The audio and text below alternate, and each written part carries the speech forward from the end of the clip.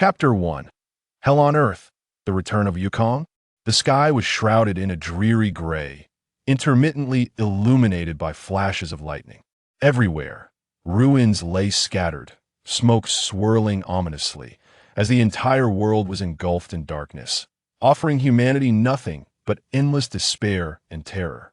The harbingers of this darkness were two androids created by Dr. Gero, whose eyes gleamed with only destruction and slaughter, mercilessly reveling in the chaos and carnage they wrought. On a derelict floor of a crumbling building, a man clad in an orange martial arts uniform gazed solemnly at the ravaged city, his hands clenched tightly, fury blazing in his eyes. He was Son Gohan, the sole Super Saiyan on Earth, for though Trunks possessed Saiyan blood, he was, at present, unable to transform into a Super Saiyan. Since the emergence of the two brutal androids, his father, Son Goku, had succumbed to a viral heart disease, leading to his untimely demise. Other Dragon Ball Z warriors, such as Vegeta, Piccolo, Tien, Krillin, and Yamcha, had perished one after another in their battles against the androids. Now, all hope rested upon his shoulders. The burden he bore was immense since the onset of the conflict with the androids. He had not enjoyed a single day of respite.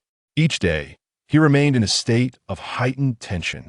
At this moment, in a distant corner of the earth, the fabric of space began to tremble violently, erupting with tremendous energy, and a man clad in black suddenly materialized. Surveying the endless ruins, he was utterly bewildered, questioning how he had arrived in this world. Ding!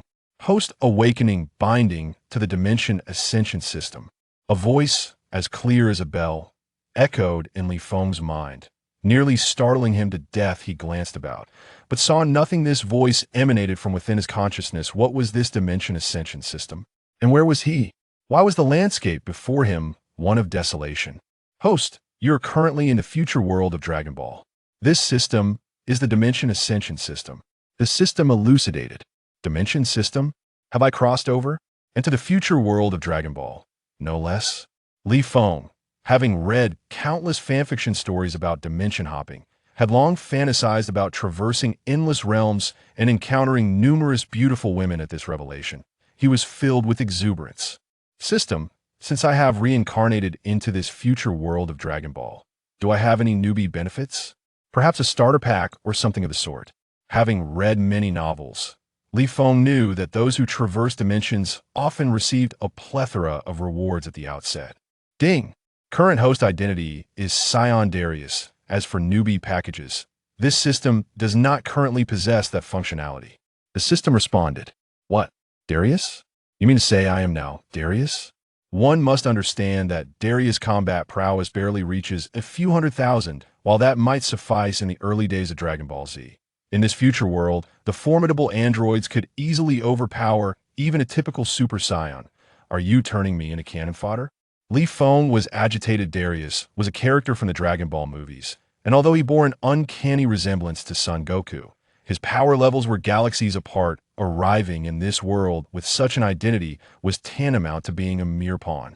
In light of the host's current low power level, this system can provide the host with instant transmission Kaishin version and 100 senza beans.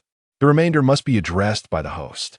Upon hearing this, a flicker of consolation washed over Li Feng. He had to admit that, compared to other crossovers he had read about, he was the most wretched of them all, lacking strength and benefits.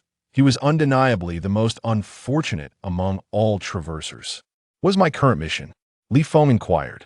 Ding! The host's current mission is to eliminate the androids and restore this world to its former state. The host must complete the current mission to unlock the next dimension. The system will soon enter a dormant state upon the host's completion of the current world's task. The system will automatically awaken. With that, the system fell silent. System? Hello, system? System? Li Feng, bewildered, felt an overwhelming sense of frustration.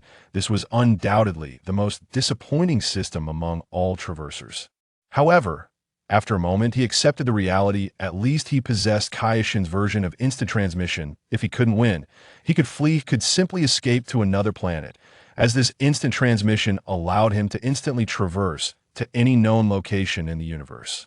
First, I should seek out Trunks and others in this world. I wonder if Son Gohan is still alive. Ah, They're here. Son Gohan sensed two powerful energy fluctuations, and his expression turned grave. The androids had arrived. Boom! A powerful energy blast hurtled toward him, directly aimed at Son Gohan. In a split second, he leapt, narrowly evading the energy blast. Rumble!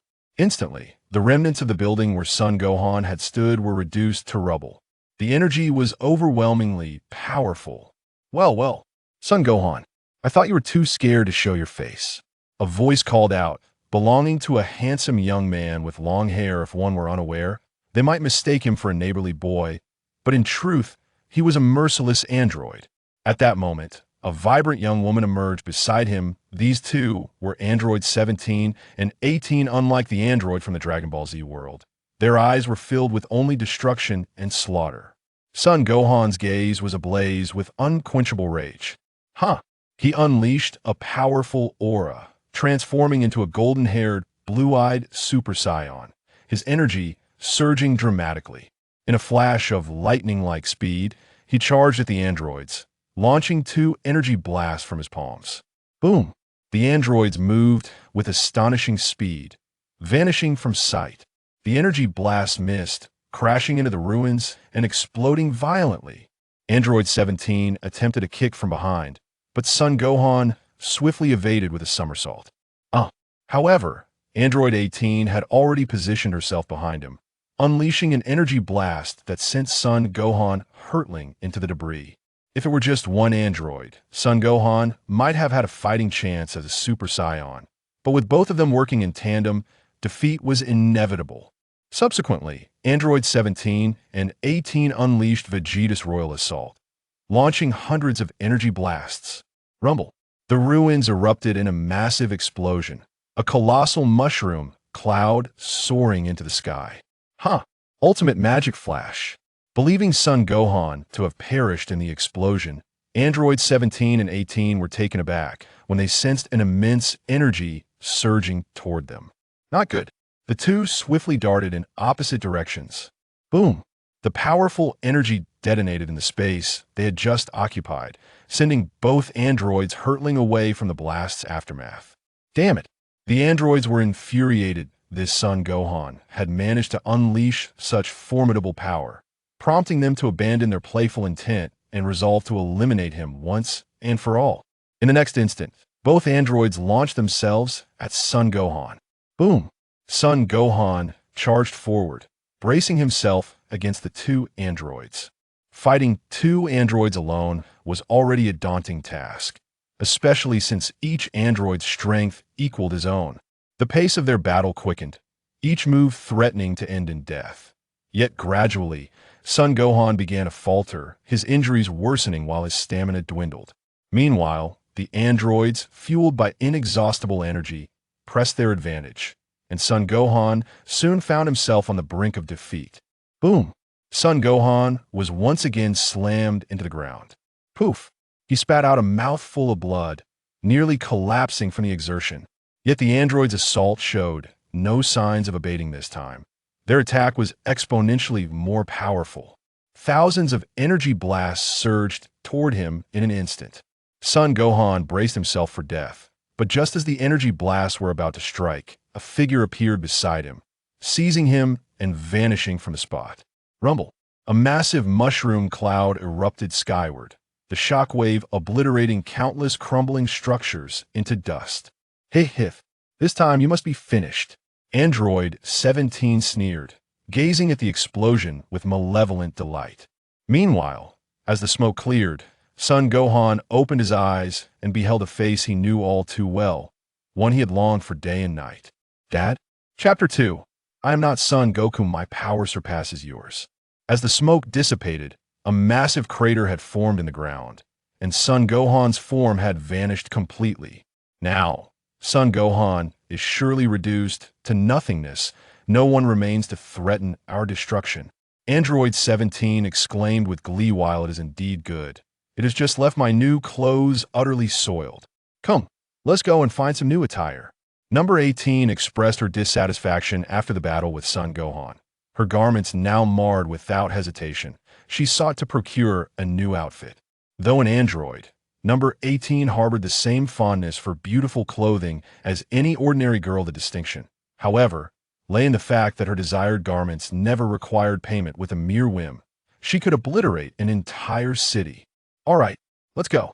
Despite feeling somewhat exasperated by his sister's antics, number 17 acquiesced to her wishes after all. With son Gohan now deceased, they could afford to explore freely for the time being. With that, the two transformed into radiant beams of light, soaring towards other realms. Li Feng, still shaken by the perilous moment, utilized instant transmission to rescue son Gohan, transporting him to the other world. Had he delayed even slightly, with his combat power exceeding 100,000, he would have been reduced to mere dust. At this juncture, he accessed his attribute points. Although the system lay dormant, he could still review his attributes whenever he pleased. Character: Li Feng Dales. Race: low-class Saiyan.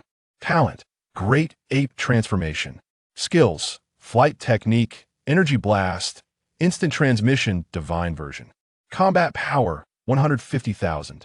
To his astonishment, he realized his combat power was alarmingly low, scarcely distinguishable from that of a mere cannon fodder. Yet he possessed a method to rapidly enhance his strength, and that method resided within this other world. The denizens of the other world had long since vanished. Yet upon inspection, he discovered it remained unscathed. Moments later, son Gohan awoke to behold a figure strikingly similar to his father, Son Goku. "Father, is that you? I thought you had." Son Gohan inquired, his voice a mixture of surprise and joy. After all, battling alone had proven exceedingly exhausting, and seeing a figure resembling Son Goku brought an overwhelming sense of relief. Throughout his life, Son Goku bore the weight of protecting Earth, embodying the savior in the hearts of many. Had he not succumbed to heart disease, the androids would have been vanquished long ago. However, following Goku's passing, Vegeta and others fell in battle against the androids, leaving son Gohan without guidance. Consequently, his combat power had stagnated, and the androids remained undefeated. "I'm not Son Goku," Li Feng replied calmly. He understood that Son Goku had always represented the faith of the Dragon Ball warriors, yet he was merely a reflection of Goku's visage. "Huh? You're not my father? How is that possible? You look exactly like him." Son Gohan was incredulous, unwilling to accept this reality.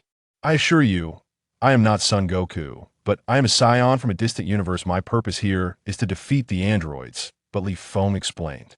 Upon hearing Li Feng's intention to assist in defeating the androids, son Gohan's eyes brightened, for the burden of solitary combat had been overwhelming. The prospect of this man, bearing his father's likeness, offering to aid him, filled him with elation. "Greetings. May I inquire your name?" Son Gohan expressed deep respect towards the man resembling his father. "My name is Li Feng, a low-class Saiyan warrior." Li Feng refrained from disclosing his origins or his identity as Dales. "Hello, Li Feng. I am Son Gohan. Shall we proceed to obliterate the androids?" Son Gohan exclaimed with enthusiasm. Having previously faced an absence of allies, the arrival of Li Feng invigorated him, prompting him to disregard his wounds and push forward to annihilate the androids. Li Feng, however, quickly interjected, "Gohan, we mustn't rush. I cannot even transform into a Super Saiyan, yet how can I confront the androids?" "What? Li Feng, you cannot transform into a Super Saiyan?" This time, it was son Gohan who was taken aback. Nonetheless, it made sense, as Li Feng bore the face of Son Goku. Even though Gohan recognized that he was not Goku, he instinctively compared him to his father. Yet, upon learning that Li Feng could not transform into a Super Saiyan, son Gohan's earlier excitement dissipated. "Li Feng, if you cannot transform into a Super Saiyan, you cannot assist me," son Gohan lamented, his initial joy replaced by disappointment despite the prospect of assistance. If it came from a mere cannon fodder, it would be of little difference. "Gohan, I have a proposal. I am confident that I can transform into a Super Saiyan within a day," Li Feng asserted, his confidence unwavering, for he knew that within this other world lay an exceptional training ground, the hyperbolic time chamber. In the original story, Son Goku dramatically enhanced his combat power and achieved Super Saiyan status within a month with a year at his disposal. Li Feng was certain he could attain Super Saiyan status, or even surpass it. transforming into a Super Saiyan within a day. Son Gohan was left bewildered. Was becoming a Super Saiyan so commonplace? If one could achieve it in a day, the androids would have been eradicated long ago. Of course, I need you to take me to Bulma and request her assistance in acquiring a gravity training chamber. Then we can train here in the other world. This realm contains a place known as the hyperbolic time chamber, where one day outside equates to 1 year inside. However, an individual may only enter for 2 days in their lifetime, otherwise, they may never return. Li Feng elucidated to Son Gohan, outlining his plan to bring the gravity training chamber inside and train within the hyperbolic time chamber. What? Such a place exists. Had I known earlier, we would have eradicated all the androids by now. Very well, Li Feng, let us seek out Bulma and enlist her assistance in constructing a gravity training chamber. Sun Wufan, who had initially felt despondent upon discovering this place, was suddenly invigorated. A year would be ample time for him to enhance his strength. Moreover, if Li Feng could indeed transcend to Super Saiyan, the two of them would undoubtedly be capable of vanquishing the androids. Wait a moment. Here, eat this first. Observing Sun Wufan's still grievous injuries, Li Feng produced a senza bean for him. Upon seeing the senza bean, Sun Wufan's eyes sparkled with hope. He was aware of the senza beans, but had thought that Kaire had long since passed away. This truly is senza bean. Where did you acquire it? I brought it from elsewhere. Please consume it. Li Feng certainly could not divulge that it was a gift from the system. With a crunch, Sun Wufan immediately devoured it. Instantly, his injuries healed, and he regained his vitality, even experiencing a slight boost in combat power. Chapter 3. Journey to West City. West City, a unique metropolis that had remained largely unscathed. Thanks to Li Feng's ability to teleport, he arrived at Bulma's residence in the blink of an eye. Brother Wufan, you've returned. And who might this be? A boy with purple hair dashed forth, joyfully inquiring. Li Feng glanced at the purple-haired youth and recognized him as Trunks. However, unlike his portrayal in the original work, this Trunks lacked the maturity and decisiveness typically associated with him, instead exuding an inexplicable innocence. Yet, one could also sense the immense power he harbored, which, for Li Feng, was indeed formidable and imposing. Trunks would eventually mature into the resolute figure of the original storyline, a transformation precipitated by the death of his master, Sun Wufan. However, with Li Feng's arrival, it was highly probable that this fate would be altered. Yet, such matters were of little concern now. His primary objective was to annihilate the androids. Wufan, you're back. Huh? Goku, you've been resurrected? A purple-haired woman emerged, her eyes widening in astonishment at the sight of Li Feng, mistaking him for Son Goku, and her face lit up with delight. The exquisite beauty of Bulma had succumbed to the ravages of time and the strain of an unsettled life, resulting in visible wrinkles. Under normal circumstances, at this stage in the original world, Bulma would have still been quite lovely. However, the oppressive presence of the androids had forced her to endure days filled with anxiety, making it a challenge to retain her youth. Greetings, I am not Son Goku. I am Li Feng, also a Saiyan, and I have come to seek your help in constructing a gravity training chamber to combat the androids. Li Feng addressed Bulma with utmost politeness. Bulma, taken aback, replied, "Oh, you bear an uncanny resemblance to Son Goku. As for the gravity training chamber, I still have the one Vegeta used, though it has experienced some malfunctions that I will need to repair." Although Li Feng and Son Goku looked alike, their differences became apparent through conversation. Son Goku, the martial arts enthusiast, lacked Li Feng's gentlemanly demeanor. With this thought, Bulma smiled knowingly. Please make yourselves comfortable while I find and repair the gravity training chamber. With that, Bulma headed towards her laboratory. Thank you, Aunt Bulma, Sun Wufan said with a smile. Brother Wufan, you must take me along to fight the androids. I wish to battle alongside you, Trunks declared with fervor. At that moment, Li Feng carefully observed Trunks. To his astonishment, Trunks exhibited a combat power of at least 1,000,000, while Sun Wufan's was even more impressive, reaching tens of millions. Li Feng felt as though he was merely cannon fodder in their presence. All right, let us see how much you've improved during this time, Sun Wufan remarked as he regarded Trunks. In this world, as one of the last 2 Saiyans, he was effectively Trunks' mentor, shaping all of Trunks' abilities. Li Feng, you should join us, Trunks urged. I'll sit this one out. You two practice while I observe, Li Feng replied, somewhat embarrassed, as Trunks and Sun Wukong likely could not fathom that his combat power was merely in the tens of thousands. Ha! In the courtyard, Trunks shouted, unleashing his energy, his entire demeanor transforming. Brother Wukong, here I come. As soon as the words left his lips, Trunks appeared before Sun Wukong, launching a powerful punch. Throughout it all, Sun Wukong maintained a calm expression. With a seemingly effortless defense, Sun Wukong neutralized Trunks' seemingly forceful strike. Subsequently, he countered with a punch aimed at Trunks' chest and caught off guard. Trunks was sent flying several dozen meters. However, as this was merely a spar, Sun Wukong controlled his strength, ensuring Trunks remained unharmed. Trunks sprang back to his feet, clearly unwilling to concede defeat, and vanished like a bolt of lightning. Sun Wukong, noticing this, smirked and similarly vanished in pursuit. Li Feng watched in astonishment as their duel unfolded. Their speed was such that it was almost imperceptible to the naked eye, and he could only instinctively sense the clash of energy in the air to discern their ongoing battle. Yet, with his comparatively low combat power, he struggled to keep pace with their movements. He felt like the most insignificant being in this realm. Others wielded systems capable of overwhelming any foe, while he began his journey as little more than cannon fodder, devoid of any benefits. With these thoughts racing through his mind, his eyes ignited with fervor, as if a fire were ablaze within his heart. As a Saiyan, the blood of warriors surged through him.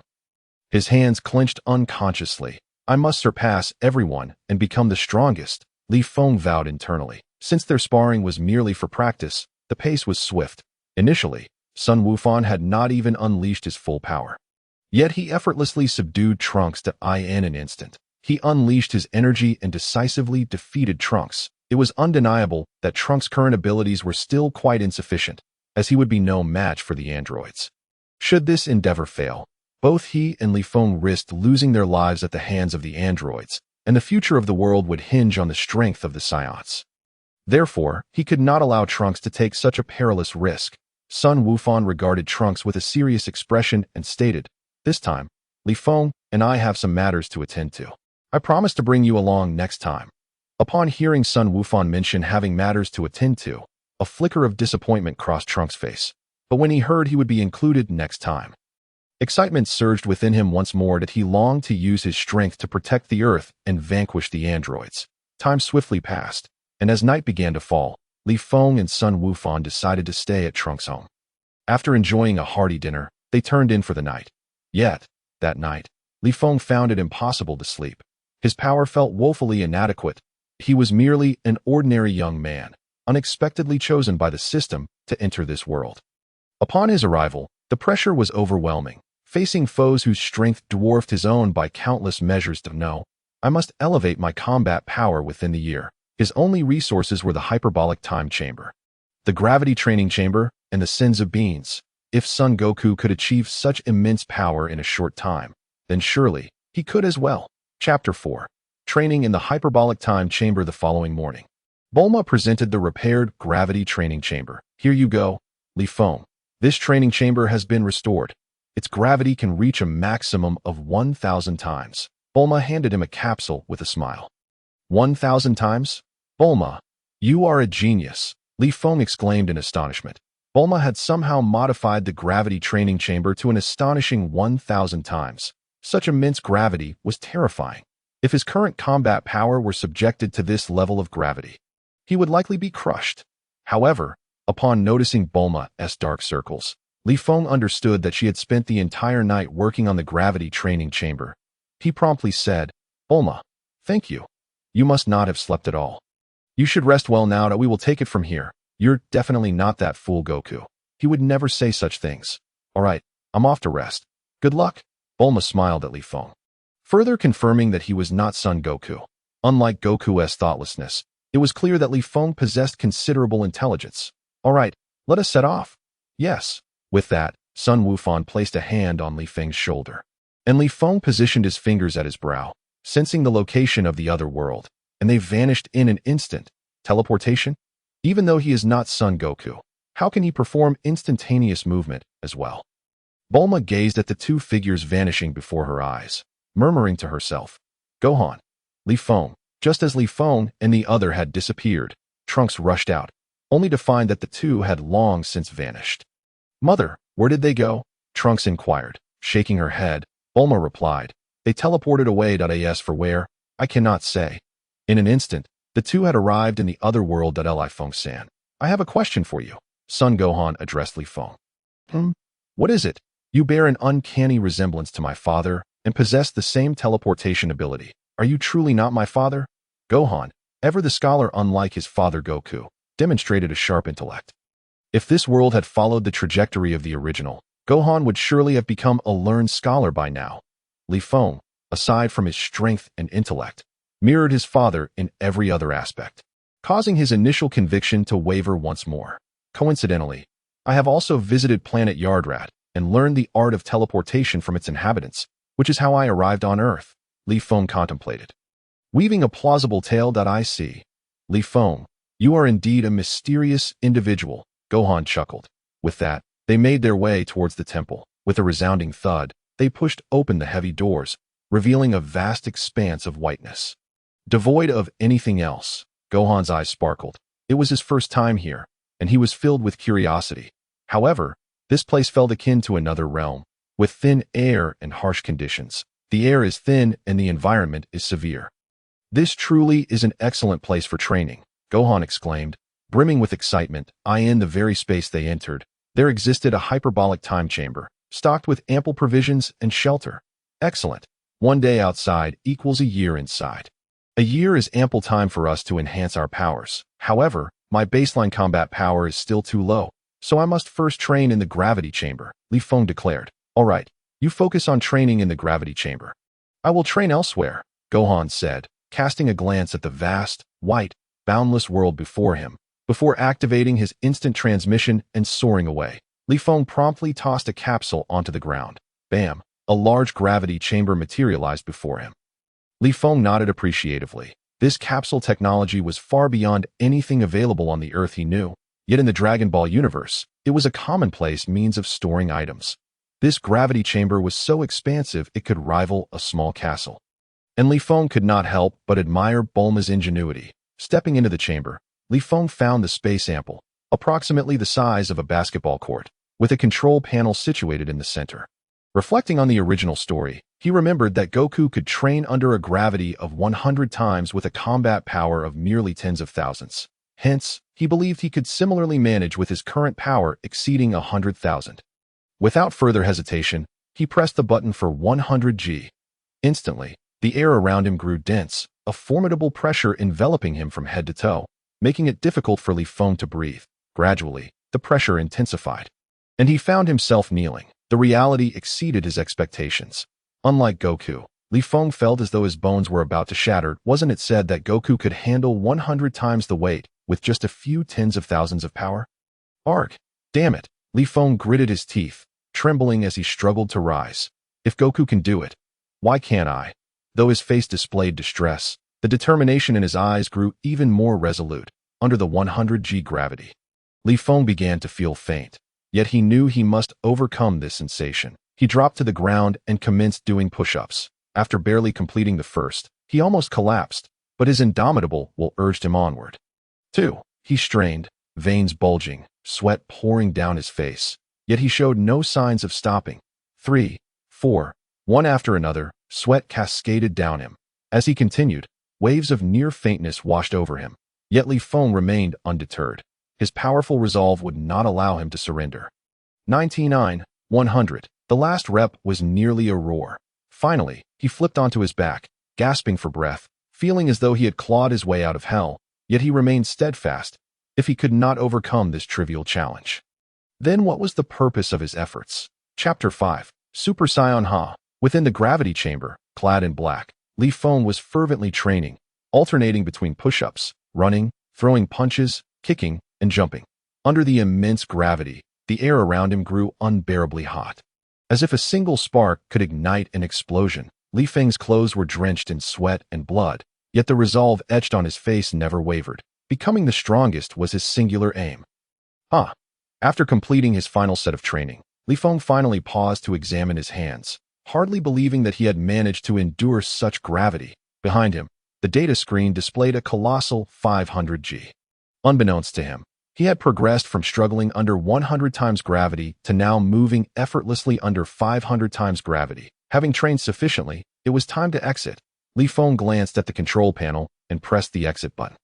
Instantly, the air around him felt remarkably light, and he could hardly sense the weight of his own body. He then retrieved a senzu bean and devoured it with a crunch. The injuries he had sustained vanished in an instant, restoring him to peak condition. At this moment, Li Feng's aura underwent a significant transformation. Much like Goku in the original tale, he had pushed himself to the brink of exhaustion only to consume a senzu bean. Leveraging the Saiyan trait that allowed for increased power after each recovery from severe injury. Now, Li Feng experienced a qualitative change in strength that a trace of confidence finally appeared on Li Feng's face. 2 months had elapsed, and he had yet to check his character attributes, all for this moment, hoping to surprise himself. Although he had a rough estimate. Character: Li Feng. Race: Saiyan. Talent: Great Ape. Transformation skills: Instant transmission. Energy blast: Instant teleportation, God version. Combat power: 20 million. Originally, he had estimated his power to be around 10 million, yet it had astonishingly risen to 20 million. Li Feng was taken aback by this figure. But after a moment of contemplation, it made sense. Countless times, his bones had nearly shattered, and blood had spattered, followed by consuming senzu beans. This grueling training, combined with the innate traits of the Saiyan race, justified such a leap. Next, it was time to transform into a Super Saiyan. Li Feng murmured to himself. Stepping out of the gravity chamber, he felt an overwhelming sense of ease, although Gohan's figure had vanished. He sensed a powerful aura fluctuating nearby.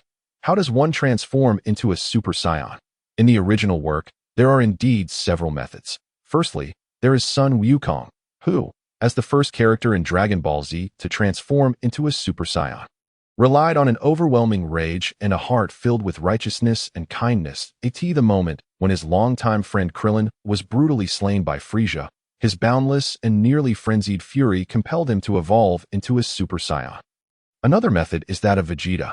In the original narrative, Vegeta realizes that despite his desire to possess a heart as just and kind as Sun Wukong's, it is utterly unattainable for him. Nevertheless, through relentless effort, a heart steeped in pure malevolence, and his fury at being surpassed by Sun Wukong, the prince of all Saiyans, he too transformed into a Super Saiyan.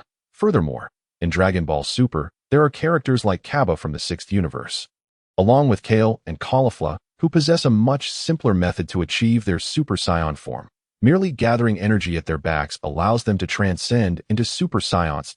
In conclusion, Li Feng believes that the transformation of the Saiyans from the 6th universe into Super Saiyans is the simplest. Just think, and it manifests. With a fierce shout, Li Feng instantly concentrated all his energy at his back, feeling an uncontrollable surge of energy coursing through his body. Yet he did not transform into a Super Saiyan. With another shout, he intensified the output of his energy, an unending stream flowing towards his back. The sensation of energy surging became even more potent. In that moment, Li Feng realized he was on the brink of entering the Super Saiyan state. Consequently, he further amplified his energy output the next instant. It felt as though chains were breaking away from his body, and he began to undergo a transformation. His eyes shifted to a vivid green, followed by his hair turning a brilliant golden. This time, he had guessed correctly. As long as his base combat power was sufficiently high, he could transform into a Super Saiyan just like the Saiyans of the 6th universe by gathering energy at his back. With a fervent shout, he felt his blood boiling, an overwhelming urge to wreak havoc surging forth, escalating in intensity. This excitement was precisely what one experiences upon first transforming into a Super Saiyan. Is this what it means to be a Super Saiyan? Li Feng restrained his exhilaration and spoke to golden-haired and azure-eyed, enveloped in a golden aura. This was Li Feng's Super Saiyan state. He promptly opened his attribute interface. Character: Li Feng. Race: Saiyan. Talent: Great Ape. Transformation: Super Saiyan, 50x multiplier. Skills: Energy Blast, Flight Technique, Instant Transmission. Combat Power: Base 20 million, Super Saiyan 1 billion. With his combat power now reaching 1 billion, he believed it would be sufficient to deal with the androids. Based on his estimations, Gohan possessed over 10 million in base form, and when transformed into a Super Saiyan, he likely exceeded 600 to 700 million, comparable to one of the androids.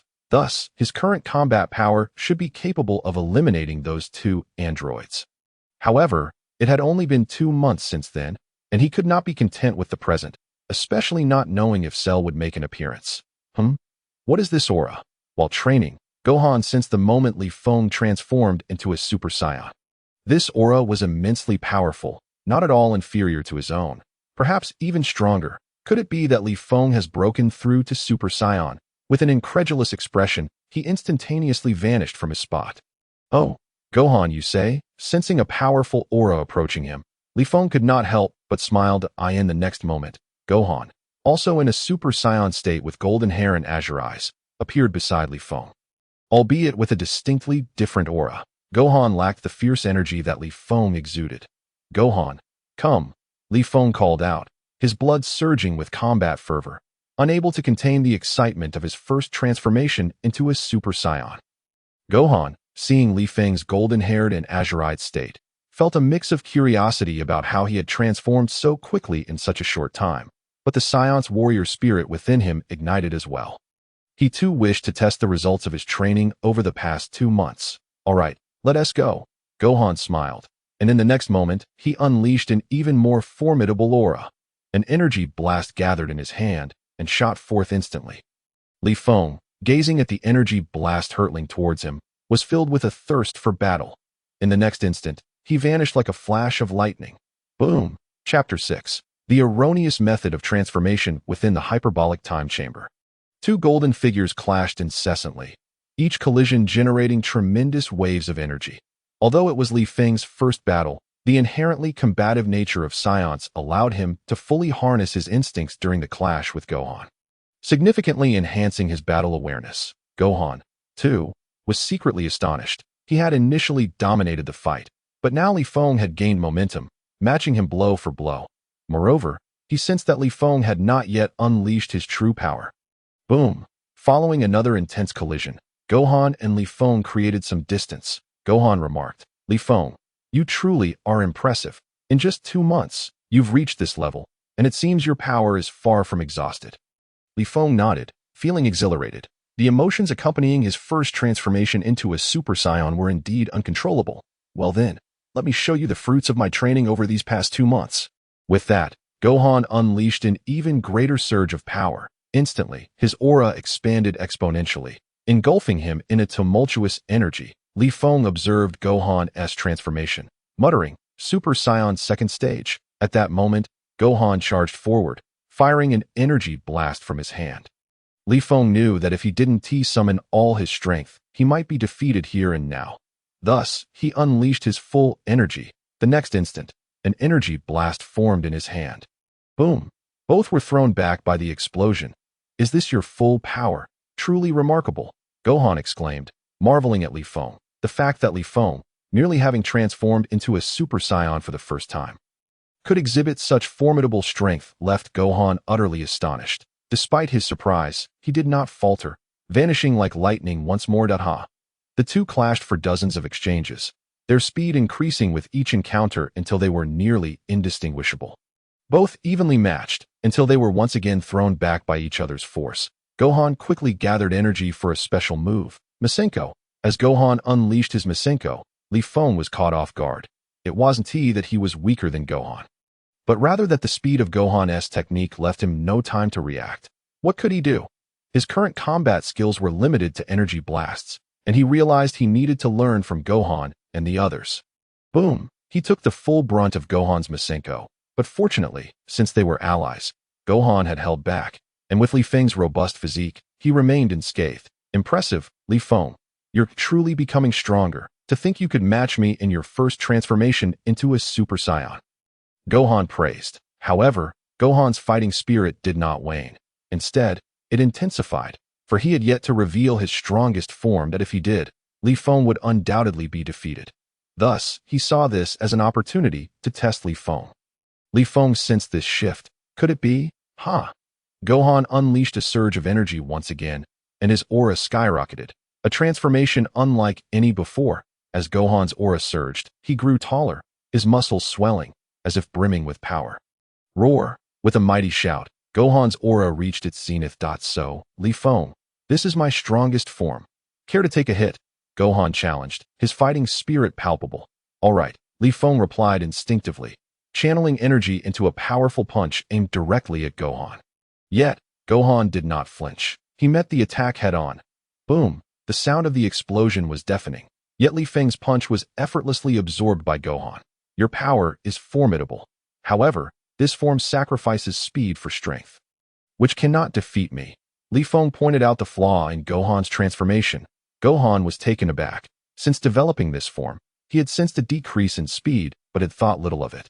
Assuming it wouldn't matter, in that instant, Li Feng vanished from sight, and although Gohan sensed that Li Feng had appeared behind him, his body lagged half a beat behind. Li Feng unleashed an energy blast from behind, sending Gohan crashing to the ground. Li Feng understood that Sun Wukong's current power was already on par with that of a Super Saiyan 2. That, however, possessing such strength yet failing to land a blow on the enemy rendered it no different from being powerless. The first stage of Super Saiyan consists of 4 tiers, with the initial stage being the basic transformation into a Super Saiyan. Clearly, Li Feng was presently at this level. The second stage of Super Saiyan is akin to the form previously exhibited by Sun Wukong, characterized by greater emotional stability and significantly enhanced speed and strength, albeit at a considerable energy cost. This form was notably the one in which Vegeta and future Trunks first trained within the hyperbolic time chamber, which elevated Vegeta's power to the next level, advancing him to Super Saiyan 1's second stage, effortlessly overpowering Cell before he had absorbed androids 17 and 18 at the third stage of Super Saiyan. However, was a flawed transformation. During his battle with Cell, Vegeta, driven by Saiyan pride and his own character, inadvertently assisted Cell in achieving his perfect form, only to realize his mistake when he was left incapacitated.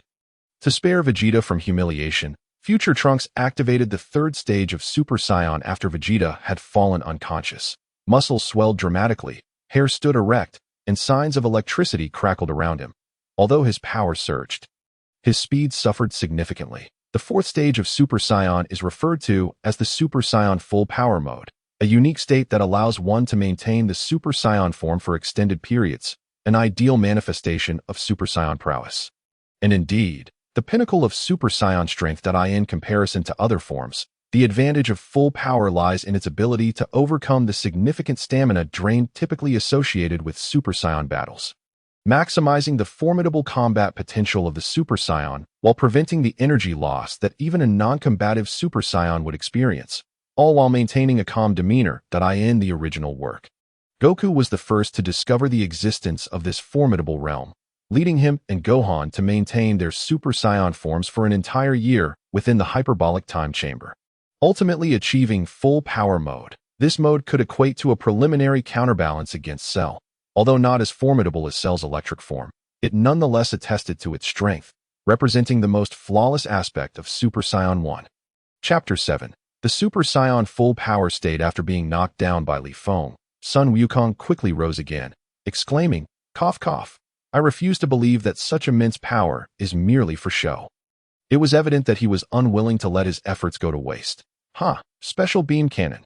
Sun Wukong concentrated his energy, unleashing a special beam cannon aimed directly at Li Feng, who, with a slight smirk, vanished from sight in an instant as the powerful energy blast approached. Had Sun Wukong been in his second stage, he might have felt a twinge of trepidation. However, as it stood, no matter how potent the energy, if it could not strike true, what was the point? An energy blast struck him from behind once more. Sun Wukong was caught off guard and sent flying. At this moment, the thin air of the hyperbolic time chamber, coupled with the considerable energy expenditure of Sun Wukong's current state, left him gasping for breath. How infuriating! My power is so great, yet I still fall to you. Could it truly be, as you say, that this form is a misguided transformation? Although Sun Wukong did not wish for his efforts to be in vain, reality bore witness to the fact that his current form was indeed a misstep. Li Feng nodded and remarked, "In truth, this form could be deemed the most powerful variant among Super Saiyans. However, its speed is lacking and it consumes energy at a significant rate." Upon hearing this, Sun Wukong relinquished his Super Saiyan form, acknowledging, "Indeed, it seems I should not become enamored with the power this form provides." Sun Wukong's mind was agile, and weighing the pros and cons, He concluded that this state was indeed undesirable from the recent skirmish with Li Feng. It became apparent that this form was even slower than that of an ordinary Super Saiyan. Had he been engaged in battle with the androids, he would have surely been obliterated. Nevertheless, Sun Wukong had progressed at a commendable pace, having reached this point through sheer determination without guidance. In truth, there existed an even more perfect state of Super Saiyan. Though Li Feng had yet to attain even the second stage of Super Saiyan, he nonetheless resolved to share the cultivation methods for Super Saiyan full power with Sun Wukong. What? There exists an even more perfect state. How do you know this? Sun Wukong was skeptical of Li Feng, who had only recently transformed into a Super Saiyan. After all, it had taken him considerable time to stumble upon this flawed transformation, while Li Feng had just begun to transform, yet already achieved such a state. Although this is my first transformation into a Super Saiyan, I have traversed certain planets for months, which has allowed me to elevate myself to this level that it stands to reason that my claims are credible.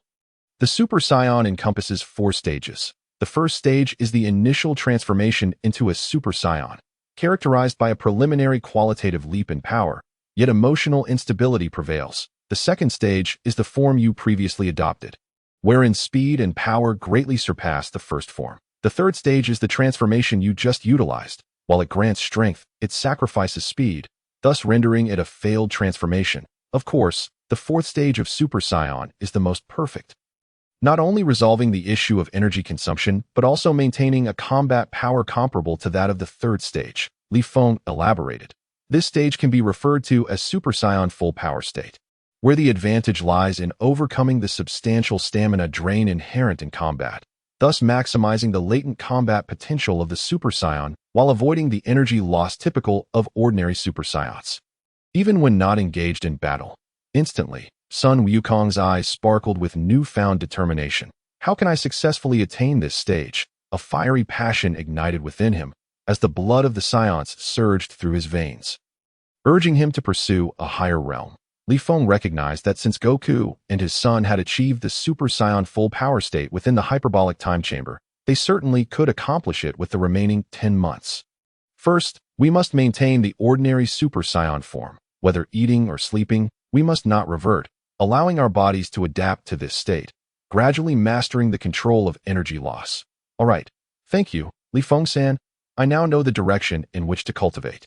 Sun Wukong nodded and promptly transformed into an ordinary Super Saiyan, making his way toward the hall of the hyperbolic time chamber, where he needed to rest. Li Feng also nodded. However, he could not afford to rest just yet. For him, the path towards Super Saiyan full power felt somewhat distant, as he had yet to achieve even the second stage. Thus, his first goal was to reach Super Saiyan's second stage. He transformed once more into a Super Saiyan and ventured toward the vast, wide expanse ahead. The hyperbolic time chamber was indeed an exceptional training ground. Although it was enveloped in a blinding white, it effectively served as another world, with thin air and harsh conditions, ideal for fortifying one's will. How I wish I had such a hyperbolic time chamber of my own. He unleashed his aura, commencing his training. His foremost objective was to achieve the second stage of Super Saiyan, mastering the emotional fluctuations that accompanied his transformation. The speed of his training was swift, and in the blink of an eye, 2 months had passed at this juncture. Li Feng had perfected his control over the Super Saiyan second stage. However, despite the absence of the emotional turbulence from his initial transformation, energy expenditure remained significant. My goal is the Super Saiyan full power state. If possible, I hope to grasp that realm. A fiery determination burned in Li Feng's eyes, fueled by an insatiable desire for strength. First, he needed to maintain his Super Saiyan form until he could reach a consistent state. Special beam cannon. He unleashed an energy blast. In his skirmishes with Sun Wukong, he had also learned the special beam cannon technique. For in battle, powerful martial skills were of utmost importance. Day after day, he trained in his Super Saiyan form by day, while sustaining that state during meals and rest. Time flew by, and 2 months had passed since Li Feng had maintained his Super Saiyan form. Unlike before, he now felt as calm as water, akin to an ordinary person. Had it not been for his golden hair, one might have believed he was in a regular state. At long last, he had initially reached the Super Saiyan full power state. I shall thoroughly master this state and pursue even greater strength. Li Feng exclaimed with excitement. Chapter 8. Emergence and Confrontation with the Androids in the Celestial Realm. A massive door creaked open, revealing two young men. One donned an orange-red martial arts uniform, while the other was clad in black. The commonality between them was striking. Both possessed golden hair and azure eyes. Yet not a trace of their formidable aura was perceptible. They appeared utterly unremarkable, mere mortals, were it not for their distinct features. Li Feng. It is time to eliminate the androids, Son Gohan stated calmly. Gazing at Li Feng, the two were none other than Li Feng and Son Gohan, who had honed their skills in the hyperbolic time chamber for an entire year, mastering the full power of Super Saiyan.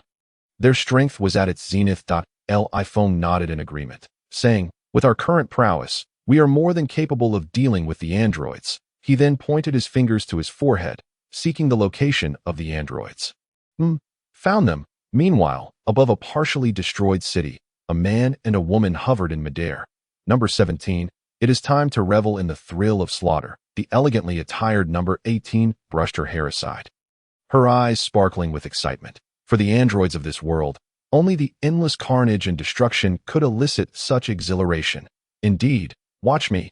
Number 17 nodded, unleashing an energy blast that shot forth with lightning speed. The blast collided with a towering skyscraper. Boom! The building was obliterated in an instant. The harbingers of death have arrived. Flee. The human populace, witnessing the swift annihilation of their city, was gripped by panic and scattered in all directions. At that moment, number 17 and number 18 soared through the skies, hunting the fleeing humans with malevolent glee. Energy blasts of varying sizes wreaked havoc across the city, though they possessed the power to erase the city entirely. They relished the sight of humanity's desperate flight. Bang! Bang! A contingent of police officers arrived, firing their weapons at the two androids, doing their utmost to thwart the relentless destruction. However, the bullets that could pierce steel proved utterly ineffective against the androids. As if striking a stone with an egg. Haha, you stubborn humans, pitiful insects, how you refuse to concede. Number 17 chuckled, and without hesitation, he launched an energy blast into the midst of the officers. Boom! The explosion left devastation in its wake. As bodies lay strewn across the ground, their laughter echoed throughout the city, akin to demons, leaving the remaining humans steeped in despair. Just as number 17 prepared to unleash further destruction, an energy blast hurtled towards him. Catching him off guard, number 17, are you all right? As the smoke cleared, number 18 sighed in relief upon seeing her companion unharmed, only to be met with a sight that set her heart racing. Son Goku, Son Gohan. The androids had been created to eliminate Son Goku, and now that he stood before them, the directives within their beings surged to life. Number 17, number 18, your doom is upon you. Son Gohan exclaimed, his eyes ablaze with fury upon witnessing the android's rampage. It is Son Gohan. I did not expect this pitiful creature to still be alive. And Son Goku, you have returned as well. Perfect. This time, we shall eradicate you both. Number 17 laughed, as if Li Feng and Son Gohan were already doomed. Humph. Number 17, why waste words? Finish them. Number 18 urged, transforming into a streak of lightning as she aimed a punch at Li Feng. Li Feng had no intention of explaining that Son Goku was not Son Goku. His sole objective was to eradicate the androids and fulfill his mission. Boom! With a single punch, number 18's eyes widened in disbelief as Li Feng effortlessly seized her fist, dissipating her strength. Such beauty, yet why the cruelty? With a swift strike, Li Feng landed a blow on number 18, sending her hurtling like a shooting star into the ruins below. Rumbling, she crashed violently into the debris. Number 18, number 17 bellowed, shocked by the unexpected strength of this Son Goku, and charged towards Li Feng, but an orange figure swiftly intercepted him. Your opponent is me. How dare you? Do you truly believe that surviving last time means you can defeat me? You are not but a pitiful insect. Number 17 seethed with rage, launching a punch, only to find it effortlessly countered by Son Gohan, who retaliated with a forceful blow to number 17's chest. Number 17 screamed in anguish as he was sent crashing to the ground. Meanwhile, as number 18 struggled to rise from the rubble, a figure loomed before her, pressing her head down forcefully into the debris. Despite her attempts to resist, she was unaware of the overwhelming strength possessed by this Son Goku. Li Feng showed no mercy. Even though number 18 was stunningly beautiful, she was ultimately a remorseless killer in this world. Boom! He drove number 18 deep into the ruins, then unleashed an energy blast. Rumbling.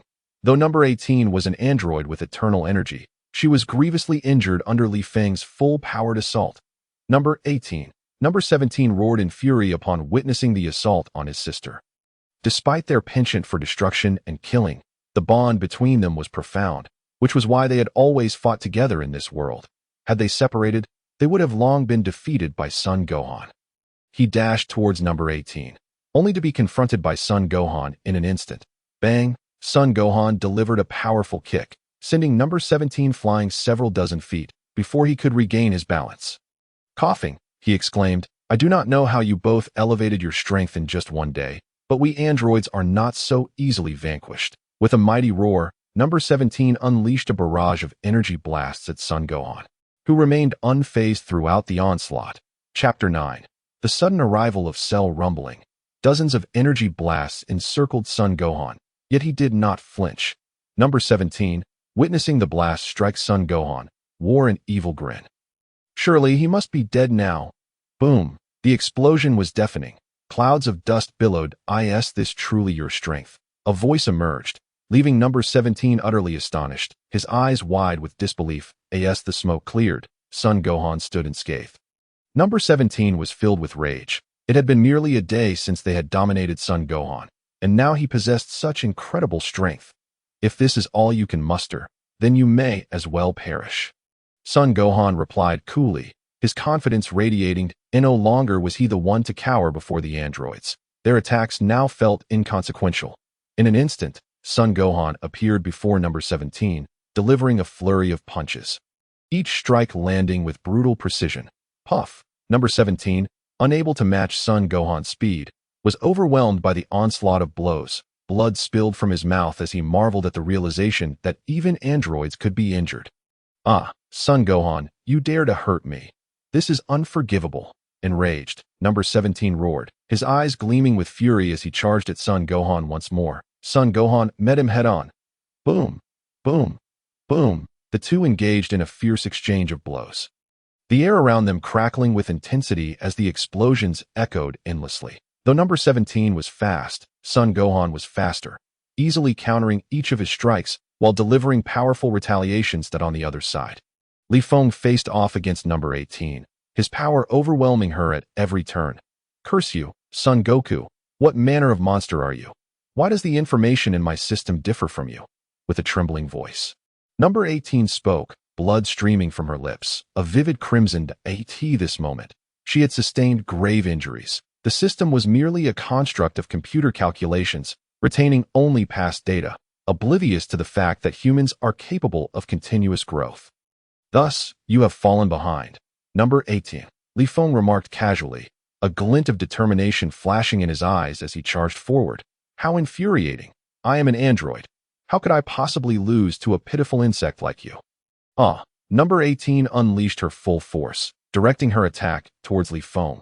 Boom! Crash! A cacophony of hundreds of punches collided in an instant, and astonishingly, number 18 managed to withstand all of Li Feng's assaults this time. Though Li Feng was also harboring the intention of toying with her before delivering the final blow, the power he wielded was at least that of a Super Saiyan in its second stage. Excellent. This is truly entertaining. The warrior's blood within him surged once more. Saiyans are like this. The more they fight, the more exhilarated and powerful they become. Yet for number 18, the situation was dire. This was her utmost strength. While Sun Wukong clearly had yet to unleash his full potential, growing ever stronger with each confrontation. Saiyans are indeed a loathsome race, number 18 thought, for despite being an android who relished in slaughter and destruction, she did not enjoy the act of fighting. A desire to retreat began to surface. If this battle continued, both she and number 17 would surely be annihilated here. Little did she expect that. As an android, she too could feel fear, sharing a psychological vulnerability akin to that of humans. She wished to withdraw, but Li Feng did not afford her that opportunity the moment she attempted to step back. Li Feng's attack followed suit. Humph, do not lose focus. With a grin, Li Feng delivered a punch and a ki blast that struck her directly, caught off guard. Her eyes widened in shock. Boom! She was once again violently sent crashing into the floor. And at that moment, Li Feng had also mastered the so-called Prince's technique, unleashing hundreds of powerful energy blasts. Rumble! The floor was obliterated into debris, a colossal mushroom cloud rising into the sky, unbeknownst to Li Feng. At the instant his energy blasts were about to hit the floor, a green creature emerged from the ground, its large tail devouring number 18 before burrowing back into the earth as the dust settled. Li Feng flew over, only to find that the floor had completely vanished. Yet, number 18's body was nowhere to be found. This is strange. Even if she had been killed, there should still be remnants. Right? Li Feng searched frantically, but there was no trace of number 18, not even a shard.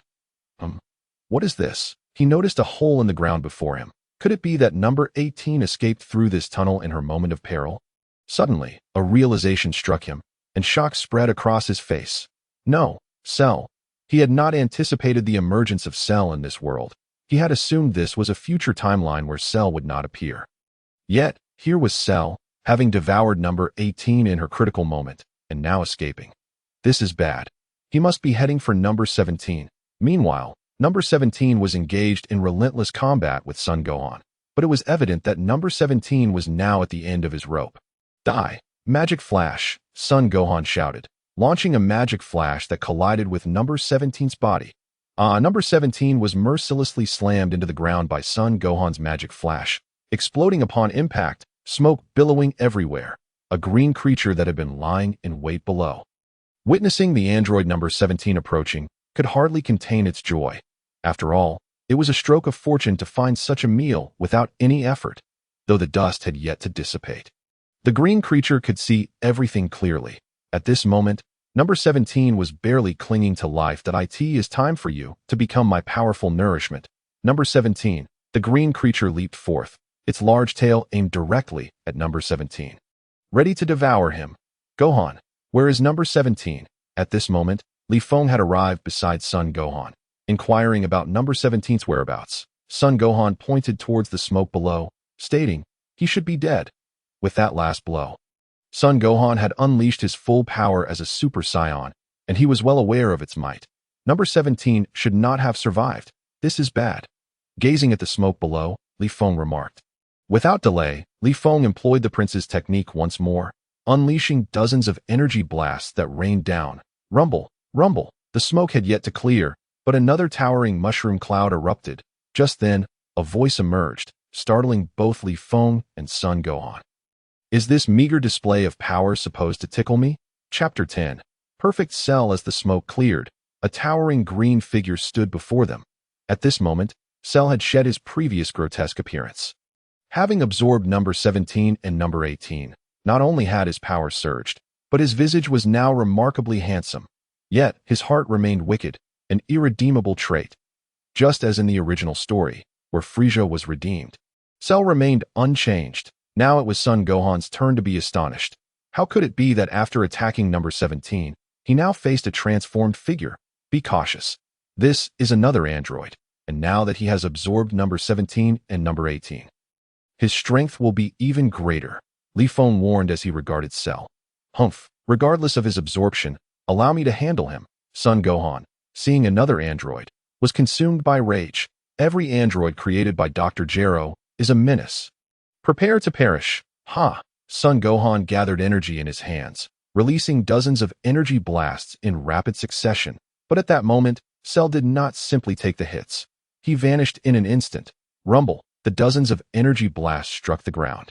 Exploding on impact, amidst the chaos, Cell had already evaded Son Gohan's attack, now hovering at a distance, arms crossed, a triumphant smirk adorning his face as if to flaunt his newfound power. Ha ha ha, Son Gohan, Son Wukong. I never imagined you two would survive in this world, Cell exclaimed from afar. This timeline's us are still alive. Upon hearing Cell's words, Li Feng began to ponder. Could it be that this Cell had traversed from another timeline? Li Feng mused. What is your purpose? Son Gohan shouted. Despite facing a new android, he still sought to understand Cell's intentions from a rational perspective. Ha! I am not like those two androids. My goal is not merely destruction, but to eliminate you and pursue the title of the strongest in the universe, Cell declared confidently. Having absorbed androids number 17 and number 18, you two will be the first to perish at the hands of perfect Cell. You should consider yourselves fortunate. Huh. With that, Cell unleashed the full force of his perfect form. Perfect form. Is this the power of perfection? How formidable. It feels as though I could shatter the entire universe with a mere clench of my fist. Cell thought, tightening his fist slightly, reveling in the torrent of power surging within him, feeling an overwhelming sense of exhilaration. This instantaneous surge of strength made him feel invincible, a sensation he trusted implicitly. For the programming had stated that he possessed nothing less than invincible power in his perfect form, so strong. Son Gohan sensed the overwhelming, violent aura emanating from Cell. His current strength surpassed even that of Son Gohan's full power as a Super Saiyan. Li Feng was also observing Cell, and disregarding the question of which timeline he hailed from. In this scenario, both he and Son Gohan stood no chance against Cell in his perfect form. Especially since Cell was not even at his ultimate state. In the original story, after Cell self-destructed, he reached an even more formidable form, Lightning Cell, second only to the Super Saiyan 2 state. Although Li Feng had caught a glimpse of Super Saiyan 2 during a year in the hyperbolic time chamber, he was far from certain he could break through successfully. Son Gohan, too, unleashed the utmost power of his Super Saiyan form. Cell, observing Son Gohan's current state, remarked, I never expected you to reach this level in this timeline. However, you remain no match for me. A glint of determination flashed in Son Gohan's eyes as he vanished from sight. In the next moment, he appeared before Cell, a ki blast in hand. As Sun Wukong faced the onslaught of attacks from Son Gohan, Cell remained utterly unmoved, exuding an unwavering confidence in his own power. The computer had declared that upon achieving his perfect form, he would be invincible. Observing Gohan's movements, he displayed no signs of panic. Instead, a smirk graced his lips. With a resounding boom, the dust settled, revealing Cell unscathed, his expression one of amusement as he regarded Gohan, his eyes filled with mockery. What? How could you have reached such a level? Gohan exclaimed, astonishment etched across his face, yet he did not falter in his advance. With a powerful punch, he struck at Cell, the surrounding air whistling in response. Very well, let me show you the might of my unbeatable perfect form. A glint of disdain flickered in Cell's eyes as he retaliated with a punch of his own. Boom! Bang! Bang! Bang! The two clashed repeatedly, with Cell seemingly unfazed, while the Saiyan genes within him ignited an ever-growing desire for battle. Gohan, on the other hand, was filled with frustration. Despite reaching such heights, he found himself being overpowered. Gohan, have you forgotten to eat? Your punches are as feeble as dough buns, Cell taunted, reveling in his perceived invincibility. How infuriating! Me. A tremendous wave of energy erupted, akin to a dragon soaring from the depths, unstoppable in its trajectory. Cell chuckled, his eyes sparkling with a fierce light. Now, let me show you the true power of my special beam cannon. With that, he executed a similar motion, unleashing his own special beam cannon. Boom! Gohan was taken aback. Cell's power was already astonishing enough, but now he was utilizing Gohan's own signature technique. The two beams collided with a cataclysmic explosion, devastating the city around them, which had already been ravaged by their earlier battles. Gohan was pushed back several dozen steps, his eyes wide with disbelief. You monster! How can you use my techniques? Cell's expression of triumph deepened as he replied. Surprised, are you? It's not just your technique. I can wield the moves of Son Goku, Vegeta, Tien, Krillin, and all the others, for I am the ultimate android, crafted by Dr. Gero, a fusion of all your cells, leading to the creation of my current self. As I pen these words, I am profoundly grateful for the unwavering support from all of you. With your encouragement, I shall continue to write if there are still any remaining subscriptions or free flowers. Please lend your assistance, as it would bring me great comfort. Thank you. Chapter 11. Double Battle with Cell Gohan. Let me remind you of this classic technique. Cell swiftly assumed a classic pose, reminiscent of the Kamehameha that Li Feng had seen countless times on television. Gohan's expression shifted dramatically as he exclaimed, Kamehameha. How do you know that too? Cell gathered the Kamehameha energy in his hands, aiming it squarely at Gohan. With a thunderous roar, the overwhelming energy surged forth like a tidal wave. Gohan swiftly moved, evading several meters away, but the Kamehameha seemed to lock onto him, curving to strike true. Ka. Me. Ha. Me. Ha. Realizing he could not evade, Gohan unleashed his own special beam cannon in a flash. The two beams collided with a resounding impact, forcing Gohan back several steps. You are merely an artificial being. I will not be defeated by you, he declared, augmenting the energy in his hands. Cell chuckled softly. I didn't expect you to possess some skill. Too bad you are no match for me. He too intensified the energy output of his Kamehameha. Boom. Although it is often said that one should not engage in beam struggles with the Sun family, this adage faltered before sheer power. Gohan could no longer withstand the force and was sent hurtling away, a powerful explosion echoing as he vanished into the billowing smoke. That moment, Cell turned his gaze toward Li Feng, grinning as he spoke. So, Son Goku, are you not going to make a move? If you delay any longer, your son may perish at my hands, mistaking Li Feng for Goku due to their striking resemblance. Cell's taunt echoed menacingly. Humph, Cell, although you mistake me for Goku, it matters not.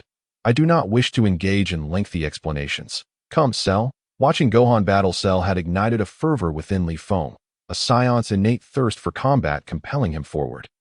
The previous encounters with androids 17 and 18 had been lackluster, but before him stood Cell, the perfect adversary. Regardless of your assumptions about my identity, before my perfect form, you shall be but a fleeting shadow. Cell, an artificial being created by Dr. Gero, was compelled by his programming to eliminate Goku. Even though he had since broken free from Gero's control, the instinct to destroy Goku remained. Li Feng unleashed his power, a golden aura erupting skyward, his emerald eyes gleaming with the desire for battle. Indeed, you are Son Goku. Your strength surpasses that of Gohan. Cell's Saiyan cells stirred within him, fueling his own combativeness, and Li Feng's unleashed aura exhilarated him further. Boom! With remarkable speed, Li Feng appeared before Cell, delivering a powerful punch. In response, Cell reacted instantaneously, countering with his own strike. Both were pushed back several steps by the force of their blows. Excellent. I have longed for a battle such as this. The force of their collision ignited Li Feng's fighting spirit. The fact that he could push Cell back only fueled his desire for combat even more. Umph, I share your sentiment. Li Feng grinned at Cell, a spark of excitement in his eyes. Boom! Bang!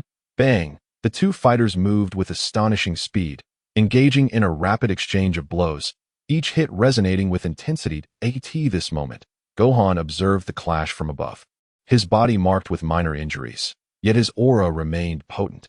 Truly, Li Feng, in just a year, you've surpassed me, Gohan mused, witnessing the fierce battle unfold. Previously, Li Feng had been unable to transform into a Super Saiyan. Yet now, his displayed power was beyond Gohan's expectations. Witnessing the clash between Li Feng and Cell, Gohan sensed the essence of true battle. Though Cell was stronger, the Saiyan's innate combativeness allowed them to break through their limits. It felt as if the threshold to his next breakthrough was within reach. Boom! Cell, embodying the fusion of numerous warriors' cells, possessed vast combat experience, effortlessly overpowering Li Feng. Meanwhile, Li Feng bore witness to the emergence of fresh wounds, the searing pain serving as a constant reminder of his peril. Yet, he could not afford to falter. A momentary lapse could lead to his demise at Cell's hands. Just then, Cell feigned a weakness, launching a powerful energy blast. Boom! A colossal surge of energy struck Li Feng squarely in the chest. Li Feng was caught off guard, propelled skyward with tremendous force. Cell smirked, proclaiming, "Final flash." The powerful energy blast soared toward him like a shooting star. How infuriating! Ka! Me! Ha! Me! Ha! As Li Feng was sent flying, he sensed Cell's energy intensifying below. Executing a swift maneuver, he unleashed his own special beam cannon to intercept the final flash. This was not a display of ignorance on Li Feng's part. Until now, he had only mastered the energy blast and special beam cannon techniques. Cell, however, possessed the ability to wield nearly every technique from the Dragon Ball warriors. Boom! The two energy blasts collided, scattering Li Feng's special beam cannon, and he bore the brunt of the final flash. Li Feng felt the immense force slam into him, sending him hurtling into the clouds. Ka! Me! Ha! Me! Ha! Unable to contain himself any longer, Gohan unleashed a Kamehameha aimed directly at Cell's location. The explosion resonated, enveloping the area in smoke and debris. Gohan, has no one ever told you that ambushes are a shameful act? In the next moment, Sun Wukong's eyes widened with fury as Cell advanced upon him. Delivering a devastating punch that sent him flying. With a resounding crash, he was hurled into the ruins, spitting out a mouthful of blood. His complexion turned pale, bearing the marks of grievous injury. No, Cell, your opponent is me. Li Feng, propelled into the sky, charged back towards Cell, unleashing a punch. Yet, Cell effortlessly caught his fist and retaliated with a powerful blow. Goku, do you not comprehend? My perfect form is invincible. Your struggles are futile. Cell's overwhelming strength had rendered his demeanor exceedingly arrogant, a trait undoubtedly influenced by the cells of Vegeta. Chapter 12. Has Cell been eradicated? Thunder rumbled ominously as dark clouds gathered on the horizon. Lightning flashing incessantly, heralding the imminent arrival of a storm. At this juncture, Li Feng and Cell confronted each other in midair. Li Feng unable to tolerate Cell's arrogant display any longer, regardless of your perfect form. I have but one word. Fight. With a fierce shout, Li Feng summoned a golden aura, clenching his fist as the winds howled around him. Taste my technique. Tornado Fist. This was a technique he had just comprehended in the heat of battle. Around Li Feng's fist, a fierce gale swirled, accompanied by flashes of lightning. Previously dismissive, Cell's expression shifted to one of grave concern upon witnessing this move. An impressive technique. He exclaimed, Sky Cannon. Cell bellowed, instantly executing Vegeta's signature move. The Sky Cannon. Ha! Li Feng's face contorted with ferocity as he unleashed an immense surge of energy to complete his attack. A wave of energy, entwined with the raging winds and lightning, shot forth like a dragon emerging from the sea. Unstoppable in its trajectory, the energy waves of the Sky Cannon and Tornado Fist collided violently. Boom! Unlike before, Li Feng's energy wave, bolstered by the fierce winds, shattered Cell's Sky Cannon, surging towards him. What? Cell gasped in astonishment as the energy wave barreled towards him, fully aware of the power he had just expended. Yet, Li Feng's attack had broken through his defense. Instantly, he spread his arms wide, conjuring a thick protective barrier before him. Boom! The overwhelming force of energy crashed against his barrier. Clang! In the next instant, a cracking sound echoed. Cell's face contorted in shock. The fissures in his barrier began to multiply, ultimately shattering. Boom! The energy violently consumed Cell's form. Boom! A colossal mushroom cloud erupted into the sky. Had they succeeded? At that moment, Sun Wukong gazed at the towering mushroom cloud, approaching Li Feng and stating, Cell cannot be so easily vanquished. Cough, cough. Li Feng gasped for breath, the strain of his newly developed technique having drained his stamina significantly. He promptly retrieved 2 senzu beans, offering one to Sun Wukong and consuming the other himself. Crunch, crunch. As the beans were devoured, all his exerted energy was replenished, and his injuries healed completely. He was not Goku, who would forego the senzu beans for the sake of fair combat, nor would he share them with Cell. Even though Saiyan blood coursed through his veins, he would not be foolish enough to act so novelly. Moreover, the Sun Wukong of this world shared a similar sentiment. The current state of Earth was a consequence of the androids, thus he too would not entertain notions of fair dueling with them. After consuming the senzu beans, both warriors found themselves in peak condition, and with their recent wounds healed, their power surged once more? As the dust settled, Cell appeared somewhat disheveled, with his once seemingly invulnerable body now marred by several wounds. This was the result of Li Feng's Tornado Fist, the razor-sharp winds rendering him vulnerable. Curse you, Goku! How dare you reduce me to this state? I shall not forgive you. Cell seethed with fury, his perfect form, which he believed was invincible, having sustained injuries at the hands of Li Feng. How could he not be enraged? In an instant, Cell closed in on the two, unleashing explosive energy blasts aimed directly at them. Boom!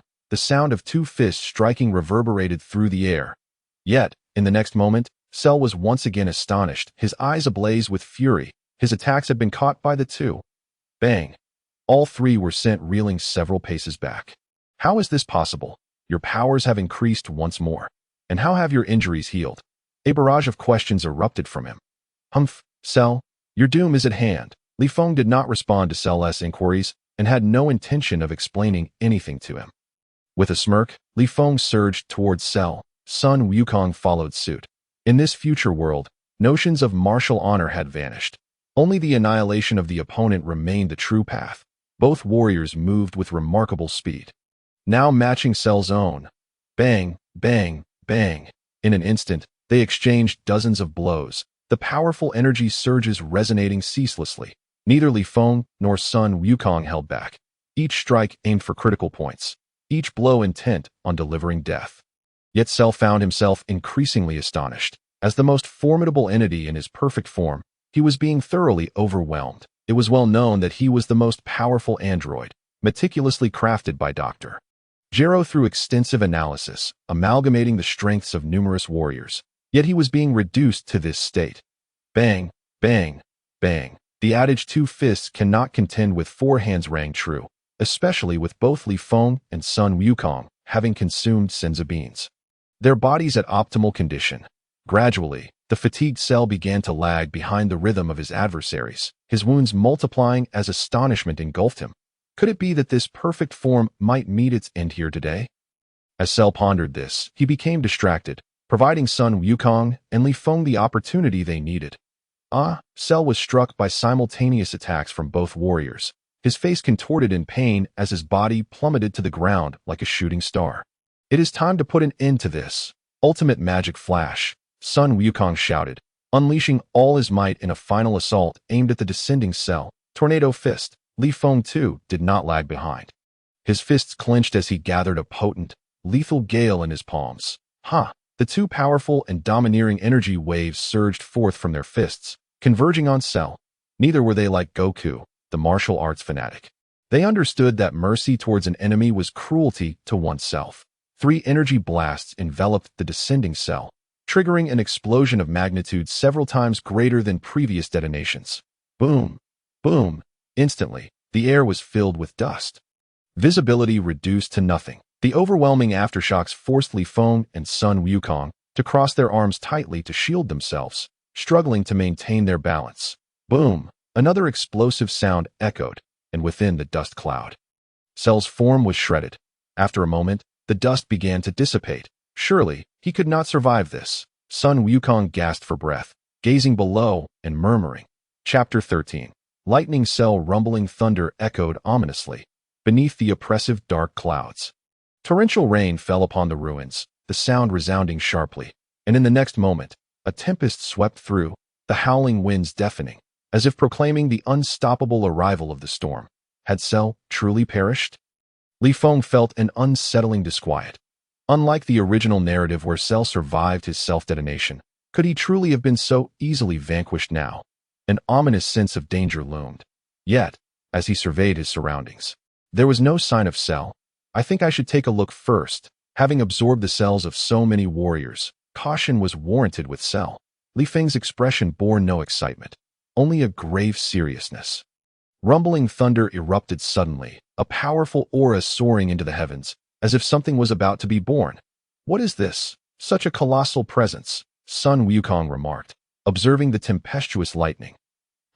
This is Cell's energy. It appears that scoundrel is still alive. Sun Wukong quickly discerned the source of the energy. Cell is not dead. In fact, he has grown stronger, Li Feng stated, his gaze fixated on the flickering lightning below. What? That explosion was insufficient to destroy him. What manner of monster is he? Sun Wukong expressed his concerns, fearing that if they could not stop Cell, Earth itself would face obliteration. Now, the two exchanged troubled glances. Sun Wukong's initial excitement over Cell's apparent demise evaporating entirely, as lightning ravaged the sky, accompanied by torrential rain. A series of explosive sounds erupted. In the next moment, a green figure gradually emerged from the tempestuous flashes, revealing none other than Cell. One must admit, Cell's resilience was truly remarkable. After self-detonation in the original tale, he remained unscathed. Now, having endured the ferocious assaults of 2 opponents, he resurrected once more, emerging even more formidable. Possessing the cells of Piccolo, as long as his core organ remained intact, he could be reborn, a natural gift of the Namekians, which, at this moment, manifested in an unexpected manner within Cell, the Saiyan ability to resurrect with enhanced power. Combined with the racial traits of the Namekians, ultimately propelled Cell to unprecedented heights. It seemed that the revived Cell was still trying to comprehend the situation, but upon realizing he was alive, a sense of relief washed over him. When he sensed the immense power bestowed by his near-death revival, his exhilaration knew no bounds. The golden aura surged wildly, and with the eruption of that formidable force, countless bolts of electricity danced around Cell's form, his terrifying presence instantly enveloping the entire planet. Cell remained silent, seemingly adapting to his body, but soon narrowed his eyes, instantaneously appearing behind Li Feng. How swift! Li Feng's pupils constricted, and by the time he attempted to react, it was already too late. He was brutally kicked away by the lightning-charged Cell. Struggling to stabilize himself, Li Feng found Cell charging at him once more, evidently unwilling to grant him any time to recover. With a sudden burst of Super Saiyan energy, he met the charge head-on. At that moment, Cell was the perfect adversary. Their fists collided with the force of a meteor striking the earth. Feeling the tremendous power coursing through his arms, Li Feng's expression shifted as he was sent flying. Cell, perish. At the side, Son Gohan had gathered his energy. Special beam cannon. Cell squinted slightly, a smirk gracing his lips as he disdainfully remarked. A trivial technique. With that, he vanished in a flash, even faster than lightning, causing Son Gohan's attack to miss entirely. Suddenly, Son Gohan's expression changed. He attempted to turn around, but it was too late. The speed and power of Cell far surpassed that of the perfect form. A punch struck Son Gohan's back, rendering him pale as he was instantly sent flying. Yet, Cell did not relent. In the next instant, he appeared behind the airborne Son Gohan. Bang! Another kick sent Son Gohan crashing to the ground. Observing the two who had just been dominating him, now both rendered incapable of matching him, Cell's excitement surged even higher. All of this is thanks to you two, allowing me to reach a greater realm. As a reward, you shall die by my hand. In that moment, Cell perfectly embodied the essence of Vegeta, reveling in the thrill of triumph over his foes. Clearly, Cell was now utterly inflated with pride. Blue arcs of electricity crackled ominously as the golden aura writhed menacingly. Tornado Storm Fist. A voice rang out. Cell turned to see Li Feng, having gathered his energy, unleashing two powerful energy waves that swept towards Cell like a tempest. I have stated it before. Now, I am unstoppable. Why do you persist in futile resistance? Cell's eyes brimmed with contempt. Kamehameha. Cell countered with an even more powerful Kamehameha wave aimed at Li Feng. Boom! The explosion resounded deafeningly. But this time, the Tornado Storm Fist failed to breach Cell's Kamehameha wave, instead being forcefully pushed back. Attempting to amplify his output, Li Feng found that the sheer force denied him any time to respond. As the Tornado Storm Fist was repelled back, Li Feng felt his vision blur, having endured the combined might of Cell's Kamehameha and his own Tornado Storm Fist. Instantly, he was engulfed in an overwhelming pain, his bones feeling as if they were shattering. Boom! This time, it was Li Feng who was engulfed in the explosion. At that moment, Son Gohan charged forward once more, disregarding Li Feng, who was consumed by the blast. He had but one objective: defeat Cell, lest the Earth face annihilation. Son Gohan threw a punch, but Cell's form vanished as if it were air. It was the afterimage technique, Son Gohan quickly realized, but it was already too late. Cell delivered a swift kick from behind. Puffed! Son Gohan spat blood, and just as he attempted to react, Cell's figure, swift as lightning, denied him the opportunity. After enduring several heavy blows, Son Gohan finally succumbed, plummeting to the ground. Cell roared, feeling invincible, as if he could obliterate the entire universe with a single punch. Indeed, the creation of Dr. Gero had produced the mightiest warrior. Chapter 14. Limit Breakthrough. Li Feng coughed blood, rolling onto his back. One could hardly deny the overwhelming sense of impending doom from Cell's relentless assault. Truly, he was the lightning Cell. Crunch. After swallowing a senzu bean, Li Feng's eyes sharpened.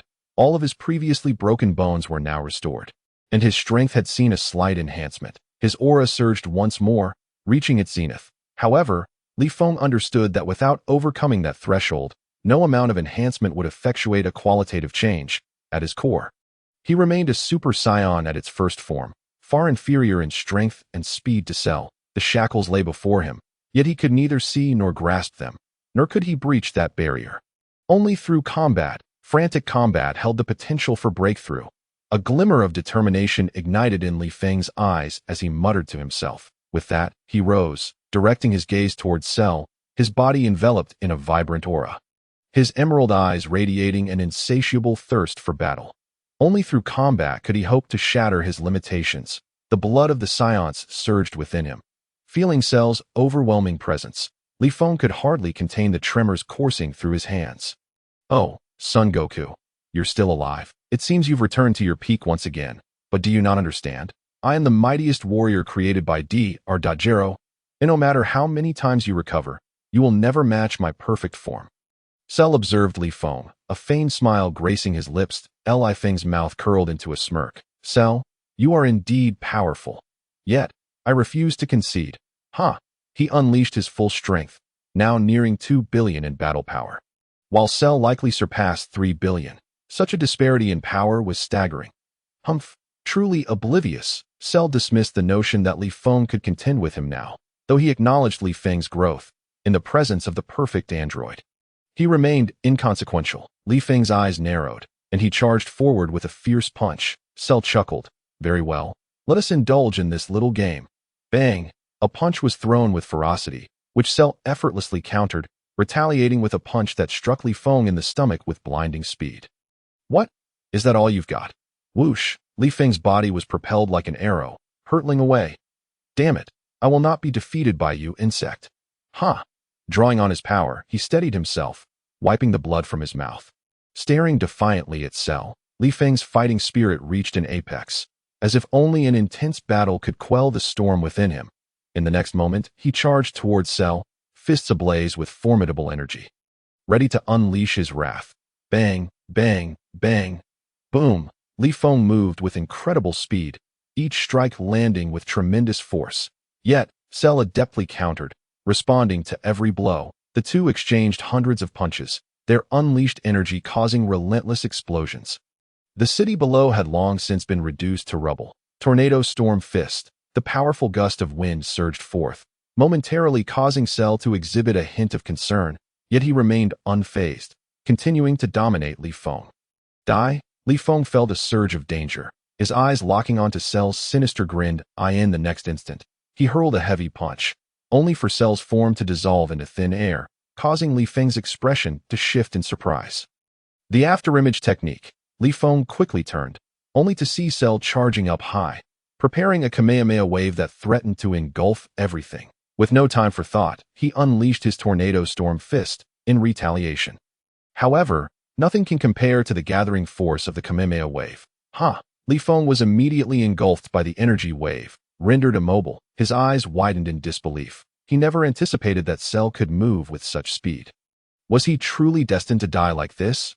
Boom! A powerful explosion reverberated, and Li Feng was violently hurled into the ruins. Cough, cough. He gasped for air, suffering yet another severe injury. Could the disparity truly be so vast? No. I refuse to accept this. Enduring the excruciating pain coursing through his body, Li Feng rose to his feet. If Son Gohan could achieve it in the original story, so can I. I shall become the strongest. In an instant, Li Feng unleashed a formidable aura, but this time it was accompanied by crackling blue arcs of electricity. This power surged rapidly. The ground beneath him spread out like a spider web in all directions. With debris swirling chaotically in the turbulent energy vortex, the entire planet trembled violently. Blue lightning flickered around Li Feng. 1, 2. More and more bolts crackled and popped. Whoosh! Simultaneously, his golden hair stood on end, with only a small tuft of bangs swaying before his brow. His gaze was more resolute and fierce than ever before. His hair stood erect, electrified, and feeling the overwhelming energy coursing through him, Li Feng could not help but rejoice. He had finally transcended into Super Saiyan 2. Son Goku, do not think that merely changing your appearance makes you my equal. Although Cell was somewhat taken aback by Li Feng's transformation, he would never believe that Li Feng had reached a level comparable to his own, let alone surpassed it. Anything is possible, so Cell, prepare to experience the might of my Super Saiyan 2.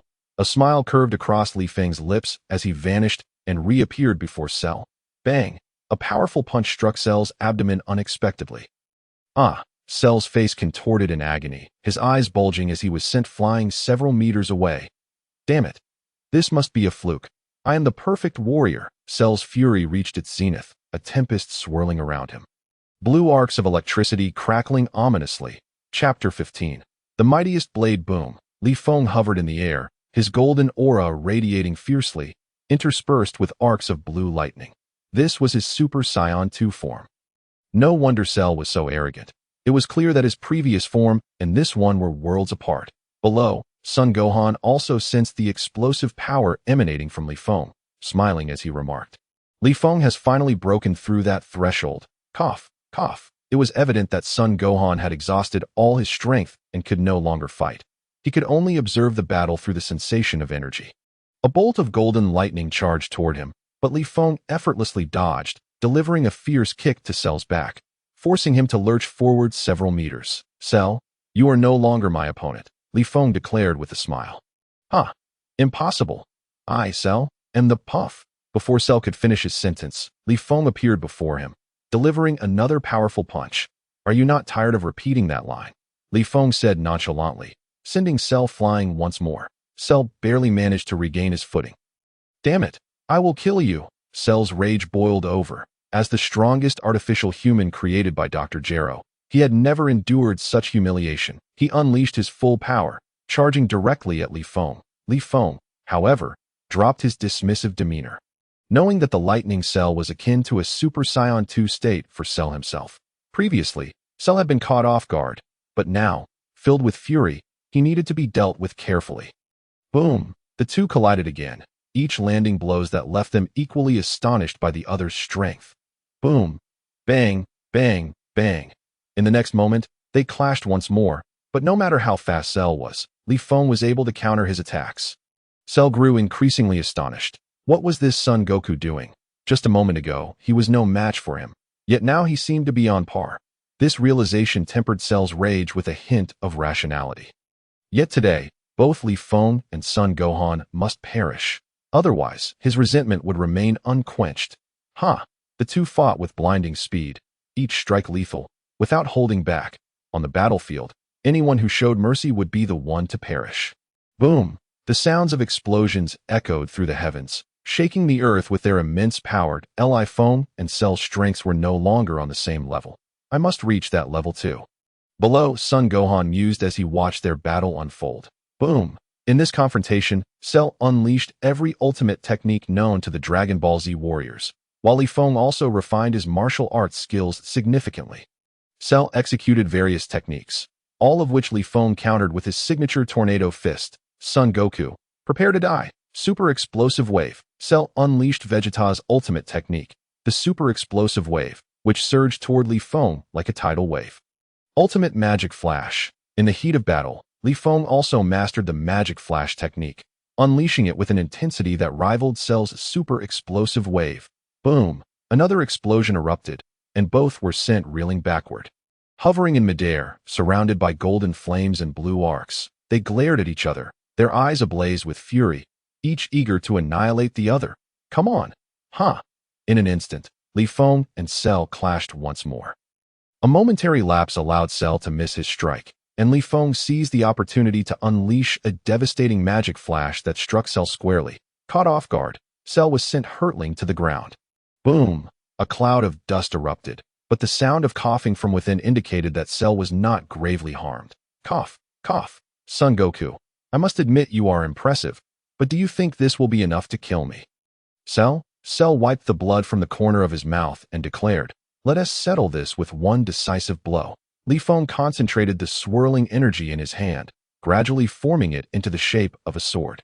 Fans of Dragon Ball Super know that Black Goku favored this technique. While both techniques involve gathering energy into a blade, Li Feng's version stemmed from his tornado fist, infused with the sharpness of the wind. It could cut through anything. Even the earth itself seemed vulnerable to its edge. The blue energy sword appeared in Li Feng's right hand, crackling with arcs of electricity, exuding an aura of dominance.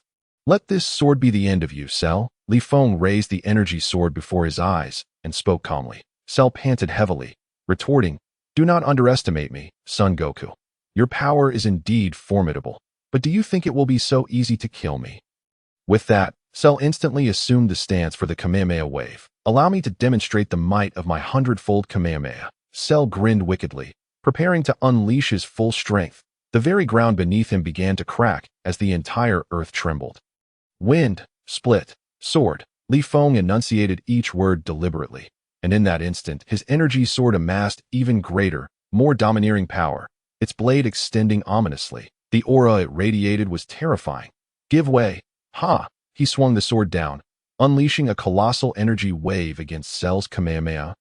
This sword embodies all of Li Feng's strength. The colossal energy wave of Sheru collided with the sword's aura. The most astonishing event unfolded. The sword energy cleaved through the formidable energy wave, which was repelled to either side like crashing waves. It surged forth like a dragon emerging from the sea, unstoppable.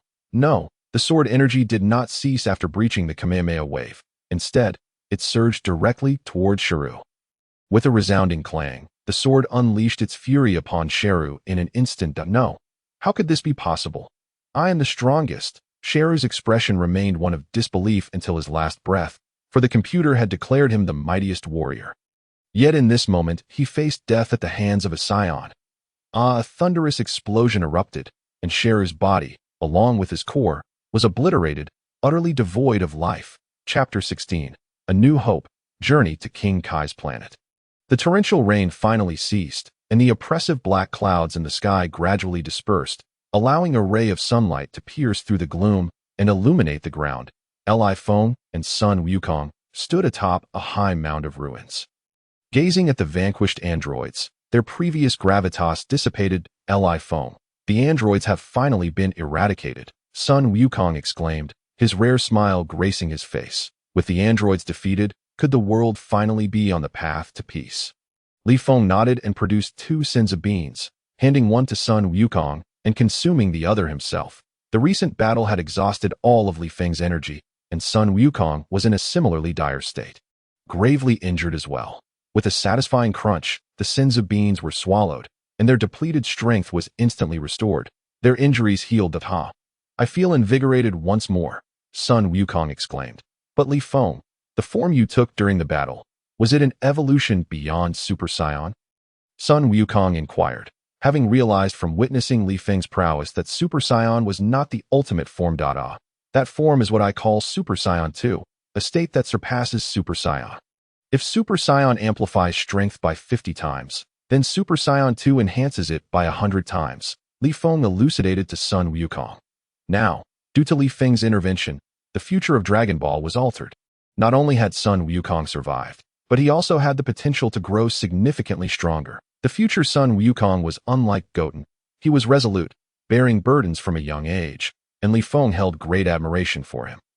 Super Saiyan 2, hearing you speak of it ignites a fire within me, Sun Wukong replied, his Saiyan blood coursing through him, filled with anticipation to become stronger. Can I also achieve this? Sun Wukong asked. Li Feng nodded and said, you stand at the pinnacle of Super Saiyan 1. You merely need an opportunity to transcend to Super Saiyan 2. And Super Saiyan 2 is not the end of the journey.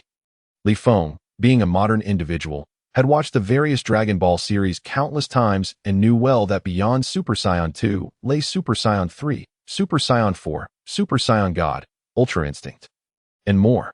However, he was uncertain of the direction this world would take in the future.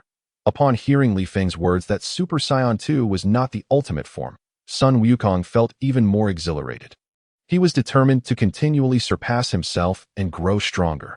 Observing Sun Wukong's fervent expression, Li Feng nodded, acknowledging that the future Sun Wukong's pursuit of martial arts was no less fervent than that of Son Goku. Yet he lacked Goku's singular obsession. It seemed that in this world, he was indeed the protagonist. Brother Wukong, Brother Li Feng, Trunks' voice called out, and both turned to see Bulma piloting a craft hovering above, with Trunks leaning out to greet them. Hey, Trunks, Sun Wukong waved back with a smile. Everything is finally calm again, isn't it? Li Feng also smiled and waved, at that moment truly feeling the existence of this world. He was no longer merely a spectator but had become an integral part of it. Shortly thereafter, Bulma's craft landed on the ground, and she and Trunks approached. Wukong, Li Feng, you have defeated the androids? Bulma asked with joy. Li Feng nodded, saying, yes, We have finally vanquished them. That battle was truly exhausting. Ha! Trunks, equally pleased, added. That's wonderful. Brother Li Feng, Brother Wukong. Now the world can finally return to peace. Return to peace. Son Wukong looked around, only to see endless ruins and smoke. With Piccolo gone, could the earth ever return to its former state?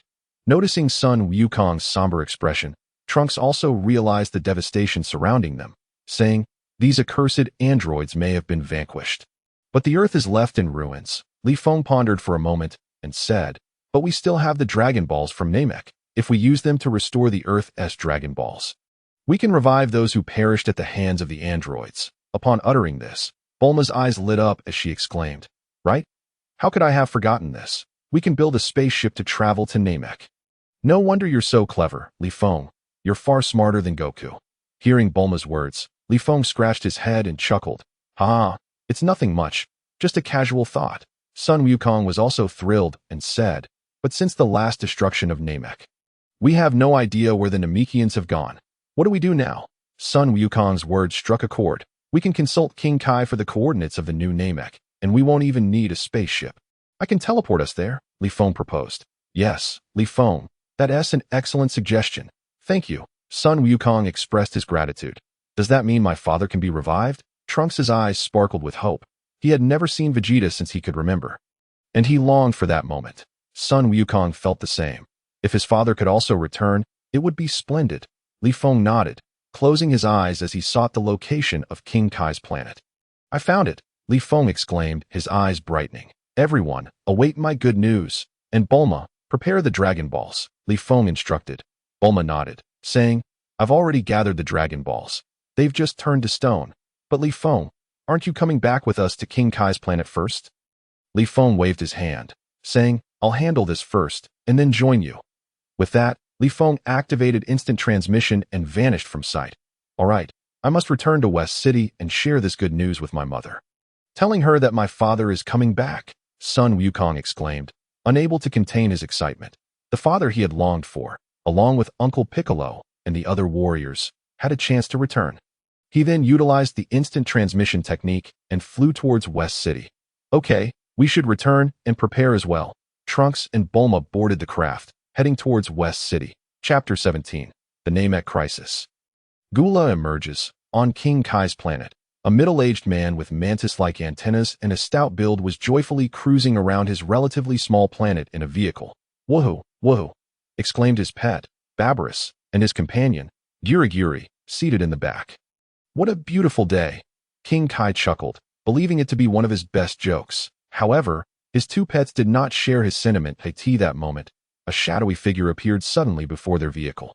King Kai, startled, fumbled and failed to hit the brakes in time. The vehicle collided with the figure, who remained unscathed, while King Kai's vehicle was overturned. Indeed, the gravity here was 10 times that of Earth. Yet it posed no challenge to me. Li Feng mused to himself. Who is this impudent brat, appearing so suddenly and rudely? A voice echoed, and Li Feng realized he had crashed into something. Goku, how did you end up here? I thought you were dead? As the king of the realm beheld Son Wukong, his face was a canvas of confusion. Upon recognizing the king, Li Feng felt a twinge of embarrassment and inquired politely, might I ask if you are the esteemed king of the realm? I am not Son Wukong. I have come here to pose a question. Oh, I never anticipated encountering such a peculiar situation. Someone who bears an uncanny resemblance to Son Wukong, yet is not him. Ha ha! The king of the realm chuckled, covering his mouth. This truly was the most amusing jest, indeed.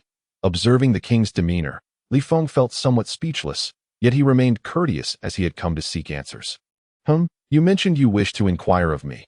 Please recount every detail, and then I shall determine whether I can assist you. The North King, stifling his laughter, gazed at Li Feng. Nodding, Li Feng proceeded to recount all the events that transpired on Earth in meticulous detail. What? You have eradicated the androids. The king's astonishment was palpable. It was known that Earth's mightiest warriors had perished in the struggle against the androids. Here Li Feng declare their defeat was nothing short of shocking. I have come to request the coordinates of planet Namek, Li Feng respectfully stated. The North King nodded and replied, since you have vanquished the androids, very well, I shall assist you in your quest. With that, he stepped aside, his antennae rising as he began to search for the location of the new planet Namek. I have located it, but the planet is currently under the watchful eye of formidable enemies. You must hasten your journey. Instantly, Li Feng utilized instant transmission, vanishing from sight based on the coordinates provided by the North King. Instant transmission, and he claims not to be Sun Wukong, the North King mused to himself. Observing Li Feng's abrupt disappearance, possessing instant transmission and bearing Sun Wukong's visage, yet declaring he is not Sun Wukong. This truly is the most entertaining joke of the year, ha! The North King chuckled heartily, unable to contain his laughter. Meanwhile, in the vast expanse of the universe, a colossal spacecraft sped through the stars. Lord Gula, the probe has detected the coordinates of the new planet Namek, and we are nearing its atmosphere. Within the ship, a peculiar alien clad in battle attire knelt respectfully before an individual before him. Are we finally arriving? A being, with skin mottled in white and purple and resembling a lizard, observed the infinite cosmos with a sense of ennui. Shaviza, immediately command our full force to proceed to planet Namek. I shall personally attend. Once I acquire the Dragon Balls from Namek, I shall possess the power of immortality, and the entire universe shall be at my command. This individual was none other than Gula, the genius of the Frost Demon clan and the elder brother of Frisia.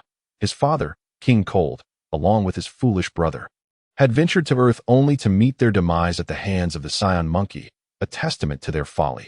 Initially, he too had contemplated a journey to Earth, but upon hearing of planet Namek, he had redirected his course that I shall not be as foolish as Frisia. Though Super Saiyans have emerged, once I obtain the Dragon Balls, what do I care for Super Saiyans? They are all but trivial. The Frost Demon clan had never been bound by familial ties, only by the pursuit of self-interest. Now that both Frisia and King Cold were deceased, their forces had fallen under Gula's command.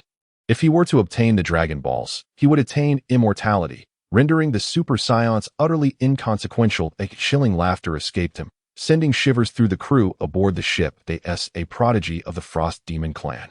Gula possessed transformations that surpassed those of his father and brother, which was his ultimate advantage. On planet Namek, a group of Namekians, resembling Piccolo, toiled diligently. The new Grand Elder cast a wary glance towards the sky, his expression grave. Grand Elder, what troubles you? A young Namekian inquired. Dondi, calamity has once again befallen our planet Namek, the Grand Elder replied gravely. Dondi, taken aback, asked, are invaders coming to seize our Dragon Balls again?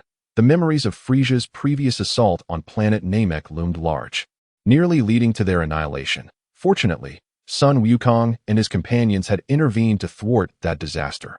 Quickly, guide our kin to safety, the Grand Elder commanded. What of you, Grand Elder? Dondi questioned, looking at the resolute elder.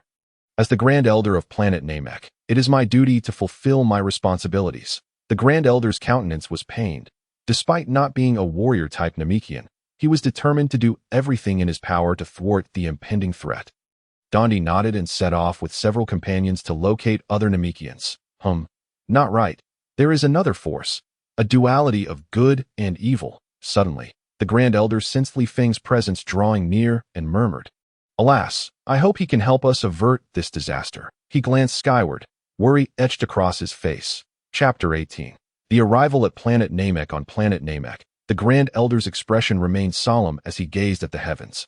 Uncertain if his kin could survive this ordeal, the Dragon Balls they created, once a symbol of their wisdom and energy, had now become the target of malicious entities, bringing calamity upon them. The saying possessing a treasure invites disaster rings true. Suddenly, a shadowy figure materialized before the Grand Elder, forcing him to stumble back several steps. Upon recognizing the newcomer, the Grand Elder rubbed his eyes in disbelief, confirming his vision before joyously exclaiming, Mr. Wukong, is it truly you? It has been ages. Hearing this, Li Feng turned to see a slightly plump Namekian with green skin and two antennae beaming at him. Nodding, Li Feng replied, I am not Sun Wukong. However, I am his friend, and I have come to request the use of your Dragon Balls. Upon hearing this, the Grand Elder shook his head and said, though it would ordinarily be no issue for an outsider to borrow our Dragon Balls, our planet Namek is currently being targeted by formidable foes. Formidable foes. Li Feng had sensed their presence upon his arrival, though their aura was significantly weaker than his, prompting him to dismiss it. Grand Elder, allow me to assist you in dealing with these foes. And in return, you may lend me the Dragon Balls. A smile graced Li Feng's lips as he addressed the Grand Elder. The Grand Elder nodded, choosing to trust the Saiyan who bore such a striking resemblance to Mr. Wukong. Thank you immensely.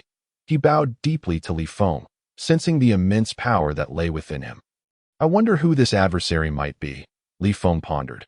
Having never encountered Frisia in this world, he could only surmise that this malevolent force was undoubtedly Gula. Without hesitation, Li Feng minimized his energy output. Not wishing to frighten Gula away before the confrontation had even begun, Grand Elder. At that moment, a voice called out, prompting Li Feng to glance over and see a group of Namekians approaching. Did I not instruct you to seek refuge? Why have you returned? The Grand Elder scolded, exasperated. Upon landing, Dondi explained, Grand Elder, it was not my intention. They insisted on coexisting with planet Namek. Oh, Mr. Wukong. Upon seeing Son Wukong, Dandy was filled with immense joy. After all, Son Wukong had previously been their savior, vanquishing the malevolent Frisia who had invaded their planet, Namek. The Namekians surrounding him also wore expressions of astonishment, for as long as Son Wukong was present. They believed they could survive this calamity. Li Feng remained silent, often mistaken for Son Wukong by others. One could not help but marvel at the profound influence Son Wukong wielded, even extending to the Namekian realm. Thus, he felt no desire to clarify the misunderstanding, or perhaps he simply lacked the time to do so. With a resounding boom, the spaceship descended, stirring up a whirlwind of dust as the doors of the vessel swung open. A multitude of bizarre extraterrestrial beings surged forth, quickly surrounding the spacecraft. Their demeanor radiated an intimidating ferocity. Among them, 3 particularly menacing aliens emerged, exuding an overpowering aura. The Grand Elder, gazing at these formidable newcomers, spoke with a slight tremor. The Mecha Corps. Li Feng squinted, inquiring. The Mecha Corps? Frisia had 5 loyal subordinates. The Jinyu Force, while Cooler commanded 3 exceptionally powerful minions, collectively forming the Cooler Mecha Corps. Cooler's elite guard, comprised of the universe's finest warriors, Shawiza, Nez, and Dre. Each possessed battle powers exceeding 100,000. In addition to their unique skills, they had fought alongside Cooler in numerous battles, earning a fearsome reputation, which explained the astonishment of the Namekians behind them. At last, a more imposing alien emerged from the spaceship, his skin a striking blend of white and purple, resembling a lizard man, emanating an aura of chilled. Li Feng, being familiar with Dragon Ball, immediately recognized him as Cooler. Lord Cooler, welcome to Namek, Shawiza remarked, eager to curry favor. They have all gathered together. Splendid. It saves us the trouble of searching for them. But who is that individual mingling among them? Cooler swiftly noticed Li Feng's presence and inquired. Upon hearing this, Nez stepped forward, activating his power scouter, and mockingly declared, so it's merely a Saiyan monkey with a power level of just a few thousand. Lord Cooler, it's just a Saiyan with a power level of a few thousand. Nez shouted. Cooler, startled to learn he was dealing with a Saiyan, initially felt alarmed, but soon relaxed upon realizing the low power level. Little did he know that Li Feng was deliberately concealing his true strength. A cursed Saiyan monkey. Eliminate him. I can't stand the sight of Saiyans. Cooler growled menacingly. After all, his father, King Cold, and brother, Frisia, had both perished at the hands of Saiyans, and he could not permit any Saiyan to stand before him.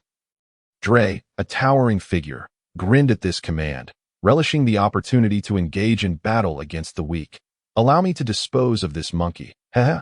He cackled, his expression brimming with malevolence, as if he had already secured victory over Li Feng.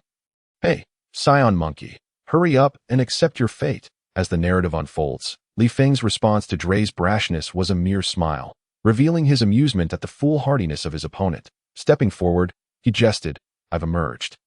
And now what? Dre's grin faltered, for he had anticipated that this feeble Saiyan would cower in fear. Yet here he stood, brazenly confronting him. Heh, you must not know who I am. Dre boasted. Li Feng feigned ignorance, replying, I do not know. What? Someone is unaware of my identity. Very well, allow me to enlighten you. I am Dre of the Mecha Corps. Are you frightened now? Ha!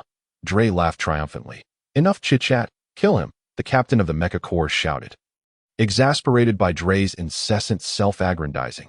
Understood, Captain, I shall. Before he could finish, Dre suddenly found himself pale, for Li Feng had inexplicably closed the distance between them, his azure energy sword piercing through Dre's body.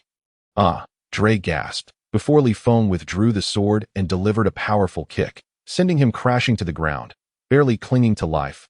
Li Feng marveled at how adept he had become with the energy sword. Reminiscent of Black Goku from Dragon Ball Super wielding his sword with unparalleled finesse. What? How is this possible? Showdown and Nez were utterly astonished. They had followed Lord Cooler for many years, surviving countless perils. Yet never had they lost a comrade, until now, at the hands of a Saiyan they deemed weak. Cooler, witnessing the demise of one of his Mecha Corps members, was consumed by fury. Showdown, Nez, eliminate this Saiyan monkey together. As they received the order, the two charged at Li Feng, now fully aware of the threat this seemingly weak Saiyan posed. Come at me, but know that your kind are mere fodder. Even a Super Saiyan would find you insignificant. Li Feng taunted, for his base power level was already in the millions. In an instant, as Showdown and Nez launched their assault, Li Feng vanished like a bolt of lightning. The two, caught off guard, collided violently with one another. You two pathetic fools, do not dare to face me. Prepare to meet your demise, Li Feng proclaimed, now surveying them from above. With a flick of his wrist, he unleashed energy blasts that locked onto Showdown and Nez, striking them with devastating force. In mere moments, the once mighty Mecha Corps members lay bloodied and broken on the ground, devoid of life. The Mecha Corps had been utterly annihilated. The extraterrestrial army, witnessing Li Feng's effortless obliteration of what they believed to be an invincible force, trembled in fear. Splendid, one Namekian exclaimed, filled with relief, for it seemed they would survive this catastrophe after all. Infuriating Saiyan monkey, you have truly provoked my ire. Cooler could no longer contain his rage, soaring towards Li Feng with an air of superiority. Humph, it's nothing. They were merely worthless trash. You should thank me for ridding you of such filth, Li Feng retorted with a cold smirk. Cooler, unfazed by the loss of his Mecha Corps, recognized their insignificance in the eyes of true power. So, you are the one who fortuitously vanquished my father, King Cold, and my inept brother, Frieza? Given Li Feng's displayed prowess, Cooler could only surmise he was the legendary Super Saiyan capable of defeating the Ice Demon. Li Feng, uninterested in lengthy explanations, simply replied, you may perceive it that way. What? Are you, the haughty cosmic emperor Cooler, afraid of me, a mere Saiyan monkey? Li Feng's derisive words ignited Cooler's fury. No one had ever dared to speak to him in such a manner. Very well, Saiyan monkey. You have successfully enraged me. Prepare to face my wrath. Cooler seethed through gritted teeth. Do you not think that because you were fortunate enough to kill my father and Frieza, you are invincible? I possess an additional transformation beyond theirs. Oh, and what of it? Li Feng replied nonchalantly, for had he not already attained the full power of a Super Saiyan? Even if Cooler possessed an extra transformation, what was there to fear? You arrogant Saiyan monkey, allow me to demonstrate the terror of my ultimate form. Cooler roared, his anger reaching its peak. Dark and frigid energy surged forth, enveloping Gula in an instant. Around him, black currents rampaged endlessly, intermittently illuminated by flashes of lightning. The terrifying and chilling aura swept through the scene, causing all present, save for Li Feng, to prostrate themselves on the ground, utterly unable to rise. As the black energy dissipated, Gula transcended his previous form, arriving directly at his ultimate state. Standing at the center of the vast void, Gula displayed his sharp, white horns, delicate purple skin, a newly formed tail with razor-sharp edges, and a white exoskeleton covering his shoulders and legs. This was the true form of Gula. What do you think, foolish Saiyan monkey? Are you paralyzed with fear at witnessing my ultimate form? The newly transformed Gula exclaimed arrogantly. Humph. Just a flamboyant display. Nothing more? Li Feng retorted, his aura suddenly surging as he transformed into a golden-haired, blue-eyed Super Saiyan at full power. Unlike Gula's menacing presence, Li Feng's demeanor appeared rather unremarkable. You can even change colors? Yet, you remain but a mere insect. Prepare to perish. Planet Annihilation Blast. At that moment, Gula harbored a singular intent, to obliterate Li Feng with a decisive strike. Unleashing his most formidable technique, thunderous roars echoed as an immense energy sphere was propelled directly towards Li Feng. With a swift motion, Li Feng extended his hand, gathering a cerulean flame that coalesced into an invincible energy sword. With a piercing gaze, he met the attack head-on, Wind Destruction Sword. Shatter for me. Ha! The blue energy sword expanded tremendously. Crashing into the powerful energy sphere in an instant, it sliced through the attack with the ferocity of a tidal wave, exuding an overwhelming dominance. What? Gula's eyes bulged with rage as he beheld Li Feng's energy sword effortlessly shattering his planet annihilation blast. No, the blue sword energy cleaved through Gula's form. How is this possible? No, I refuse to accept this. With a pale visage, Gula was instantly obliterated in the ensuing explosion. Thunderous echoes resounded as the once mighty Emperor Gula fell to Li Feng's blade. Chapter 20. The physique of Majin Buu. A colossal cloud of dust engulfed the land, and Gula's body was reduced to nothingness in the blink of an eye. Everything had come to an end. The once great cosmic emperor had perished. Li Feng descended to the ground. Casting a glance at the extraterrestrial onlookers, they fled in terror towards their spaceship, as if they had seen a ghost in their minds. The invincible Gula had been slain by this Saiyan, and upon meeting Li Feng's merciless gaze, they dared not linger in that place any longer. This Saiyan was a being more terrifying than a demon. The extraterrestrials hurriedly boarded their spaceship, which gradually ascended into the sky, seeking to escape this calamity. Humph! Cowardly rodents! A glimmer of brilliance flashed in Li Feng's eyes as he vanished from sight. In the next moment, a massive energy sphere crashed mercilessly into the spaceship. Thunderous explosions consumed the vessel. Li Feng was no Son Goku. He showed no mercy to his foes. After all, it is said that kindness towards one's enemies is cruelty towards oneself. Witnessing the complete annihilation of the extraterrestrials, the Namekians erupted in joyous celebration. Li Feng approached, and the Namekians surrounded him, cheering for the one who had saved them from the brink of extinction. Elder, may I borrow the Dragon Balls to make a wish? Li Feng asked the Grand Elder. Of course, you have vanquished our formidable foe. Borrowing the Dragon Balls is a trivial matter, the Grand Elder replied with great joy. With the threat to their existence neutralized, it was merely a matter of borrowing the Dragon Balls. He immediately instructed the others to gather the Dragon Balls. Soon, they had collected all 7. Dandy stood before the Dragon Balls, shouting in Namekian, "Arise, Purunga, come forth and grant my wish." In an instant, the heavens transformed. The 7 Dragon Balls erupted with dazzling light, shooting towards the sky like bolts of lightning. The sky darkened, thunder roared, and from the lightning emerged an immense dragon. Like a genie from a lamp, the Namekian dragon, Purunga, appeared in the heavens. Gatherers of the 7 Dragon Balls, proclaim your wishes. Any wish may be granted, and you can make 3, the stout Purunga declared, his eyes gleaming with red light. Li Feng, please share your wish. Dandy urged with eager anticipation. My first wish is to resurrect Piccolo from Earth. Li Feng stated after a moment of contemplation. The Dragon Balls of Namek could not revive multiple individuals at once, so he decided to prioritize Piccolo. Once resurrected, the Dragon Balls of Earth would be accessible. Dandy nodded, familiar with Piccolo, and promptly addressed Purunga in Namekian. Resurrect a being named Piccolo from Earth. Purunga responded. This wish is easily granted. The one called Piccolo has been resurrected.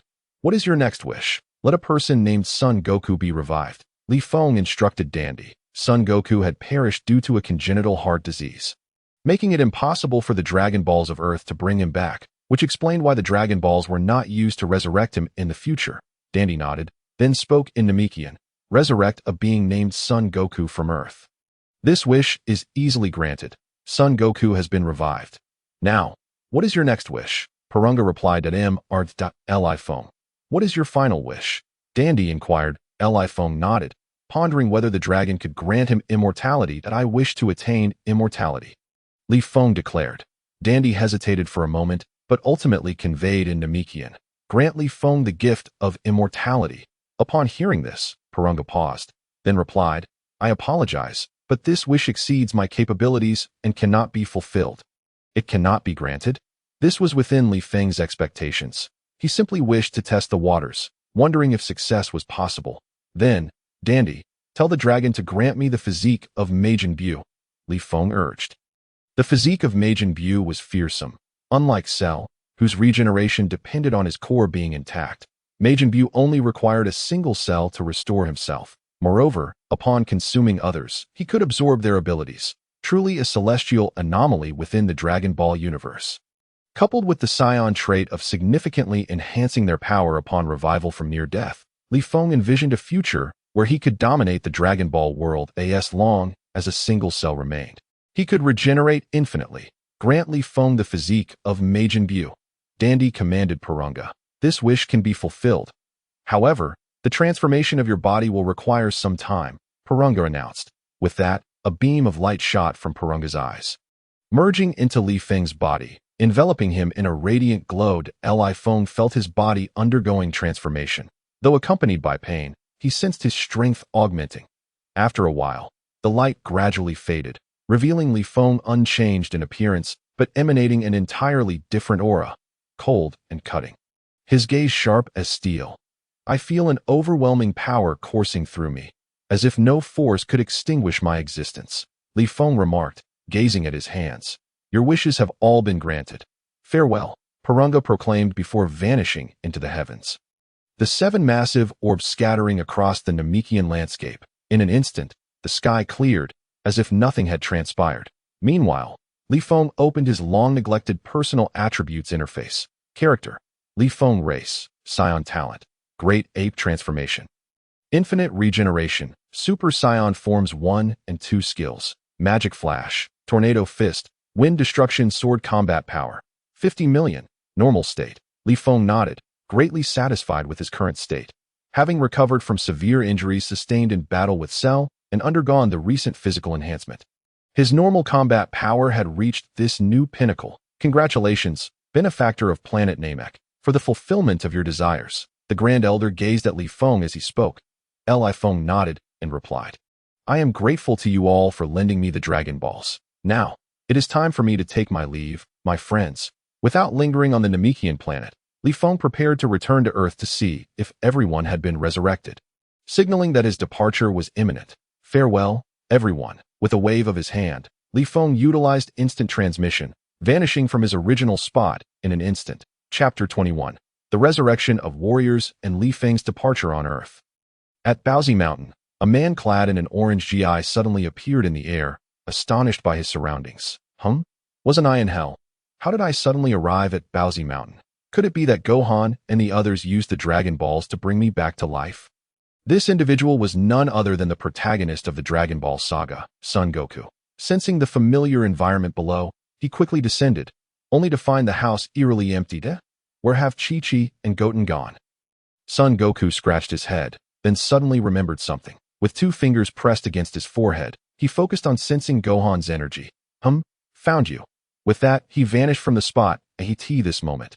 In West City, Bulma exclaimed, Gohan, come quickly. The Dragon Balls have revived. Upon witnessing the 7 stones transform back into Dragon Balls, her delight was palpable. Is that true? Instantly, a few figures emerged, namely Son Gohan, Chi-Chi, and Trunks. Their eyes sparkled with excitement as the Dragon Balls had finally awakened, heralding the return of their loved ones. What are you all looking at? A familiar voice interrupted. We are watching. Chi-Chi turned around to see a man in an orange GI standing behind them. Beaming with joy, tears filled Chi-Chi's eyes. Goku, she instantly leaped into Son Goku's embrace, weeping loudly. Dad, you've finally returned. Gohan also rushed to hug Son Goku and Chi-Chi. Bulma, witnessing the reunion of the Son family, felt a surge of happiness for them. But she soon thought of her own family. All right, Trunks, let's make a wish. With that, she picked up the Dragon Balls and headed to the yard. Bulma carefully placed the Dragon Balls together, then shouted, Come forth, Shenron, and grant my wish. Thunder rumbled as the sky darkened, lightning flashed, and the 7 Dragon Balls shot into the sky. A colossal Shenron appeared amidst the tumult. Wonderful! Shenron has finally been revived, Bulma exclaimed as Shenron's eyes glowed red as he addressed them. Human who has gathered the 7 Dragon Balls, state your wish. Any wish I can fulfill. Trunks, seeing Shenron for the first time, took a moment to regain his composure. Bulma joyfully stated, Shenron, please bring back all those who were killed by the androids. Shenron hesitated for a moment before responding. That wish is easily granted. After a brief pause, Shenron continued, Your wish has been fulfilled. Now, farewell. With that, Shenron transformed back into the 7 stones, scattering across the world. The storm clouds dissipated, restoring tranquility.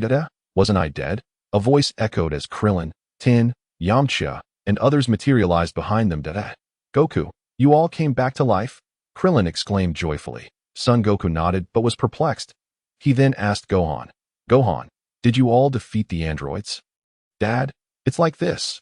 Gohan became the narrator, explaining the events that transpired. In Bulma's teary eyes, she spotted a proud figure in battle armor striding towards her. Vegeta. She rushed into his arms. Trunks, having never met his father, felt a whirlwind of emotions upon seeing him. Come, Trunks, this is your father.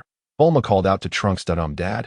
Upon hearing this, Vegeta's face displayed a rare smile, but he quickly scoffed and turned away, embodying his proud Saiyan prince demeanor. Meanwhile, all the Earthlings who had fallen to the androids were revived. Although the Earth remained in disarray, the revival of its people signified hope. That moment, in the skies above West City, a mysterious figure observed the scene below, pleased to witness the resurrection of everyone. This Dragon Ball future would not unfold as tragically as in the original story. Preferring not to interfere with the emotional reunion, he refrained from making his presence known. Fearing that Goku, the martial arts enthusiast, would challenge him again, a hassle he wished to avoid. Thus, he concealed his aura and continued to watch. System awakening. A familiar voice resonated within him, marking the return of the system. You certainly can sleep, System, Li Feng chuckled. Ding, the host has perfectly completed the current mission in the Dragon Ball world and will now receive a reward. Does the host accept? The system inquired. Why would I refuse? Only a fool would decline. Li Feng exclaimed in exasperation, bemused by the system's query. Ding, in light of the host's exemplary performance, you are awarded a hyperbolic time chamber, with no time restrictions. As long as the host desires. Simply envision it in your mind, and you may enter. The passage of time within can be controlled by the host. The system's melodious voice brought Li Feng immense joy. The ability to manipulate time within the hyperbolic time chamber was a remarkable reward. Without hesitation, he concentrated and vanished from his location, arriving within his own hyperbolic time chamber. Inside was an expanse of white, seemingly infinite. Indeed, this is the hyperbolic time chamber. It feels like a small world. Li Feng remarked joyfully. System, are there any additional rewards? Ding. In recognition of the host's outstanding performance, an extra 1,000 Senza beans are granted. The system's voice chimed again. However, this time, Li Feng felt less excitement. After all, with the power of Majin Buu coursing through him, did he still require Senza beans? Yet, he reasoned, having them was better than not. Just because he didn't need them didn't mean others wouldn't. Alright, system, when will the next realm open? And which world will it be? Li Feng inquired once more. Ding! The next realm for the host is the Dragon Ball Z world. As long as the host wishes, transportation can be arranged at any time. However, the host must note that once you leave this realm, the system will not provide transportation back until all tasks in the respective worlds are completed. Does the host confirm? Confirmed, Li Feng thought. Having completed the tasks in this world without regrets, initiating countdown for the host's transition to the new realm. 10, 9, 8, 1. As the system announced the final number, Li Feng's figure flickered and vanished from his location. Chapter 22. The Crisis on Earth. In the vastness of the universe, a colossal spaceship sped through the cosmos, sending small asteroids and meteoroids flying or shattering upon impact. Inside the spaceship, an array of peculiar extraterrestrial beings clad in battle armor wielded weapons, seemingly preparing for war. Indeed, the situation was just as it appeared. Frieza, is it true that the Earth possesses Dragon Balls? A commanding voice resonated. A massive figure stood before the control room's glass window, gazing into the distance and speaking calmly. This imposing figure resembled a lizard, yet was 2 to 3 times larger than the previously encountered cooler. Yes, my father, as long as you assist me in eliminating that damned Saiyan monkey. The Dragon Balls on Earth will be within our grasp, replied a diminutive being with a half-mechanical body. These two were none other than King Cold and his son, Frieza, ever since their defeat on planet Namek at the hands of Son Goku. Frieza's body had been partially mechanized for survival. However, this transformation had also enhanced his power. Do not be deceived by Frieza's apparent cooperation. He merely sought to exploit his father's strength. The Frost Demon clan has never valued familial bonds. They only recognize profit. However, was not Frieza also exploiting King Cold, just as King Cold was utilizing Frieza? Report to Lord Frieza and King Cold. Our spaceship has approached the Earth's atmosphere. Shall we proceed? Please give your instructions. A bizarrely appearing alien knelt and said at last, has the moment arrived? Humph, those detestable Saiyan monkeys. This time I shall have my revenge. Frieza gritted his teeth and said, recalling the humiliation brought upon him by Son Goku. He yearned to obliterate the earth with a single planet-destroying blast, yet he restrained himself, having heard of the Dragon Balls that resided on Earth. Very well, full speed ahead, King Cold commanded with a grand gesture. Yes, my lord, Frieza declared vehemently. Father, this time I shall personally kill that Saiyan to vent my wrath. How could I not avenge the injury done to my son? If we obtain the Dragon Balls and do not annihilate the Earth, where shall we preserve the dignity of our Frost Demon clan? King Cold replied. Meanwhile, on Earth, at the Capsule Corporation, Son Gohan was diligently working on his homework when suddenly he furrowed his brow. Sensing two immense energies approaching the planet, such malevolent and powerful auras, he immediately opened the window and soared out. Hey, Gohan, where are you going? Have you finished your homework? Chi-Chi called after him, but Son Gohan did not stop. For those two forces would soon reach the Earth. Almost simultaneously, Vegeta, residing at Bulma's home, Yamcha, participating in a baseball game, Piccolo, meditating in the other world, Krillin, training on Kame House, and Tien Shinhan, diligently honing his skills, all sensed the overwhelming aura nearing Earth. Why does this energy feel so familiar and so sinister? Vegeta stormed out of the gravity training room. Vegeta, where are you going? Bulma asked, noticing his eagerness. Humph, ignorant woman, mind your own business, Vegeta retorted, maintaining his haughty demeanor. Although he was merely staying at Bulma's, his pride prevented him from ever speaking politely to those around him. With a surge of energy, he executed the instant transmission technique and darted into the distance. Humph, don't think I don't know where you're headed. Bulma paid no heed to Vegeta's rudeness, for she had long since grown accustomed to his nature. Bang, she promptly tossed out a universal capsule, transforming it into a helicopter, and jumped in, steering toward the direction Vegeta had taken. Almost simultaneously, all the Dragon Ball warriors flew toward a singular destination, for they were adept at sensing energy and could surmise the likely landing spot of the invaders. Hey, Uncle Piccolo. Just as Piccolo was flying at full speed, he heard a voice. It was Son Gohan.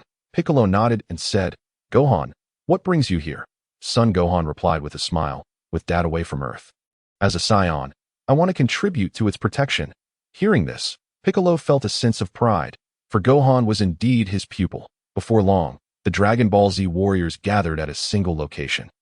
Though upon seeing Vegeta, Krillin and the others displayed expressions of both anger and fear. Vegeta, what are you doing here? They exclaimed, skeptical of Vegeta's intentions to protect the Earth. Humph, this prince is not here to protect your precious Earth. Do not be so naive. I am here to challenge formidable foes and surpass Kakarot, he declared, arms crossed in a typical haughty prince posture. In response, the others dismissed Vegeta, weary of his incessant claims of being the strongest Saiyan. At that moment, Bulma arrived in her helicopter. Hey, Bulma, what are you doing here? It's dangerous, Krillin exclaimed. What? There are enemies. Had I known, I would have stayed away, but you are here, right? Bulma replied, unaware of the looming threat. Humph, ignorant woman. Vegeta scoffed at Bulma's arrival, turning his head dismissively. Gradually, the oppressive aura became palpable, making it difficult for everyone to breathe. Is this the energy of Frieza? Krillin managed to say, enduring the pressure that he remembered all too well the terrifying force Frieza had unleashed during their previous encounter on Namek. Damn it, Frieza is still alive, Son Gohan realized, sensing that this power was even greater than before. We're doomed. Goku is nowhere to be found, and we must face the terrifying Frieza. Krillin slumped to the ground in despair. Is this truly Frieza's aura? It's astonishingly powerful, Tien Shinhan remarked, realizing that the disparity between them was as vast as that between a droplet and the ocean. Vegeta, too, wore an expression of shock. Was Frieza not meant to be eradicated? How could he still exist? No, this energy undoubtedly belonged to Frieza, and it seemed there was an even greater presence alongside him. Chapter 23.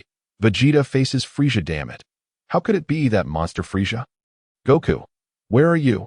Bulma thought as she recalled the terror Frieza had exhibited on Namek. In truth, according to the original narrative of the Dragon Ball Z universe, Trunks should have appeared by now.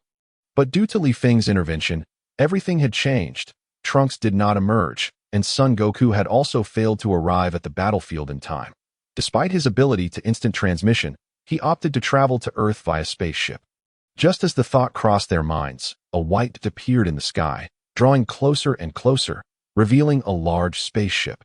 Gazing at the design and insignia of the vessel, Vegeta declared, "It is undoubtedly Frieza." Since he is so foolishly unaware of his own fate, let him witness the might of Prince Vegeta.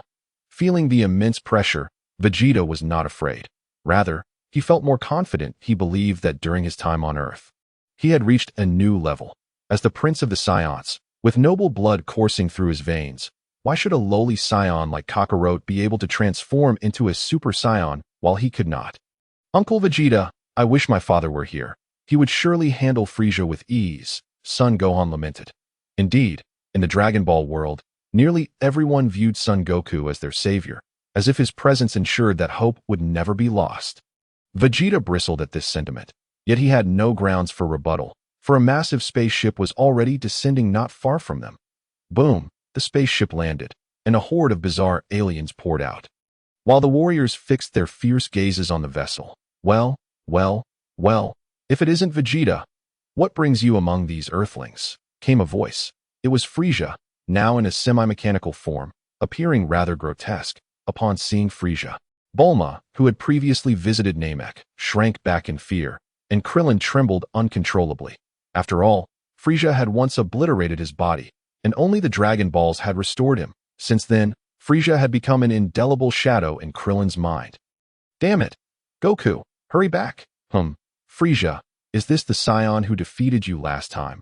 Another voice chimed in, revealing an imposing figure resembling Frieza's final form. The aura emanating from him was even more horrifying. Could it be King Cold? Vegeta found it hard to believe, yet the evidence was before him, and he could do nothing but accept it. The pressure from both frost demons was overwhelming, and the odds of victory seemed almost non-existent. However, during his time on Earth, he had come to understand that one must embrace madness to truly live. When Kakarot faced off against Frieza, their disparities had been vast, yet he had still managed to transform and defeat Frieza. That had been Kakarot's only option at that moment. Today, Vegeta too would break through to Super Saiyan. Report to my father, this Saiyan is not the one you seek. The one standing among the crowd is merely my pet, Frieza sinisterly proclaimed, though directed at King Cold.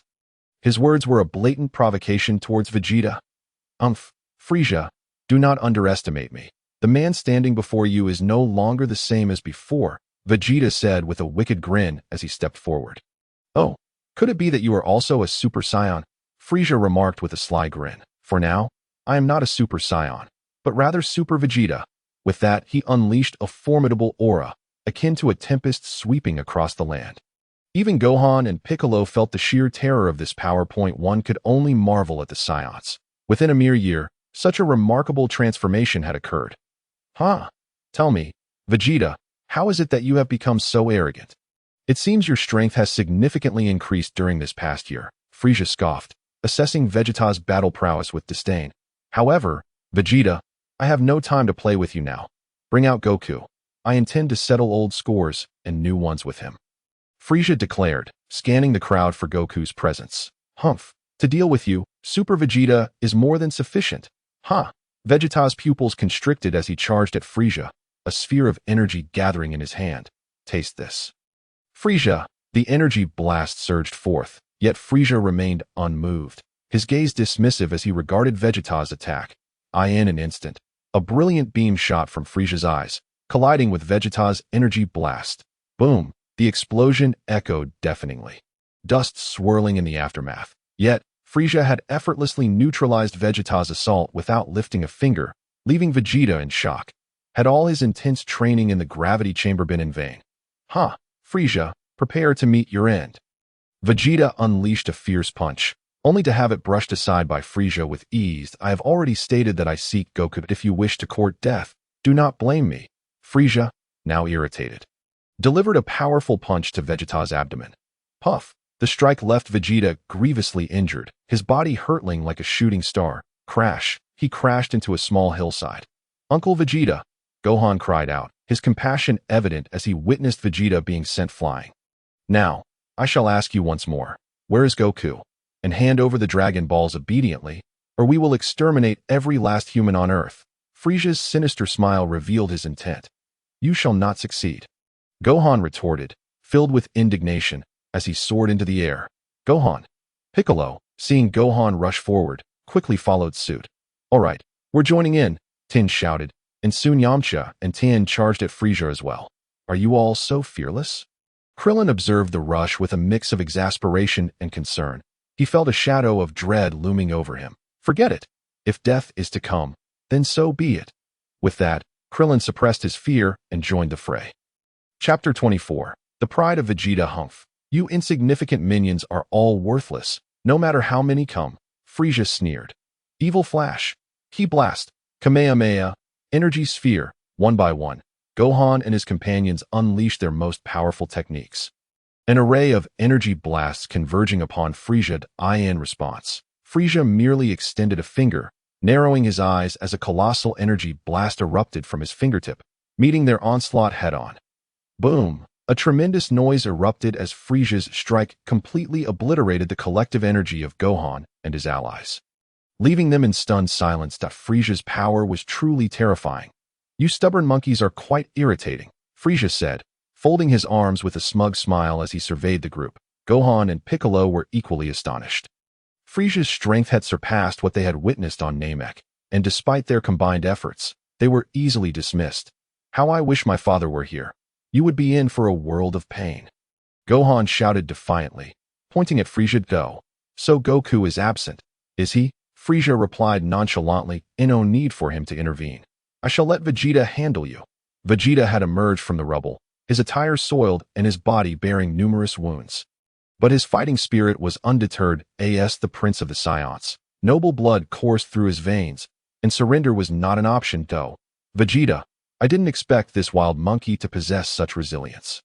But strength must accompany determination, Frieza taunted as Vegeta approached him, unfazed. Humph! None shall interfere. This is a personal vendetta between Frieza and me, Vegeta declared, asserting his dominance. Frieza had exploited the Saiyans to conquer various planets before annihilating planet Vegeta, pushing their race to the brink of extinction. This grievance could not go unavenged. Uncle Vegeta, we may stand a better chance if we fight together, Gohan urged, gazing at the resolute Vegeta. Silence, as the Prince of the Saiyans. If Kakarot can defeat Frieza, then so can I. No one is permitted to intervene, Vegeta bellowed. Gohan attempted to reason with him again, but Piccolo restrained him, shaking his head and signaling for everyone to step back, leaving the battleground to Vegeta and Frieza. Ha! Vegeta, what I detest most is your pretentious bravado, lacking true strength, yet yearning for a one-on-one duel with me. What a laugh, Frieza mocked. Frieza, you will never comprehend the pride of a Saiyan prince. Ha! Vegeta retorted, a cold smile gracing his lips before unleashing a powerful roar. The air crackled with a fierce energy as Vegeta channeled his full might, a spectacle unlike any other. Unlike Goku, who possessed the Kaioken technique and had received proper training, Vegeta's accomplishments were born from relentless effort and discipline. With his energy amassed, Vegeta's gaze sharpened, and in an instant he vanished from sight. Humph! No wonder you are the Prince of the Saiyans. You possess a certain flair, Frieza remarked as Vegeta's figure reappeared before him, delivering a heavy blow. Frieza grimaced as he retaliated with a fierce punch, sending Vegeta sprawling several dozen feet away. Gohan and the others watched in astonishment as Vegeta's strike elicited a reaction from Frieza. Hope flickered within them. You have truly angered me, Vegeta. Although I only unleashed 10% of my power earlier, it still caused me pain. This time, I shall not hold back, Frieza growled, his expression twisted with rage. Oomph! Cease your condescension and save your theatrics. They are utterly revolting. Vegeta steadied himself, unable to resist taunting Frieza once more. Vegeta, fueled by his extraordinary willpower and the pride of being a Saiyan prince, had trained tirelessly in the gravity chamber with one goal, to surpass Goku. Yet with Frieza's arrival, his fighting spirit surged. There was no greater fulfillment than vanquishing an enemy. I need only utilize 50% of my strength, and you will be incapable of withstanding even a single blow, Frieza declared, unleashing a torrent of power that sent Gohan and Piccolo trembling. Is this the true terror of Frisia's 50%? Vegeta felt a shiver run through him, but he refused to yield. His pride would not allow him to show weakness before anyone. Even if his battle power barely exceeded 3 million, while Frisia's 50% soared to nearly 80 to 90 million. He had already spoken. There was no turning back now. Death beam, Frisia shouted, unleashing a massive energy blast that bore the essence of annihilation, hurtling toward Vegeta. Final flash, Vegeta roared, concentrating all his strength into this one decisive strike. A culmination of his pride. In that fleeting moment, he felt an eerie sense of acceptance. If death were to come, he would face it with dignity. This is Vegeta's final thought.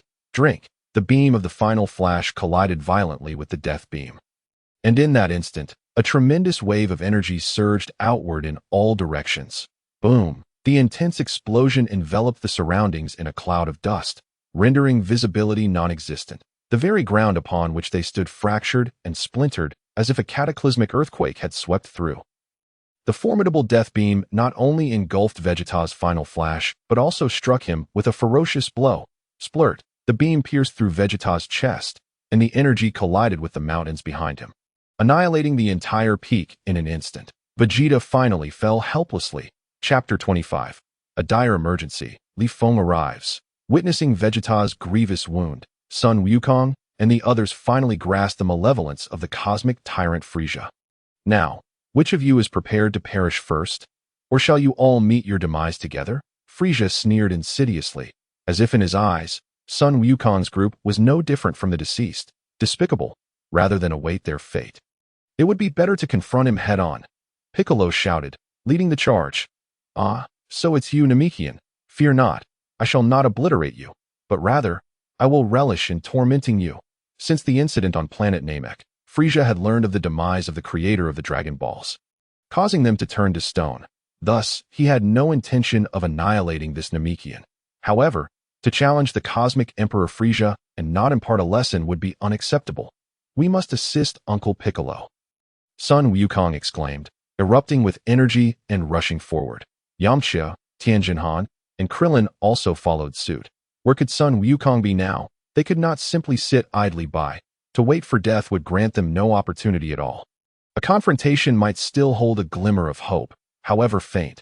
Meanwhile, Bulma had completely hidden behind a large rock, powerless to do anything. Her only course of action was to stay aside and not become a burden. Frisia's figure swiftly darted behind Piccolo as he charged, and with a single kick, sent Piccolo flying. He then turned to confront Sun Wukong and the others. So it's you, little Saiyan. Yet all Saiyans deserve death. Frisia growled menacingly at that moment. Sun Wukong, Tianjinhan, Krillin, and Yamcha surrounded Frisia. Frisia grinned, exuding an aura of invincibility. Yet alas, he was the villain. Drink. In an instant, the four unleashed a barrage of intense attacks, their speed so swift that only shadows were visible. Each strike was heavier than the last. Yet throughout, Frisia effortlessly countered their onslaught, perceiving their efforts as slow as that of a snail. Drink. A powerful gust of energy erupted from Frisia, forcefully blasting the four away. Their bodies were launched like shooting stars, crashing into the distance. What? Is this all the power you possess? Where has the earlier bravado fled? Frisia reveled in his triumph, realizing these were merely a ragtag group. Die. Death beam. Suddenly, a loud shout echoed as Frisia looked down from his elevated position, witnessing the Namekian gathering energy, preparing to unleash a special beam cannon that surged towards him like a dragon emerging from the sea. Whoosh! Frisia's eyes instantly shot forth two beams of energy, colliding with the special beam cannon. Boom! Following the explosive sound, Piccolo gazed in shock as Frisia effortlessly neutralized his full-powered attack with myriad beams. Namekian, do not presume that I will spare you. You shall not act with impunity. Frisia scoffed in that moment. Frisia's figure vanished from his position. Piccolo's pupils constricted, sensing an overwhelming danger, yet his body could not keep pace. An energy blast engulfed him in an instant. Uncle Piccolo, from afar, Sun Wukong's son, Sun Wufan, saw Piccolo enveloped in the explosion and charged over furiously. Son of Sun Wukong. I wonder how he will react upon seeing his son torn asunder. I can hardly wait to witness that scene. Frisia sneered wickedly. Frisia's gaze sharpened as he extended his palm, an energy wave swiftly extending towards Sun Wukong. Overcome by fury, Sun Wukong was caught off guard. Rendered immobile in midair. What is this? Let me go. Sun Wukong struggled futilely, his body seemingly anchored in place. Unable to move an inch. Son of Sun Wukong. Excellent. Then, die. Death beam. Frieza bellowed, unleashing a black energy beam from his fingertip, which swiftly enlarged and shot towards the suspended Sun Wukong.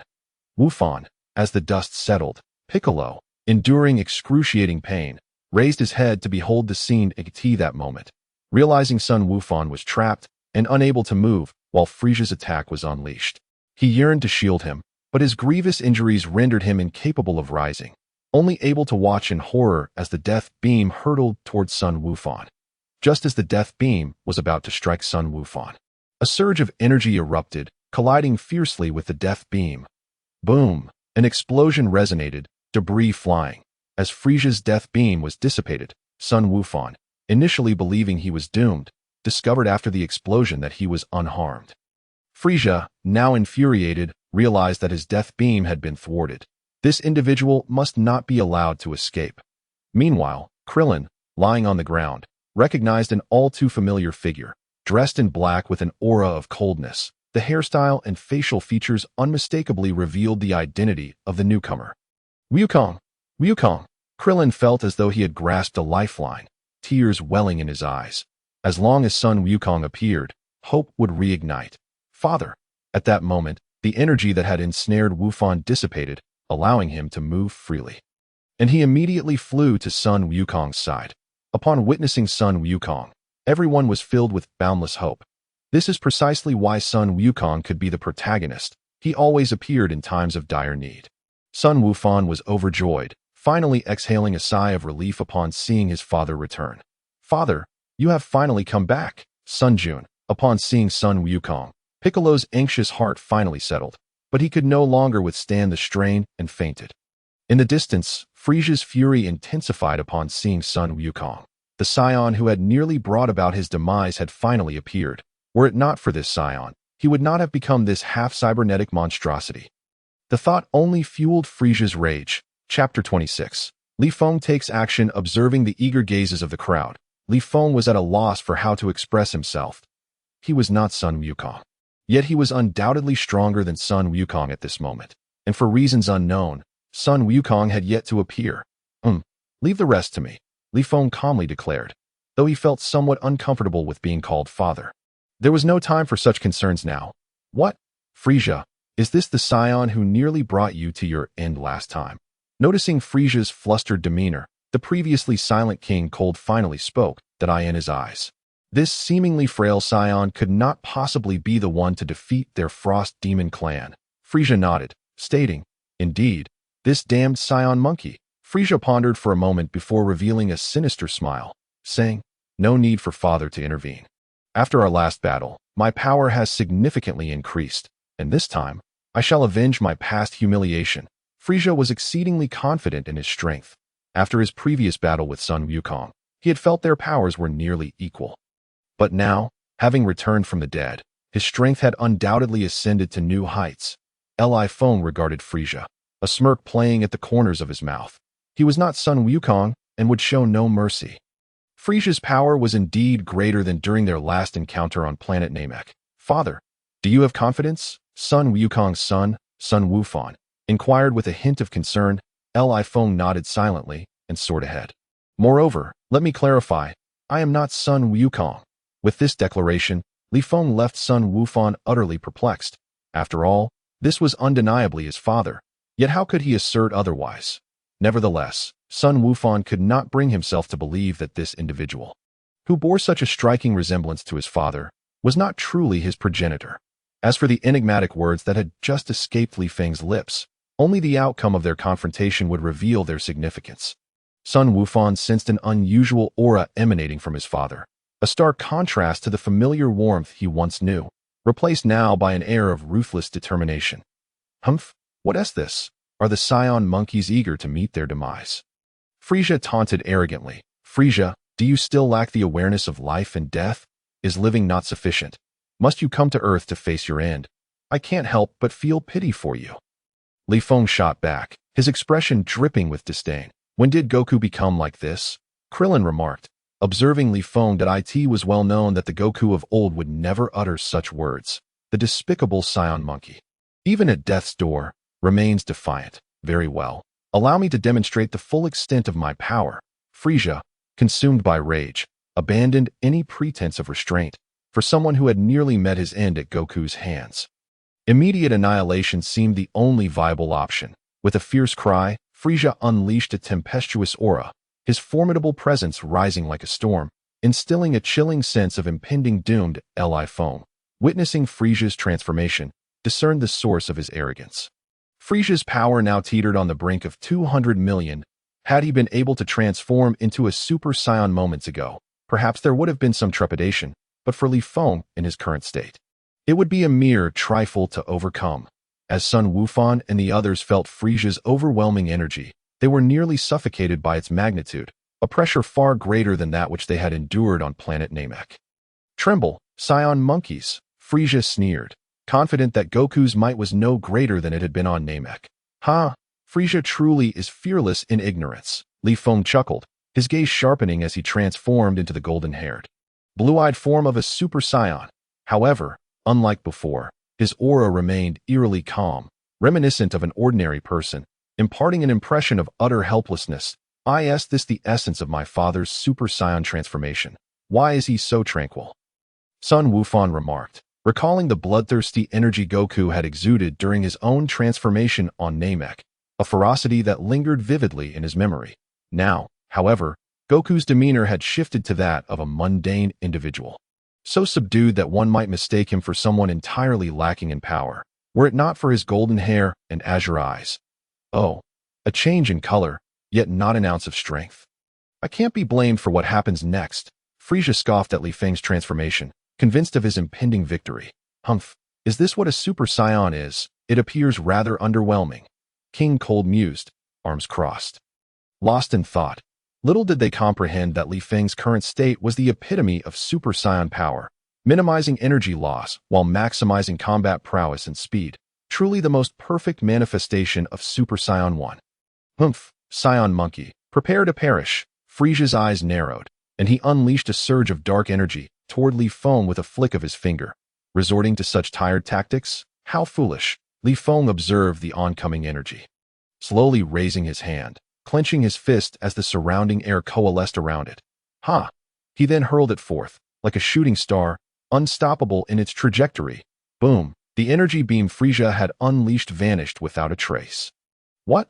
That was my death beam, unleashed with my full power, and it was so easily dispersed. Frieza was taken aback, realizing that the increase in strength was not solely his own. Indeed, Science could not be underestimated. In an instant, Frieza vanished like a specter, reappearing behind Li Feng, a triumphant grin on his face as he launched a powerful punch. Yet, just as his fist was about to connect with Li Feng's body, he found himself utterly alone. What? How is this possible? Frieza gasped, sensing a chill creeping down his spine before a brutal kick struck his back, sending him hurtling away.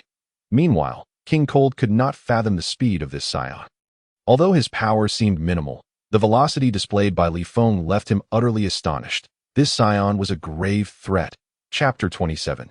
The might of a sword. Despicable Saiyan monkey, you shall pay for this. Frieza found himself in disarray after Li Feng's kick had sent him reeling that he had boasted about crushing this Saiyan. Yet now, this audacious warrior dared to humiliate him. Rage consumed him, with a swift contraction of energy. Frieza launched himself at Li Feng with ferocity. Li Feng's eyes sparkled with determination as he charged forward to meet him. Bang! Bang! Bang! The two clashed in a flurry of punches, their speed rendering Sun Wukong and the others mere spectators, only able to glimpse their shadows. What astonishing speed! Sun Wukong exclaimed, his eyes alight with admiration that he yearned for the day when he too could match his father's strength. At this moment, Sun Wukong had yet to transform into the formidable Goten. But the Saiyan blood coursing through him fueled his aspirations for greatness. Boom! Frieza was increasingly astonished. With every blow exchanged, he felt an excruciating pain radiating through his arms, while Li Feng appeared unfazed, as if he were merely toying with him. Curse it! Frieza faltered, and in that instant, Li Feng's powerful punch landed squarely on his face, nearly distorting it. Before Frieza could recover, Li Feng unleashed a relentless barrage of strikes upon him. In his full-powered Super Saiyan state, the force behind Li Feng's punches was nothing short of devastating. Puffed, Frieza's body was sent flying, utterly drained of strength, yet Li Feng showed no mercy, pursuing him relentlessly. With blinding speed, he reappeared behind Frieza, delivering another crushing kick to his back, sending him soaring into the sky, but it did not end there. Li Feng vanished once again. Bang! Another kick propelled Frieza to yet another location. King Cold and Sun Wukong watched in disbelief as Frieza was treated like a mere ball, kicked back and forth with ease. Was this truly the once mighty cosmic emperor they had envisioned? Boom! Ultimately, Frieza's body crashed violently into the ground, creating a massive crater. My father's power has surpassed that of his time on Namek, Sun Wukong exclaimed, realizing that during the previous conflict, although Goku had transformed into a Super Saiyan, he had never exhibited such overwhelming dominance. What kind of training had he undergone over the past year? As they witnessed Frieza being mercilessly battered by Li Feng, the warriors around them could not contain their excitement. Earth was surely saved. Cough, cough. Frieza gasped for breath, blood trickling from his wounds, clearly injured from the recent onslaught. You vile Saiyan monkey, you have reduced me to this state. Very well, you shall perish along with this planet. With that, Frieza shot upward like a bolt of lightning. From his lofty perch, he gazed down upon the others, a cruel smile gracing his lips. Dark energy pulsed around him, for in his eyes, the common folk below were akin to the dead. He feared not King Cold's wrath. He sought only to reclaim his dignity as the cosmic emperor. Li Feng, observing Frieza's demeanor, anticipated his next move, aware that Frieza was preparing to unleash his signature attack. A tactic favored by his kind. With a sweeping motion, Li Feng gathered energy into his hand, gradually forming a cerulean energy blade. Frieza, meet your end. Ha! Whined obliteration sword, with a fierce glint in his eyes. Li Feng brandished the cutting energy blade. Planet annihilation sphere, Frieza, high above, amassed an unimaginably colossal energy sphere, its sheer magnitude threatening to engulf the entire Earth upon impact. Frieza, driven to desperation, had forsaken any thoughts of Dragon Balls. His singular desire was to obliterate this Saiyan monkey and the planet along with it. A powerful gust of wind suddenly swept through the air, leaving Sun Wukong and his companions in awe of the colossal energy sphere before them. The sheer magnitude of this force was daunting. If it were to be unleashed unchecked, it could very well obliterate the Earth. Has Frieza abandoned the Dragon Balls? King Cold remarked nonchalantly, yet he too began to ascend into the sky. Arms crossed. It is worth noting that their Ice Demon clan could indeed survive in the vacuum of space. The immense energy sphere came crashing down like an unstoppable tide, causing the Earth to tremble violently. Resembling an earthquake as fissures appeared across the ground, Li Feng gazed at the massive energy sphere and couldn't help but smile broadly. The Ice Demons were truly reckless, resorting to planetary annihilation at a whim. Even Guldo had displayed similar tendencies. In an instant, he propelled himself forward like an arrow released from a bow, his azure energy blade cutting through the air with fierce precision, charging directly at the colossal annihilation sphere. With both hands gripping his sword, he struck down upon the energy sphere with tremendous force. The intensity of the sword's chi radiated an aura of invincibility. The azure flames surged, transforming into a gigantic energy sword of 100 jaw. Unstoppable in its descent, below, the whirlwind raged, making it nearly impossible for the onlookers to keep their eyes open. Sun Wukong, sensing an inexplicable certainty, mused that Frieza was no match for Li Feng. Is this a new technique developed by my father? It feels so powerful, he exclaimed, shielding himself against the raging winds. Boom! Contrary to Frieza's expectation of witnessing Earth's destruction, he found himself in disbelief. Li Feng's energy sword sliced through his annihilation sphere, dispersing it like waves on the shore. Frieza's eyes widened in fury, yet the overwhelming sword chi did not relent. It surged towards him with relentless intent. The powerful aura of death enveloped Frieza, draining the color from his face. This sensation was something he had not experienced even on Namek. It felt as though a single strike would render him devoid of hope for survival. In a moment of desperation, Frieza abandoned his annihilation sphere and directed a furious finger towards the oncoming sword chi, unleashing a death beam that shot forth in an instant.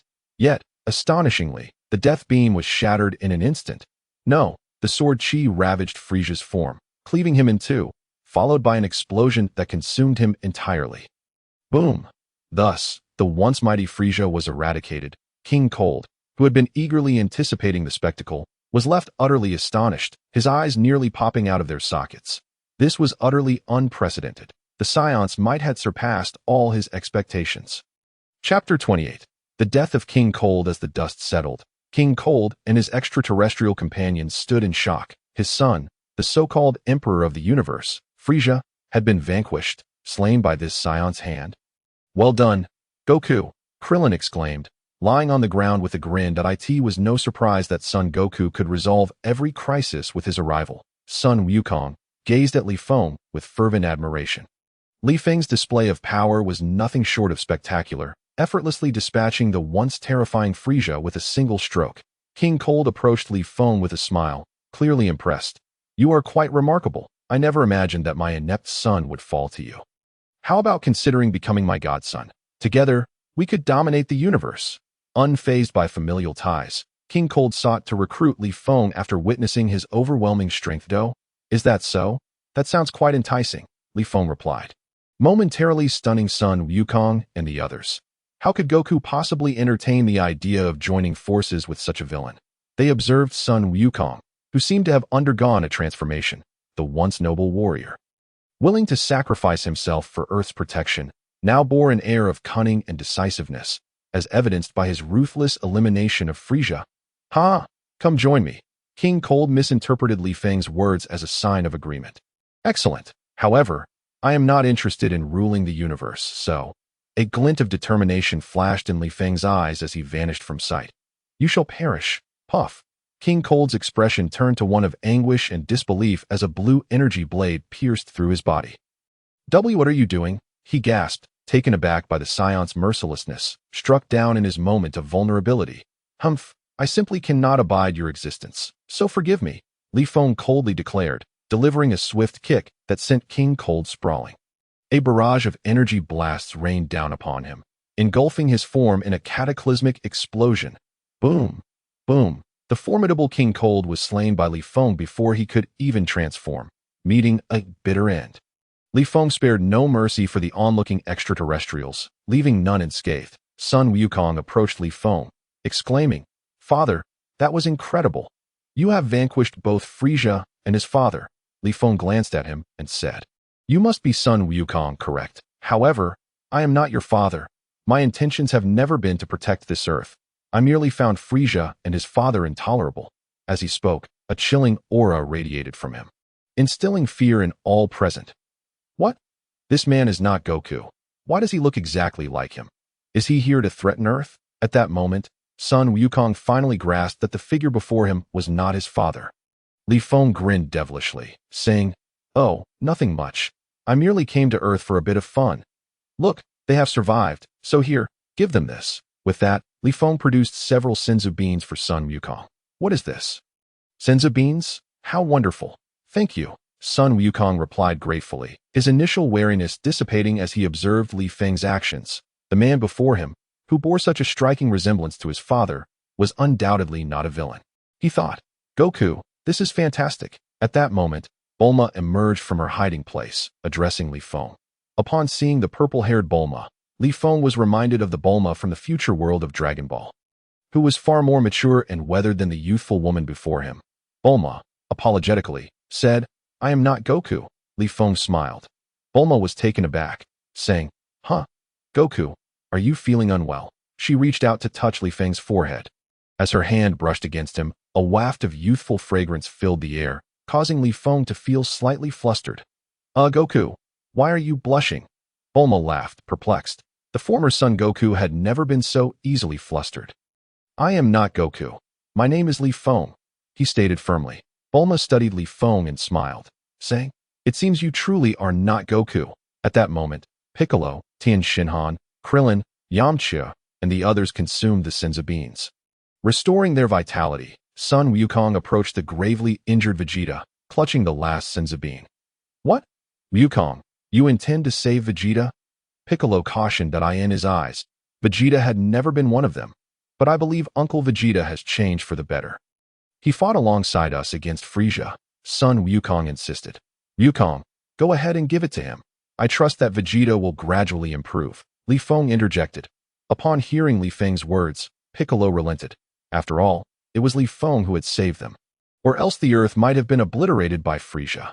Li Feng, thank you. Klin and Tianjin Fan approached and spoke. Upon seeing Li Feng, who bore an uncanny resemblance to son Wukong, they immediately concluded that he was a good person, thus feeling no sense of hostility. I, Vegeta, have returned to life? After feeding Vegeta a healing bean, his injuries began to mend. Uncle Vegeta, you're awake, exclaimed Sun Wufan with a smile. Where are Frieza and his son? Vegeta sensed around him and realized that the energies of Frieza and his son had vanished. Soon, he spotted Li Feng standing aside and called out, Kakarot. Upon seeing Sun Wukong, he understood that Frieza and his son had been annihilated by him, and a quiet sigh of relief escaped his heart. Uncle Vegeta, he is not my dad, Sun Wufan interjected. Vegeta was taken aback. Did this mean that the Saiyan standing before him, who looked exactly like Sun Wukong, was not indeed Sun Wukong? Was it to say that he, Vegeta, had now been surpassed by two Saiyans? Chapter 29. The Return of Sun Wukong, gazing at Li Feng, who was clad in black attire. Vegeta felt a surge of indignation. Had he truly been outdone by two lowly Saiyans? The thought that he, the proud prince of Saiyans, had fallen behind was utterly intolerable. You claim you are not Kakarot?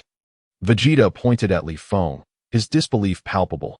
Observing the proud Saiyan prince before him, Li Feng chuckled and replied, I am not Sun Wukong, but I am indeed a Saiyan. There are many among us who bear striking similarities. What is so peculiar about that? No, that cannot be. As far as I know, apart from Kakarot, there is myself and this half-earthling, Sun Wufan. There shouldn't be any other Saiyans, Vegeta exclaimed passionately, though he recognized that it wasn't unusual for Saiyans to resemble one another. He was still incensed. Humph. Believe what you wish. I have no desire to engage in lengthy discussions with you, especially when you exhibit none of the qualities befitting a Saiyan prince, Li Feng retorted coldly, exhibiting a demeanor that Vegeta could not deny resembled that of a true Saiyan. How dare you disregard me, the prince?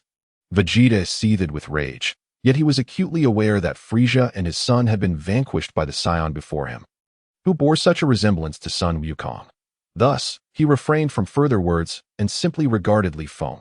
After all, despite being the prince of Saiyans, he had been left far behind by both Sun Wukong and Li Feng, who could both transform into Super Saiyans. The fact that he, Vegeta, had been surpassed by two lower-ranked warriors infuriated him further. He resolved to train rigorously and reclaim his dignity as the Saiyan prince. However, had Li Feng not arrived, he might have remained merely a perennial second. It seemed that he was now destined to occupy the position of a perennial third.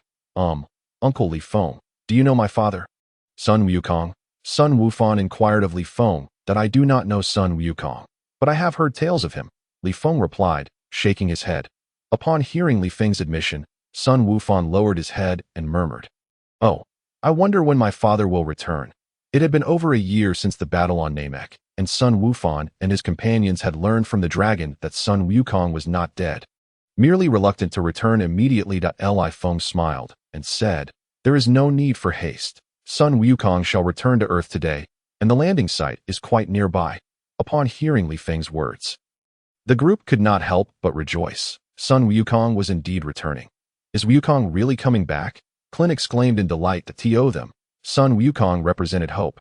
As long as he was present, everything would be possible. Observing the fervent expressions on their faces, Li Feng smiled, acknowledging the undeniable charisma of the protagonist, Sun Wukong. Moreover, he felt assured in his statement, for not only was he familiar with the storyline, but he had also sensed a restrained yet powerful energy approaching the Earth's atmosphere, an energy that Sun Wufan and the others were currently unable to perceive. Let us await Sun Wukong, Li Feng declared with a smile, and everyone readily agreed. Only Vegeta remained, his gaze fixed on Li Feng, as if attempting to uncover a secret through prolonged scrutiny. Yet, after a considerable time, he could discern nothing, only feeling an increase in his own frustration and agitation, yearning to find a secluded place to train vigorously. After a lengthy wait, a small Saiyan spacecraft came into view. Sun Wukong has returned, Li Feng remarked nonchalantly as he observed the spacecraft. This Sun Wukong is taking his sweet time. Had I not intervened, Frieza would have obliterated the Earth. In truth, Li Feng had arrived in this world long before Frieza and his son. Merely observing the situation from afar. According to the normal course of events, Frieza and his son would have been defeated by Sun Wukong. Yet he had yet to make his appearance, leaving Li Feng with no choice but to step in. Li Feng clearly understood his mission in this world, to defeat the ultimate adversary, Majin Buu. Of course, this might have posed a challenge in the past, but now he possessed the essence of Majin Buu himself, so long as he retained even a single cell. He could resurrect infinitely. Coupled with his Saiyan ability to grow stronger after near-death experiences, he essentially embodied an invincible force. Consequently, he felt no pressure whatsoever. Given a bit of time, he was confident he could reach even greater heights. After all, possessing the time chamber meant that time was not a constraint for him. A small spacecraft, reminiscent of those used by previous Saiyans to travel to Earth, descended onto a vacant patch of land.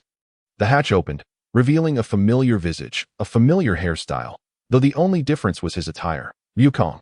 Wukong! The crowd cried out in ecstatic unison upon seeing Sun Wukong's figure, their joy palpable. Everyone, what are you doing here? How did you know I was landing? Wukong exclaimed, floating down using the instant transmission technique. That it was this young man who informed us. Wukong, do you know him? Clin pointed to Li Feng beside him. Upon recognizing Li Feng, Sun Wukong gasped in astonishment. How come you look just like me? Sun Wukong was utterly amazed. It was the first time he had encountered someone who bore such a striking resemblance to him. And seemingly, was also a Saiyan. As he landed, he stared at the person before him, his face a mask of shock. What a bizarre phenomenon. Do not be so surprised, Kakarot. I am also a Saiyan. My name is Li Feng. And had I not intervened, your friends would have already been eliminated by Frieza, Li Feng said with a smile. Well, haha, I must have dozed off on the spaceship. Sun Wukong chuckled, scratching his head. Li Feng thought to himself. What a carefree and single-minded protagonist. I never expected him to deviate from the plot so dramatically, falling asleep at such a critical moment. This left him somewhat speechless. Chapter 30. Li Feng vs. Sun Wukong, I can sense your strength. Why not have a friendly match? Sun Wukong proposed, his eyes gleaming with fighting spirit, the warrior's blood of the Saiyan boiling within him. Unlike in the original tale, where Trunks arrived, able to transform into a Super Saiyan, but lacking the strength to match Sun Wukong, thus refraining from challenging him. This time, Sun Wukong was eager to battle with a strong opponent. Li Feng grinned. He understood that Sun Wukong was always eager to fight strong foes, and he too harbored the same desire. Having not had the chance to spar with Sun Wukong in the future world of Dragon Ball, he was determined to engage in battle with the protagonist in this world. The prospect of clashing with Sun Wukong delighted Li Feng, as they now shared an uncanny resemblance, evoking a sense of a true and false Sun Wukong. Of course, that is precisely my intention, Sun Wukong, Li Feng replied with a smile, his eyes sparkling with excitement for battle. Then let us begin, Sun Wukong declared, soaring into the sky using the instant transmission technique. Li Feng did the same, taking to the air to confront him. Meanwhile, Sun Wufan, Piccolo, and Tianjin Fan watched the two, eager to observe this clash of titans, believing it would greatly benefit them. Hey! Why are all you Saiyans so quick to fight? Don't you ever consider the feelings of others? Bulma chided as she observed Sun Wukong and Li Feng. But Li Feng looks so cool, with his attire and fierce gaze. Bulma gazed at Li Feng, who was clad in black attire, and a wave of joy surged within her, though at this moment, neither she nor Vegeta had developed any romantic feelings. Vegeta, too, harbored no sentiments for Bulma. His sole focus was to enhance his strength, surpass the two inferior warriors above him, and uphold the dignity of his Saiyan princely lineage. Having narrowly escaped death in his recent battle with Frieza, his combat power had indeed increased, yet he had not achieved the transformation into a Super Saiyan. Thus he had no desire to engage in the fight between the two. Instead, he wished to observe the clash between the two Super Saiyans, believing it might prove advantageous for his own future transformation. Vegeta suppressed his inner dissatisfaction as he watched Li Feng and Sun Wukong in the sky, eager to ascertain just how much progress Sun Wukong had made over the past year, as well as the true extent of Li Feng's power, which had left an impression of unfathomable depth following his battle with Frieza. Meanwhile, Li Feng contemplated Sun Wukong, recalling how he had first transformed into a Super Saiyan on Namek. And now, after a year of training in Yardrat, he should be able to transform proficiently without being influenced by the emotions that followed the transformation. Suddenly, Sun Wukong did not transform into a Super Saiyan, but unleashed an overwhelming aura, which was indeed formidable. With a flash of brilliance in his eyes, he charged at Li Feng. Li Feng reciprocated, surging forth with equal intensity. Boom! Their fists collided, sending shockwaves through the surrounding area and causing the air to resonate with a deafening roar. In rapid succession, the two exchanged dozens of blows, their powers surprisingly evenly matched. Of course, this was due to Li Feng intentionally suppressing his strength. Otherwise, his normal combat power would have easily overwhelmed Sun Wukong in his standard form. However, with their powers equalized, the battle devolved into a contest of martial skills. Sun Wukong, having lived on Earth and participated in numerous battles since childhood, possessed an abundance of combat experience. Bang! Simultaneously, both Li Feng and Sun Wukong unleashed powerful punches that landed squarely on each other's faces, intensifying their fighting spirit. Humph! Their battle unfolded at a breakneck pace, so swift that the onlookers below could only glimpse their fleeting shadows. Incredible speed, Tianjin Fan remarked as he observed the clash. Yamcha and Krillin nodded in agreement. After all, they had once been nearly on par with Sun Wukong, but in recent years, his power had left them far behind. Are all Saiyans this formidable? Piccolo chimed in, recalling how, after merging with Nail on Namek, his power had reached 1,000,000, allowing him to barely keep up with the duel, though they had yet to transform. Boom! Boom! The sounds of their fists colliding echoed, and the air around them was in disarray, revealing the intensity of their attacks. With a final heavy blow exchanged, both warriors were forced to retreat several paces. Kakarot, transform into a Super Saiyan, Li Feng urged, eager to witness just how powerful Sun Wukong had become post-transformation. Sun Wukong grinned widely, responding, "All right, let me show you the might of my Super Saiyan form." With a mighty shout, Sun Wukong unleashed an aura that stirred the surrounding air into a frenzy. Vegeta, feeling this surge, watched Sun Wukong's transformation with eyes wide in disbelief. TCH, Kakarot's strength has surpassed what it was on Namek. Yet, it seemed that Li Feng appeared even more powerful.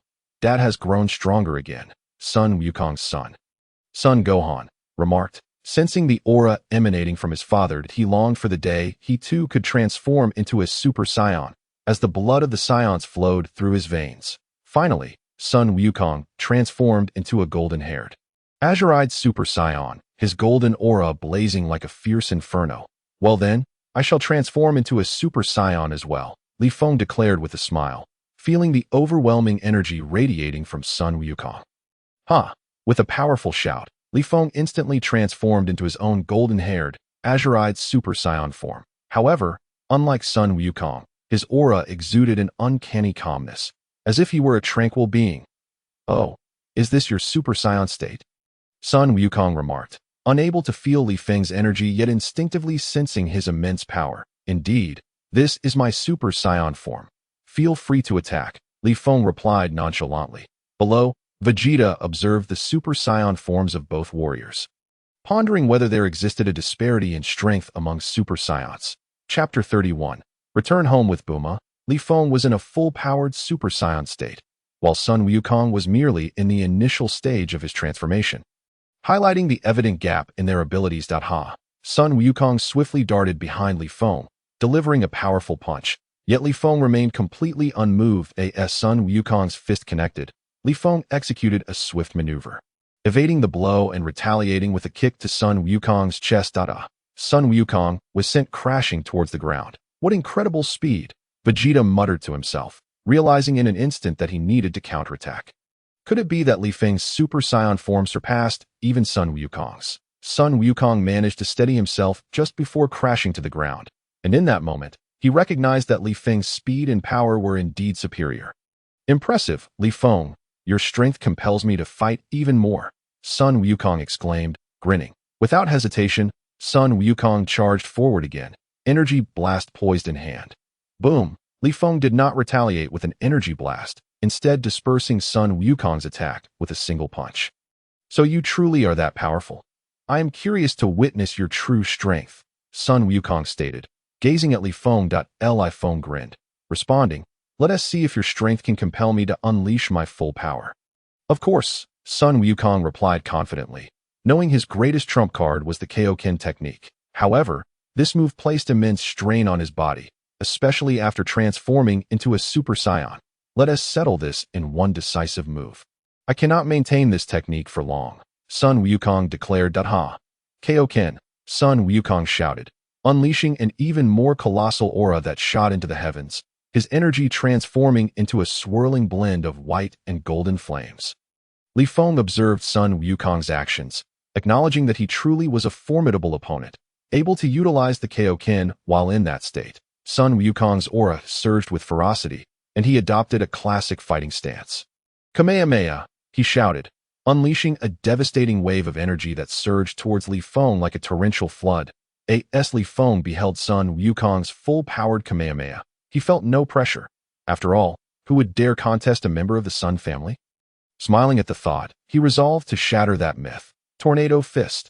With his fist surrounded by a fierce whirlwind, accompanied by crackling lightning, Li Feng launched his counterattack. How powerful! What technique is that? Vegeta exclaimed, his eyes shining with intensity as he watched Li Feng's display. A powerful energy wave, entwined with wind and lightning, surged forth like a dragon breaking through the ocean, unstoppable. The Kamehameha collided with Li Feng's tornado fist, resulting in a thunderous explosion. Boom! The shockwaves reverberated across the landscape, blinding Krillin, Piccolo, and others with the sheer force of the gusts. Vegeta struggled to keep his eyes open, but his anger fueled his determination to witness the extent of their clash. Boom! The sounds of explosion echoed through the air, enveloping the sky in a cloud of dust and debris, obscuring all visibility. The energy from the tornado fist not only dissipated the Kamehameha, but also struck Sun Wukong directly. Exhausted after executing his Kamehameha, Sun Wukong could barely withstand the impact of the tornado fist, his body hurtling like a shooting star into the mountains, causing the earth to crack and splinter around him. Coughing heavily, Sun Wukong gasped for breath. He had sustained significant injury from that last attack, yet he felt no fear, only exhilaration. He had once believed that becoming a Super Saiyan was the pinnacle of his strength, but the reality proved otherwise. Is there anything more exhilarating than finding one's direction, father? Upon witnessing Sun Wukong being sent flying, Son Gohan immediately rushed after him. In an instant, Li Feng appeared before Sun Wukong. It hurts. I never imagined that even unleashing the Kaioken would still render me incapable of matching your strength. This is truly exhilarating. Sun Wukong gritted his teeth as he spoke through the pain. Here, take this. Li Feng promptly tossed a senzu bean to Sun Wukong, who eagerly accepted and consumed it. Crunch, crunch, haha, my body has fully restored. I still wish to engage you in battle, Li Feng. With that, the spark of combat ignited once more in Sun Wukong's eyes. Kakarot, you truly are an unabashed battle enthusiast, Li Feng chuckled. Perhaps another time. At present, you are not my match, he remarked coolly. Father, let us return home, Son Gohan urged, grasping Sun Wukong's hand. Sun Wukong nodded. Indeed, he had not been home in a year, and it was time to pay a visit. Right? I'm famished, haha. Sun Wukong's enthusiasm for food rivaled his passion for martial arts. Despite having just consumed a senzu bean, a Saiyan's appetite is formidable. All right then, farewell, everyone. Gohan, let us depart, Sun Wukong declared, then pointed to his forehead to gauge their location before both he and Son Gohan vanished. We shall take our leave as well. Farewell. Krillin, Yamcha, and Tien Shinhan waved at Li Feng before employing their flight techniques to soar in different directions. Meanwhile, Vegeta had flown away after the conclusion of the battle between Sun Wukong and Li Feng. He was solely focused on rigorous training to reclaim his Saiyan Prince dignity. Only Li Feng and Bulma remained at the scene. Li Feng, where are you residing currently? Bulma inquired cheerfully. Li Feng shook his head, replying, I only recently arrived on Earth and have yet to secure a place to stay, but I anticipate that I will be here for the foreseeable future. Upon hearing this, Bulma's eyes sparkled with enthusiasm. Why not come to my home? It is quite spacious, and you may stay for as long as you wish. Really? Would that not impose on you? Li Feng responded, though residing at Bulma's home seemed an excellent option. Money was no object. Unlike his days in the future world of Dragon Ball, he was likely to spend a considerable amount of time in the Dragon Ball Z universe, so finding accommodation was indeed reasonable. Nonsense. Come, let us return to my home. With that, Bulma joyfully boarded the aircraft, gesturing for him to follow. Li Feng hesitated momentarily. Although he possessed the ability to teleport, accompanying Bulma on the plane seemed like an appealing choice. Chapter 32, Vegeta's Challenge West City. This marked Li Feng's second visit, yet unlike the devastated structures of the future world of Dragon Ball, this place was adorned with towering skyscrapers. Bulma, my precious daughter. You have returned. Come, sample the treats I have prepared, Mrs. Brief exclaimed, holding pastries as she beheld her daughter Do. Wukong, you are here as well. You seem to have become quite handsome, Mrs. Brief remarked, narrowing her eyes at Li Feng. It must be said, the Dragon Ball universe is filled with many carefree individuals, unbothered by trivial losses, living life to the fullest. Mrs. Brief is certainly one of them. Hello, ma'am. I am not Sun Wukong. I merely bear an uncanny resemblance to him. My name is Li Feng. Li Feng responded politely. What a courteous young man. Clearly not Wukong. Would you care to join me for a date? Mrs. Brief said, clearly taken with him. Li Feng was left speechless. Realizing Mrs. Brief's tendency to flirt with handsome men remained unchanged at oh dear. Mother, Li Feng has only just arrived. How can you speak to him like that? Come, Li Feng, let me show you to your room. With that, Bulma took Li Feng away, unable to endure her mother's antics any longer, yet feeling powerless to change the situation. Observing Bulma whisk Li Feng away, Mrs. Brief smiled amiably. What a gentlemanly boy, far better than Vegeta. With that, she turned and walked away with her pastries to eye in the gravity training room. Vegeta was engaged in intense training under elevated gravity, his eyes ablaze with fury. Kakarot. Li Feng, I am the prince of all Saiyans. Vegeta was drenched in sweat, yet his anger and determination fueled his perseverance under the immense gravity. As the prince of Saiyans, his pride forbade him from falling behind. At that moment, a large 200G was displayed on the gravity training room's monitor. What is this energy? Vegeta suddenly furrowed his brow, sensing a powerful energy signature. Li Feng. Meanwhile, Bulma was arranging a room for Li Feng when a voice shattered the tranquility. Li Feng, accept my challenge, Vegeta charged forth. Fixing his gaze on Li Feng. Li Feng regarded Vegeta, noting the sweat streaming down his body, clearly the result of rigorous training. And now, sensing Li Feng's energy, he was fueled with competitive spirit. Hey, Vegeta, what's wrong with you? Can't you allow Li Feng a moment's respite since he has just arrived? Bulma expressed her discontent with Vegeta's behavior. It was one thing to stay at her home for free, but it was another to be so rude. Unlike Li Feng, who was not only powerful and handsome, but also far more polite than Vegeta. Mind your own business. Ignorant woman, Vegeta barked, his focus solely on battle and supremacy, with no regard for manners. Bulma, incensed by Vegeta's words, was about to retort, but was halted by Li Feng. He had longed to teach Vegeta a lesson. Very well, Vegeta, since you are so rude, allow me to instruct you properly. Li Feng declared, locking eyes with the arrogant prince. Vegeta, hearing this, smirked, preparing to strike, but Li Feng interrupted, leaving Vegeta perplexed. He was unconcerned about potential damage to the house. His sole focus was on combat. Fighting here would damage the house. Follow me. With that, he seized Vegeta by his clothing and teleported away. Bulma, I'll be back shortly. His voice lingered in the air as he departed, while Bulma pouted, clearly displeased, muttering, it's all that damned Vegeta's fault. Like when Sun Wukong first appeared before everyone as an adult, captivating Bulma with his handsome visage, she had been smitten at first sight. However, after Sun Wukong married Chi-Chi, those thoughts faded. Now, with Li Feng, who not only bore an uncanny resemblance to Sun Wukong, but was also immensely powerful and possessed a gentlemanly demeanor far surpassing that of the carefree Saiyan, Bulma felt a blush creep onto her cheeks, thinking to herself that she must not let Li Feng slip away. As for Vegeta, Bulma was no longer concerned about that rude individual. On a desolate, uninhabited planet with thin air, two figures suddenly materialized in the sky. Vegeta was taken aback, realizing Li Feng could teleport just like Kakarot. Humph, Li Feng, if you have the ability, do not transform into a Super Saiyan and fight me. Do you dare? Vegeta challenged, convinced that after training in the gravity chamber, his base power was the strongest among them. Little did he know, Li Feng's base power was terrifyingly formidable. Li Feng, hearing this, smiled broadly.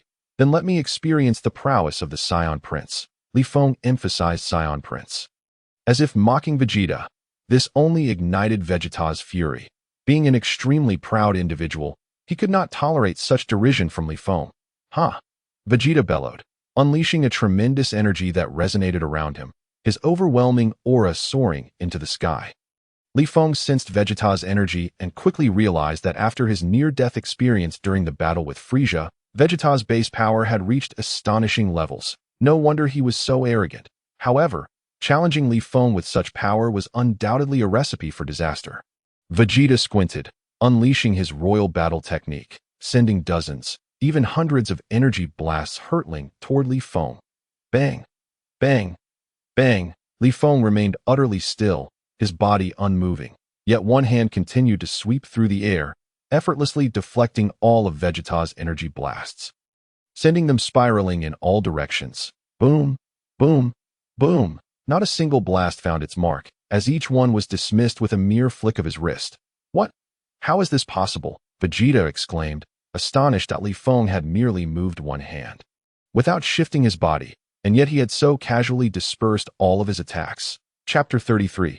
Vegeta departs. Vegeta, is this all the strength the Prince of Saiyans possesses? Li Feng taunted, gazing at Vegeta. Ha! Vegeta, incensed, charged at Li Feng with two powerful punches in response. Li Feng met him with two of his own. The surrounding air erupted with sounds akin to explosions with each clash. Ha! Ha! Ha! Vegeta attacked fiercely, each blow landing with increasing force, his eyes ablaze with fury. Bang! Bang! Bang! Regardless of how swift Vegeta's strikes were, Li Feng was able to respond with effortless ease. Boom! Li Feng grinned, delivering a punch that shattered Vegeta's defense, striking him squarely in the chest. Thud! Vegeta's body was sent crashing to the ground. Damn it! Although he had been knocked down, it was clear that Li Feng had not exerted his full strength, so the impact was not as devastating as it could have been. Ha! Vegeta roared in fury, charging at Li Feng once more. In an instant, Li Feng vanished from sight, and before Vegeta could react, he felt a sharp kick land behind him. So fast, Vegeta was sent flying several yards, and in that moment, his pupils contracted as he sensed impending doom. Sure enough, Li Feng reappeared where Vegeta had been sent hurtling, delivering a direct punch to his face. In that instant, Vegeta felt as if his teeth had been knocked loose. The two exchanged blows in rapid succession, hundreds of strikes landing, and Vegeta felt as though his hands might shatter. While Li Feng remained unflinching, as composed as ever. Was Li Feng truly a monster? Finally, after yet another collision, the two separated by several yards. Sensing an opportunity, Vegeta shouted, "Final Flash!" With all his might, he unleashed the attack towards Li Feng. Tornado Punch! Li Feng countered with his own powerful energy blast, which collided with Vegeta's Final Flash. Boom! A tremendous explosion reverberated across the planet, and soon the force of Li Feng's Tornado Punch broke through Vegeta's attack, striking him with tremendous force. Vegeta's complexion paled as he withstood the blow, but ultimately, he could no longer maintain his stance, his body collapsing to the ground. Thud! The earth cracked beneath him, and although Vegeta remained defiant, he found himself incapable of moving. Next time, I will surpass you. Vegeta managed to utter weakly. It was only then that he comprehended the true extent of Li Feng's terrifying power, which seemed to run infinitely deep. He had believed that after spending so long training in the gravity chamber, Li Feng could not possibly rival him in his normal state. Yet, it was painfully clear that he was mistaken. Li Feng's strength surpassed even that of Kakarot. Despite a grudging respect forming within him, Vegeta's expression remained one of defiance.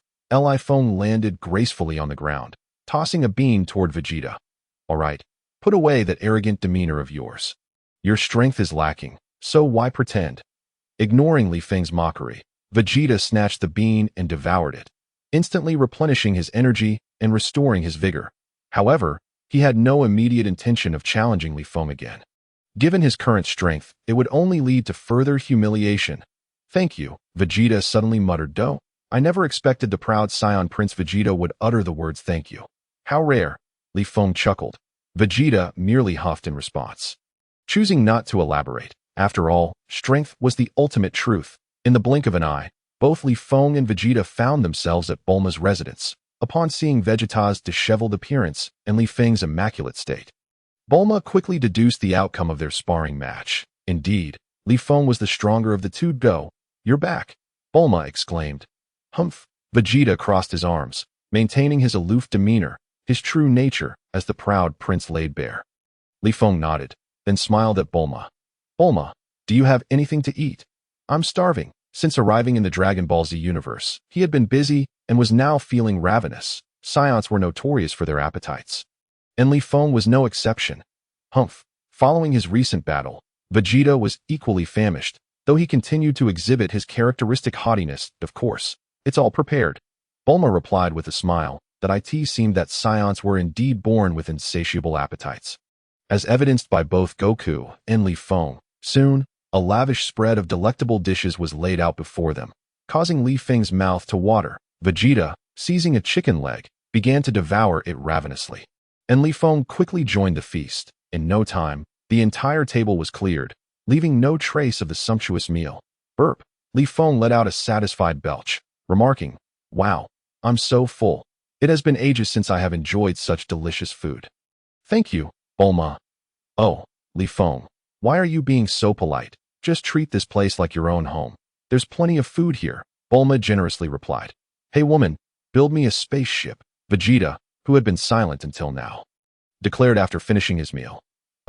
Vegeta, why do you need a spaceship?" Bulma inquired. "Humph, I intend to train in space. When I return, I will undoubtedly surpass both Li Feng and Kakarot," Vegeta proclaimed defiantly. Bulma nodded in understanding. She had long been annoyed by Vegeta's entitlement, and if a spaceship could serve to rid her of his presence, she would gladly oblige, as it would mean less interruption for her and Li Feng. After their meal, evening had settled in, and Li Feng finally lay down to rest without any pressure. Soon, the sounds of snoring filled the air. Since his arrival, he had never truly experienced a good night's sleep. But this time, he slumbered deeply and sweetly. The following day, Li Feng awakened well past noon, marking the first time he had risen so late since arriving. Sleeping well feels incredible, Li Feng yawned. Meanwhile, Bulma had repaired their old spaceship, and Vegeta was now departing Earth aboard it. His singular goal was to break through to Super Saiyan, to surpass both Li Feng and Goku, and reclaim his dignity as the Prince of Saiyans. Li Feng knew that this time, Vegeta would undoubtedly achieve his Super Saiyan transformation, but surpassing him and Goku would be a different story altogether. Chapter 34. Ambiguity with Bulma. Thunder rumbled ominously over West City. Engulfed in torrential rain that moment, not a soul dared to venture outside, avoiding the deluge. Meanwhile, Li Feng sat quietly in his room, contemplating his current circumstances. From Earth's perspective, he had undoubtedly emerged as the foremost powerhouse. With the strength of Super Saiyan 2, he could crush any foe, even if Cell were to appear in this timeline. However, there remained a year until the arrival of the androids, and he pondered how to allocate this time wisely. Should he enter the hyperbolic time chamber for training? After some reflection, he decided that spending an entire year solely training would be rather dull. Moreover, the time chamber was essentially a massive loophole. He could control the flow of time within it at will, allowing him to train whenever he pleased. Perhaps he should consider a journey into space. After all, it was a rare opportunity to explore the Dragon Ball universe, and the vastness of space held countless wonders. With plenty of time at his disposal, it would be remiss not to embark on a cosmic adventure. Yes, my next goal, to travel through space. Li Feng mused aloud that a journey through the cosmos might even further enhance his abilities. With his instant transmission technique, he could go anywhere he desired, and distance would pose no obstacle. As Li Feng was deep in thought, a piercing scream from Bulma's room shattered the silence. Startled, Li Feng immediately sensed that something was amiss and rushed over like a whirlwind. However, upon reaching the door of Bulma's room, he discovered that it was locked from the inside. In a moment of urgency, he kicked the door open with a resounding bang. Yet, as the door swung open, he found himself utterly stunned, for there stood a young woman, devoid of clothing, right before him. Upon seeing Li Feng burst in and catch sight of her, Bulma's face turned as red as an apple, and she instinctively shielded her chest with her hands, exclaiming, "Get out!" Despite the vastness of Bulma's home, which was nearly empty save for her and briefs. The few servants were too far away to hear her cries. All right. All right. My apologies. I'll leave at once, Li Feng quickly replied, covering his eyes with his hands as he retreated. This was undeniably the most embarrassing moment of his life that he had rushed in, fearing for Bulma's safety, only to stumble upon such an unexpected sight. He could only wait outside the room. Truth be told, it wasn't entirely his fault. The panic he felt upon hearing Bulma's scream had led him to witness something he should not have seen. However, reflecting on it, he couldn't help but acknowledge Bulma's remarkable figure. Everything was perfectly proportioned. Undeniably alluring. Shaking his head, he attempted to banish such thoughts from his mind, yet he found it an impossible task. After a moment, Bulma's voice called out, "Okay, Li Feng, you can come in now." Hearing this, Li Feng sighed in relief and stepped back into Bulma's room, where he found her fully dressed. Bulma, what just happened was a complete misunderstanding that I heard your scream and rushed in out of concern, and that is how we ended up in that situation. I truly apologize, Li Feng stammered nervously. Bulma replied, "You needn't blame yourself, Li Feng, that I was just in the shower when a loud clap of thunder struck, causing the lights in the bathroom to go out. I panicked and ran into the bedroom, and then you barged in." As she recounted the events, her cheeks flushed even deeper. "Rest assured, I won't speak a word of this. I'll pretend I didn't see anything," Li Feng hastily assured her. "Will you take responsibility for me?" Bulma suddenly asked. Li Feng was taken aback. He had not anticipated such a statement from her, especially given how fresh and radiant she looked. It was impossible not to feel a stir of emotions. "If you don't mind, I would be more than willing to take responsibility," Li Feng responded, gazing at the beautiful Bulma. "Really?" Bulma's eyes sparkled with excitement as she looked at the handsome Li Feng. In truth, she held a strong affection for him. Li Feng nodded, astonished at how swiftly happiness had come his way. He had never had a girlfriend in his past life, and now, in this world of Dragon Ball, he found himself with Bulma's affection, a bond that had just deepened under the previous circumstances. "Wonderful, Li Feng, I adore you," Bulma exclaimed, planting a kiss on his cheek before retreating like a playful kitten. "Ah," Li Feng felt a rush of warmth to his face, his fingers brushing against the imprint of her lips, still warm with her lingering presence. Li Feng, will you stay and keep me company?" Bulma gazed at him with her sparkling eyes. Caught off guard by this sudden turn of events, Li Feng struggled to process it all. Wasn't it supposed to be Bulma who was at a disadvantage? Why did it feel as though he were the one losing out? This was all happening too fast. That's a bit sudden," Li Feng replied. Not that he was unwilling to stay, but everything was unfolding at a pace that left him bewildered. Even as the strongest being on Earth, Bulma noticed the rosy hue on Li Feng's cheeks and couldn't help but chuckle that it was quite adorable to see a Saiyan blush. All right, I was just teasing you. There's plenty of time ahead. You should head back for now." After returning to his room, Li Feng lay on his bed, replaying the recent events in his mind. Was it truly just a coincidence? Everything had unfolded so rapidly. First the accidental glimpse of Bulma, then the establishment of their relationship. This is so frustrating, he sighed. Enough of this. Time to sleep. Unable to make sense of it all, he rolled over and soon fell into a deep slumber. Meanwhile, in Bulma's room, after Li Feng departed, she curled up under her blanket, feeling both shy and exhilarated. Did I really just confirm my relationship with Li Feng? She murmured to herself. Chapter 35. Journey to the Cosmos?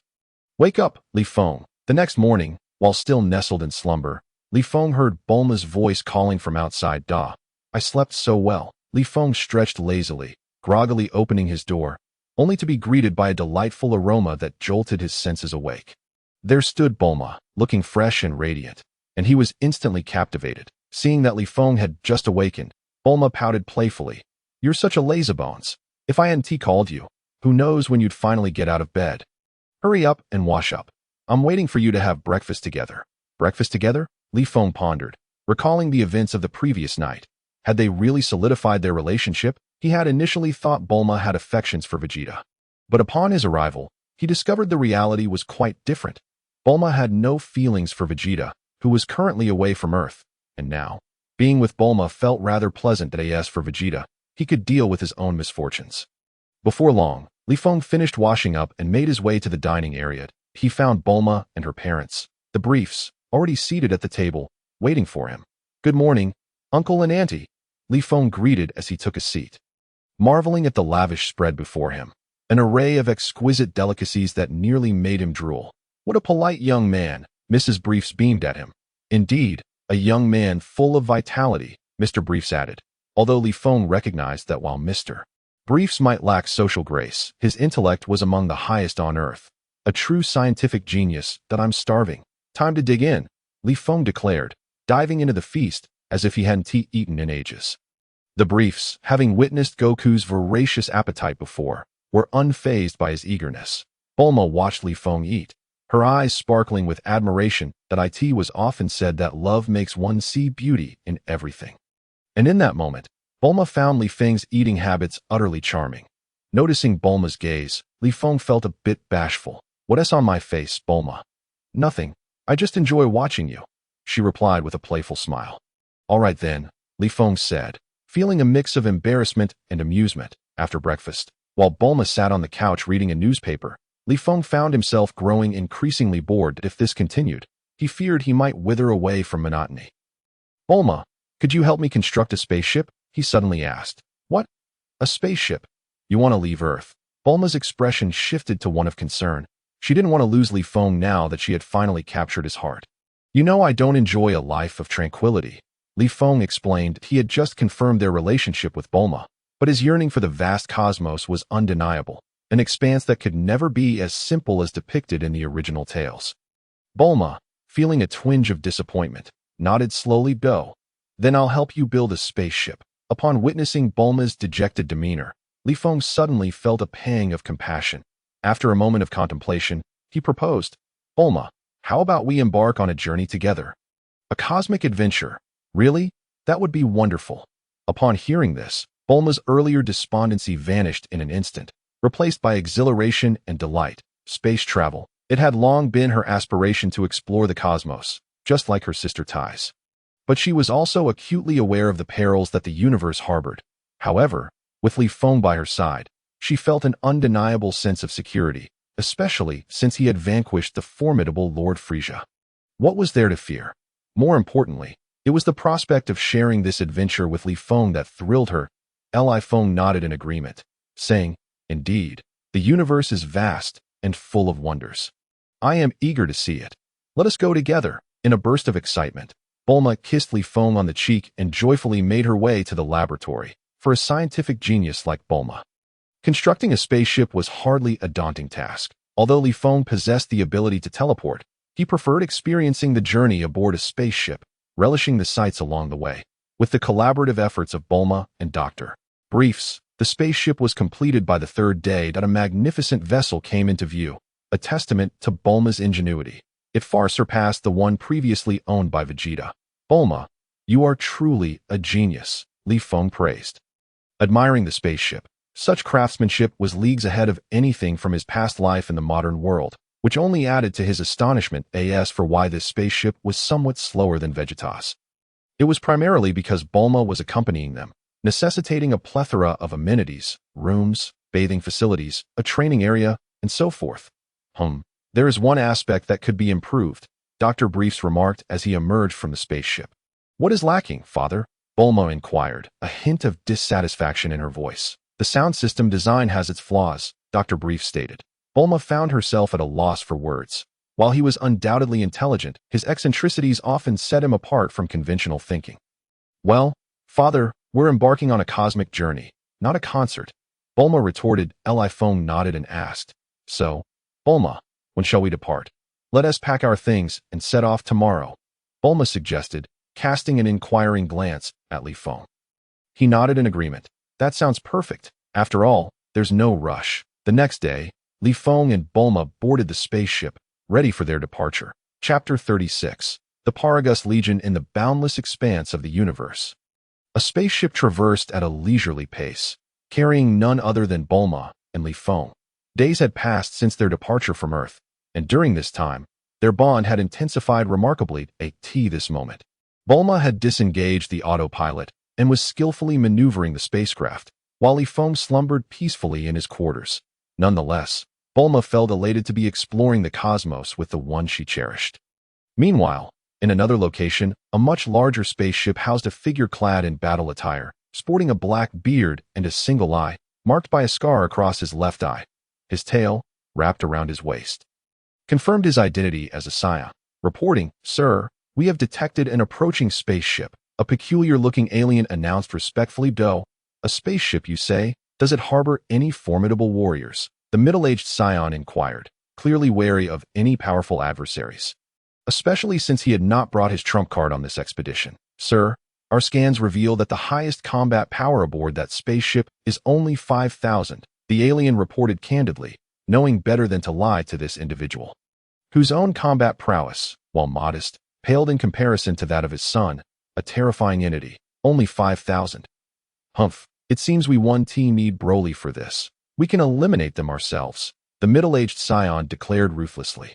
He was in the process of establishing his own faction, initially intending to eliminate Frieza, but had recently learned that Frieza had been dispatched by a Saiyan. Upon further investigation, he discovered it was Bardock's son who had dealt the fatal blow to Frieza. Although he had been taken aback at first, news of Prince Vegeta joining Kakarot in this endeavor ignited a sinister plot within him, despite not understanding why a low-class warrior like Kakarot could defeat Frieza. He remained confident that Kakarot was no match for his own son, the prodigious Broly. In dire need of resources and manpower, he resorted to becoming a cosmic pirate, recruiting ruthless space marauders to bolster his forces, occasionally raiding planets and passing spaceships to grow his power. Excellent. Set a course for that spaceship that, if possible, capture it. The one with a combat power of 5,000 may require my direct intervention to subdue," the middle-aged Saiyan commanded. Although his strength was inferior to his son's, he had spent years honing his own combat abilities to 10,000. His name was Paragus, once a trusted lieutenant of King Vegeta. Serving dutifully until the birth of his son, Broly, changed everything. Broly, the legendary Super Saiyan, was born with a combat power of 10,000, prompting King Vegeta to perceive a threat to his own throne and that of his son. He ordered Broly's execution, but Paragus, arriving just in time, pleaded for his son's life, only to be met with cold indifference from King Vegeta, who killed Broly and discarded Paragus and his son's bodies into the cosmic refuse. However, to everyone's astonishment, Broly survived, and together they escaped the tragedy of planet Vegeta's destruction. Yet, Paragus's hatred for King Vegeta remained undiminished. Upon learning that Vegeta was still alive, he redirected his vengeance toward the prince. His thirst for revenge would not wane. Alert! Alert! An unidentified spaceship is approaching. The spaceship carrying Bulma and Li Feng possessed an automatic detection system that triggered an alarm upon sensing nearby vessels. This abrupt noise roused Li Feng from his slumber. He made his way to the control room, where he found Bulma diligently operating the controls. "Bulma, what is happening?" Li Feng inquired. "An unidentified spaceship is approaching. It may be hostile," Bulma replied with a serious tone. Although she felt reassured by Li Feng's formidable presence, she understood that even he could not survive in the vacuum of space. "Bulma, please provide me with a suit that allows breathing in space," Li Feng said gravely, aware that it was prudent to prepare for the unknown. Bulma nodded and retrieved a suit designed for vacuum survival, handing it to him. "Report, Lord Paragus. The spaceship ahead is the one." In the control room, the alien pointed out Li Feng and Bulma's vessel to Paragus. "Order an attack on that spaceship, but do not destroy it. We wouldn't want to ruin our fun. Ideally, bring it down to a nearby planet." Paragus commanded coldly. Immediately, numerous cannons aboard Paragus's massive spaceship activated, targeting Li Feng's vessel. Fire! Boom! Boom! Shells rained down upon Li Feng's ship. "Indeed, they are enemies," Bulma exclaimed, her expression serious. Although her spaceship was equipped for combat, it was no match for the superior technology of their adversary's colossal vessel. Nonetheless, Bulma's piloting skills were exceptional, and she managed to evade several incoming projectiles. Boom! Boom! The shells detonated against nearby asteroids, causing explosions. In the next moment, she activated her ship's offensive systems. Bang! Shells shot towards Paragus's ship. Given its immense size, there was no way it could evade the assault. Just as the projectile was about to strike their spacecraft, an energy barrier materialized, intercepting the missile with astonishing precision. "What? There is a protective shield?" Bulma exclaimed through gritted teeth as she fixed her gaze on the spacecraft. "Allow me to handle this," Li Feng declared, promptly opening the exit door. With a leap, he propelled himself into the vast emptiness of space. The sensation of weightlessness enveloped him, yet for him, it posed no challenge. A powerful current urged him forward. Report to Lord Paragus. Someone has ejected from the spacecraft, seemingly intent on launching a direct assault on us. The alien reported, detailing the unfolding battle. Go. Is this a death wish? Chapter 37. Paragus's conspiracy. Focus all firepower on that individual. Obliterate him, Paragus commanded. Initially, he had considered the potential treasures aboard the spacecraft, but seeing someone recklessly provoke him, he felt no remorse. With that, dozens of cannons on the ship trained their sights on Li Feng, as if poised to reduce his form to mere fragments in the next instant. But would reality unfold in such a manner? The answer was a resounding no. Li Feng, be cautious, Bulma warned from the control room, her concern palpable. The control room was equipped with a device linked to his helmet.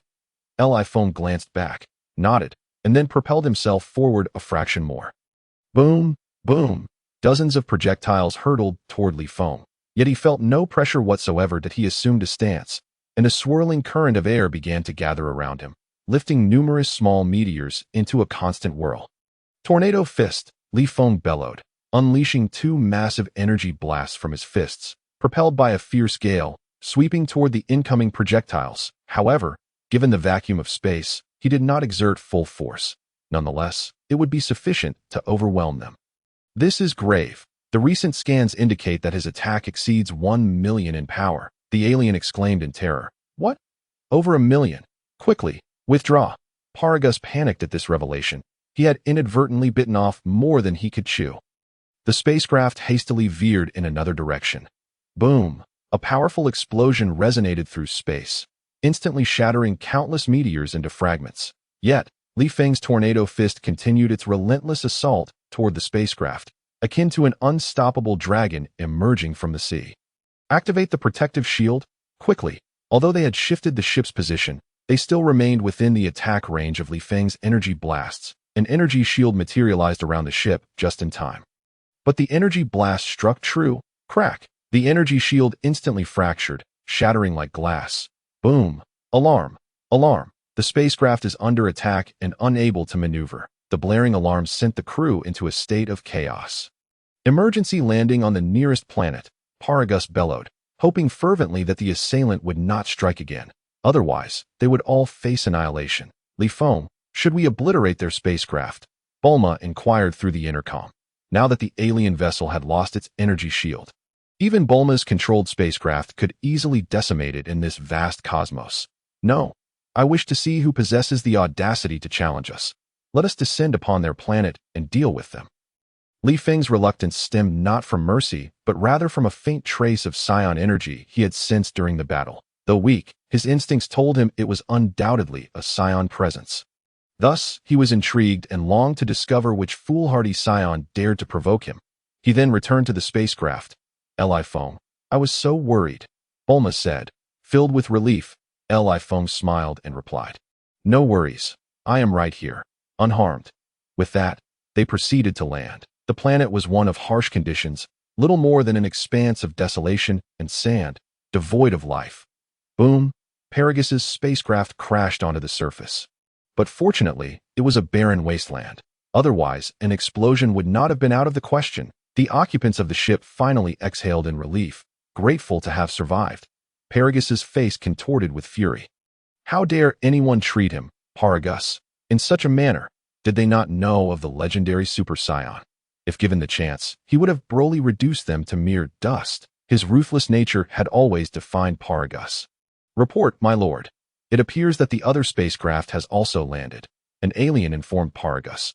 What? They have landed too. Paragus felt a surge of dread.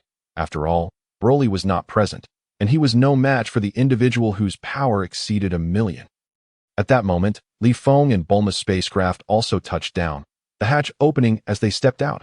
Wow, this planet is so desolate, Bulma remarked with disdain. Li Feng, noticing the massive spacecraft ahead, recognized that the Saiyan energy emanated from there. Though somewhat obscured in the vacuum, he was now certain. You should remain in the spacecraft that a confrontation may ensue, Li Feng advised Bulma. Bulma nodded, understanding that Li Feng was looking out for her. She did not wish to be a burden, especially with the thin atmosphere making it more prudent to stay inside the spacecraft. Li Feng then took flight toward the alien vessel, but a smoke-emitting spacecraft came into view, surrounded by wary aliens. As Li Feng approached, they grew increasingly alert. What? Bardock. No, could it be Kakarot? Paragus muttered to himself upon glimpsing Li Feng's visage. Hey, who are you to dare assault my spacecraft? Do you wish to meet your demise? Li Feng pointed at them, but he recognized Paragus, but could only ascertain that he was a Saiyan.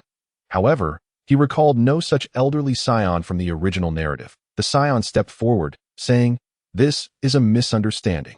Perhaps we can come to an understanding, seeing as we are all Saiyans." Indeed, they were Saiyans, but what did that signify? Li Feng coldly remarked, perceiving this individual as treacherous. How could that be, after the destruction of planet Vegeta? The remaining Saiyans are few. Why would we turn on each other? I am Paragus. Might I ask if you're a Kakarot? Paragus inquired, his tone somewhat sycophantic as he regarded Li Feng. Li Feng shook his head, replying, I am Li Feng. In terms of Saiyan nomenclature, I should be referred to as Dales. Upon learning that Li Feng was not Kakarot, Paragus felt indifferent. Dales? That name sounded familiar, yet he could not quite place it. Nonetheless, he dismissed it, knowing that many Saiyans bore striking resemblances. May I inquire if you are interested in visiting my new planet Vegeta?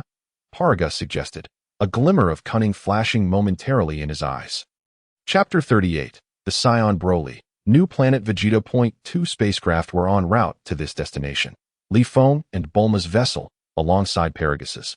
Although Paragus's ship had been downed on the unidentified planet, the presence of technical personnel allowed for swift repairs within half a day. Paragus, under the pretense of establishing new planet Vegeta, insisted that Li Feng observe, and coincidentally, Li Feng had his own intentions, thus he accompanied Tio witnessed the legendary Super Saiyan in action. Father has returned. A robust figure gazed sternly at the sky. This man, his physique brimming with strength, exuded an air of menace, albeit restrained. The collar around his neck shone brightly under the light, a device wielded by his father to bind and control him. Without it, he would be uncontrollable, his power unmatched. Initially, he felt indifferent to this restraint, but lately, a voice had been echoing in his mind. This voice, ancient and profound, urged him to shatter the collar, promising freedom and the unparalleled power to dominate the universe. Initially, the voice had only whispered sporadically, but recently, it had grown increasingly insistent. There are other Saiyan presences. Broly frowned, a vicious expression surfacing on his face. Cover your heads, he cried as pain surged through him. As if his head were about to split apart, suddenly, after a considerable amount of time had passed, Broly ceased his movements. The power emanating from him was truly terrifying. At times, he found it difficult to control himself, often suffering from excruciating headaches. Li Feng, do you truly believe the words of that old coot? Bulma inquired with a hint of concern aboard the spaceship. Li Feng shook his head. How could he be unaware of Paragus's scheme? With his talk of a new planet Vegeta and the establishment of a new realm for the Saiyans, it was merely a ploy to entice him into their ranks to confront Vegeta. Should he refuse to comply with Paragus's orders, it was likely that Broly would be unleashed upon him.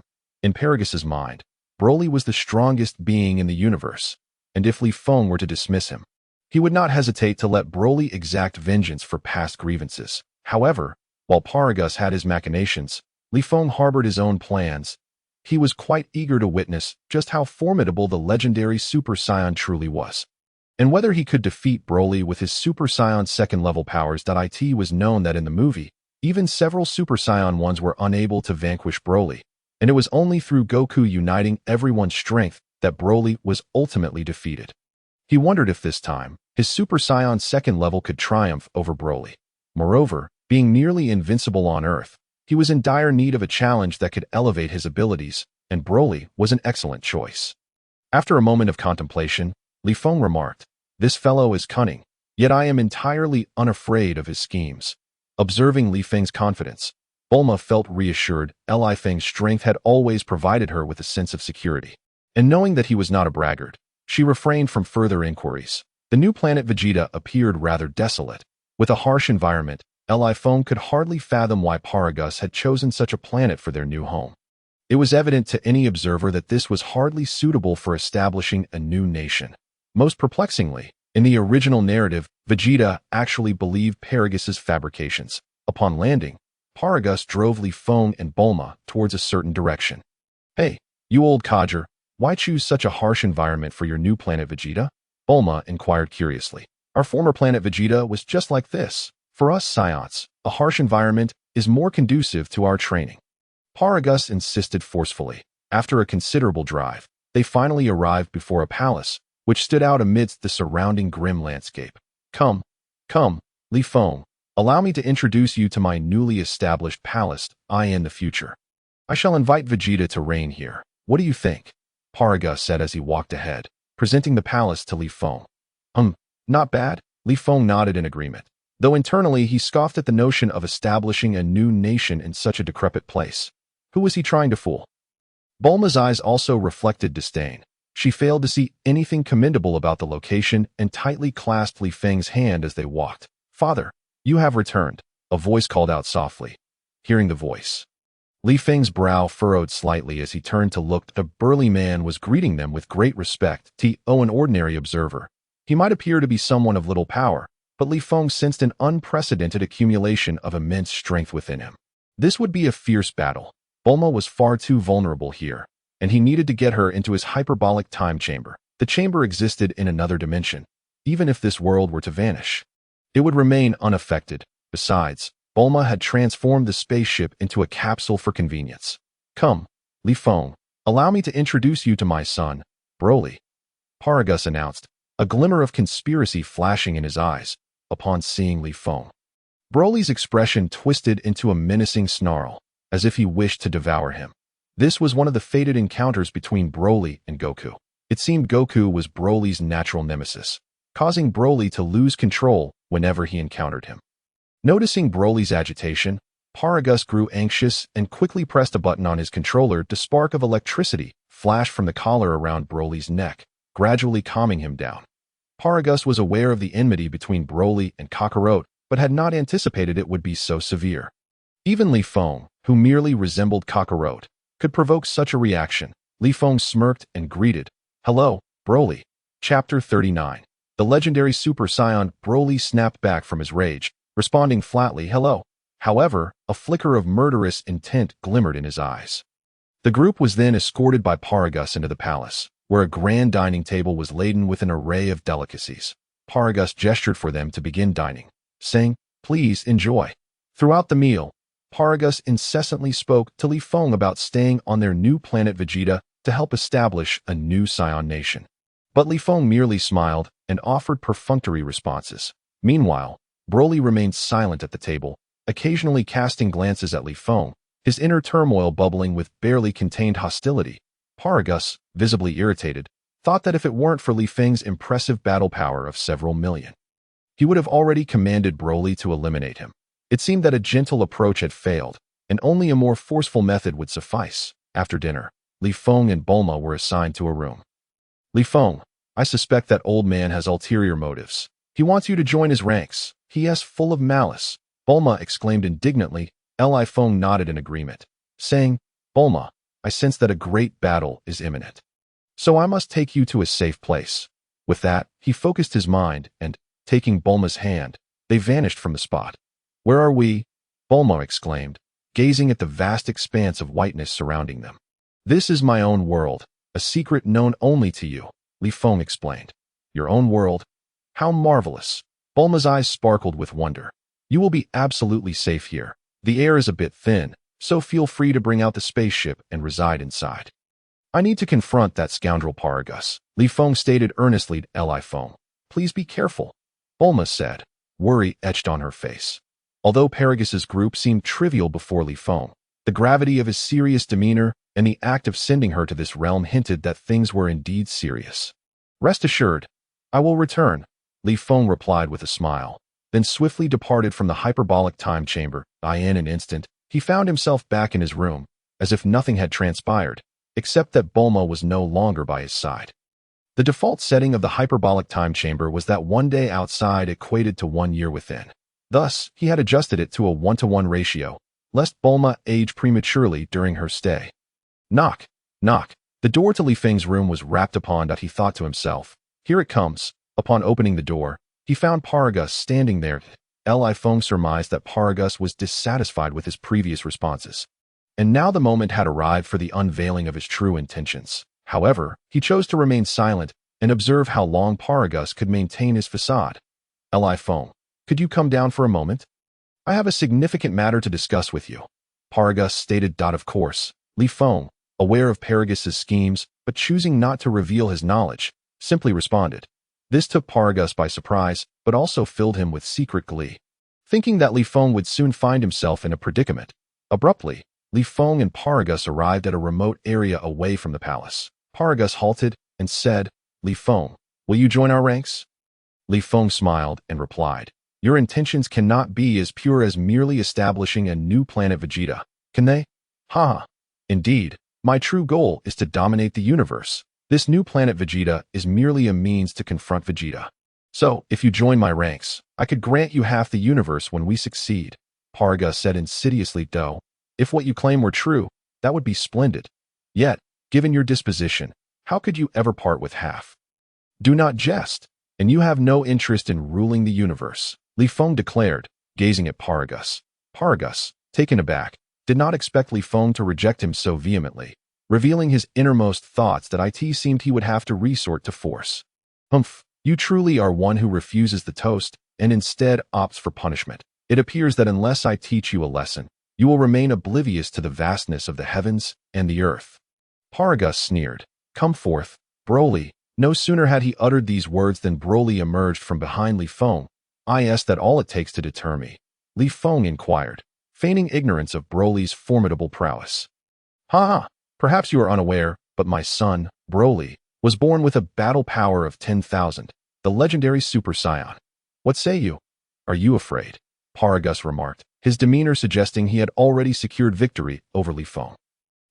I have long awaited the opportunity to encounter the legendary Super Saiyan, Li Feng responded, turning to face Broly. Still so defiant even in the face of doom.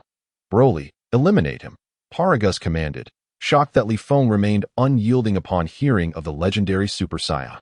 With the order given, Broly's expression contorted into a fierce grimace. The roar erupted from him, and his aura surged like a volcanic eruption, unstoppable. The air around him swirled violently, forming a tempest centered on Broly.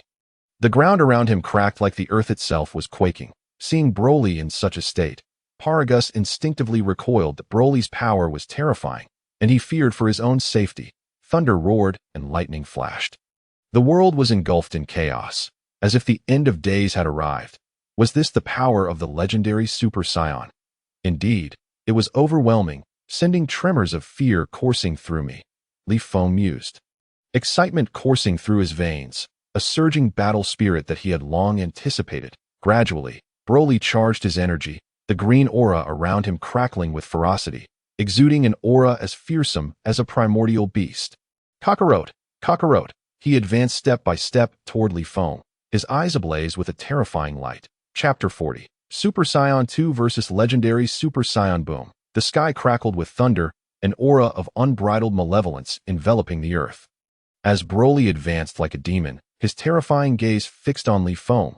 Kakarot, Broly roared, extending his hand as the surrounding energy coalesced into explosive energy blasts, launching them at Li Feng with ferocity. Ah, truly the legendary Super Saiyan.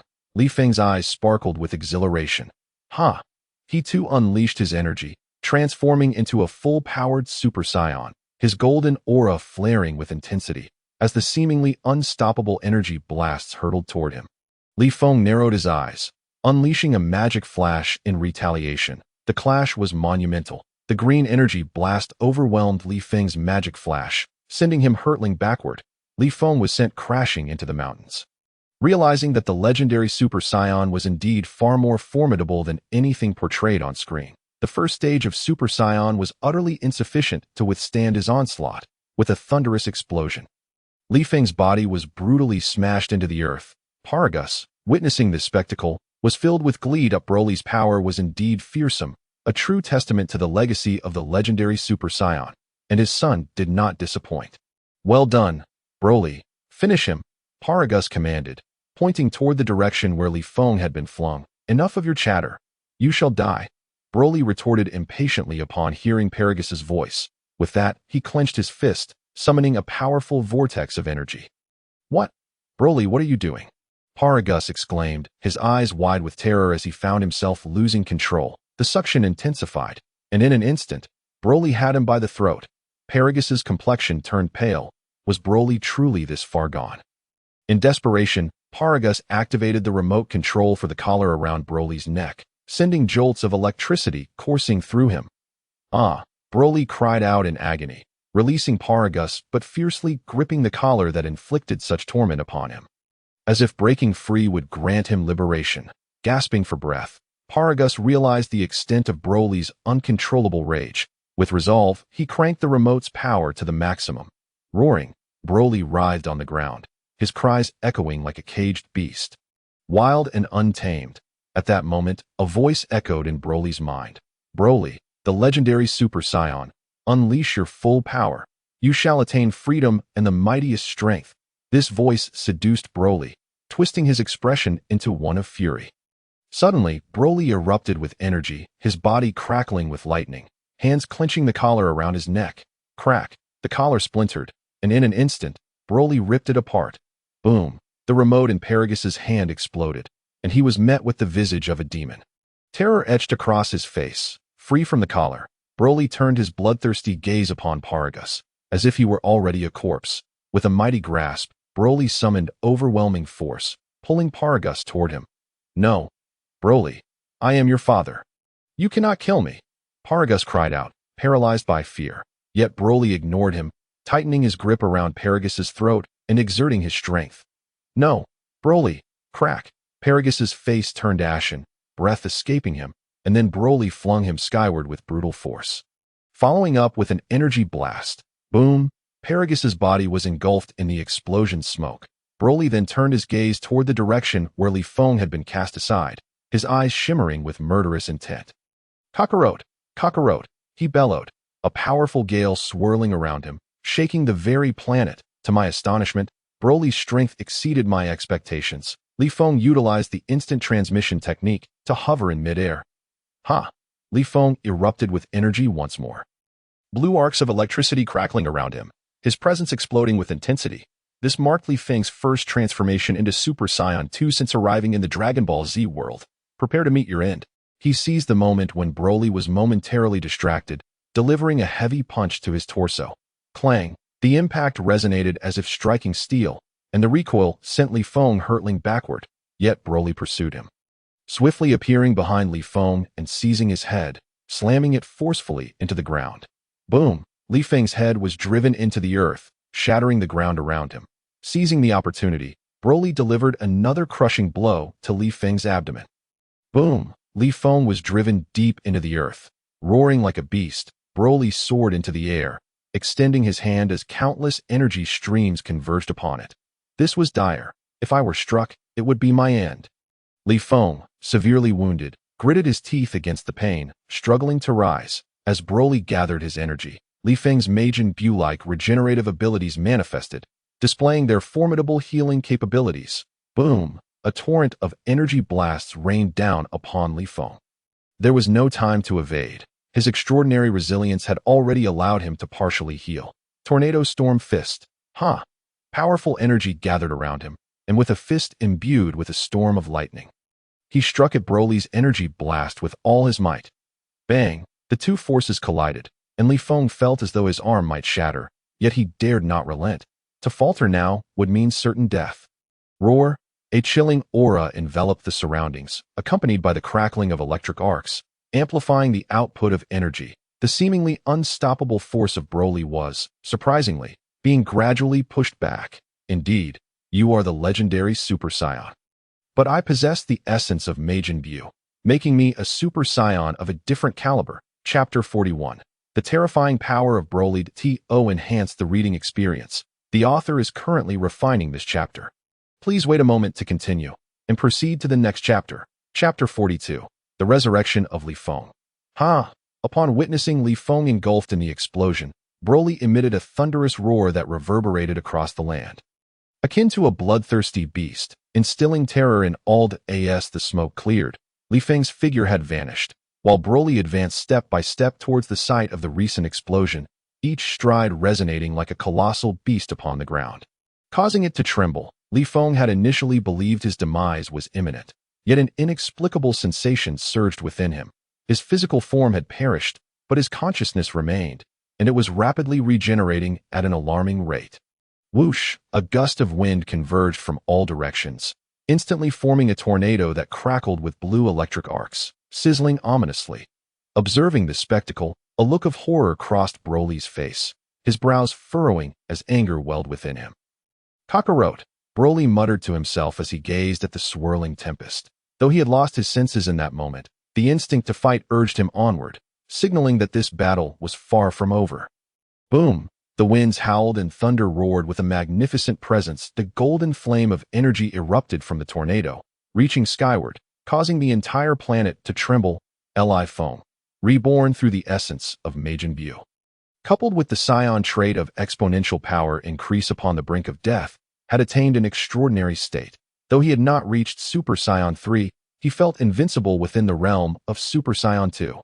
Before him appeared an interface of attributes visible only to him. Name: Li Feng. Race: Saiyan. Talent: Great Ape Transformation, Majin Buu Essence, Super Saiyan 2 Skills: Magic Flash, Tornado Fist, Wind Destruction Sword. Instant Transmission Battle Power: 100 million. In the perilous circumstances, his regenerative essence had escalated his battle power to 100 million, equating to a staggering 10 billion when multiplied by the 50-fold increase of Super Saiyan 2. Such a terrifying figure. Even the legendary Super Saiyan could not intimidate him. Kakarot, roared Broly, now even more enraged upon realizing Li Feng had not perished, charging at him like a primordial beast. Li Feng's pupils constricted. Had this been earlier, he might have been wary of Broly's escalating prowess, but now, with his own power significantly heightened, what was there to fear? With a swift motion, he summoned the surrounding air currents. Accompanied by the crackling of electricity, forming a powerful energy sphere that shot toward Broly like an arrow released from a bow. Broly, initially advancing toward Li Feng, saw the energy sphere hurtling toward him. With no time to retaliate, he instinctively crossed his hands, bracing himself for the impact. Boom! The energy sphere collided forcefully with Broly, propelling him backward. Crash! A small mountain was obliterated, and Broly's body slammed into the ground, causing the earth to fracture and dust to billow into the air. In astonishment, Li Feng gazed at his hands. Was this truly the extent of his newfound power? How could a single blow send the legendary Super Saiyan Broly flying? The sensation of boundless strength coursing through him made him feel invincible, as if a single punch could shatter the universe, though he knew that was hardly feasible. A golden aura enveloped him, electric arcs dancing around his form. Though still in the state of Super Saiyan 2, the transformative feeling he experienced was far from mere embellishment. Roar! With a beastly growl, Broly soared into the air once more. His presence as formidable as ever, the surrounding air thrumming with agitation. Kakarot. The bond between Broly and Kakarot was profound, which explained his incessant cries of Kakarot's name during battle. Furthermore, Li Feng bore an uncanny resemblance to Kakarot, intensifying Broly's battle fervor. With unrelenting speed, Broly charged at Li Feng, his eyes locked onto him with singular focus. Driven by the insatiable instinct of the legendary Super Saiyan, Li Feng stood resolute, delivering a powerful punch in retaliation. Bang! Their fists collided, and Li Feng felt no hint of the previous pain that had plagued him. Instead, a surge of primal energy flooded his being. Bang! Bang! Bang! Their exchanges grew increasingly fierce, the air around them ringing with the intensity of their battle. Broly, relentless as a wild beast, displayed an untamed ferocity. Despite the fierce blows Li Feng landed, he showed no sign of retreat. Though Broly's injuries mounted, his fighting spirit remained unwavering, propelling him to battle until the very end. What of the legendary Super Saiyan? Die! Li Feng bellowed, launching an energy sphere directly at Broly's form. With a resounding explosion, Broly was once again sent hurtling through the air. A cerulean energy sword manifested in Li Feng's hand. Sharp and formidable. Pointing it at Broly, he proclaimed, "Broly, are you prepared for your demise?" Roar! Broly, now battered and bruised from Li Feng's relentless assault, felt an overwhelming fury surge within him. Despite his injuries, an instinctual awareness urged him not to falter. "Kakarot, I am the legendary Super Saiyan." With a thunderous roar, Broly summoned chaotic energy around him, his eyes locking onto Li Feng with the predatory gaze of a beast stalking its prey above him. A colossal energy sphere began to form, drawn from the turbulent air currents, crackling with lightning. Wind Destruction Sword, Li Feng shouted, channeling all his power into a formidable force of 10 billion, raising his sword. The once modest blue energy blade transformed into a massive sword, sharp and unyielding. Roar! Broly unleashed a deafening roar as the energy sphere hurtled toward Li Feng with unstoppable momentum. Yet, a glint of determination flashed in Li Feng's eyes as he swung his sword with ferocity toward the gigantic energy sphere. Boom! Chapter 43. The resurrection of Broly as the fierce sword energy met the massive energy sphere. It cleaved through, causing the sphere to burst apart like waves crashing against the shore. No! Broly's rebellious visage finally revealed a flicker of fear as he beheld the oncoming sword energy. Yet, how could his body withstand such a formidable strike? With a single slash, Broly felt as though he had been cleaved in two, his consciousness fading into darkness. Boom! Broly's form was enveloped by a cataclysmic explosion. Dissipating into the swirling dust, the new planet Vegeta could no longer withstand the titanic clash of energies. Beginning to tremble as if it would erupt at any moment, the golden flame shot into the sky. As Li Feng beheld the fallen Broly and the impending doom of the Vegeta planet, an indescribable feeling welled within him. He mused upon Broly's tragic fate, a natural-born Super Saiyan, controlled by his father. Leading to this conclusion, sensing the planet's impending destruction, Li Feng made no delay. With a thought, he vanished from the scene. Boom! Boom! The resounding explosions echoed as the entire planet succumbed to the overwhelming blasts. Drawing in nearby asteroids into the chaos at that moment, a dark mist, entwined with an energy vortex, surged forth from the explosion that it was only upon closer inspection that one could discern it was the dismembered body of Broly. Scattered yet unmistakably his. Whoosh! Li Feng's silhouette abruptly materialized within the time chamber, only to behold a spaceship stationed before him. Bulma, I have returned, he declared, beckoning for the hatch to be opened. "Do, Li Feng, you're back. But why do you look so disheveled?" Bulma remarked, observing the tattered clothing and dirt-streaked figure of Li Feng, "that I just emerged from a fierce battle, and my attire has become rather chaotic. Do you happen to have any new clothes?" Li Feng inquired. "I'm just relieved to see you're safe," Bulma responded, her expression softening. "There are garments specially made for you in the room." She gestured towards the chamber. "Do, for me." With that, Li Feng stepped into the room, opened the wardrobe, and indeed, he discovered ensembles of black attire, identical to the one provided by his original system. Having previously watched Dragon Ball Super in his former world, he had always admired the character reminiscent of Black Goku, which had inspired his choice of clothing all along. That he had been oblivious to the fact that so many outfits had been reserved for him. These are custom-made combat suits designed for the cosmos, featuring excellent flexibility and durability, Bulma explained from behind. "Wow, thank you so much, Bulma," Li Feng exclaimed, enveloping her in a warm embrace. "Stop it. You're filthy. Go take a shower." Bulma pointed towards the bathing area. Realizing this, Li Feng nodded vigorously and made his way to the shower. Thus, Li Feng and Bulma once again commandeered the spaceship, embarking into the vastness of space. However, during this journey, Li Feng could not shake off a lingering sense of unease, an inexplicable feeling of impending threat. On a remote planet in the cosmos, a stark contrast unfolded. While the terrain appeared somewhat desolate, it was markedly more hospitable than the new planet Vegeta established by Paragus. Here, an astonishing event was unfolding. Within a colossal research facility, numerous extraterrestrial scientists busied themselves, while at the center of the laboratory, a gigantic transparent pod housed the body of a massive man, none other than Broly, the very same who had been obliterated by Li Feng. Yet, in this moment, Broly's form lay lifeless, merely a shell of its former self. My lord, Broly's body has been successfully reconstructed. The new form is truly remarkable, one of the extraterrestrial scientists respectfully reported to a figure seated upon a throne. The individual on the throne, clad in a hooded black robe, emanated an unsettling aura. The robe appeared almost ethereal, as if it were a mere manifestation of dark energy, were it not for the hood. None would suspect a corporeal being resided within. Yet, all present understood the dread instilled by this figure. Despite its nebulous form, Its power was formidable, eclipsing even the legendary Cosmic Emperor. Each scientist present had been forcibly recruited by this entity. Haha, excellent. I have waited so long for this day.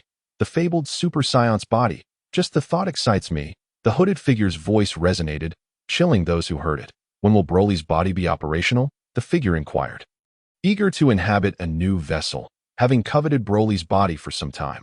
Report, my lord. It will be ready for use shortly. The scientist responded with utmost deference. Good, good, good. The figure repeated thrice, having grown weary of its gaseous form. The next moment, it transformed into a swirling mass of black energy, directly entering the pod surrounding Broly's lifeless body, enveloping it until it vanished without a trace. Inside the pod, Broly's once immobile form began to register the first signs of life as a heartbeat emerged following the invasion of the dark essence. Report to the chief. Broly is exhibiting signs of vitality. His heart is beating. An extraterrestrial scientist urgently relayed to their supervisor upon observing the data on the console. What? Excellent. Continue monitoring all parameters, the supervisor exclaimed. Exhilarated. Unlike the characteristics seen in Dragon Ball GT's Baby, which merely involved parasitism, the hooded figure's possession was complete, capable of perfectly wielding the talents and strength of the body it occupied. Gradually, Broly's fingers twitched, and in the next moment, his eyes shot open wide. Is this the power of the legendary Super Saiyan? Haha, indeed, it is overwhelmingly powerful. After waiting for so long, I have finally become the legendary Super Saiyan. Broly mused, reveling in the formidable energy coursing through him. Earth, prepare yourself. I, Broly, am about to descend. Chapter 44. The legendary Super Saiyan crack. The glass of the pod began to fracture, and soon, the life-giving liquid within burst forth. The dark essence had fully claimed Broly's form, and he could no longer contain his exhilaration. The sensation of possessing such a powerful body was intoxicating. In an instant, the entire pod exploded, sending water spraying in all directions. And a powerful aura swept through the laboratory. The extraterrestrial scientists trembled in fear. Their lack of combat prowess left them paralyzed with terror. Suddenly, the towering figure of Broly emerged, exuding an aura of invincibility. However, unlike the previous incarnation, this Broly was imbued with a chilling rationality, his eyes betraying a cunning malevolence. This was the resurrected Broly, a singular entity in history. Broly flexed his hands, savoring the overwhelming power surging within him. A triumphant grin spreading across his face. This is the perfect body I have longed for. The legendary Super Saiyan, my lord. How do you feel? The trembling head scientist inquired.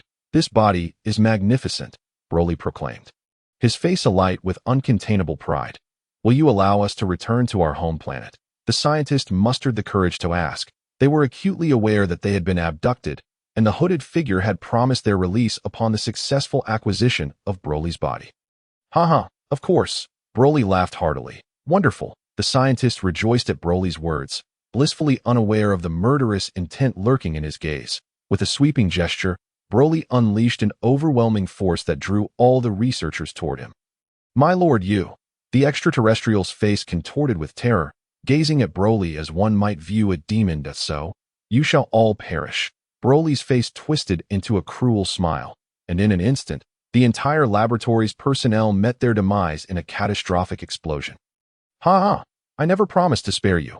Broly laughed as he exited the laboratory, harboring a secret identity known only to himself. He was not of this world, but rather a time-traveling fugitive. During a pursuit, his spaceship had been shot down and obliterated by cosmic law enforcement. Though that timeline differed from the contemporary world of Li Feng, Dragon Ball existed within it, which explained the Dark Essence's awareness of Broly. Upon awakening, he became an amalgamation of cosmic resentment, a Dark Essence yearning to claim the body of the legendary Super Saiyan to dominate the Dragon Ball universe. Unbeknownst to Li Feng, the Dark Essence was equally unaware of Li Feng's existence. Although it had observed the battle between Li Feng and Broly from a distance, it mistakenly believed Li Feng to be merely Goku, never considering the possibility of a time traveler resembling him. To think that Goku from this world possesses such formidable strength, it seems I must train diligently, Broly muttered to himself, firmly believing that his identity as the legendary Super Saiyan would soon enable him to easily vanquish ordinary Saiyans like Goku and Vegeta. He harbored no thoughts of protecting Earth. His sole ambition was to reign supreme. Should Goku and Vegeta refuse to submit, he would not hesitate to eliminate them. Gazing upon the somewhat barren landscape, a smirk crossed Broly's lips. It was the perfect setting to test the extent of his newfound power. Roar! Broly bellowed, causing the very ground to tremble violently, his aura erupting like a ferocious beast. Unstoppable! Centered around Broly, a whirlwind of dust and debris surged forth, as the air currents wreaked havoc, fracturing the earth beneath. Haya! Ultimately, a vibrant green aura emanated from Broly, dancing wildly, as if it were on the brink of erupting at any moment. Ha! Is this the legendary power of a Super Saiyan? Such overwhelming strength. I feel as though I could shatter this planet with a single punch, Broly exclaimed, laughing heartily as he gazed at his massive hands.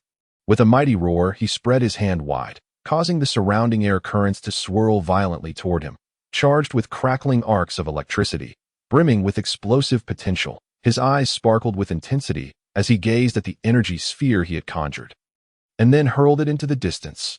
Boom! Instantly, a mushroom cloud erupted in the far-off sky, the deafening roar echoing through the heavens. Dust and debris flew, obscuring visibility, rendering the world a mere blur. Who would have thought such formidable power resided within me? Yet, I sense my strength should exceed this, Broly remarked coldly, observing the explosion before him. After all, Broly's body had been overtaken by darkness, only to recover, showcasing the essence of the Saiyans' near-death resurrection and power enhancement in its fullest glory. With a fierce shout, Broly unleashed another surge of energy, his green aura swelling dramatically once more, transforming the very atmosphere. Accompanied by thunderous lightning, roaring like a ferocious beast, Broly's muscles bulged as if he were about to unleash the unfathomable power within him. The ground trembled ominously as a powerful tornado formed, crackling with thick bolts of lightning. Beneath him, the earth had already fractured under his overwhelming energy, now bearing a massive crater. Broly's form radiated even more strength.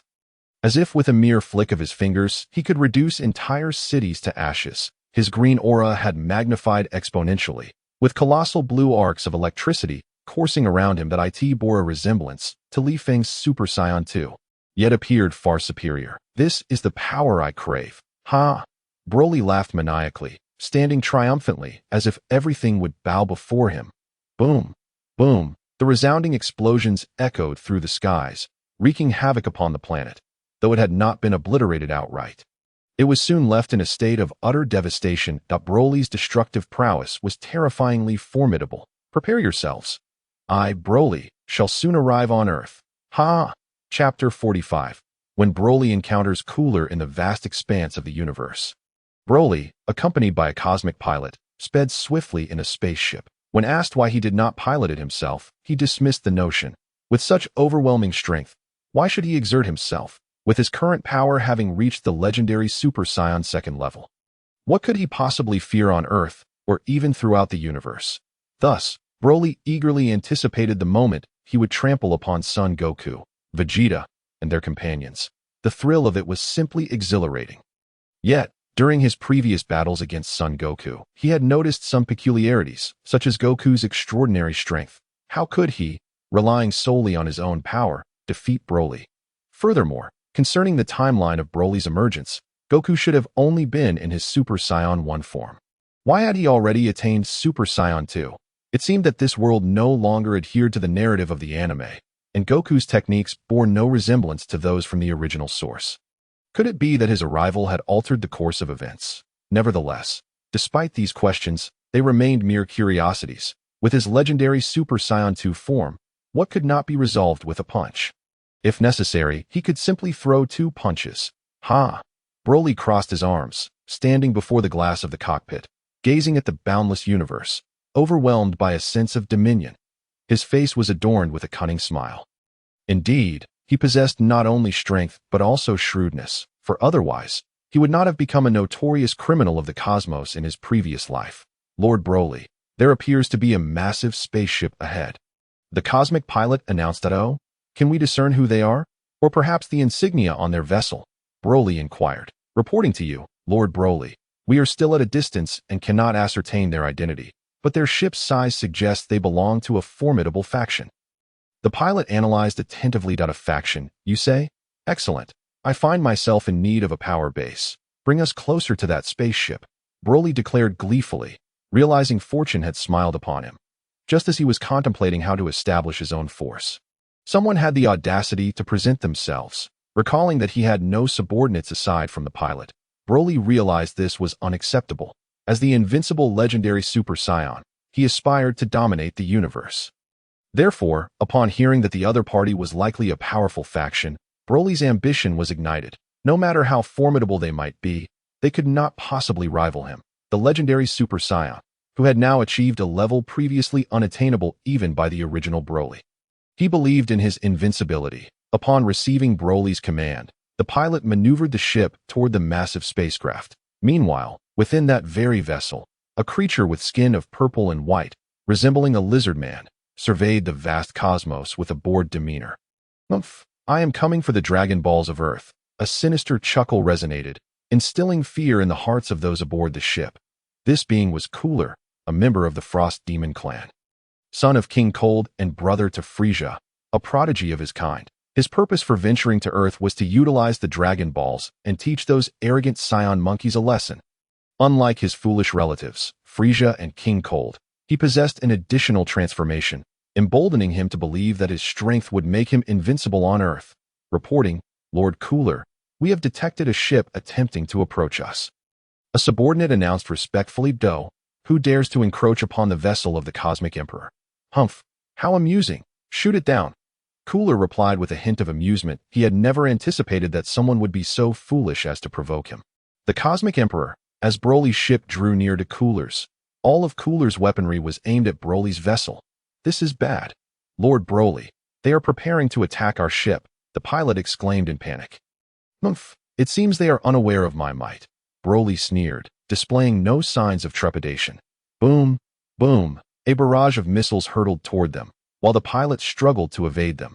Broly remained unfazed, arms crossed, exuding an air of invincibility. Although they dodged dozens of projectiles, they were ultimately struck, sending the spaceship into a precarious state. "This is terrible, Lord Broly. What shall we do now?" the pilot cried in terror, fully aware of his lack of combat prowess and the impending doom should the ship be destroyed. He faced a certain death. "Humph, truly worthless trash," Broly remarked coldly. With a mighty kick, Broly shattered the hatch and soared into the void, indifferent to the pilot's fate. Such matters held no significance for him. To him, those devoid of utility were expendable. Furthermore, with his legendary Super Saiyan physiology, surviving in the vacuum of space posed no challenge. This was why Broly had survived being cast into the cosmos by King Vegeta. Reporting, Lord Cooler, that individual has exited the ship and appears capable of surviving in the vacuum. It seems he intends to pose a threat to us, the pilot reported with utmost respect. "Oh, how intriguing. Allow me to observe," Cooler stated as he approached the viewport, gazing at Broly in the void. Upon seeing Broly's form and the tail coiled around his waist, Cooler smirked. "Ah, the cursed Saiyan monkey has arrived." How fortuitous. He had not anticipated that a Saiyan could also endure in the vacuum of space. This was indeed an amusing development. At that moment, Gula was also eager to ascertain whether the Saiyans were as formidable as the legends suggested, and thus stepped out of the cabin. Chapter 46, Transcendence versus Ultimate Form. Broly gazed at the newcomer, recalling the anime he had previously watched in a different world. With a grin, he uttered, "Are you Frieza?" Clearly, Broly mistook Gula for Frieza, having never encountered the latter's visage in this world. "Ha! Saiyan monkey, you truly are ignorant. I am not that foolish brother, Frieza. Pay attention, for I am Gula, a genius of the Frost Demon clan." Gula remarked with a sinister smile, having already sentenced Broly to death in his mind for not recognizing him. Upon hearing Gula's name, Broly understood, yet regarded him merely as another Frost Demon, no different from a dog. However, should Gula choose to submit to him, Broly might grant him mercy. After all, having once been a criminal himself, he found solace in the company of demons. "Very well, Gula, is it? I am the legendary Super Saiyan. Should you be willing to submit to me, I might consider sparing your life," Broly declared, his eyes radiating contempt as he pointed at Gula. "Ho, ho, ho. This is the most amusing joke I've heard lately. You expect me to submit to you? How utterly naive!" Gula laughed, as if Broly had just shared the funniest joke in the world. "Now, let me witness your strength," Broly replied coldly, crossing his arms in disdain. "Haha, a Saiyan monkey like you could never witness my transformed state. Therefore, perish," Gula retorted, unable to tolerate Broly's arrogance any longer, his eyes flashing with menace as he pointed at Broly. Boom! A surge of black energy erupted from Gula's fingertip, coalescing into an energy sphere that hurtled violently toward Broly. Yet, Broly did not so much as blink, casually swatting it away like dust. Boom! Gula was instantly taken aback. How could his energy sphere be so effortlessly dispersed by Broly? Could it be that he truly was the legendary Super Saiyan? The Frost Demons had inherited a warning from their ancestors to be wary of the golden-haired, blue-eyed Super Saiyans, for they could very well lead to their annihilation. Gula had long dismissed these ancestral warnings as mere superstition, but witnessing the ease with which Broly neutralized his attack, he began to entertain the notion that perhaps the old tales held some truth. His father and brother Frieza had ventured to Earth only to be slain. Was it possible that the Saiyans were indeed their sworn enemies? Gritting his teeth, Gula snarled, "It seems this foul monkey possesses some skill." But little does he know, I, Gula, as a genius of the Frost Demon lineage, possess transformations that surpass both my father and Frieza. Intelligence suggested that the power of Super Saiyans was comparable to that of his brother Frieza and their father King Cold. Thus he was confident that his ultimate transformation would overpower the Super Saiyan. Gula thought to himself with pride. Huh? Gula, cease your theatrics. Unleash your techniques without hesitation. I have no time to waste, Broly replied impatiently. As if Gula's strength, no matter how formidable, was beneath him. Very well, you Saiyan monkey truly lack discernment. I shall have no choice but to eliminate you, so brace yourself. Gula, clearly infuriated by Broly's insolence, declared, without further ado. Gula activated his transformation. Dark, chilling energies surged forth, enveloping him instantly, while the surrounding black winds rampaged, intermittently flashing with bolts of lightning. It seems you possess some skill after all. Nevertheless, you remain no match for me. Broly teased, observing Gula's transformation, that he had anticipated that he would effortlessly dispatch this so-called Super Saiyan. Yet he was intrigued to witness the stark contrast between Gula's current arrogance and the humility he would soon display. As the black energy dissipated, Gula transcended to his ultimate form, standing at the center of the void, with sharp, white horns, tender purple skin, a newly formed blade-like tail, and white armor encasing his shoulders and legs. This was the ultimate state of Gula. What do you think, Saiyan monkey? Are you trembling in fear before me? Gula proclaimed, now feeling as though he were the sovereign of the universe, convinced that no one could rival him. His arrogance reaching new heights. Ha! If this is all the strength you possess, I must conclude that I have overestimated you. Broly chuckled, as laughter faded. Broly's gaze sharpened, and the nearby asteroid shattered into pieces. A tremendous aura surged upward, more brazen and arrogant than Gula's own. Surrounding Broly was an emerald flame, rendering him even more fearsome and relentless, his terrifying gaze fixated upon Gula, who had now become his prey. Ha ha! Do not presume that a mere change in color renders you invincible. What you fail to understand is the true might of Gula before you. Gula laughed, recalling the ancestral warnings about the golden-haired, blue-eyed Super Saiyans, dismissing Broly's green aura as inconsequential. Yet, little did Gula realize that this Saiyan was far superior to the ordinary Super Saiyans, a fact that foretold his grim fate. Gula's pupils dilated as he launched a powerful punch directly at Broly, convinced that he would surely topple him. Boom! However, the anticipated outcome of Broly being knocked down did not occur. Instead, Broly effortlessly grasped Gula's fist. How is this possible? Gula exclaimed in shock, attempting to withdraw his arm, only to find himself utterly immobilized. What manner of creature is this? Why does he possess such overwhelming power? Gula struggled fruitlessly, unable to break free. Release me, you vile Saiyan monkey, Gula pleaded desperately. Chapter 47, The Sixth Universe? Broly regarded Gula, who now resembled a clown, extending his hand. Gula, having exerted himself too much, was abruptly released and tumbled backward. Struggling to regain his composure, Gula glared coldly at Broly, but now he dared not underestimate him any longer. If he continued in this manner, he might meet the same fate as Frieza. Excellent. You have successfully provoked my wrath, Gula seethed, his fury reaching its zenith, for this was the first time he had suffered such humiliation. "Haha, you still dare to boast. How amusing," Broly replied with a grin, and as soon as he finished speaking, he vanished from sight. Oh no! Gula's pupils contracted, overwhelmed by an intense sense of danger. Broly appeared behind Gula in an instant, his hand pressing down upon Gula's head, forcefully driving him into a massive asteroid. Boom! Gula's head collided with the colossal rock, yet Broly did not cease his assault. He rained down punches upon Gula's body, as if he were a blacksmith, determined to forge his opponent into submission. Puffed! Gula spat out a mouthful of blood, his complexion pale and his eyes bulging in agony that he yearned to escape Broly's relentless onslaught. But he was utterly immobilized, with one hand pinning his head and the other mercilessly battering his body. Is this creature a monster? Gula could think of nothing else. Meanwhile, the crew aboard Gula's spaceship gaped in disbelief. Was this truly their invincible cosmic emperor? Reduced to a mere jester, being mercilessly beaten. In the hearts of the many cosmic beings, Broly had become synonymous with demonic terror, even more fearsome than demons themselves. Boom! Broly's formidable strength finally shattered the asteroid behind Gula, and Gula's body was violently hurled backward. Boom! After demolishing several asteroids, Gula's form finally came to a halt, his eyes filled with horror and resentment. Cough, cough. Gula gasped for air, fixing his gaze upon Broly. What now? Will you submit? Broly inquired with a sinister smile, observing Gula struggle for breath. Never. I am the Cosmic Emperor, Gula.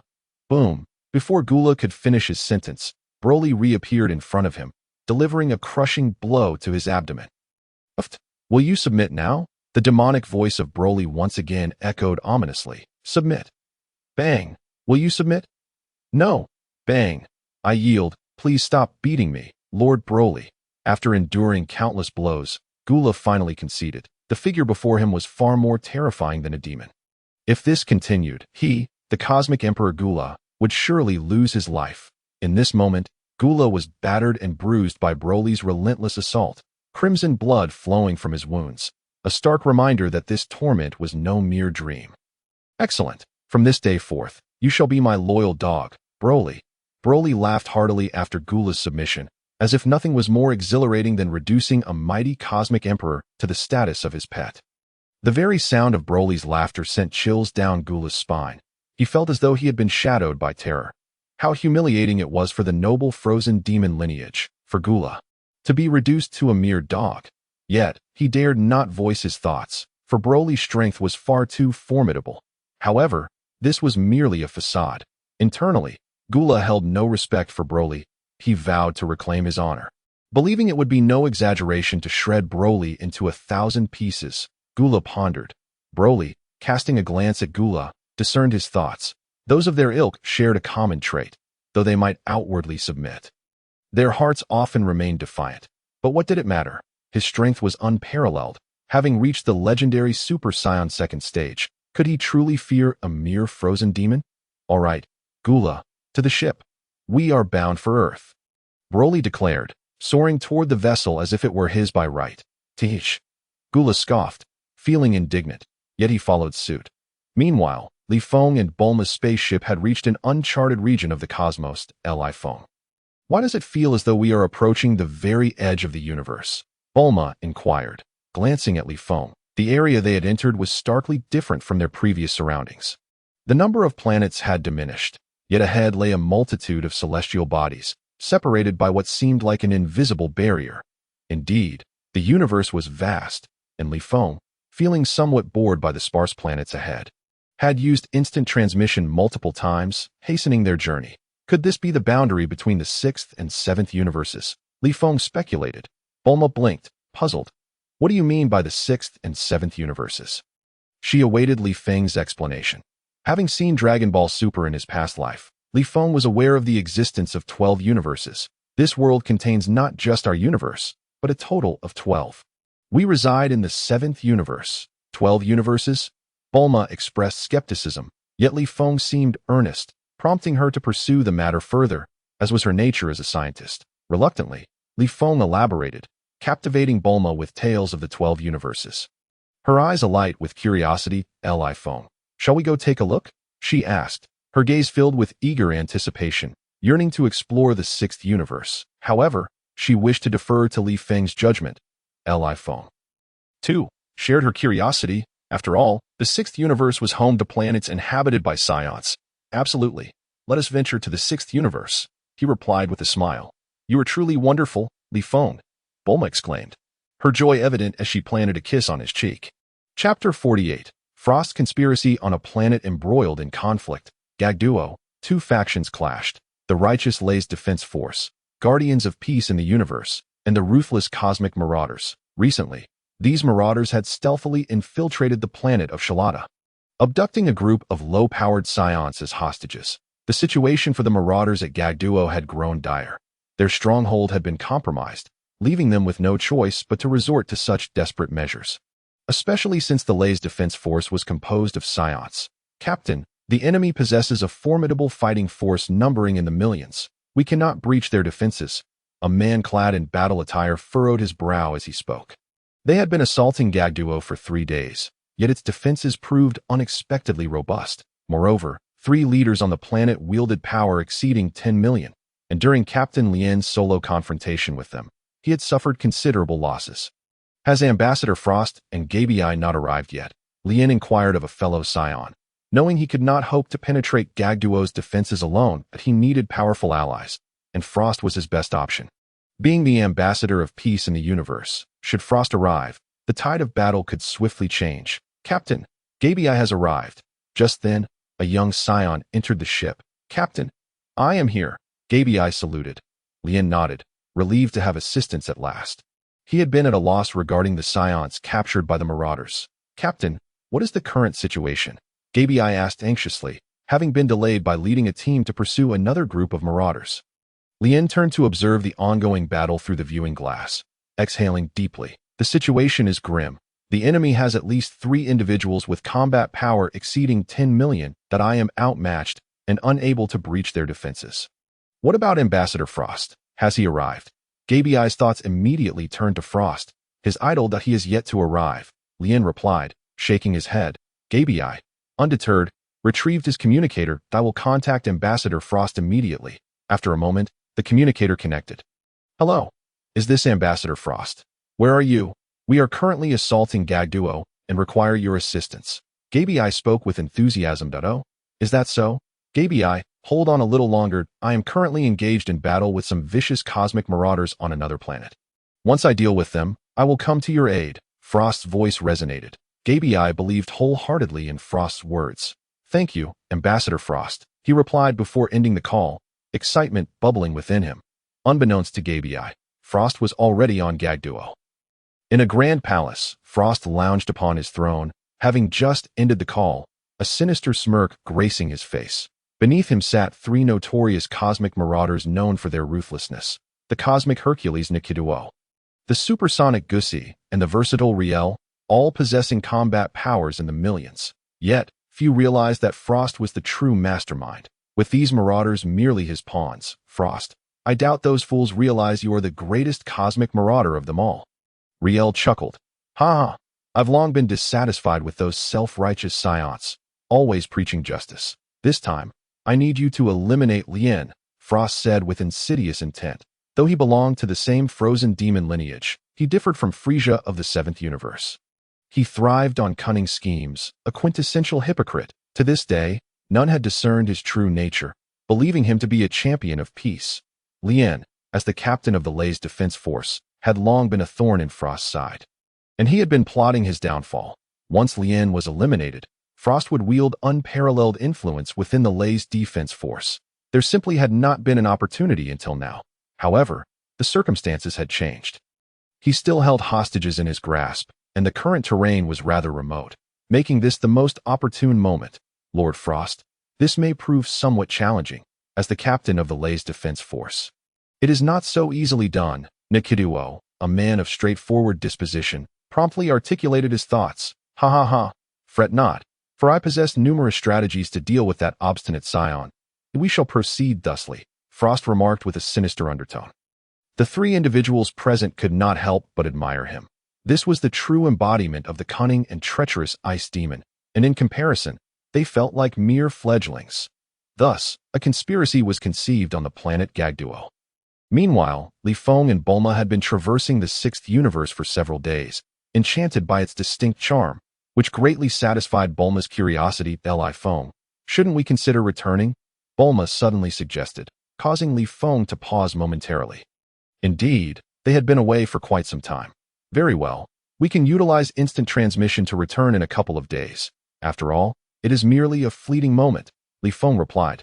Since their arrival, Li Feng had lost all sense of direction.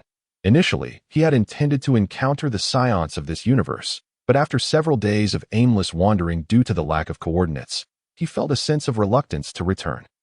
Hey, it seems there are high-energy fluctuations not far away. It appears there is a battle underway, Bulma remarked as she observed the data displayed on the console. Chapter 49. The first encounter with Kaire on the planet Gagduo. Two armies stood in a standoff, one comprised of the vicious cosmic bandit Nikiduo and his men, and the other led by Lien Su of the Lei's defense force. You three, surrender the hostages to me, or today shall mark your demise, Lien Su declared, pointing at Nikiduo's group that he had received reinforcements, including the formidable peace ambassador Frost, which bolstered his confidence significantly. Captain Lien Su, your bravado is quite impressive. You wish for us to release the hostages? Very well, but you must first defeat us, Liar chuckled, viewing Lien Su as already doomed. Not only was his own strength comparable to Lien Su's, but more importantly, the peace ambassador they revered was none other than the leader of the cosmic bandits. With a swift motion, Liar launched a powerful punch at Lien Su, who wasted no time in retaliating. The ground trembled as the two exchanged blows, each a figure of immense power.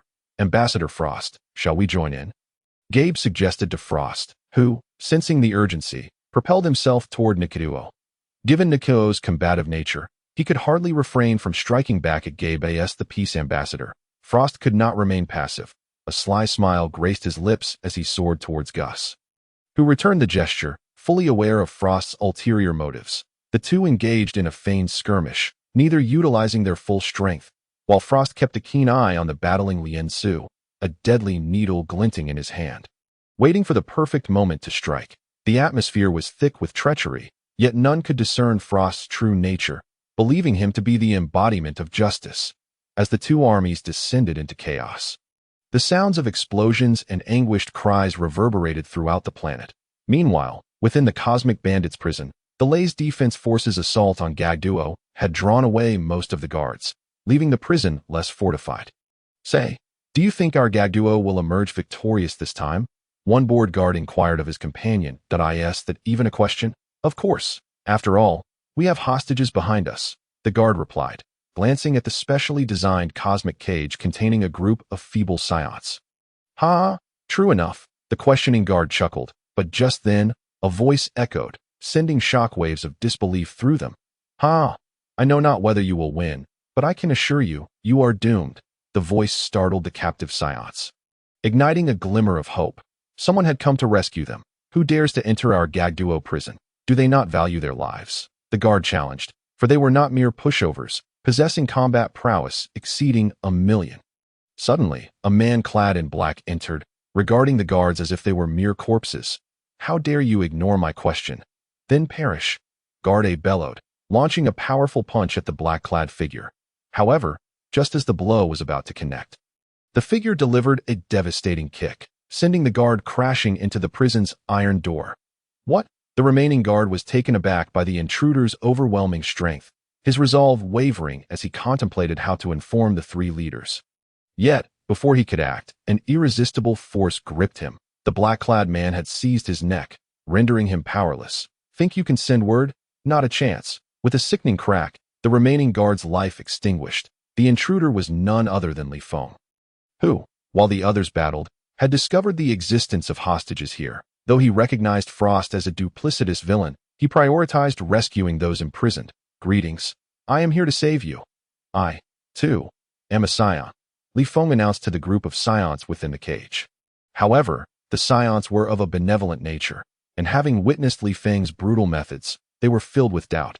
Could there truly be such a ruthless Saiyan from planet Sadala? It was known that in the sixth universe, Saiyans, while fond of battle, were typically righteous beings. What? You do not trust me? Li Feng retorted coldly, taken aback by their reactions. Had he erred in coming to their aid? I believe in you, a soft voice chimed in. Brimming with trust, Li Feng turned to see a Saiyan girl with black hair tied in a ponytail, adorned with circular earrings, gazing at him. With a mighty blow, Li Feng shattered the impregnable cage, allowing the Saiyans to emerge. Thank you. The girl who had trusted him bowed deeply, and Li Feng felt a flicker of familiarity, though he could not quite place it. Not at all. It was a mere trifle. By the way, what is your name?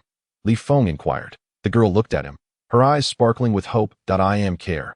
Meanwhile, on the battlefield, the clash between the two factions had escalated to a fever pitch. Lien Su and Liar were locked in a fierce struggle, the very air crackling with tension, while Frost and Gus edged closer to Lien Su, the opportunity ripe for the taking.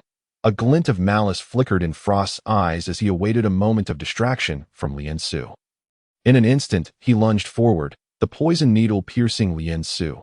Yet, engrossed in his battle with Liar, Lien Su dismissed the pain, akin to a mere mosquito bite. Seeing his plot unfold, Frost signaled to Gus, and the two retreated from Lien Su and Liar. Frost feigned difficulty in the fight, seemingly exerting all his might, while in truth, he reveled in the thrill of his impending victory. Now, let us see if you survive this. Lien Su, Chapter 50.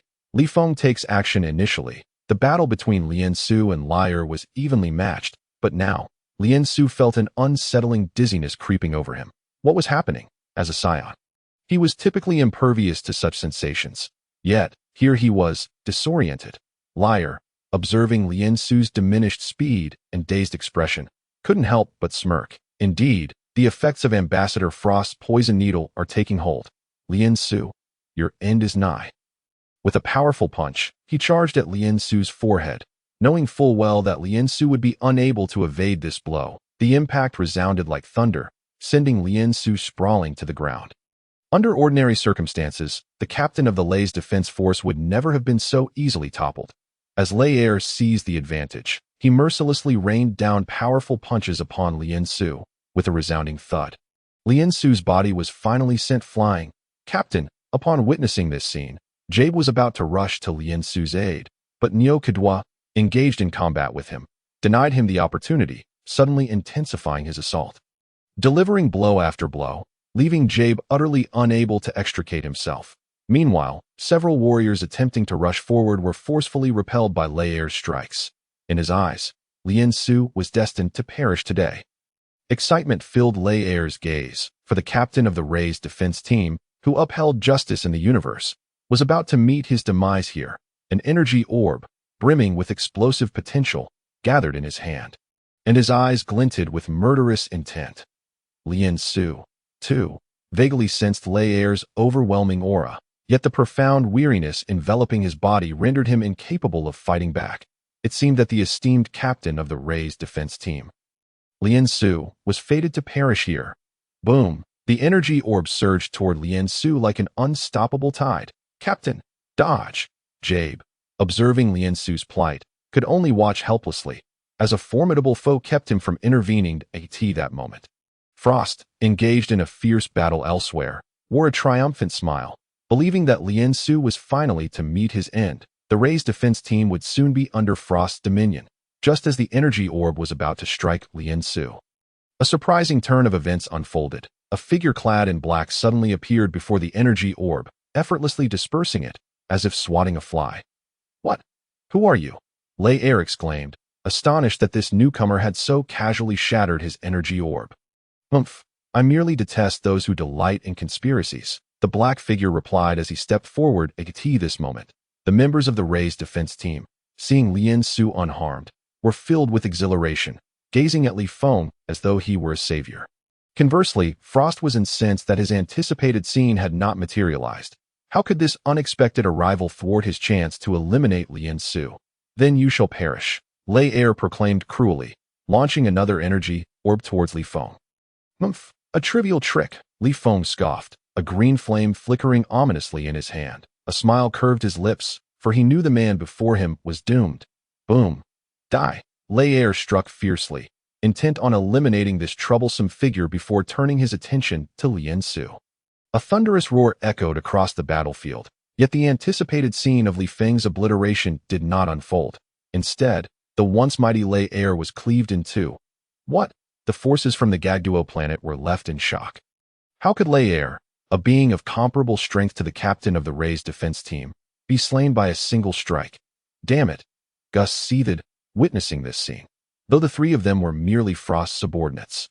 Their bond ran deep, and disregarding his opponent Frost, he charged toward Li Feng. Nyokudwa, known for his immense strength, could no longer contain his fury upon seeing his friend Lei Air slain by this newcomer. Delivering a punch that sent Jabe flying as he surged toward Li Feng, viewing him as a criminal deserving of death, Frost, too, yearned to eliminate this obstructive figure, yet he could not act openly. For he was ostensibly on the side of justice. He simply hoped that his two subordinates would dispose of Li Feng before he dealt with Lien Su. You dare to kill Lei Air? Unforgivable. Prepare to face my wrath, Gus shouted, moving with incredible speed, an energy orb clutched in his hand as he swiftly approached Li Feng. Nyokudwa, wielding a forceful energy orb of his own, launched it with the intent to annihilate Li Feng. Two buffoons still prattling on, Li Feng regarded the approaching foes with disdain. Then allow me to introduce you to my wind-extinguishing sword, Li Feng declared with a smile, for against such trifles, he need not exert even half of his strength. Given his current battle prowess had reached a staggering 100 million, the Azure Sword energy sliced through the air, cleaving toward the energy orbs of the two attackers, exuding an aura of invincibility.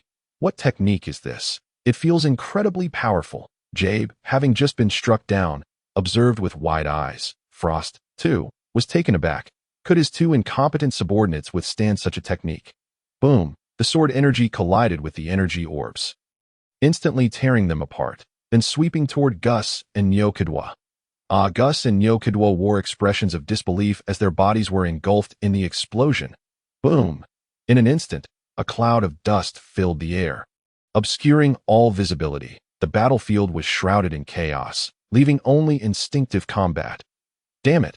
This guy is unexpectedly strong, Frost muttered coldly to himself amidst the haze. That it was noteworthy that while those three may not have been particularly formidable, they could nonetheless carry out unsavory deeds on his behalf. Now, however, they had been slain by this individual, igniting a fierce desire within Frost to confront Li Feng. Yet, as a peace ambassador, any action on his part would expose his true nature to the world. Filling his eyes with fury, Chapter 51, Conspiracy Unveiled. After Li Feng dispatched the three notorious cosmic bandits, the battlefield fell eerily silent. This individual's power was terrifying. Hello, my name is Jabe. I thank you for eliminating these three cosmic bandits. Jabe approached Li Feng, bowing in gratitude, having instantly categorized him as a champion of justice. I merely could not abide this conspiracy. Li Feng nodded in acknowledgement. However, Frost's expression grew increasingly unnatural upon hearing this. Could this sudden emergence of a figure have seen through his scheme?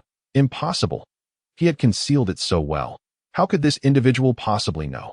Surely, he was merely spouting nonsense, suppressing his earlier anger and suspicions.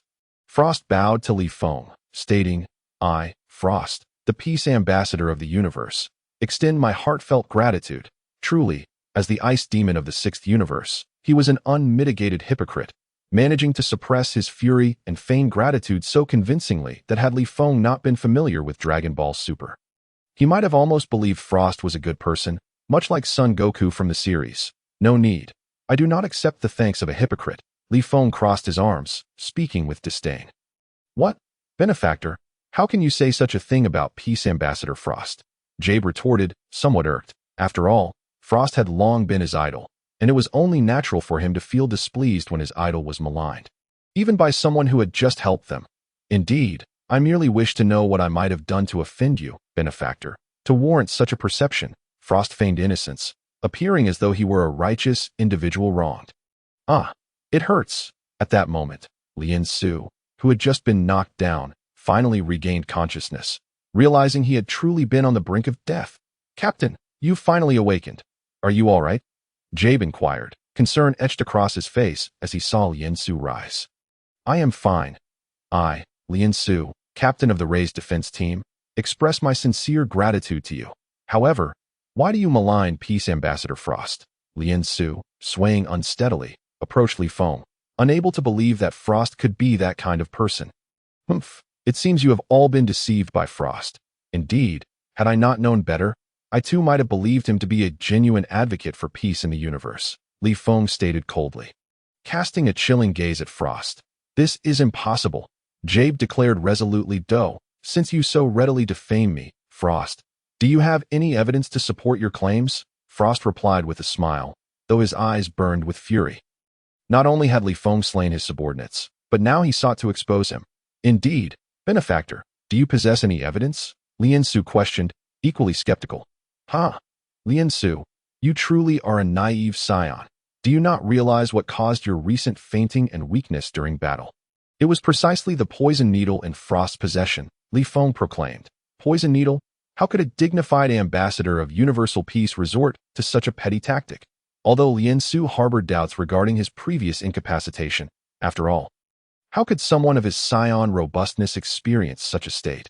He trusted Frost implicitly, never considering that the peace ambassador could be the culprit. Then, Frost, do you dare to reveal your hands for all to see? Li Feng said with a slight smile, as though he had already secured the upper hand over Frost. Yes, Peace Ambassador Frost, let everyone see. To prove your innocence, Gaby, with unwavering belief, spoke to Frost. Humph, very well. Gaby, Liansuo, come over here. With that, Frost laughed and extended his hands, as if to dismiss the gravity of the situation. Yet, how could they overlook the murderous intent glinting in Frost's eyes, realizing that his scheme was on the verge of being unveiled? Frost concocted another plot. Instantly, Gaby and Liansuo approached Frost, intent on examining his hands. Bang! Bang! A fierce glimmer flashed in Frost's eyes as two powerful punches landed brutally on Gaby and Liansuo. Puffed, caught utterly off guard.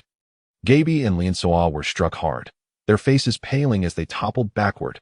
Cough, cough, cough. Lord Frost, why did you suddenly attack us?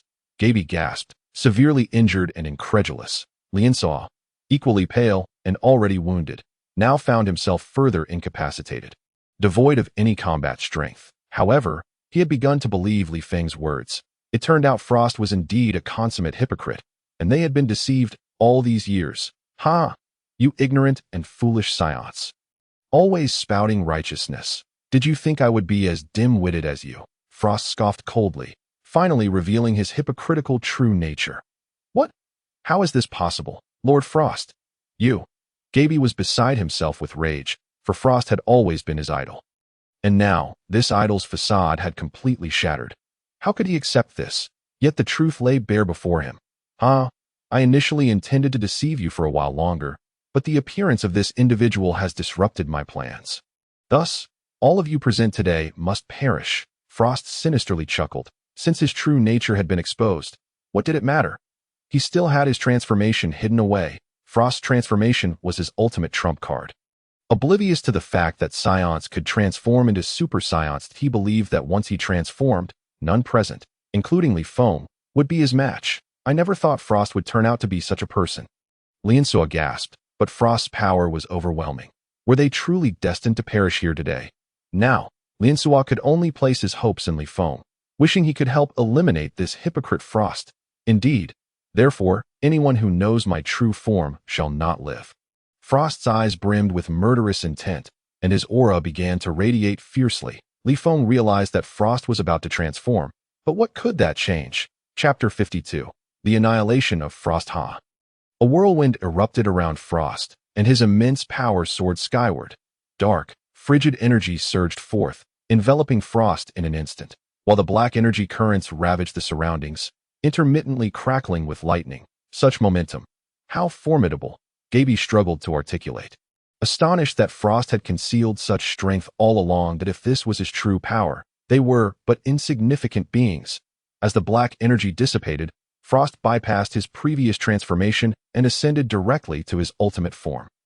Standing at the center of the void, Frost's white, sharp horns, tender purple skin, and white armor covering his shoulders and legs presented a diminutive yet fearsome appearance. This was Frost's final state. Well, boy, do you now sense this terrifying power? Frost proclaimed from his elevated stance, as if he were the sovereign of the universe. Gazing upon Frost's transformation, and sensing the overwhelming aura, Li Feng discerned that this final form of Frost was indeed far superior to Frisia's. However, in his presence, Frost remained merely a jester. Humph, your so-called ultimate form is nothing but a trifle. Li Feng crossed his arms, disdain evident in his voice. What? You monkey, still daring to boast even at death's door. Allow me to showcase my power. Frost, taken aback by Li Feng's audacity, could no longer contain his fury. Ha! Li Feng unleashed his own aura, transforming into a golden-haired, blue-eyed Super Saiyan at full power, adequate to deal with Frost. What? Even the benefactor can transform. Lian Suo, enduring his pain, gazed at Li Feng's transformation with surprise. Ha! Do not presume that merely changing your color can equate to my Lord Frost. Frost boasted arrogantly. He pointed a finger at Li Feng. A powerful energy gathering at his fingertips, slowly coalescing into a massive energy sphere aimed straight at Li Feng. Watching the energy sphere hurtling toward him, Li Feng felt exhilarated, realizing that even this icy demon of the universe favored such a technique.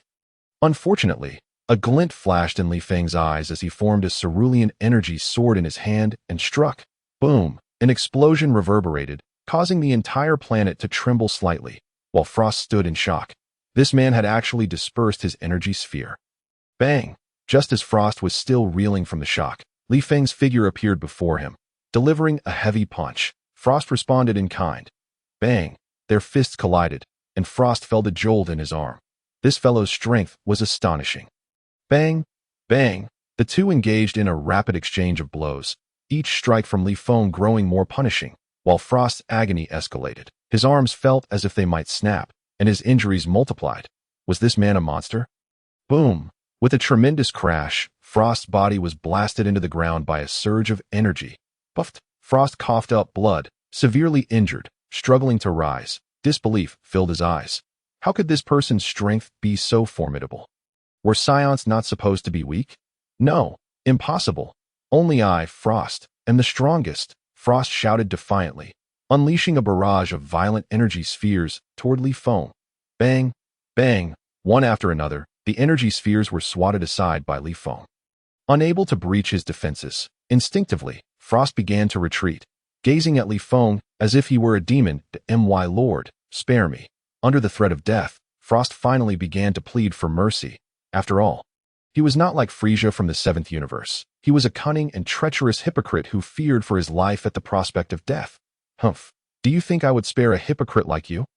Such individuals are the ones I detest the most. Therefore, Frost, you shall perish. With that, Li Feng raised his cerulean energy sword, exuding an aura of invincibility, and swung it toward Frost. The threat of death finally yanked Frost from his delusions. This man had no intention of sparing him. Determined to eradicate him, Frost made a difficult decision, his eyes ablaze with fury. Damn it, since you refuse to spare me, let us perish together, Frost declared cruelly. With that, black energy surged forth from his body, unleashing all his power. Ha! Die! The dark annihilation sphere, a colossal black energy sphere coalesced, as if the entire planet were on the brink of destruction beneath its weight. What? Such a powerful aura. Is Frost prepared to take us all down with him? Lian Suo spoke, fear evident in his voice. This terrifying power could obliterate the planet. The onlookers trembled, realizing that the battle between these two had transcended their comprehension. Boom! The clash of the cerulean sword aura and the black energy sphere erupted, causing the entire planet to violently tremble, with cracks spreading across the ground, showcasing the ferocity of their attacks. Rumble! The explosive sounds echoed throughout the planet. While the surrounding shockwaves reduced much of the planet's architecture to ashes, all present struggled to remain on the ground, trembling in fear. The sheer might was terrifying, and to stand against it would surely result in instant obliteration. In an instant, dust filled the air, rendering visibility non-existent, and the overwhelming energy felt utterly fearsome. Uffed! How is this possible? Frost's eyes widened in disbelief. He had anticipated the total annihilation of the planet. Yet Li Feng's sword aura had effortlessly shattered his apocalyptic strike. As Frost's body was instantaneously cleaved in two, he finally succumbed to death, unable to linger any longer. Amidst the swirling dust, Li Feng regarded the scene with indifference, contemplating a retreat. Yet, at that moment, a voice shattered his intent. Big brother, can you take me with you? In Chapter 53, Abducting Kaire, Li Feng turned to see a timid young girl standing behind him, gazing at him with eager eyes. None other than Kaire, the one he had rescued moments ago. Her eyes burned with an intense longing as she looked at him, filled with anticipation. This left Li Feng feeling somewhat awkward. However, she was merely a girl. He shook his head, casting aside his discomfort. Kaire, why aren't you with the others? He inquired, a hint of suspicion in his voice. Why was this girl still here? Shouldn't she have joined the other Saiyans? After Li Feng had saved her, she had followed him to this place, hiding away to watch. The legendary Super Saiyan blood coursing through her veins ignited a desire for strength within her, compelling her to follow him as he prepared to leave for training. I want to train alongside you, big brother, Kaire declared resolutely, having been saved by him and witnessing him vanquish the nefarious cosmic bandit. She had unknowingly begun to idolize Li Feng as a hero, making her admiration entirely natural. Li Feng, taken aback by her fervent request, considered her identity. She was a legendary Super Saiyan from the 6th universe. Having such a formidable ally would indeed be advantageous. However, he pondered the potential ramifications of her involvement from another universe. Yet, he quickly dismissed his concerns. Having additional powerful forces on his side could only be beneficial. What did he have to fear from possible consequences? As long as he possessed sufficient strength, nothing would pose a threat. Very well, but I intend to venture to a far-off place. Can you handle that? Li Feng asked, aware that Dragon Ball Super had not elaborated on Kaire's family background. It doesn't matter. As long as I can be with you. Big brother, I'm all alone now. So it's fine wherever we go. Kaire exclaimed joyfully at his agreement that in this world, she had become solitary, so the destination held little significance for her. Moreover, this timeline differed from that of Dragon Ball Super. She had yet to encounter Caulifla, thus holding no ties to planet Sadala. Alright.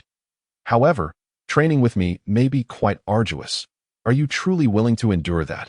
Li Feng inquired, recognizing that accepting Kaire was an unexpected boon. Although it felt slightly akin to abducting a minor, he dismissed such impractical thoughts from his mind. Kaire nodded firmly, expressing her unwavering resolve to face any hardship for the sake of enhancing her strength and training alongside Li Feng. Then let us proceed. Place your hand on my shoulder, and we shall depart. Li Feng instructed, and, in an instant, he and Kaire vanished from the scene. As the dust settled, the battlefield lay in disarray, and Gaby and the others finally confirmed Frost's demise. Commencing the cleanup, Gaby, have you seen the benefactor who just defeated Frost? Lien Su approached, supported by fellow warriors, scanning the area, but finding no trace of Li Feng. Gaby shook his head repeatedly. The benefactor vanished right after slaying Frost. As for Li Feng, they could only harbor reverence, yet he was nowhere to be found. They had hoped to invite him to planet Sadala. Moreover, they had initially doubted Li Feng's words and had been deceived by Frost's duplicity. Following the revelation of Frost's schemes, they felt deep remorse towards Li Feng, wishing to express their gratitude and apologize. However, now he had simply disappeared, leaving them at a loss for his whereabouts. At that moment, a Saiyan rushed over to report to Lien Su. Captain, we've located the Saiyans captured earlier. They've also been rescued by our benefactor. What? Lien Su and Gaby were taken aback, astonished that this benefactor had repeatedly aided them yet remained anonymous, vanishing without a trace. In contrast to Frost, this benefactor was truly celestial, while Frost was merely a terrestrial villain. Meanwhile, aboard Bulma's spaceship, she was feeling exceedingly bored. Earlier, due to the battle, Li Feng had not allowed her to accompany him, leaving her spaceship stationed at a distance. If I had known, I would have followed Li Feng. I wonder if he is on his way back now. Bulma mused aloud at that moment. With a swift whoosh, Li Feng and Kaire materialized within the confines of the spaceship. Li Feng, you've finally returned. And who is this girl? Bulma inquired, her tone laced with a hint of dissatisfaction as she noticed Kaire timidly standing behind Li Feng, as if demanding a full explanation from him. This is Kaire. She is a Saiyan from the 6th universe, and she wishes to train with me, Li Feng replied, scratching his head awkwardly, fearful that Bulma might feel jealous. Is that truly the case? Bulma asked skeptically, clearly unconvinced. Hello, Bulma. My name is Kaire. I insisted on training with Big Brother, so please don't blame him. Kaire stepped out from behind Li Feng, speaking shyly. I really don't understand how such a shy girl desires to train with Li Feng. But it's all right. I hold no grievance. Bulma responded with a smile, that I have high hopes for this little sister. You can simply call me sister from now on, Bulma said, taking Kale's hand with a bright smile. Upon hearing Bulma's acceptance, Kale was overjoyed. She had anticipated resistance, but was pleasantly surprised by Bulma's kindness, secretly regarding Li Feng and Bulma as her older siblings. Yes, sister, Kale exclaimed, her eyes sparkling with excitement. Subsequently, the trio did not linger in the sixth universe and swiftly commenced their return journey. After all, the time Li Feng and Bulma had spent away was nearing its conclusion. It was time to go back. Meanwhile, an unsettling premonition loomed over Li Feng, yet he could not pinpoint the source of the disturbance. He did not take it to heart, but his intuition urged him to enhance his strength. Unbeknownst to them, a colossal calamity was poised to threaten Earth. Chapter 54. Training in the hyperbolic time chamber. Inside the hyperbolic time chamber, a vast expanse of white enveloped the surroundings, the air thin and the environment harsh. However, it was undoubtedly the ideal training ground. Excellent. Kale, your task is to train diligently here for a year to elevate your strength. Li Feng, clad in black, addressed Kale before him. Kale, now similarly attired in black, exuded an air of determination and vigor. Li Feng was pleasantly surprised to find that her taste mirrored his own. Yes, brother, Kale replied, her eyes gleaming with enthusiasm as she looked at Li Feng, brimming with anticipation. Very well. First, you must head to the gravity training chamber to conquer the gravitational forces and enhance your foundational combat strength. Li Feng gestured towards the gravity training chamber within the hyperbolic time chamber. In 2 months, elevate the weight you can endure to its maximum. The higher the gravity, the more formidable your base combat power will become. After assessing Kale's combat power, he noted that she was currently only nearing the 100,000 mark. While it was true that the legendary Super Saiyan's power would naturally increase through combat, he found her strength somewhat lacking. Even upon transforming into a legendary Super Saiyan, her power would rise significantly. Li Feng sensed that a monumental battle was on the horizon, making the urgency to bolster their strength paramount. He believed that with training, the legendary Super Saiyan would become a formidable entity, akin to the uncontrollable Kale from Dragon Ball Super, who, upon transforming, could rival even Goku's Super Saiyan Blue form. Although the possibility of power fluctuations existed, the potential for greatness was undeniable. Kale nodded, acknowledging that she had never heard of gravity training before, and was astonished that Li Feng possessed such a training facility to her. Li Feng was shrouded in mystery, yet she never questioned his intentions. You possess remarkable talent. I have great confidence in you. Who knows, you may surpass me in the future. Li Feng expressed his anticipation, eager to witness how far the legendary Super Saiyan's strength could be elevated under his guidance. Kale felt a surge of happiness at Li Feng's confidence in her. With his support, she was determined to train earnestly. In her heart, Kaire had silently regarded Li Feng as her elder brother. Therefore, she must not let him down, she thought with pure determination, her eyes brimming with resolve. Without delay, she opened the door to the gravity training room and stepped inside. The chamber was spacious, and Kaire surveyed her surroundings with a nod before proceeding to the control panel, where she pressed the button for 10G'd. Instantly, a powerful gravitational force struck her, nearly causing her to lose her footing. Breathing became a struggle, yet in her weak gaze, there was an unwavering determination. Li Feng held such high hopes for her. She could not disappoint him. Moreover, she carried a small pouch at her waist containing some magical beans, her greatest support. Li Feng had told her that these beans could heal any injury, restoring one to their former state simply by consuming them. Meanwhile, Li Feng gazed into the vast whiteness before him and approached it present. He pondered whether he could achieve Super Saiyan 3, a transformation capable of contending with the formidable Majin Buu. Although it consumed energy rapidly, this posed little concern for Li Feng, as he was a Saiyan possessing the traits of Majin Buu.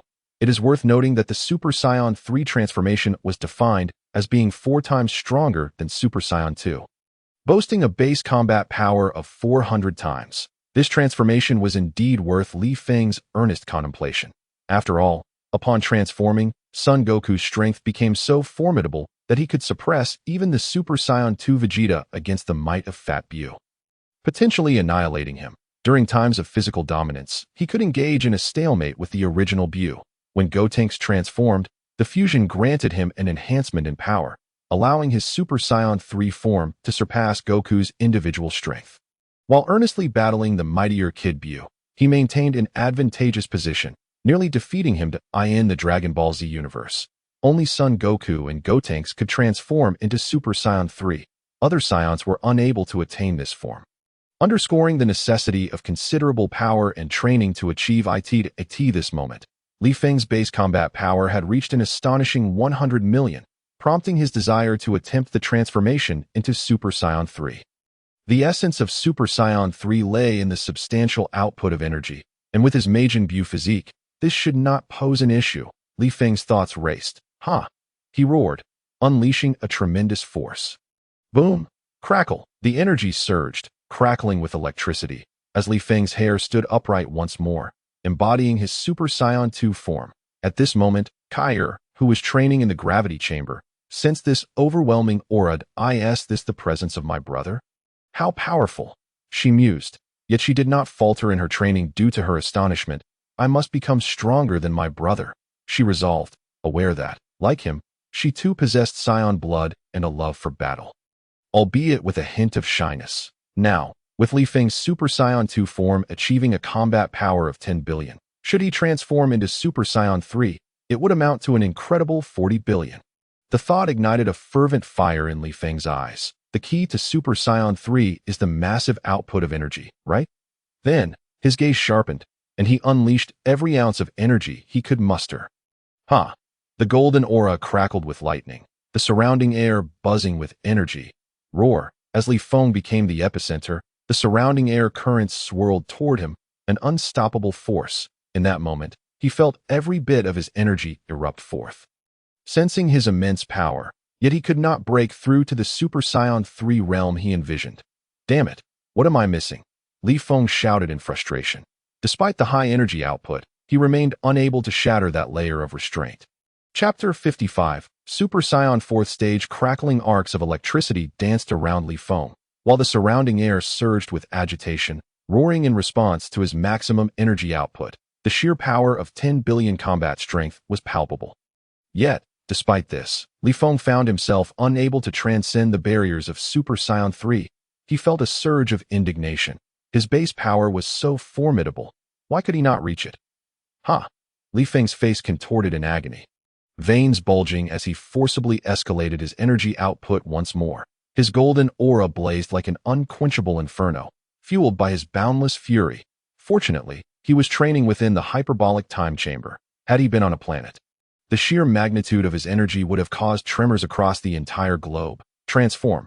He bellowed. Li Feng poured every ounce of his being into this effort, refusing to accept defeat. Why could he not transform? Despite reaching the zenith of his energy, he remained unable to ascend to Super Saiyan 3. Gradually, Li Feng relinquished the notion of immediately achieving this transformation, recalling how Son Goku had trained in hell for 5 years to attain Super Saiyan 3. Perhaps he had been a bit too impatient, he reflected, pulling back his energy output. In Dragon Ball Z, not all Saiyans could transform into Super Saiyan 3. Vegeta had trained extensively, yet remained unable to achieve this form, ultimately resorting to a transformation that amplified his Super Saiyan 2 form to a 200-fold increase. Am I also destined to be unable to reach Super Saiyan 3, like Vegeta? Li Feng pondered, gazing at his hands with a hint of discontent. After all, Super Saiyan 3 was not only a significant power boost, but also exuded unparalleled charisma and ruthlessness, a sight to behold. Thus, his inability to transform into Super Saiyan 3 left him with a sense of regret. However, if I truly cannot become Super Saiyan 3, it matters little, for I am aware of powers that surpass even that. Li Feng mused to himself. He knew that above Super Saiyan 3 lay Super Saiyan 4.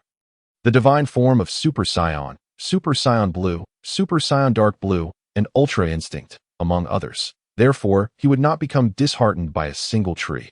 Surely, those forms were far stronger than Super Saiyan 3. At this moment, the form he was most likely to achieve was Super Saiyan 4. According to the old Kaishin, the tail could unlock a Saiyan's potential, serving as the source of their power. Thus, the Super Saiyan 4 transformation, utilizing the tail, differed significantly from previous Super Saiyan forms. Li Feng had not discarded his tail as Goku had. He retained it, fully aware of its potency. He pondered for a moment before shaking his tail with satisfaction.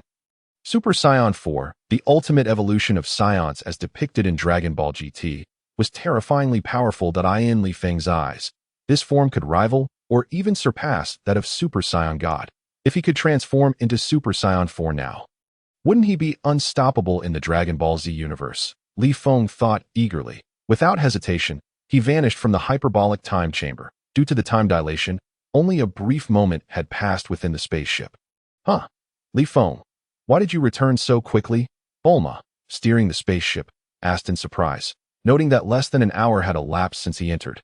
Bulma, could you assist me in creating an artificial moon? Li Feng inquired. An artificial moon? That shouldn't be too difficult. I can likely complete it within a day. Thankfully, I brought a small laboratory with me. Bulma replied, producing a capsule. True to her nature, Bulma was always prepared. Excellent. Let's get to work. Li Feng exclaimed with delight, promptly bringing the entire spaceship into his hyperbolic time chamber. Hey, Li Feng, why have you brought me back here again? Bulma stepped out of the spaceship, though she found the existence of such a place quite convenient. Especially with its controllable time flow, if there's ample time here, Li Feng responded with a smile. All right, Li Feng, I am at your service. Bulma playfully rolled her eyes at him before tossing the capsule to the ground. Bang! A small laboratory appeared before them, and Bulma entered to begin her work. As Li Feng observed the industrious Bulma, a thought seemed to cross his mind. Once all matters were settled, perhaps it would be time to consider marriage with Bulma. After all, it would be rather inappropriate to remain in this state indefinitely. The current state of their relationship could be succinctly described as inseparable, teetering on the brink of discussions about marriage. It was high time for such considerations. Li Feng mused. Although he still had journeys across various realms ahead of him, he could certainly bring Bulma along. After all, he possessed the spirit time room, didn't he? Thus, no matter where he went, it would be essentially the same. If necessary, he could always wish to modify the environment of the spirit time room to make it more habitable. Wouldn't that mean he would effectively become the master of his own world? While watching the busy Bulma, Li Feng indulged in these fantasies to that moment. A sound emanated from the gravity training room, likely indicating that Kakarot was diligently honing his skills. Li Feng nodded in satisfaction. Recognizing the potential in Kakarot that warranted further cultivation, he would undoubtedly become a significant asset in the future, not one to remain idle. Li Feng devoted that day to training within the spirit time room. However, for someone of his current caliber, ordinary training no longer yielded substantial benefits. Instead, he settled into a meditative state, embarking on a path of contemplative cultivation. This method of meditation was one he had learned from the original Dragon Ball series. Esteemed readers, I kindly request your support by clicking on the bookmark and sending flowers. Your encouragement fuels my determination to continue writing, and I am genuinely grateful for your support. Chapter 56. The realm of Super Saiyan 4 times swiftly passed. And Bulma successfully created the artificial moon. However, a troubling question lingered in Li Feng's mind. Would it, as described in the original story, lead lower-class warriors to lose control upon transforming into a great ape? Vegeta had once stated that higher-class warriors could maintain control over their thoughts even in their ape forms. But that was not the case for lower-class warriors. Typically, Saiyans who transformed into great apes would succumb to their overwhelming power, descending into madness and wreaking havoc indiscriminately. This was also evident in Dragon Ball GT, where Goku, upon turning into a golden great ape, could not distinguish friend from foe and caused widespread destruction. Fortunately, he eventually regained his senses upon seeing Earth and, influenced by his granddaughter Pan, remembered his family and friends, ultimately achieving the state of Super Saiyan 4 and defeating Baby. Yet, Li Feng was not entirely confident. Though his bloodline had significantly advanced and he possessed the physique of Majin Buu, what if he lost consciousness upon transforming into a great ape? Bulma, is your artificial moon controllable? Li Feng pondered aloud. If she could control it, he reasoned that if he were to lose control at a critical moment, she could simply turn off the artificial moon, allowing him to revert to his normal state. Of course, I can. How could the artificial moon created by the genius Bulma be uncontrollable? Bulma replied, her confidence unwavering. All right. If I lose control while transformed into a great ape, can you turn off the artificial moon immediately? Li Feng asked. Bulma suddenly recalled a past incident where Goku, in his ape form, had lost control and tragically killed her grandfather, her expression shifting to one of concern. You wouldn't end up like Goku, would you? Don't worry, I'm quite confident. Besides, if I were to lose control, you could turn off the artificial moon right away, and everything would be fine. Li Feng reassured her with a smile. All right then, Bulma responded, albeit with some lingering worry, as she set the artificial moon in an open space and activated it. Instantly, the artificial moon began to ascend into the sky, albeit in its dim form, not yet emitting light. Once it reached a high altitude, it paused, and since Bulma did not press the remote, the moon remained dark. That Li Feng took a deep breath, observing the artificial moon as he instructed Bulma. Okay, step back, and then press the remote. Bulma nodded and moved away, waving at Li Feng to signal she was ready to begin. The artificial moon gradually began to glow, and Li Feng fixed his gaze upon it. Thump, thump, thump. His heartbeat quickened, and Li Feng felt an overwhelming primal instinct surge within him. A strong desire began to envelop him from all directions. Gradually, his body slipped beyond his control, swelling dramatically. Roar! A colossal golden great ape materialized before him, its terrifying gaze radiating a bloodthirsty aura. Li Feng incredulously gazed at his gigantic, furry hand, astonished that he retained consciousness. That he had assumed that as a lower-class warrior, transforming into a great ape would lead to a loss of awareness. But this time, his expectations were shattered. Perhaps it was due to his Majin Buu physique or the fact that he was a traveler from another world. Regardless, he had truly succeeded this time. Li Feng felt a surge of joy. Transforming into Super Saiyan 4 would also be within reach. After becoming a golden great ape, his power had increased tenfold, in the early stages of Dragon Ball Z. This might have been beneficial, but for the current Li Feng, it was hardly noteworthy. Meanwhile, Bulma observed the golden great ape before her, a sense of fear gripping her heart as she worried that the creature might go berserk at any moment. Hey, Li Feng. Bulma waved her hands, signaling to see if he retained his consciousness. If he had lost control, she would immediately deactivate the artificial moon. The golden great ape turned its gaze toward Bulma and nodded, indicating that it had not succumbed to madness, which relieved her greatly.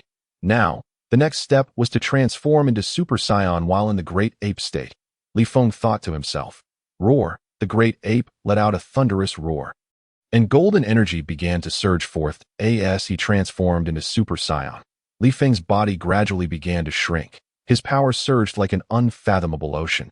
If before he felt he could obliterate a planet with ease, now he sensed that a mere flick of his hand could erase an entire nebula. Such overwhelming power left even Li Feng deeply shaken. However, Li Feng's transformation was not merely a shift in power. His appearance underwent a dramatic change as well. His previous clothing had vanished, and his upper body sprouted a dense coat of crimson fur, resembling a fiery red sweater. Simultaneously, his tail, which had been coiled around his waist, transformed into a brilliant red hue. Most strikingly, his long hair, which had previously cascaded down to his waist, now shortened into a tousled mane of black. Around his eyes, blood-red shadows accentuated his visage, giving him an aura of primal authenticity. Yet, despite this form, Li Feng's combat prowess reached terrifying heights, rivaling even that of Super Saiyan God. How incredibly handsome! Bulma gazed at Li Feng in this state, momentarily entranced by his captivating and formidable appearance. My strength is such that even dozens of Majin Buus would be no match for me. Li Feng marveled at his hands, feeling the immense power coursing through him, speaking to himself in awe. It seems I can stride confidently through the world of Dragon Ball Z from now on. Li Feng brimmed with self-assurance, as if everything lay beneath his command. Chapter 57. Kakarot emerges from his training ha. Within the spirit time room, a crimson figure was immersed in relentless training, emanating a fierce, blood-red aura akin to a demon from the depths of hell. Each of his strikes unleashed astonishing power. This was none other than Li Feng, now in the state of Super Saiyan 4. After 2 months of rigorous training, he had grown increasingly adept. Initially reliant on the artificial moon, he had now completely liberated himself from that constraint, able to transform into Super Saiyan 4 at will. Furthermore, it must be noted that upon attaining the Super Saiyan 4 state, he had seemingly broken through a barrier, resulting in his combat strength soaring to an astonishing 500 million. In summary, one could succinctly describe Li Feng's current state as nothing short of extraordinary. Li Feng was exceedingly pleased with his newfound abilities. The elevation in strength brought an unprecedented sense of ease. and the tasks assigned by the system were easily accomplished. What, then, was there left to worry about? Li Feng, having completed his transformation into Super Saiyan 4th stage, stood resolute, now embodying a more formidable state. Yet, he felt an insatiable urge to attempt the transformation that had previously eluded him. Super Saiyan 3rd. Despite having attained a more powerful form, the inability to achieve Super Saiyan 3rd left him with a sense of discontent. With a fierce shout, Li Feng unleashed his aura, transforming into Super Saiyan 2nd, surrounded by arcs of blue electricity that moment. His Super Saiyan 2nd form proved to be exceptionally powerful, a testament to his inherently high battle prowess. With another roar, Li Feng's aura erupted further, an endless flow of energy enveloping him, and he sensed that Super Saiyan 3rd was within reach. The intensity of his energy output surged, causing the blue arcs surrounding him to grow ever more prominent, signifying a qualitative shift in his strength compared to Super Saiyan 2nd. As the golden light dissipated, a newly transformed Li Feng appeared, his golden hair cascading down to his waist, his eyebrows vanished, and a layer of green irises enveloped his pale green eyes, which glinted with a fierce intensity reminiscent of Piccolo, a single strand of golden hair resting on his forehead. Humph! Is this the legendary Super Saiyan 3? Li Feng's lips curled into a wicked smile. For one who had already mastered Super Saiyan 4, this form seemed trivial, merely a fade to impress others. Li Feng felt a surge of confidence. After all, with a standard battle power amplified by 400-fold, his current strength as Super Saiyan 3rd had reached a staggering 200 billion. Without resorting to Super Saiyan 4, he could easily dominate all within the realm of Dragon Ball Z. Although facing Majin Buu might prove somewhat challenging. Hey, are you my brother? At that moment, a faint voice emerged from behind, and Li Feng turned to find Kaire, who had just exited the gravity training chamber. Indeed, Kaire, what do you think of my current form? Li Feng replied with a devilish grin. Very wicked, very imposing, so handsome, Kaire exclaimed joyfully, recognizing Li Feng's enhanced prowess. During her time in the gravity training chamber, she had felt an even more colossal aura than now. Ha! Li Feng laughed heartily, returning to his normal state, noting Kaire's drastically transformed aura. By the way, Kaire, how much gravity have you overcome now? Brother, I've managed to overcome 300 times the gravity. I feel my strength has significantly increased, but I'm still no match for you. A hint of confidence appeared on Kaire's previously timid face, a testament to her burgeoning power. 300 times. That's quite impressive. Now, show me your energy, Li Feng said eagerly, curious to see how much Kaire had grown over the past 2 months. Kaire nodded, clenching her fists and attempting to gather her energy behind her. Ha!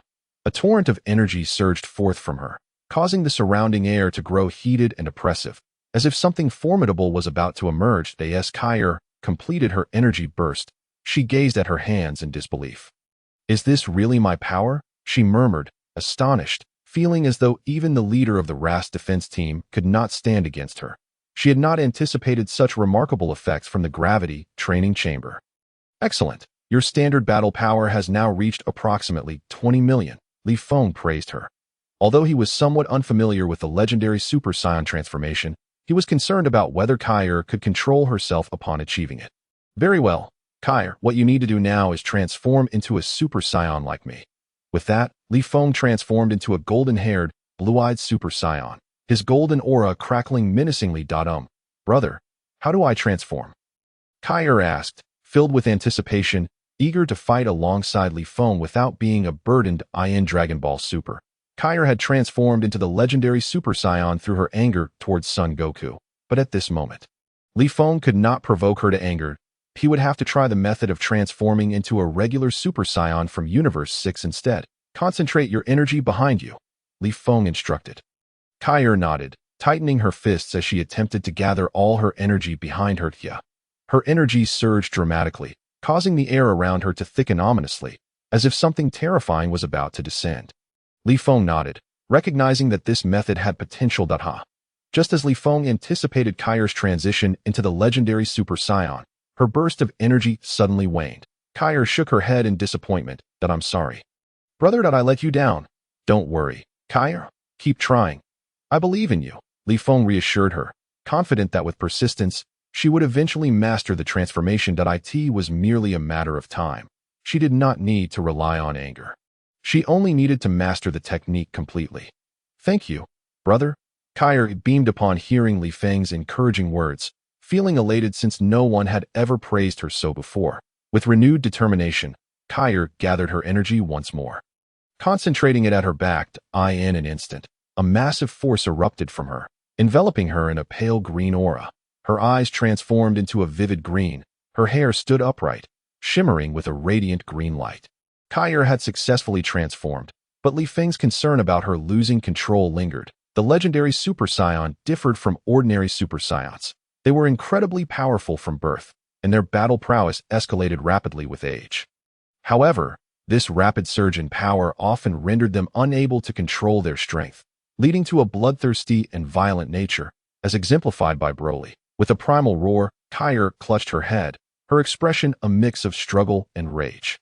As if battling the bloodlust within her, it was impressive that even after transforming into a legendary Super Saiyan, she could instinctively restrain her violent tendencies. "Very good," Li Feng encouraged, recognizing that as long as Kaire maintained this awareness, she could eventually master her newfound power through training. However, the next moment, her awareness was overtaken by rage. Her eyes filled with a terrifying intensity, leaving her with nothing but the instinct to battle. Roaring like a feral beast, Kaire approached Li Feng, her legendary Super Saiyan instincts driving her towards him. Li Feng could only shake his head helplessly, realizing that the only solution was to incapacitate her.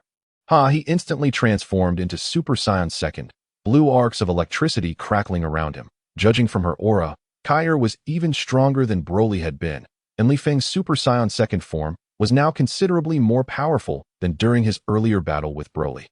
With a swift motion, Kaire gathered her hands, forming a colossal energy sphere that surged with explosive energy. She launched it at Li Feng like a cannonball, an unstoppable force that a glimmer of excitement flashed in Li Feng's eyes. Having not fought in the hyperbolic time chamber for some time, he felt invigorated by Kaire's presence. With a powerful shout, he unleashed a ki blast, a torrent of explosive energy surging towards Kaire's energy sphere. The clash of their energies resonated like a thunderous roar, shaking the very fabric of the hyperbolic time chamber. The bright expanse of the chamber contrasted sharply with the billowing clouds of smoke that erupted from their confrontation. Fortunately, Bulma was not present at this time. She had mentioned that staying in the chamber could age her rapidly since one day outside equated to a year inside. Thus, Li Feng was free to engage in battle without restraint. In the next instant, Kaire's figure appeared before Li Feng, delivering a powerful punch. Bang!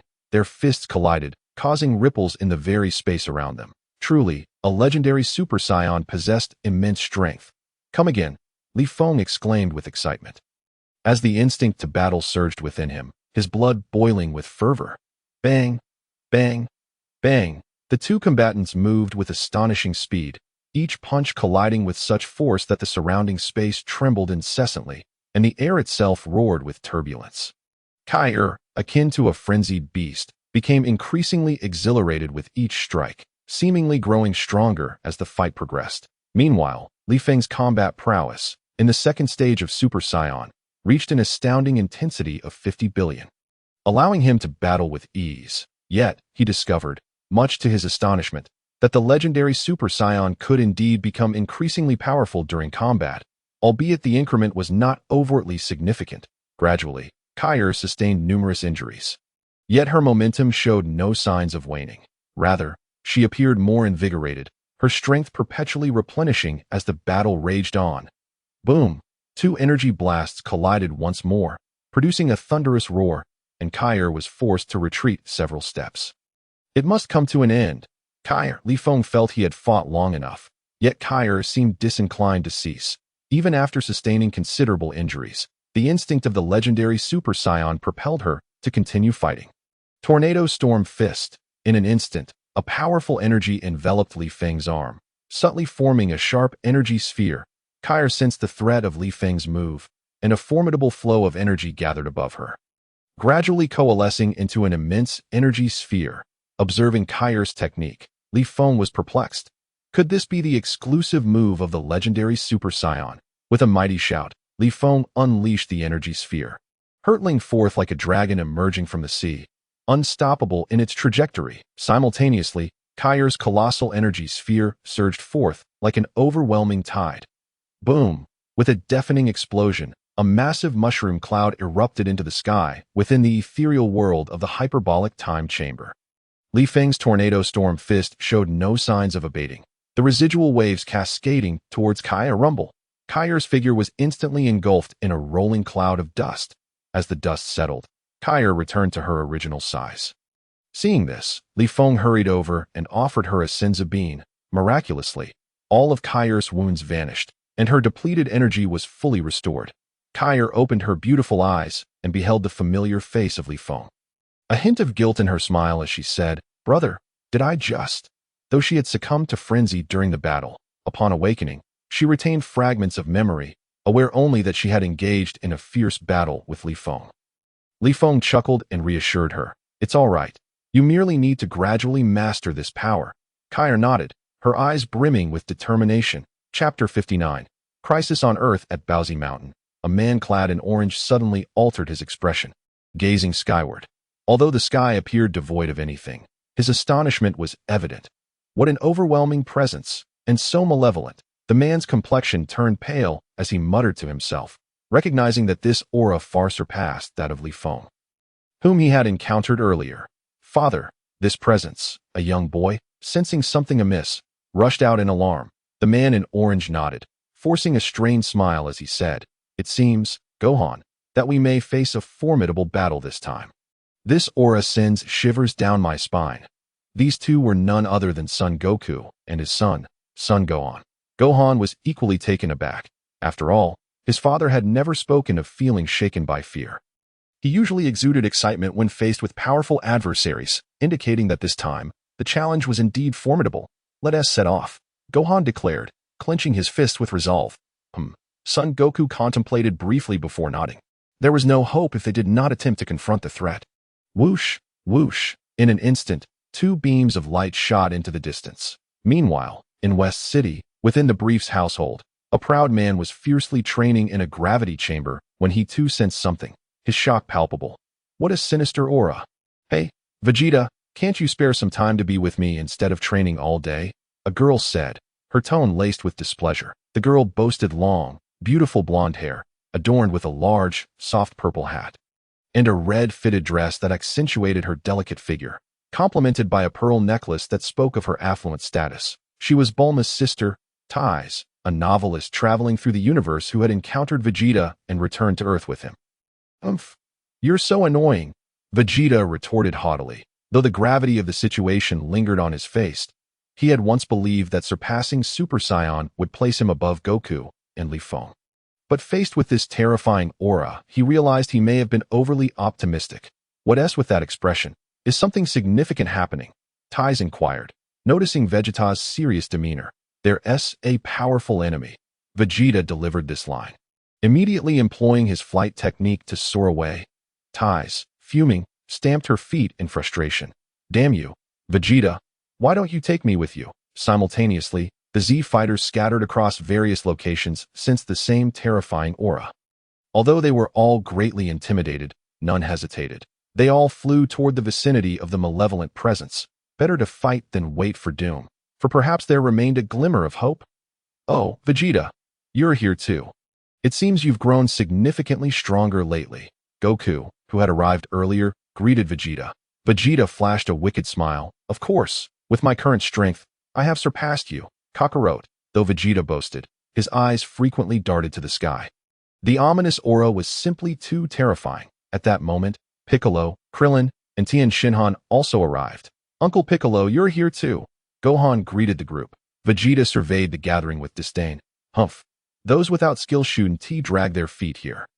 He scoffed, as if he were the center of attention. Vegeta, I wonder where you derive such confidence," Piccolo retorted, unable to hold back. Vegeta smirked.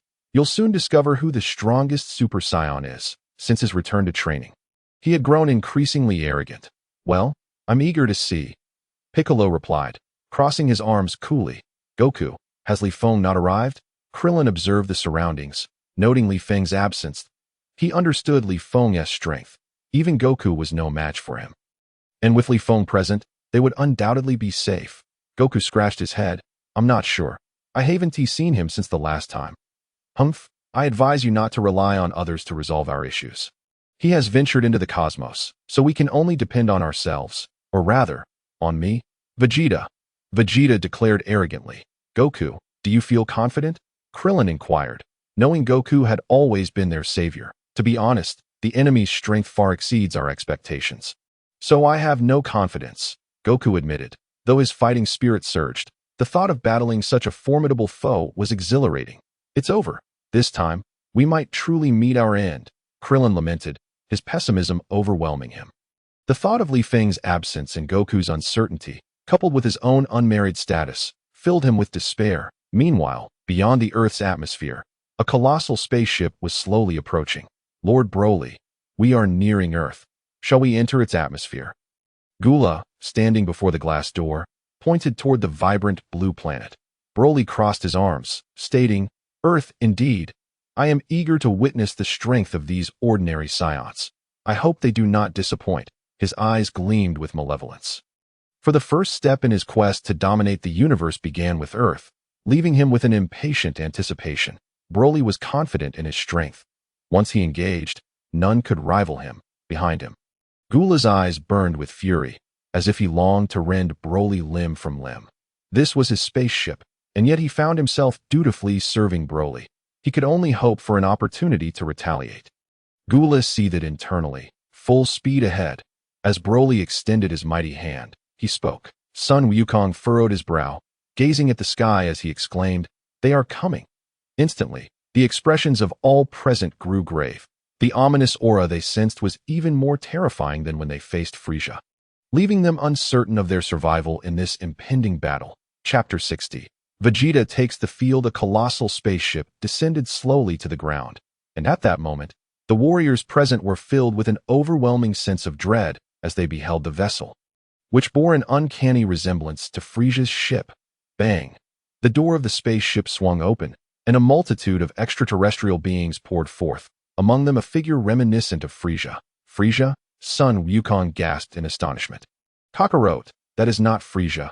Observe his colors, Vegeta remarked through gritted teeth as he scrutinized Cooler. Sun Wukong glanced at Cooler's hue and confirmed that he was indeed not Frieza, but given his striking resemblance, he surely was no benevolent presence either. Meanwhile, Sun Wufan and Piccolo sensed a weighty tension. The energy emanating from this new arrival was not merely formidable, it was utterly terrifying. The pressure was so intense that it felt as though it was suffocating. Bang, bang, a towering figure emerged, exuding an aura of immense power. It was none other than Broly. Oh, so you all are here, Sun Wukong, Vegeta, Sun Wufan, Piccolo, Krillin, Tianjinhan, Yamcha. It brings me great joy to meet you. Broly surveyed the group with a wicked grin. What? How do you know our names? By your appearance, you too must be a Saiyan. Sun Wukong pointed at Broly. Ha! I am indeed a Saiyan, and far more powerful than you can imagine. I am the legendary Super Saiyan. Appearing once in a millennium, Broly boasted arrogantly. What? The legendary Super Saiyan? Vegeta's complexion paled at this revelation. Vegeta, what is the legendary Super Saiyan? Sun Wukong inquired, bewildered. Vegeta replied solemnly, in Saiyan history, the strongest warrior in the universe appears every 1,000 years. He is bloodthirsty, ferocious, and possesses terrifying combat prowess. This is what the legends speak of, a Super Saiyan unlike our ordinary kind. The legendary Super Saiyan's power increases with age and intensifies during battle. As Vegeta sensed the overwhelming pressure emanating from Broly's bloodline, he was certain of the truth. What is your purpose for coming here? Sun Wukong pointedly asked Broly. My purpose? Naturally, it is to conquer Earth first, and then to dominate the universe. So, Sun Wukong, Vegeta, are you interested in becoming my subordinates? Broly replied with a smug demeanor, reveling in his own superiority. It seems an inevitable battle awaits us. Sun Wukong forced a smile despite the oppressive atmosphere. Even if you are the legendary Super Saiyan, it matters not. You remain no match for me. The mighty Vegeta shouted defiantly against the pressured dough. Vegeta, but to deal with you, I need not lift a finger. Let this fellow from the Frost Demon clan entertain you. Broly glanced at Cooler, giving a subtle indication. Easy enough, Cooler smirked. Although he bore a grudge against Broly, the prospect of tormenting these Saiyans was enticing. If he could not defeat Broly, surely he could overpower these Saiyans. Broly crossed his arms, enjoying the spectacle, eager to witness the current strength of these warriors, particularly curious about why Sun Wukong seemed significantly weaker than before. Had he concealed his true power? Ha ha ha! You must be the ones who killed my foolish brother. Frieza? Cooler stepped forth, his own aura radiating terror. Let me handle this, Sun Wukong exclaimed excitedly, unable to suppress his combative instincts in the presence of a formidable foe. However, Vegeta, gritting his teeth, insisted, enough chatter, Kakarot. I did not personally slay Frieza, but this foe is mine to confront. Do not interfere. Observing Vegeta's determination, Sun Wukong refrained from intervening, instead focusing on the enigmatic Broly, whose hidden power seemed boundless. Should a battle ensue, the very earth itself could be at risk. Dad, that Broly fellow feels incredibly strong, Sun Wufan said, stifling a tremor. Sun Wukong nodded, remaining silent. The battle between Cooler and Vegeta was on the verge of commencing. Ha ha ha! So you are the Prince Vegeta who once served under my brother, are you? Feeling rather formidable now, are we? Cooler taunted, having previously encountered Vegeta and seizing the opportunity to insult him before delivering a crushing defeat. You are unaware, Cooler, that I, Vegeta, can also transform into a Super Saiyan, Vegeta declared with unyielding pride. Ha! With a mighty roar, Vegeta's immense energy surged skyward, transforming him into a golden-haired, blue-eyed Super Saiyan. The golden aura flared wildly around him, exuding an overwhelming might. When did Vegeta gain the ability to transform into a Super Saiyan? Piccolo remarked, astonished. Meanwhile, Sun Wukong regarded it as a natural progression. With Vegeta's proud nature, how could he possibly allow himself to fall behind? Ha ha ha! It's merely a change of color, but ultimately, you are but a Saiyan monkey. Cooler sneered at Vegeta's transformation, showing little surprise and even less respect, for he had witnessed the legendary Super Saiyan power of Broly and deemed Vegeta's transformation trivial. Stop underestimating me, and prepare to die, Vegeta roared, charging at Cooler. Boom! The two engaged in a fierce exchange of blows, both being pushed back slightly, astonished by each other's strength. To my surprise, this Saiyan monkey possesses some strength. Too bad it is insufficient to match my might. Cooler chuckled maliciously, seeking death. Vegeta, undeterred by Cooler's demeanor, charged at him again. Bang! Bang! The sound of their fierce combat reverberated throughout the vicinity. Sun Wufan observed the battle, exclaiming, Uncle Vegeta is amazing. Chapter 61. The demise of Cooler. It seems Vegeta has been training rigorously during this time. He is nearly catching up to me, Sun Wukong remarked, watching the clash unfold. The speed of Vegeta and Cooler accelerated, each punch landing with increasing ferocity. Unlike the original tale, Vegeta now appeared even stronger, for how else could he so effortlessly match Cooler? It should be noted that Cooler was transformed to his 4th level. Cooler was utterly astonished. Could it be that these Saiyans were indeed the nemesis of his Frost Demon clan? How could an ordinary Saiyan stand toe-to-toe with him? Had he truly fallen behind the times? Ha! The so-called Cosmic Emperor Cooler was nothing extraordinary. Vegeta grew more exhilarated with each blow, having long harbored disdain for the Frost Demons. With Frieza and King Cold's demise, he had thought his opportunities had vanished. Yet here was Cooler. Boom!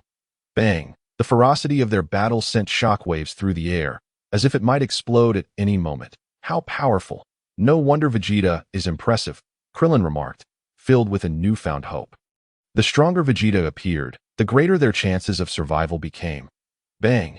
In a moment of inattentiveness on Cooler's part, Vegeta delivered a devastating punch that struck him squarely. Cooler's expression shifted as his body was sent hurtling through the air. Boom! He crashed into a hill, instantly fracturing it. Yet, Vegeta did not grant Cooler a moment's respite. In the next instant, he reappeared before Cooler, delivering a fierce kick. However, just as Vegeta aimed to strike, Cooler smirked, catching Vegeta's foot with both hands. What? Vegeta gasped in shock, taken aback that Cooler could react so swiftly. Cooler yanked Vegeta's leg, flinging him away with tremendous force. You ought to know, our Frost Demon clan is not to be trifled with. Death Ray, facing the body of the battered Vegeta, Gula unleashed a devastating death beam that struck with ferocity. How infuriating! I am Vegeta, the the prince of the Saiyan race. How could I ever be defeated? Ha! Vegeta steadied himself and instantly countered with an energy blast, colliding fiercely with the death beam. Boom! Gula was taken aback, not expecting Vegeta to react so swiftly. Narrowing his eyes, Gula appeared before Vegeta in the blink of an eye, delivering a powerful punch that sliced through the air with a menacing whoosh. Boom! The two clashed once more, as if the very air had solidified. Ha! Vegeta summoned his energy to its peak, each punch striking harder than the last, leaving Gula's hands numb and sending a jarring pain through his bones. Are all Saiyans demons? How could even the seemingly inconsequential dog of my younger brother possess such might? Bang! Bang! Gula endured dozens of Vegeta's punches, the scars on his body multiplying. Boom! Once again, Gula was sent flying, panting heavily and looking utterly disheveled as he spat. Damn Saiyan monkey, perish! With that, dark energy surged from his body, swiftly coalescing into a colossal black energy sphere.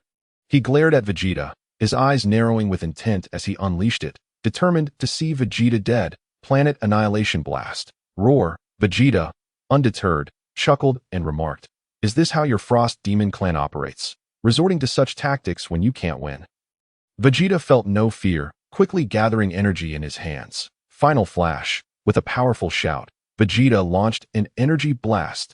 Boom! The two energy spheres collided, resulting in a tremendous explosion. Gula's expression shifted as Vegeta's blast partially pierced through his Planet Annihilation Blast, hurtling back towards him. But at this moment, he was powerless to resist. Boom! Gula's body was sent crashing to the ground like a cannonball. Puffed! Gula's face turned pale, gasping for breath in a pitiful state. Clearly defeated, truly, Vegeta is formidable. Sun Wukong observed Gula's downfall with delight, though he had anticipated it. Seeing Gula's defeat, Broly's face darkened with murderous intent as he declared, "What a useless waste of space. Thus, you shall die." With a swift motion, he extended his hand, a powerful force pulling Gula's body towards him. Gula, filled with dread, found himself unable to control his movements, realizing that this individual before him was a terror far beyond that of any demon. In an instant, Broly had Gula by the throat, his terrifying gaze akin to that of a predator sizing up its prey. To Broly, useless beings had no place in this world.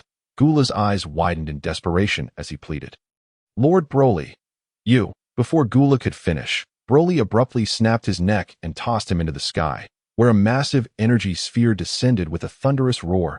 Gula's body was engulfed in the ensuing explosion. Boom! The once mighty cosmic emperor Gula had fallen. Krillin and the others were left aghast at Broly's ruthlessness. He had shown no mercy, even to his own subordinates. Meanwhile, Vegeta and Sun Wukong remained on high alert. The death of Gula meant little, for they could very well be next. After dispatching Gula, Broly turned his gaze to Sun Wukong and the others, nonchalantly stating, "You might as well join forces. I certainly wouldn't mind slaying a few more." Broly's words dripped with arrogance, yet bore an unsettling truth. His strength was unparalleled, while Sun Wukong and his allies were merely ordinary Super Saiyans, hardly a match for the legendary warrior he was. "Damn, Kakarot, it seems we must unite against this foe." Vegeta gritted his teeth, suppressing the pressure he felt. Indeed, this foe cannot be faced alone. Sun Wukong's face paled as he regarded Broly with a grave expression. The sheer terror Broly exuded was overwhelming. "Yes, let us fight together." At that moment, Piccolo, Gohan, Krillin, Tien, Yamcha, and the other warriors stood resolutely alongside them, ready to confront their fate, regardless of their lower power levels. Chapter 62. The Terrifying Power of Broly. "Ha!" Sun Wukong bellowed, his golden aura enveloping him as an immense force surged skyward.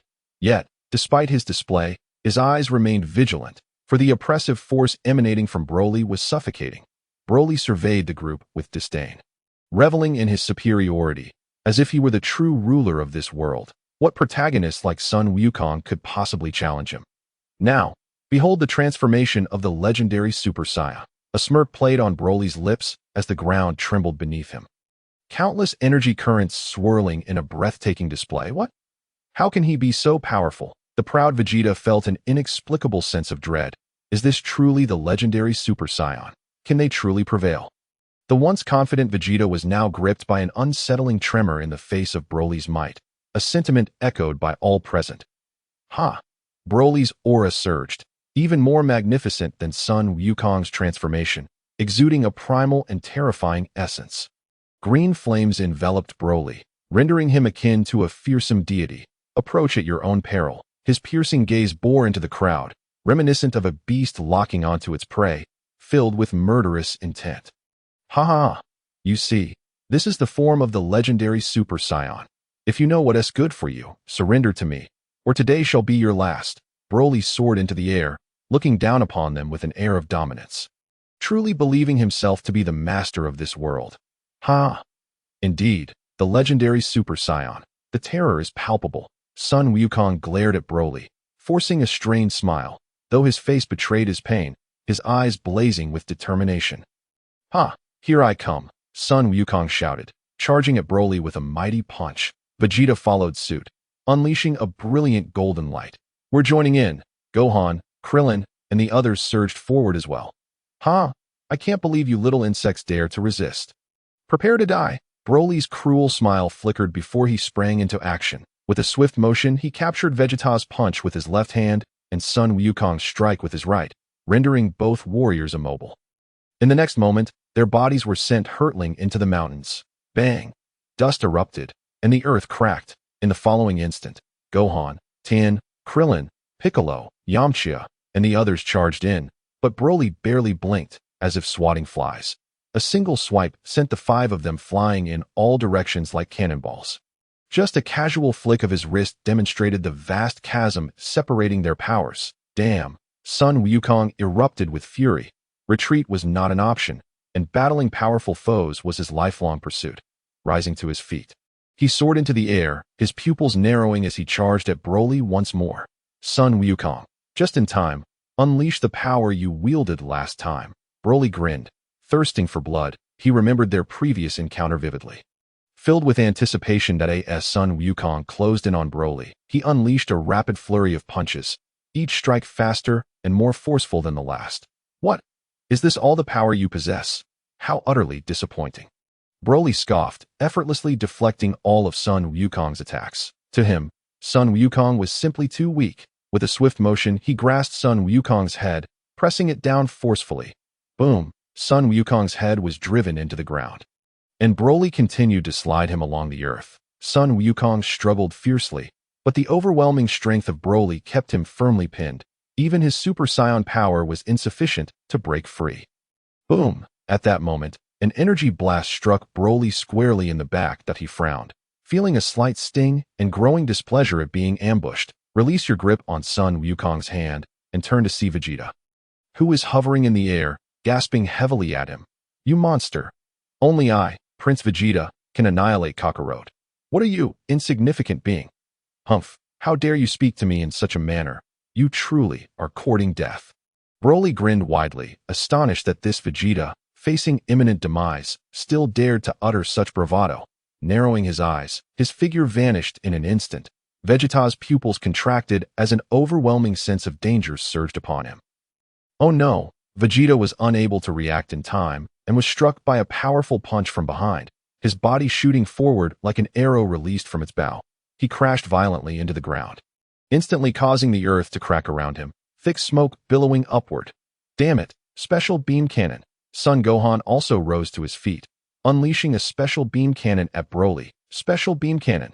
Kamehameha wave. Ki blast. A multitude of warriors unleashed their most formidable techniques, several energy blasts intertwined, ultimately merging into a colossal energy sphere, sweeping towards Broly like a torrential storm. Oh, I didn't expect you little insects to still be alive. Broly grinned, seemingly unfazed by the onslaught of attacks, making no attempt to evade as if he intended to absorb the blow with his body. The energy sphere struck Broly directly. Boom! A thunderous roar erupted. Thick smoke soared into the sky, and Broly's form was engulfed in the haze. Krillin, witnessing this, said with some excitement, "Did we succeed?" "No, that level of damage is utterly inconsequential to him," Piccolo remarked, his expression solemn as he gazed at the billowing smoke ahead. Gulp! Son Gohan swallowed hard, fear evident in his eyes as he said, He is coming out. From the swirling smoke emerged a tall figure. It was Broly, completely unscathed. Your feeble attacks are nothing but a mere nuisance. Chapter 63. The Three Great Super Saiyans. What? How is this possible? Tien's eyes widened in disbelief. Could they truly withstand such an enemy? They had just unleashed their full power, yet it hadn't inflicted even the slightest harm. Ha! You are all remarkably tenacious. It appears that the anime I once watched was indeed true, but I despise this futile method of striking against stone with an egg. Broly chuckled wickedly, viewing everyone before him as utterly powerless. They say Son Gohan possesses the greatest potential. I suppose you still cannot transform into a Super Saiyan. Can you? If not, allow me to assist you. Broly's expression twisted into a cruel smile as he contemplated something. He was eager to witness the extent of the power of the warrior hailed as the strongest in Dragon Ball Z when pushed to the brink of rage. With a swift motion, he extended his hand towards Piccolo, unleashing a formidable gravitational pull that surged towards him. What? Piccolo's face turned pale, and in the next moment, he could no longer control his body, being drawn directly toward Broly. Uncle Piccolo, Son Gohan cried out, unleashing a barrage of energy blasts at Broly. Bang, bang, bang. Yet, the strikes against Broly seemed utterly ineffective, causing no damage whatsoever. In the next instant, Broly had seized Piccolo by the throat. Looking at Son Gohan as he said, Son Gohan, hurry up and unleash your potential. Ha! Release Uncle Piccolo, Son Gohan cried, his eyes filled with rage, for Piccolo was his most important mentor. Krillin and the others were completely stunned. Broly was simply terrifying, capable of ensnaring Piccolo with just his pull. How could they hope to withstand such power? Crack! Broly's hand tightened, a sadistic smile spreading across his face as he instantly snapped Piccolo's neck. Piccolo's form fell limply to the ground, and the next moment, an energy blast engulfed his body. As a Namekian, as long as his core was unharmed, he could be reborn. Broly was aware of this, and thus cruelly obliterated Piccolo into fragments. Uncle Piccolo, you bastard! Son Gohan's fury ignited, his entire being pulsating with rage as he glared at Broly, wishing he could kill him in that very moment. Unforgivable, unforgivable, unforgivable. Son Gohan gritted his teeth, and around him, torrents of energy swirled, encircling him. The intensity of Son Gohan's aura soared skyward, causing Krillin and the others nearby to feel as if they were on the verge of toppling over. Golden energy began to erupt from Son Gohan's body, merging with the surrounding currents, brimming with explosive power. Ha! Excellent. Finally, someone who can trade blows with me, Broly exclaimed, observing Son Gohan's transformation with delight. Son Gohan's seething rage had dramatically heightened his battle prowess, surpassing even that of the earlier encounters between Son Wukong and Vegeta. At that moment, Son Wukong, still lying on the ground, sensed Son Gohan's formidable energy and exclaimed, Gohan, finish him off. Unforgivable. You bastard. Die. Son Gohan moved in an instant, appearing before Broly, delivering a devastating punch to his chest. Thud. Broly was momentarily staggered. Son Gohan's speed and strength were formidable, landing blow after blow upon Broly. Ha! Ha! Ha! Like a blacksmith hammering iron, the assault was relentless. Boom! An energy blast struck Broly fiercely, sending him hurtling into the mountains. Yet, this was far from over. The fury within Son Gohan could not be quelled so easily. Ha! Son Gohan roared once more, subsequently unleashing the prince's technique, sending dozens of energy blasts cascading towards Broly. Boom! Boom! A massive mushroom cloud surged into the sky, shaking the very earth beneath them. Did we succeed? Krillin held his ground, gazing at the explosion, believing Broly to have been obliterated. No, Broly's energy remained, unwavering and undiminished. At this moment, Son Wukong soared into the air, a grave expression on his face. That damned creature, how dare he reduce Prince Vegeta to such a state? Vegeta also lifted off the ground. Both Son Wukong and Vegeta had sustained considerable injuries, yet they paid no heed to their wounds, for Broly was still alive. Son Gohan's golden aura flared wildly, burning with unquenchable rage. Ha! This is exhilarating. Absolutely exhilarating. Broly's voice emerged from the smoke, akin to a defiant beast, instilling fear in all. He wasn't incapable of withstanding Son Gohan's assault. He merely wished to experience the full extent of the power born from Son Gohan's pure fury. As the smoke cleared, Broly appeared somewhat disheveled, yet his aura remained entirely composed. Remarkable, truly, son Gohan. It's just a pity you encountered the legendary Super Saiyan, a being of 1,000 years. Ha! Upon witnessing that, Broly bore no injuries. Son Gohan's fury intensified. You damned creature, you shall perish. With that, he vanished once more from sight. Let us join in. Vegeta, son Wukong bellowed, charging towards Broly. Teach. Vegeta clicked his tongue, unleashing his energy as he struck fiercely at Broly. Bang, bang, bang. The speed of the three great Super Saiyan's attacks was astonishingly swift, each punch heavier than the last. They say 2 fists cannot match 4 hands. But here, against Broly, that adage proved utterly false. He effortlessly parried all their combined assaults. Damn it, son Gohan, regaining his wits amid his unending rage, realized just how formidable Broly truly was. Could 3 Super Saiyans truly be unable to overcome him? Damn it.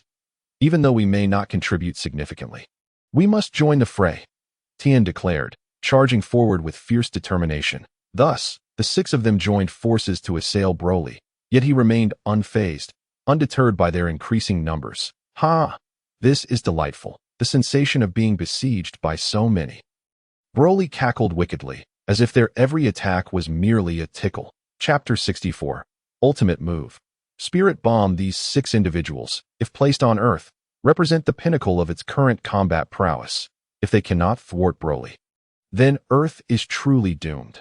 Nevertheless, even under the relentless assault of the 6 most formidable warriors, Broly remained utterly unperturbed, as though he possessed an inexhaustible reservoir of strength.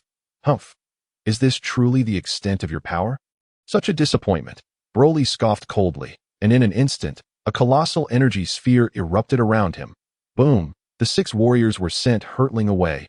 Those of lesser strength, such as Krillin, Tien, and Yamcha, were brutally slammed into the ground. Only the 3 Super Saiyans, Goku, Gohan, and Vegeta, managed to barely stabilize themselves. How infuriating! Is the legendary Super Saiyan truly this powerful? Vegeta's eyes blazed with unending fury as he glared fiercely at Broly. How infuriating! Roar! With a mighty shout, Gohan unleashed his energy once more, disregarding his injuries as he charged at Broly again. This is the only option left. Ha! Goku also cried out, launching himself towards Broly. Bang! Bang! Bang! The 3 once more encircled Broly, unleashing a barrage of techniques, determined to vanquish him. Ha! Useless, ordinary Saiyans. How could I, Broly, be compared to you? Broly laughed heartily. With a single punch, he struck Gohan, sending his body plummeting. Then with a swift kick, he sent Vegeta flying like a cannonball. Broly seized Goku's leg, spinning him around twice in midair before violently hurling him to the ground. Bang! Boom! The earth shattered once more. Gasp! Cough cough! Goku spat blood, his face pale, gasping for breath.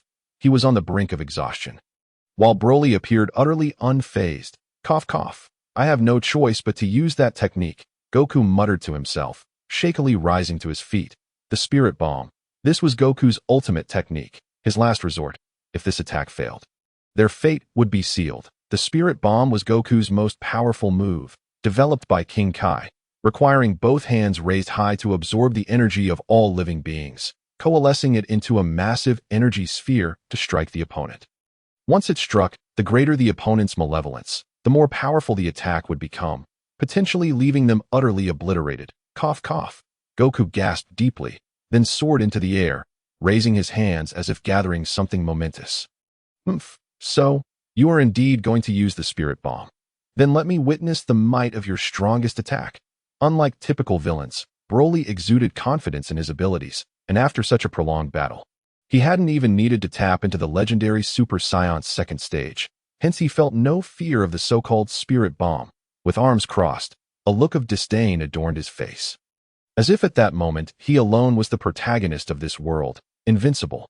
Oh, forces of the universe, I implore you to lend me your energy, for the earth is in peril, Goku gasped, closing his eyes. At that moment, people from Earth began to emanate energy, all of it converging towards Goku, whether from the oceans, the land, the forests, the mountains, animals, or plants. An overwhelming tide of energy surged forth. Zzz, crackle, a colossal spirit bomb gradually formed in Goku's hands.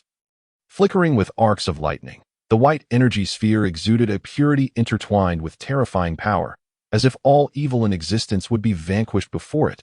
Go, Goku, Krillin, suppressing his pain, urged on the gathering spirit bomb. However, he could offer little assistance, so he raised his hand towards Goku, channeling his remaining strength into him. How infuriating! Kakarot, Vegeta struggled to send his meager energy to Goku. Father, go for it. Gohan also raised his hand, transferring his last reserves to Goku. Likewise, Tien and Yamcha followed suit, offering their remaining strength to Goku. As their energies converged upon him, Goku suddenly opened his eyes, now ablaze with brilliance. The enormous spirit bomb was unleashed with tremendous force, hurtling towards Broly like a meteor colliding with Earth. Just in time. Let me, Broly, witness the true power of your so-called ultimate technique. Instead of fear, Broly felt exhilaration, his legendary Super Saiyan blood boiling within him. Broly unleashed his aura once more, gathering countless energy flows above him, rapidly forming a massive energy sphere.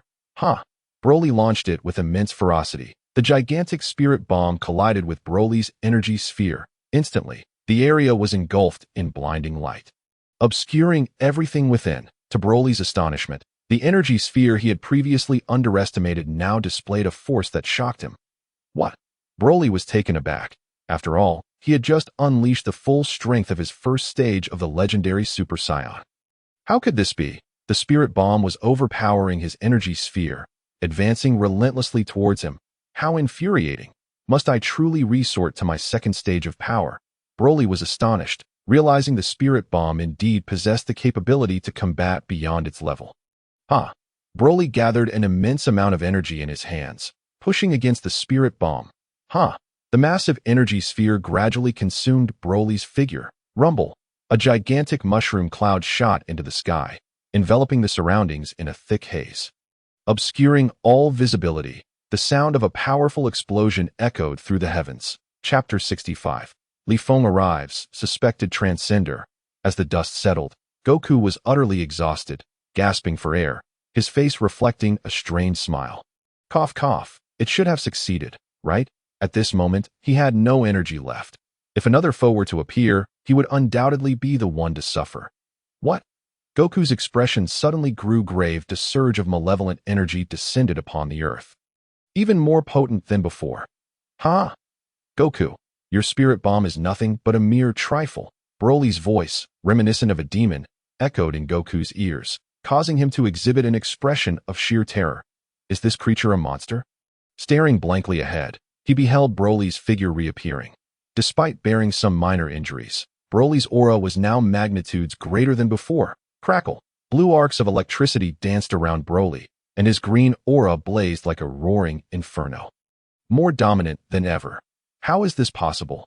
Goku was astounded. He could hardly fathom that someone could withstand his spirit bomb without so much as a scratch. It seems that you truly are the protagonist. Your spirit bomb is indeed formidable. Had I not transcended to the legendary Super Saiyan, I might have perished at your hands. However, I am now a being who has surpassed the legendary Super Saiyan's second stage. Unprecedented. Broly's diabolical laughter reverberated through the air, instilling dread in the hearts of all present. It appears Earth is truly doomed this time. Goku struggled to speak, his body faltering, as if devoid of strength.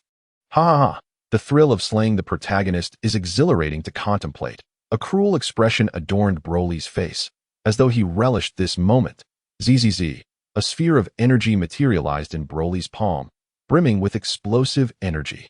Farewell, Dragon Ball's protagonist, Goku. He hurled it towards Goku, who, despite his desire to block it, found his body incapable of resistance. Closing his eyes, he awaited the arrival of death. Rumble! An explosion resonated, yet Goku felt no pain. Upon opening his eyes, he found a woman in black standing before him. Her aura bore a striking resemblance to Broly's. As my brother mentioned, there is someone who resembles him exactly. It seems he was not mistaken. The woman in black regarded Broly warily, yet addressed Goku. Seeing someone finally appear to confront Broly, Goku sighed in relief, his body finally succumbing to exhaustion and collapsing. Who are you? How dare you obstruct me? Broly glared at the one who had intercepted his energy sphere, visibly displeased. He showed no mercy to those who dared to stand in his way. My mission is to eliminate you, the woman in black stated coldly. Oh, ha. Is that all you have? Your ability to withstand my strike just now is commendable, yet do not presume that you can defeat me. Remember, I am the legendary Super Saiyan. Ha. Broly, with arms crossed, exuded an unparalleled arrogance, as if he had just heard the most amusing jest, bursting into laughter, with the protagonist unable to rival him. Who else could possibly stand in his way? As it happens, I can. The woman clad in black is Kaire, who, after more than a year of training and guidance, has shed her previous timidity, replaced instead by an aura of aloof confidence, with a fierce cry.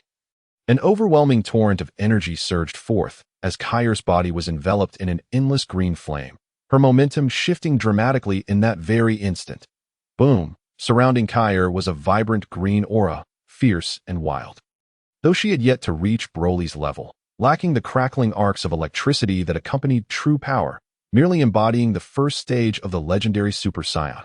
What? How could this be? How could there be a second legendary Super Saiyan in the Dragon Ball universe? Broly was utterly astonished. Though this power did not reach his own level, it was undoubtedly that of a legendary Super Saiyan. This is impossible. A legendary Super Saiyan appears only once in a millennium. Who are you? Despite Broly feeling no threat from a power standpoint, he could not comprehend how a second legendary Super Saiyan could exist. Was this an affront to his intelligence? Yet, one must not blame Broly. After all, the timeline he originated from was different from Li Feng's, having only known Dragon Ball Z, without any knowledge of Dragon Ball GT or Dragon Ball Super.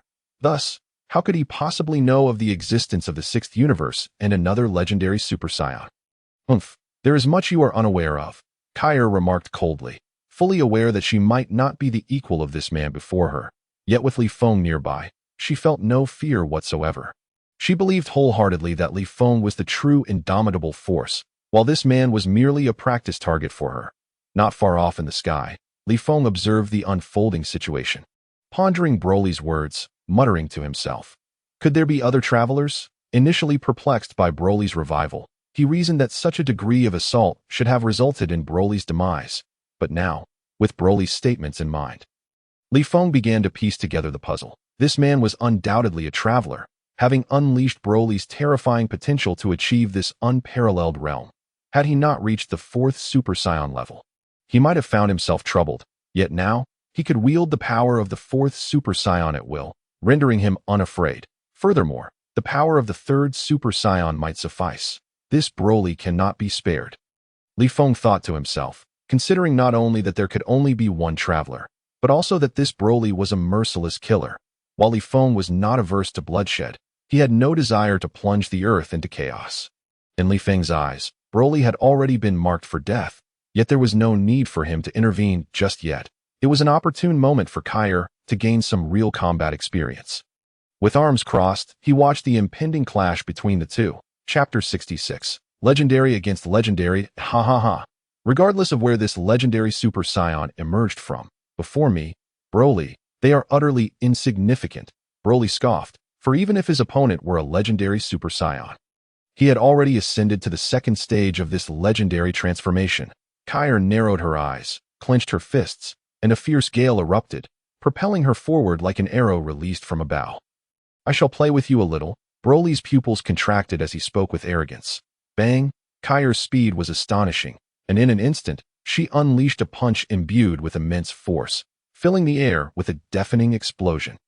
The two fists collided, sending Kaire staggering back several dozen steps, while Broly remained as immovable as a mountain. Behold, this is the chasm that divides us, Broly remarked to Kaire with a casual tone. Kaire, though astonished, felt her fighting spirit surge, her blood boiling.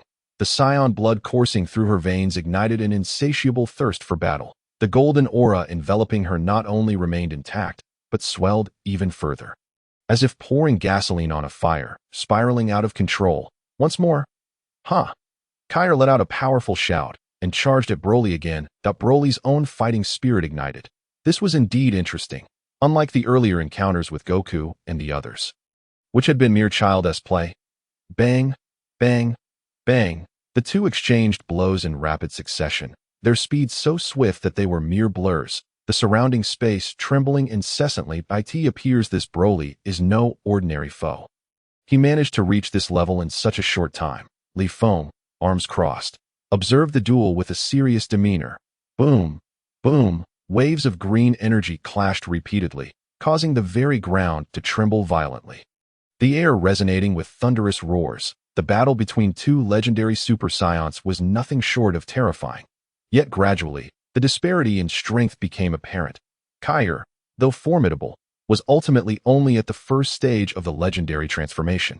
While Broly had already attained the second stage, he was already overpowering her, and now Kaire bore numerous injuries. Boom! Kaire was sent flying like a cannonball, crashing violently into a mountainside, which instantly cracked under the impact. Ha ha ha! This is the difference between us. What now? Do you wish to continue fighting? Broly sneered, perceiving Kaire as merely a fledgling legendary Super Saiyan, one who was worlds apart from him. Cough, cough. Kaire emerged from the rubble. Soaring into the air, her complexion pale, gasping for breath, she glared at Broly, filled with resentment. Damn it! Take this! Kaire cried out. Countless streams of energy surged towards her, swirling around her hands, bursting forth with a power that crackled with intensity. The might of the Tempest was infused with vigor, its sharpness seemingly capable of cutting through anything. This was a technique Kaire had learned from Li Feng. Today, she had witnessed Broly's overwhelming strength. She realized that with her current abilities, she was no match for him. However, this battle had illuminated her path ahead. Broly was a legendary Super Saiyan, and so was she. The heights Broly could achieve were within her grasp as well. Perhaps even surpassing him. Tornado Storm Fist, Kaire shouted, her aura surging to new heights, as the formidable energy between her hands radiated an electrifying intensity. If I were to endure this attack, I would be gravely injured. If not killed. Broly sensed the lethal intent within Kaire's aura and the threat posed by her technique, and his previously dismissive demeanor began to fade. Above him, an energy sphere was absorbing the surrounding energy. Swelling in size, zzz, crackle, lightning flickered, as if the sphere were on the brink of detonation. Humph, you ultimately cannot reach my level, but the existence of another legendary Super Saiyan irritates me, so you shall perish. A cruel smile crept across Broly's face. However, he had underestimated the power of this attack. Ha! Kaire's eyes glinted with determination as she threw her fists forward. Two waves of energy erupted from her hands, surging forth like dragons emerging from the sea. Unstoppable, Broly's pupils widened as he thrust the energy sphere above him towards the oncoming attack. The massive energy sphere collided with the two energy waves, causing the ground beneath to crack and split apart dramatically. The fierce energy of the Tornado Storm Fist even managed to chip away at Broly's colossal energy sphere. What? Broly's eyes widened in disbelief. What sort of monstrous technique could achieve such a feat? Immediately, a fierce glint flashed in his eyes. This woman possessed tremendous potential, and she could not be allowed to remain. With another surge of energy, he intensified his output. Instantly, a torrent of energy flowed into the energy sphere, which had been on the verge of dispersing, now regaining its might and pushing towards Kaire. Kaire's expression turned grim. She had not anticipated that this Broly concealed such formidable strength. Kaire shouted, summoning all her might to counter the incoming energy wave, which gradually began to slow down. Yet Broly ramped up his strength once more. Roar! The ferocious energy wave surged towards Kaire again. And this time, she felt her strength waning. As the energy wave approached, it seemed inevitable that it would strike her. At that very moment, the light waves emanating from Kaire surged violently, sweeping towards Broly with ferocious speed. Caught off guard, Broly's face twisted in a grimace as he beheld the oncoming wave of light. Boom! A colossal mushroom cloud erupted, engulfing Broly's form in a swirling tempest of smoke and dust. The immense explosion caused the very earth to tremble beneath them, its sound resonating through the heavens. As Kaire opened her eyes, she found a figure standing beside her. It was Li Feng, with evident delight. Kaire exclaimed, "Brother, you have arrived." Li Feng nodded, his gaze fixed on the explosion ahead. Broly, the legendary Super Saiyan, was remarkably resilient. How could he possibly be defeated so easily? Chapter 67. Li Feng takes action in the distance. Dark clouds gathered ominously, intermittently illuminated by flashes of lightning, followed by a heavy downpour that drenched the ground. The sound of raindrops falling was sharp and distinct, resonating with clarity. The chilling droplets cascaded over their bodies, sending a shiver down their spines. Sun Wukong stirred, gradually blinking his eyes open to behold two shadowy figures suspended in the air. Rubbing his eyes, he recognized one of them as a face strikingly similar to his own, adorned with a look of J-O-Y. Li Feng. At that moment, Vegeta also regained consciousness, noticing Li Feng and smirking with a hint of bravado. Humph, that guy has finally shown up, despite his reluctance to accept Li Feng's prowess. It was undeniable to all present, especially considering the girl beside him. Why did her aura resonate so closely with Broly's? Vegeta voiced his astonishment. Simultaneously, Son Gohan, Krillin, and the others emerged from their stupor, their faces lighting up upon seeing Li Feng. What about Broly? Could he already be dead? Krillin pondered aloud. Li Feng and Kaire, however, remained solemn as they gazed ahead, where the billowing smoke began to dissipate under the torrential rain. The raindrops fell upon them, seemingly unnoticed. Roar! Suddenly, Broly's beast-like roar shattered the air, instilling fear and rage in the hearts of those present. This monster, Krillin stuttered, terror evident in his eyes. Kaire, leave this to me. Stand back. Li Feng spoke calmly, aware that a fierce battle was imminent. Kaire nodded in understanding and retreated to a safer distance, her eyes fixed on Li Feng. Broly appeared somewhat disheveled. The previous clash had left him with minor injuries, and now he was consumed by a wrathful desire for vengeance. Sparks of blue electricity crackled around Broly, enveloping him in a terrifying aura that blanketed the ground. Leaping into the air, he fixed a menacing gaze on Li Feng, exclaiming, "Son Wukong." "No, you are Bardock, Dales." Broly could not fathom the existence of two Son Wukongs. Yet he was aware of the characters from Dragon Ball that bore the protagonist's visage, Son Wukong's father Bardock, and the fruit-eating Dales. Yet, one had vanished into antiquity while the other should have been eradicated, leaving him perplexed. "Ha! Call me whatever you wish. In the end, you are already a dead man. The dead need not know so much," Li Feng replied, a smile gracing his lips. Arrogance, utter arrogance. Broly was taken aback that this insignificant underling dared to act so brazenly. After all, he was the legendary Super Saiyan. "You insolent wretch, you have successfully enraged me." Broly seethed through gritted teeth. Not only had Li Feng ambushed him earlier, but now he uttered such provocations. Broly had effectively sealed his fate. "Bring forth your best. I shall face it all," Li Feng said coolly, gazing at Broly. Ha! Broly's massive hand conjured an energy blast that rapidly coalesced, hurtling towards Li Feng. Li Feng's eyes glinted with determination as he transformed into Super Saiyan 2. Electricity swirling around him. Crack! Boom! He effortlessly swatted Broly's energy blast away, sending it crashing elsewhere in a magnificent explosion. "What? How is this possible?" Broly exclaimed, astonished that this individual could so nonchalantly deflect his energy attack. Li Feng, surrounded by crackling arcs of electricity, bore an uncanny resemblance to the one who had previously defeated Broly in his original form, inciting Broly's fury. "Does this fool believe he can defeat me? The legendary Super Saiyan, with this power?" Broly seethed. "So you have achieved Super Saiyan second stage." Broly pointed at Li Feng, finally grasping the source of his strength. "What? Super Saiyan second stage? I thought Super Saiyan was the pinnacle." Sun Wukong mused, realizing that there might be more than one level beyond. Could there be a Super Saiyan third stage or fourth stage? His mind raced with possibilities, illuminating his path and training. "What? Super Saiyan second stage? Just wait. Vegeta, will surely break through, at least before Kakarot." Vegeta muttered to himself upon hearing the revelation. "Are you afraid?"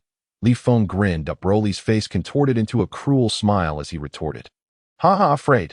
You jest. I am the legendary Super Saiyan, and now I have transcended to the second stage. Do you truly believe your ordinary Super Saiyan 2 can defeat me?" "Huh?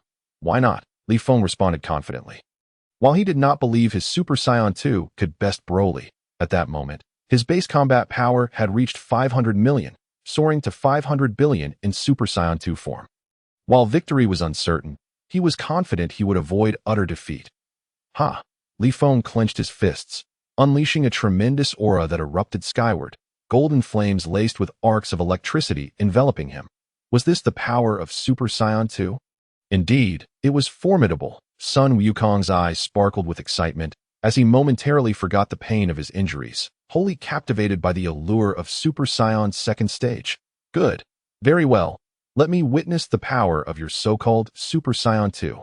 Broly proclaimed, oozing arrogance and self-confidence. Li Feng's eyes gleamed with intensity, and in the next instant, he appeared before Broly.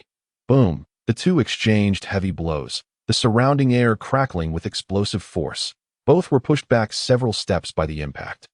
And Broly found himself astonished. Could a mere Super Saiyan 2 truly contend with him? Chapter 68. Super Saiyan 3 Boom. The sky rumbled with thunder and lightning as the two figures clashed beneath the darkened clouds, their golden and green auras painting a vivid tableau in the dimly lit space. Yet, they were not merely creating a spectacle. They were locked in fierce combat. Boom! Boom! Broly, the embodiment of ferocity, relentlessly overwhelmed Li Feng's Super Saiyan 2, demonstrating his prowess as a savage beast with a bloodthirsty aura that permeated the battlefield. Bang! Bang! Their fists collided, sending plumes of gray dust into the air, the rain adding a rhythmic patter to the chaos. As Li Feng battled Broly, he felt the staggering force reverberating through his arms, rendering his palms numb. Broly was indeed the legendary Super Saiyan, his strength surpassing their previous encounter. However, unlike last time, where only the instinct to fight remained, Broly was now acutely aware, his mind sharp and clear. Broly unleashed a punch that sent Li Feng staggering back several dozen steps, his massive hand launching a detonating energy blast straight at Li Feng. Boom! Li Feng was propelled like a projectile, erupting in the sky. What a farce! Super Saiyan 2 is nothing but a joke. Broly roared triumphantly. Below, Sun Wukong, Vegeta, and the others wore expressions of shock. Even a power surpassing that of Super Saiyan was no match for Broly. If Broly had unleashed such force from the beginning, they would have succumbed long ago. As the smoke cleared, Li Feng appeared unscathed, grinning at Broly. It seems the legendary Super Saiyan is not so formidable after all. The taunting words ignited Broly's fury once more. You insolent wretch, to remain defiant even in the face of death. In an instant, Broly unleashed the prince's technique, launching a barrage of energy blasts that rained down upon his opponent. Boom!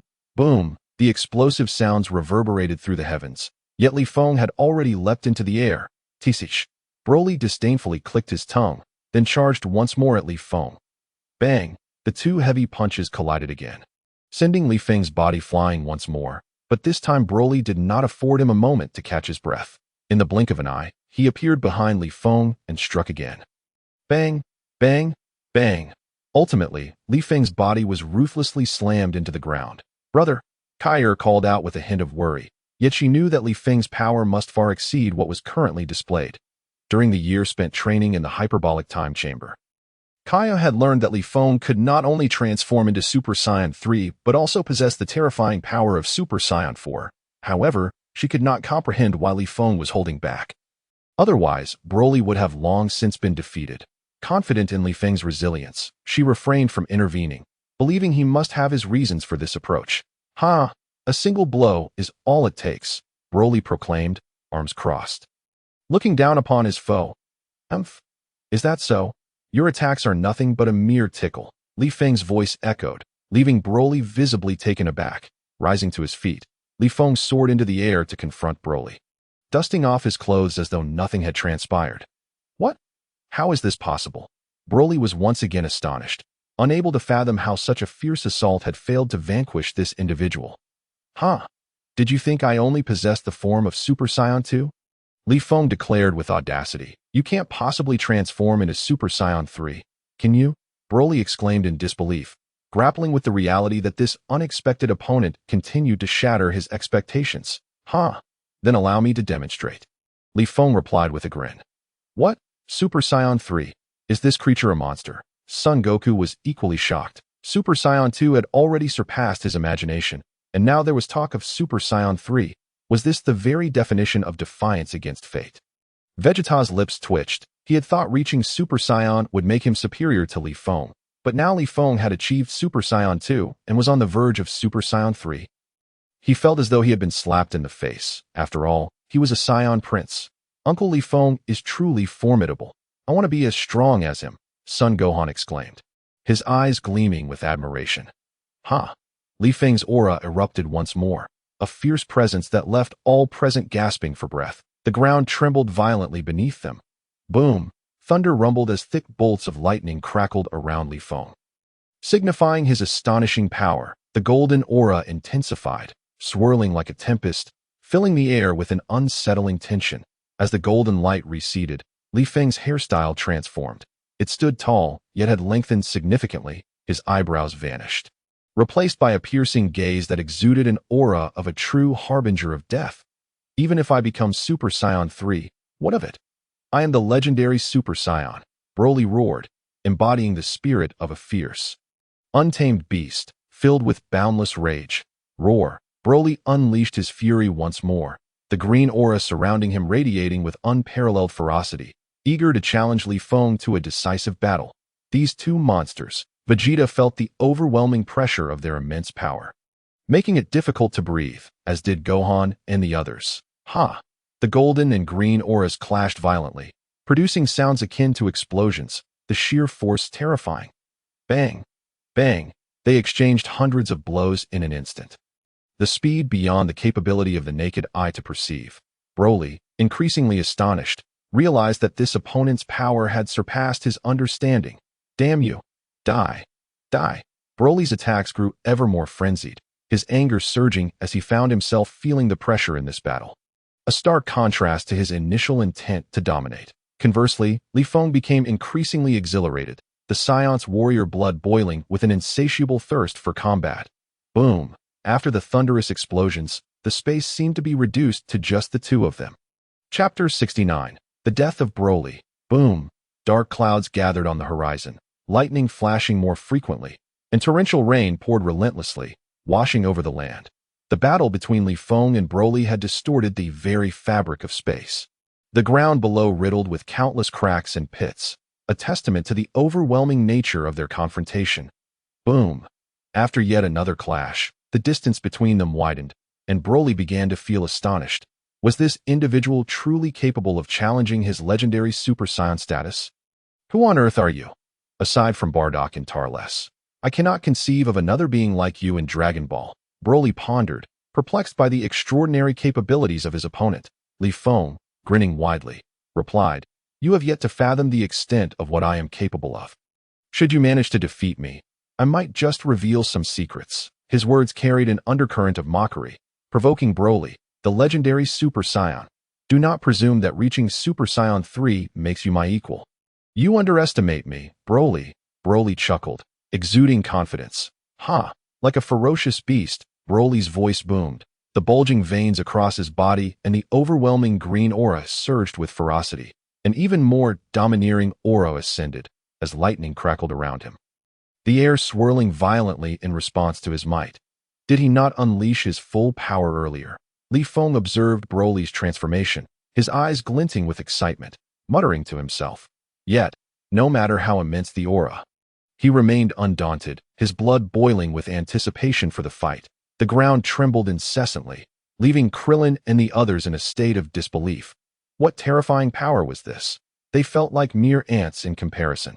Roar! With a thunderous roar, Broly's movements came to an abrupt halt, his terrifying gaze sending shivers down spines, an explosive power radiating from his very being, his bloodthirsty aura reaching its zenith, instilling fear in all. Ha! The sensation of unleashing my full power is exhilarating. As a reward, I shall be the first to kill you.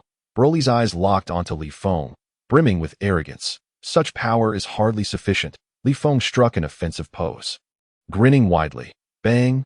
Bang!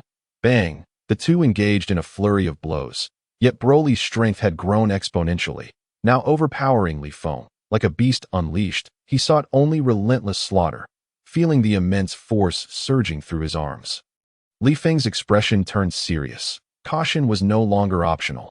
He retaliated with strikes that grew heavier. Though Broly remained unfazed, Li Feng understood that Broly could not be impervious to pain. Their forms collided from the sky to the ground, from the ground to the water, and back to the sky, leaving devastation in their wake. Son Goku and the others could barely keep their eyes open, the overwhelming energy almost blinding them. Yet, Their warrior spirits compelled them to witness this epic clash. Bang! Another two heavy punches collided, sending Li Feng hurtling back several dozen meters. While Broly stood proudly, showcasing his might, Li Feng steadied himself, recognizing that the time had come to conclude this battle. Tornado Fury Fist. Li Feng extended his arms, clenched his fists, and in an instant, the surrounding air surged, swirling around his fists like a ferocious tempest. Blue energy rapidly coalesced, imbued with the power of a whirlwind, sharp as a scythe, and as relentless as an endless sword. Capable of piercing through anything. Damn you, do not think this paltry trick can defeat me, Broly. Broly snarled, yet a shadow of concern crossed his features, for he had witnessed the devastating power of Kaire's earlier attack. How could he not take Li Feng's current blow seriously? With one hand raised towards the heavens, an array of turbulent air currents surged forth, and a colossal sphere of energy rapidly materialized. Prepare to meet your demise. Broly bellowed as he hurled the energy sphere with tremendous force. Akin to a tempest, unstoppable in its might, Li Feng beheld the immense energy orb hurtling towards him. A glimmer of determination flickered in his eyes. He unleashed his fists, sending forth two streams of energy imbued with indomitable ferocity. Akin to a dragon emerging from the depths of the sea, an unstoppable force. Boom! The clash of their energy waves reverberated, fracturing the earth below, as molten lava oozed forth, exuding a perilous aura, as if anyone who fell into it would be annihilated. The two energy spheres collided, locked in an endless struggle, violently quaking, their powers seemingly evenly matched. Roar!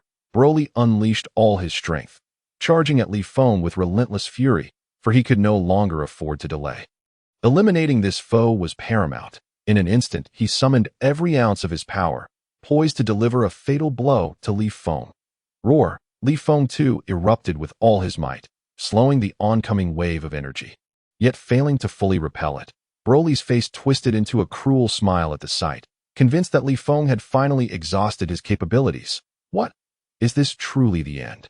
Sun Wukong exclaimed in disbelief. Yet, deep down, he sensed that what Li Feng had displayed was merely the tip of the iceberg.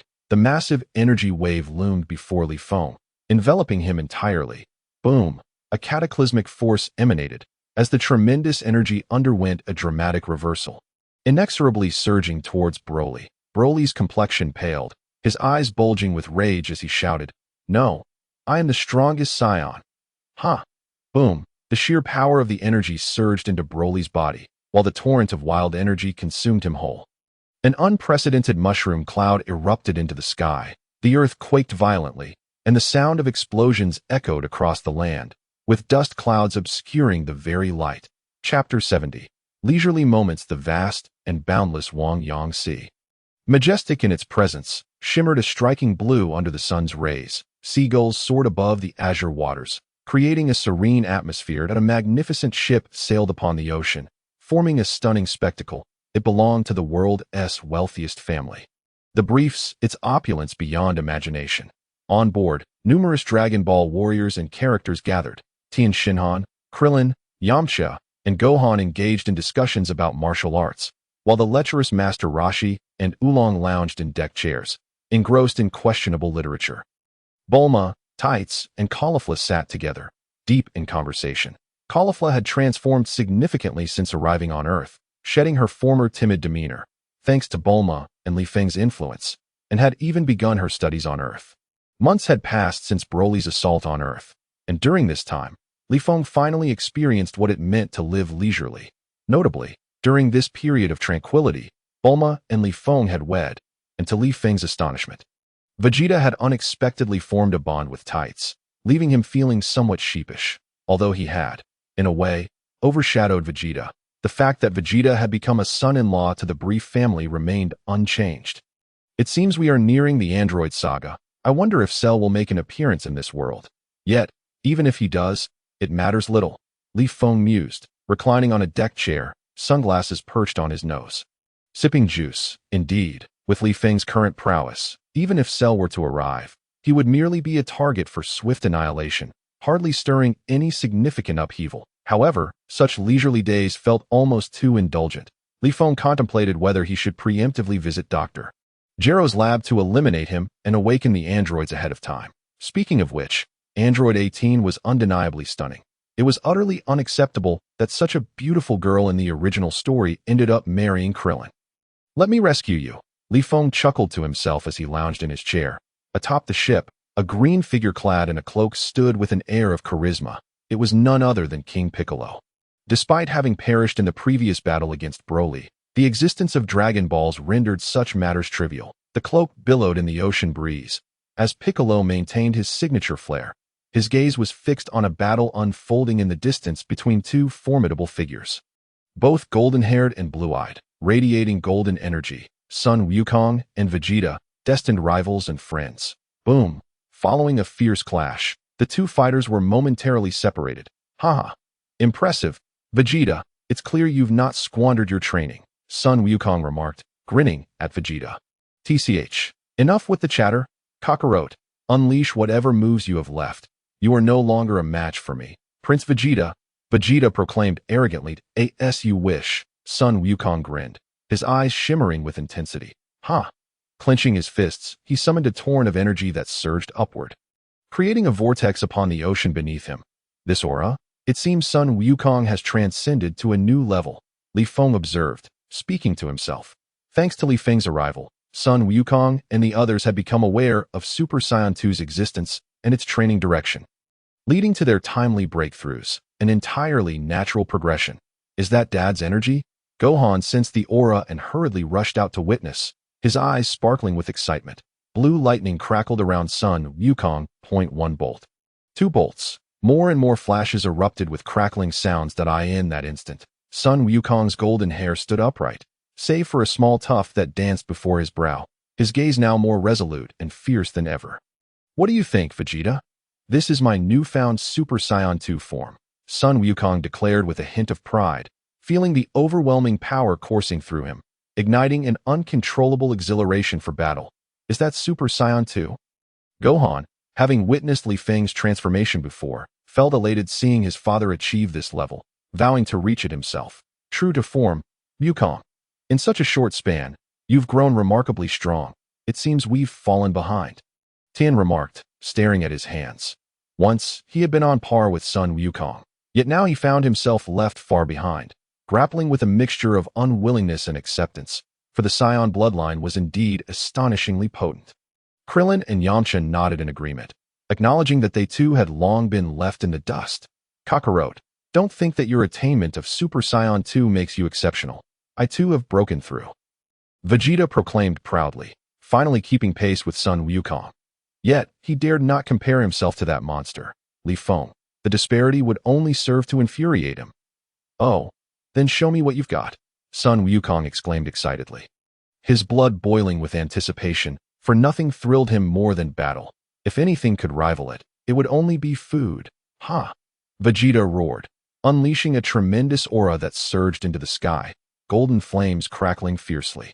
Crackling, blue arcs of electricity danced around Vegeta, his golden hair standing tall, leaving only a small tuft in front. Come, Kakarot, allow me to demonstrate my power, Vegeta declared eagerly. Ha! Boom! Once again, the two auras collided fiercely. Has Uncle Vegeta also broken through? Sun Wukong's son, Sun Wufan, was utterly astonished. Meanwhile, Li Feng merely smiled and chose to disregard the battle between the two. After all, such trivial skirmishes no longer piqued his interest. He turned his gaze away, basking in the warmth of the sun, and soon drifted off to sleep. Chapter 71. Dr. Gero's base on a secluded island in the south, within a highly secretive base, an emaciated old man with long white hair and a beard, clad in a jacket and wearing a black hat adorned with a red ribbon emblazoned with the letter R, was busily manipulating a computer in his laboratory. Ha! Androids 17 and 18 are merely one step away from awakening. This time, Sun Wukong is surely doomed, the old man muttered to himself, his eyes gleaming with excitement as he observed the data on the screen. Beside him stood a portly man, also wearing a matching black hat. These two were none other than Android 20 and Android 19, with Android 20 being Dr. Gero himself. Dr. Gero, a scientist of the Red Ribbon Army, had been tirelessly working on creating androids capable of defeating Sun Wukong ever since the latter annihilated the Red Ribbon Army. In his quest for power and immortality, he had transformed himself into an android, hence becoming Android 20. The androids he referred to, 17 and 18, were his secret weapons designed specifically to confront Sun Wukong. Unlike the failed Android 16 he previously created, should these two awaken, they would undoubtedly be formidable weapons at his disposal at that moment. Dr. Gero's eyes sparkled with fervor as he envisioned the moment when he would finally vanquish Sun Wukong, leading the Red Ribbon Army to dominion over the world, and ultimately, the universe. However, just as he was lost in this reverie, an alarm shattered the tranquility of his thoughts. Warning! Warning! An intruder has breached the facility. The mechanical voice of the computer echoed throughout the laboratory, startling Dr. Gero. It was inconceivable that his highly classified base could be infiltrated. The monitor flickered to life, revealing a figure clad in black, making his way through the corridors of the base. Well, he has unwittingly delivered himself right to my doorstep, Dr. Gero exclaimed with glee.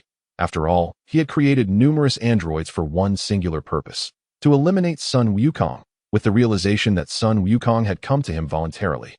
His excitement was palpable. Android 19, go and restrain Sun Wukong.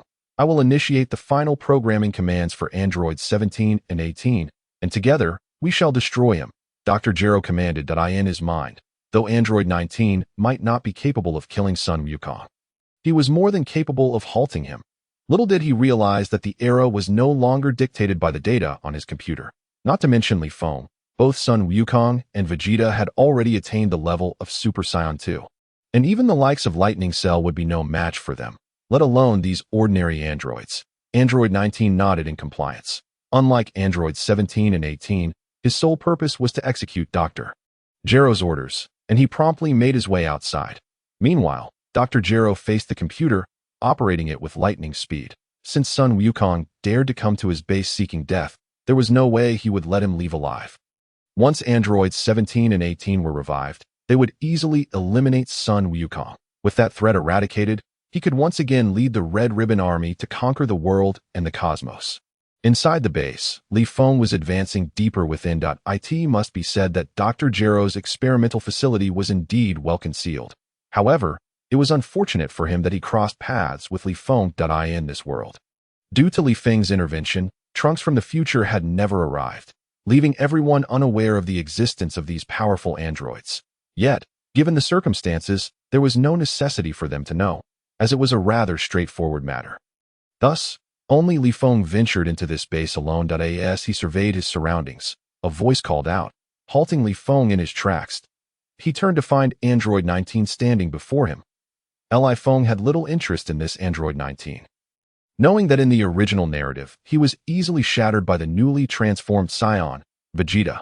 Now, before Li Feng, he was utterly feeble.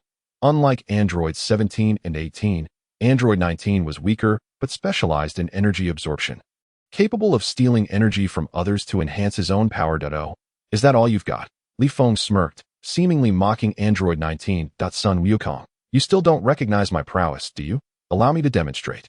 Android 19 declared malevolently. In an instant, he gathered a sphere of energy in his hands and hurled it toward Li Feng.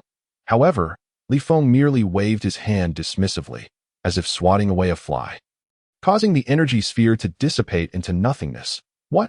Is that your level of power? How is this possible? Android 19 exclaimed in disbelief. Even if there was a disparity in strength, it couldn't possibly be this vast.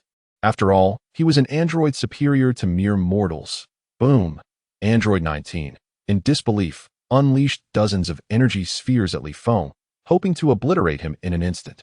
Yet, reality often diverged from imagination, and all his attacks were effortlessly swatted away by Li Feng. Curse you!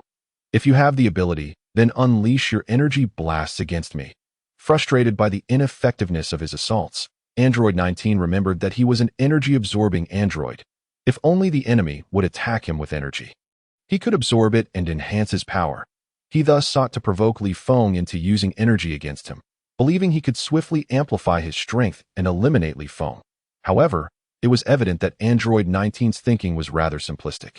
Not only did Li Feng already comprehend his abilities, but more importantly, Li Feng's strength did not necessitate energy blasts to engage him. Humph, I need not expend energy to deal with you, Li Feng replied with a sinister smile. And in an instant, he vanished from sight like a wraith. Bang! In the next moment, pain etched itself across Android 19's face as gray smoke billowed from his form. How is this possible? Android 19 gasped in shock. His systems rapidly deteriorating as his very existence began to fade. After all, he was merely an android. In a flash, a fist had pierced through his body, revealing Li Feng, who had just moments ago vanished. Bang! In the next instant, Li Feng withdrew his hand and delivered a powerful kick, sending Android 19 crashing into the surrounding structures. Li Feng dusted off his hands, as if he had merely discarded a piece of refuse. Utterly pathetic. Chapter 72. The death of Dr. Gero. The demise of Android 19 did not significantly impact Dr. Gero. In his eyes, the true secret weapons were the two androids resting in the sleep chambers before him. Before him stood two white sleep pods, each topped with a circular glass panel through which the interior could be observed. Inside lay a remarkably handsome young man with black hair and a beautiful young woman with a serene expression, both of whom were androids 17 and 18. Though your powers are terrifyingly immense, to the point where I can scarcely control them, fortunately, the emergency stop mechanism has been devised. Now is the time to awaken you. Dr. Gero mused, gazing at the androids within the sleep chambers. With a swift motion, Dr. Gero pulled a lever beside him, and instantly, the two sleep pods hissed open, releasing a dense cloud of white smoke. The lids gently lifted, and the young man and woman inside opened their eyes. Hey, good morning, Doctor. Android 17 greeted cheerfully upon awakening. Meanwhile, Android 18 stretched, as though awakening from a long slumber, and yawned. I slept for far too long. It feels like ages since I've moved around. Dr. Gero gazed at the two seemingly uncontrollable androids and stated, I did not awaken you merely for recreation. I require you to eliminate Sun Wukong.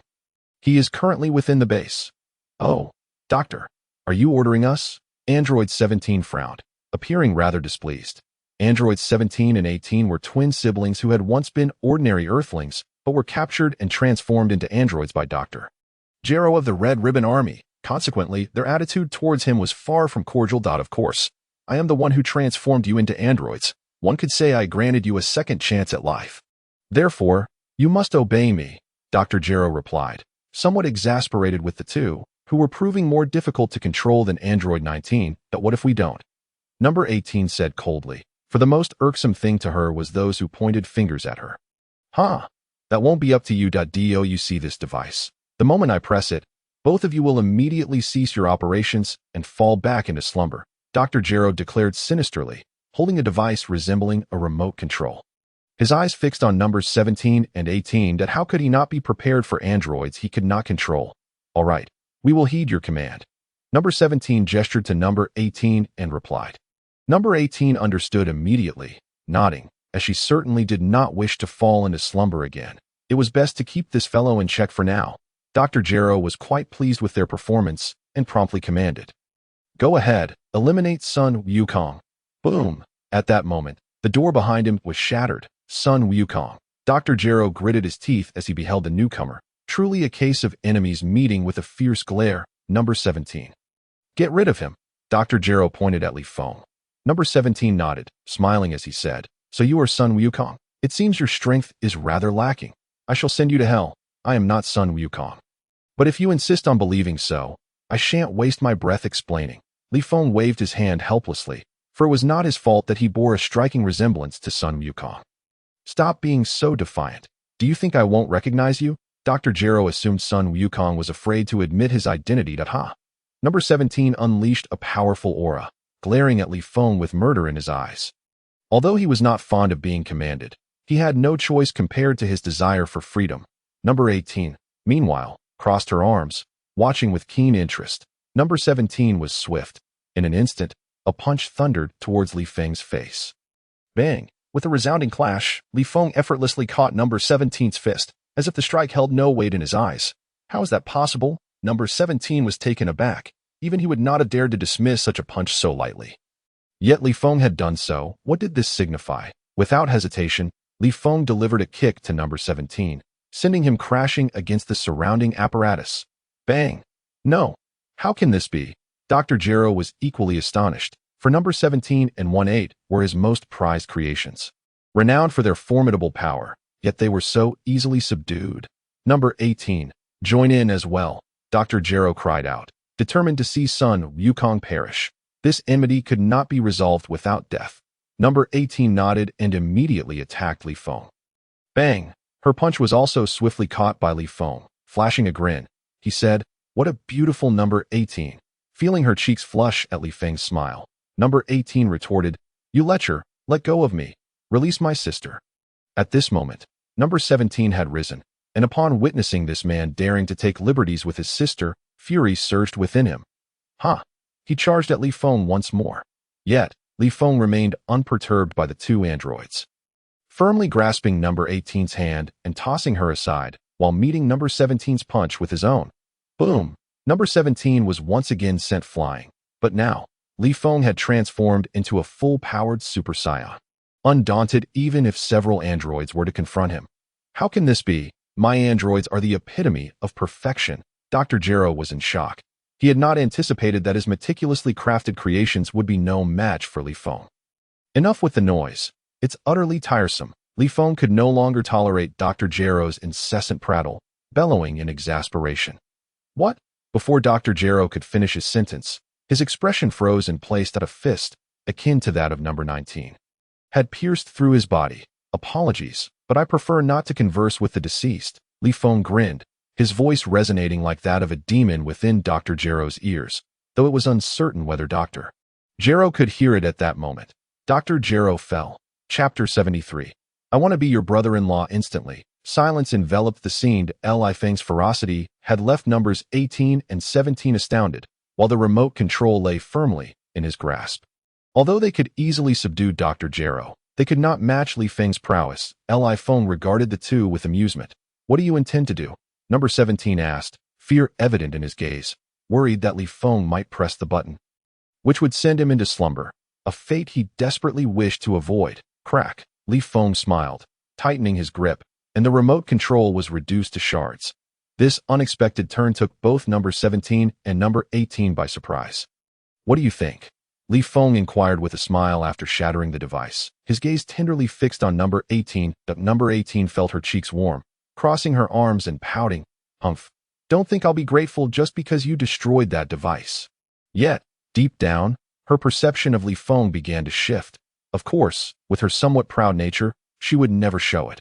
Number 17, also a bit haughty, added, right, don't think this will change our stance. We were created with the sole purpose of eliminating you. Sun Wukong, Li Feng reiterated, exasperated. I've already said I'm not Sun Wukong. Besides, could Sun Wukong possibly match my strength? His words astonished numbers 17 and 18, yet they began to believe him, for their database indicated they should overwhelmingly surpass Sun Wukong. Yet Li Feng's strength far exceeded their expectations. Even so, what is your objective? Number 17 pondered, curious about Li Feng's purpose. Given his power far surpassed theirs, he held no utilitarian value. I wish to be your brother-in-law, Li Feng declared, addressing number 18 with a grin. Humph, what qualifications do you have to be my husband? Number 18 replied, her face flushed. She had never expected Li Feng to be so brazen, though he did seem rather appealing. Number 17 was equally taken aback by Li Feng's intent toward his sister, yet he thought, becoming her brother-in-law could not be that easy. Humph, if you wish to be my brother-in-law, it won't be so simple. Show me your true strength. A smirk crossed number 17's lips as he sought to witness Li Feng's genuine power. What? Number 17? Ew. Number 18 looked at her brother in disbelief, not expecting him to utter such a challenge. He was already outmatched by Li Feng. Did he not realize he was essentially throwing himself into danger? Ha! You wish to see my power? Then allow me to unveil my ultimate strength, Li Feng declared with a smile. Ha! With a loud shout from Li Feng, his previous attire vanished, revealing his upper body covered in dense crimson fur, resembling a red sweater. Simultaneously, his tail, which had been coiled around his waist, transformed into a bright red hue. Most notably, his waist-length golden hair shortened, morphing into a voluminous shoulder-length black mane. Furthermore, blood-red eyeshadow adorned his eyes, and in this form, Li Feng radiated an essence of returning to one's roots. Yet this transformation endowed him with an extraordinarily terrifying combat prowess. This was the fourth stage of Li Feng's Super Saiyan form. So handsome. Number 18 gazed at Li Feng in his current form, utterly mesmerized. In this state, he was undeniably striking, his alluring yet formidable aura captivating.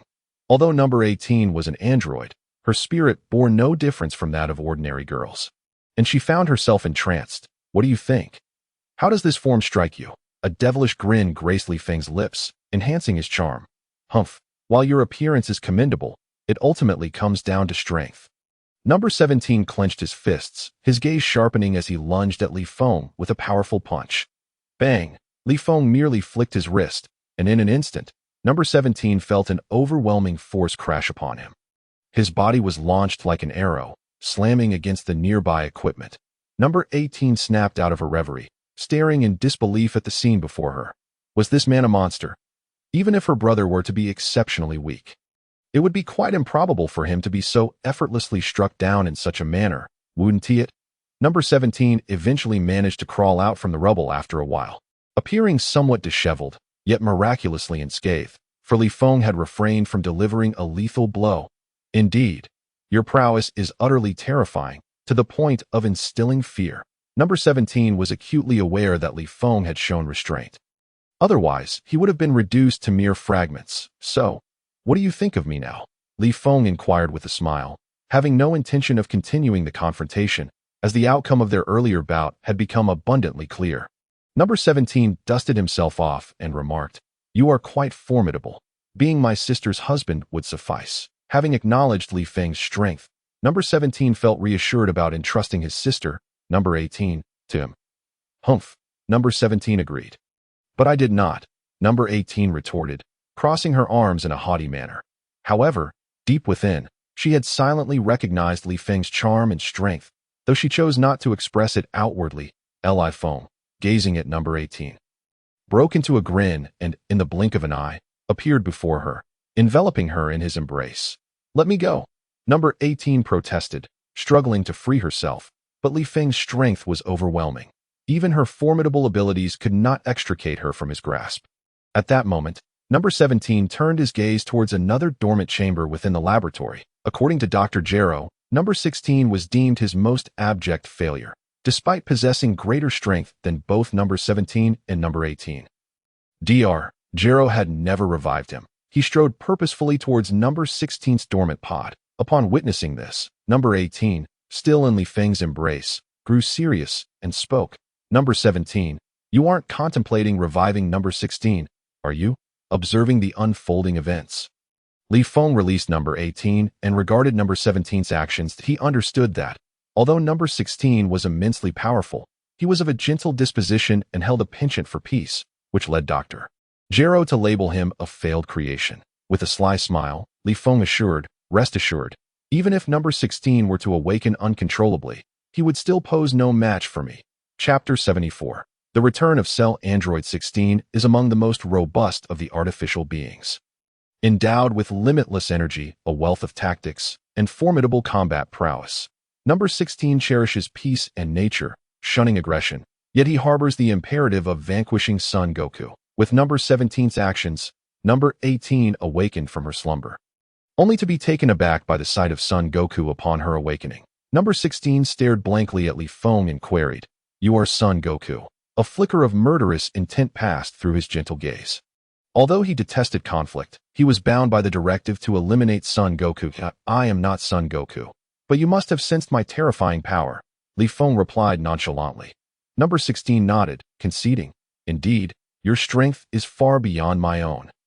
Number 16, who preferred tranquility over combat, found his desire to slay Son Goku waning, especially now that Dr. Gero was deceased. He merely wished to savor peace in this world. Subsequently, number 16 chose not to linger and followed number 17 away from the site, leaving only Li Feng and number 18 behind, the atmosphere growing rather quiet.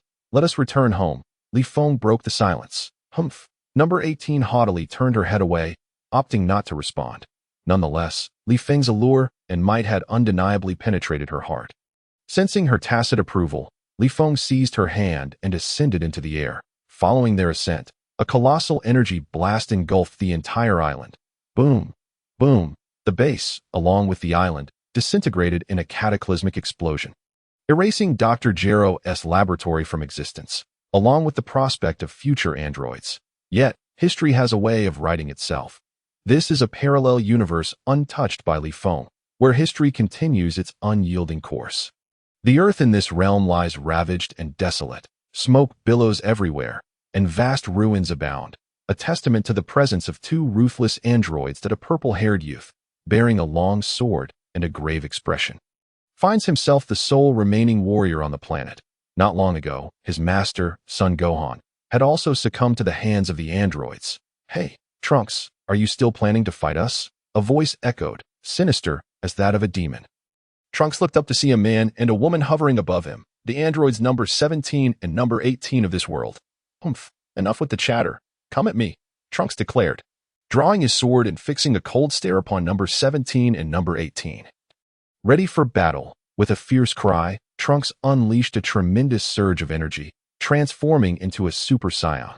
This was a form he had attained only after son Gohan's demise, radiating a golden aura that exuded an air of invincibility. In an instant, dozens of energy blasts rained down upon him. The two androids wasted no time. Their objective was to obliterate anyone who stood in their way. Boom! The explosive sounds reverberated through the air as Trunks evaded the onslaught. He instantly appeared before number 17, delivering a powerful strike, but number 17's speed was astonishing. Every attempt by Trunks was deftly dodged, yet he remained oblivious to number 18, who had stealthily positioned herself behind him. Bang! Number 18 delivered a crushing kick to Trunks' back, catching him off guard and sending him flying. The two androids did not relent. Their speed was extraordinary, and in the blink of an eye, they were upon Trunks from both the front and back. Bang! Bang! Bang! The adage that two fists cannot contend with four hands proved true, as Trunks soon found himself battered and bruised.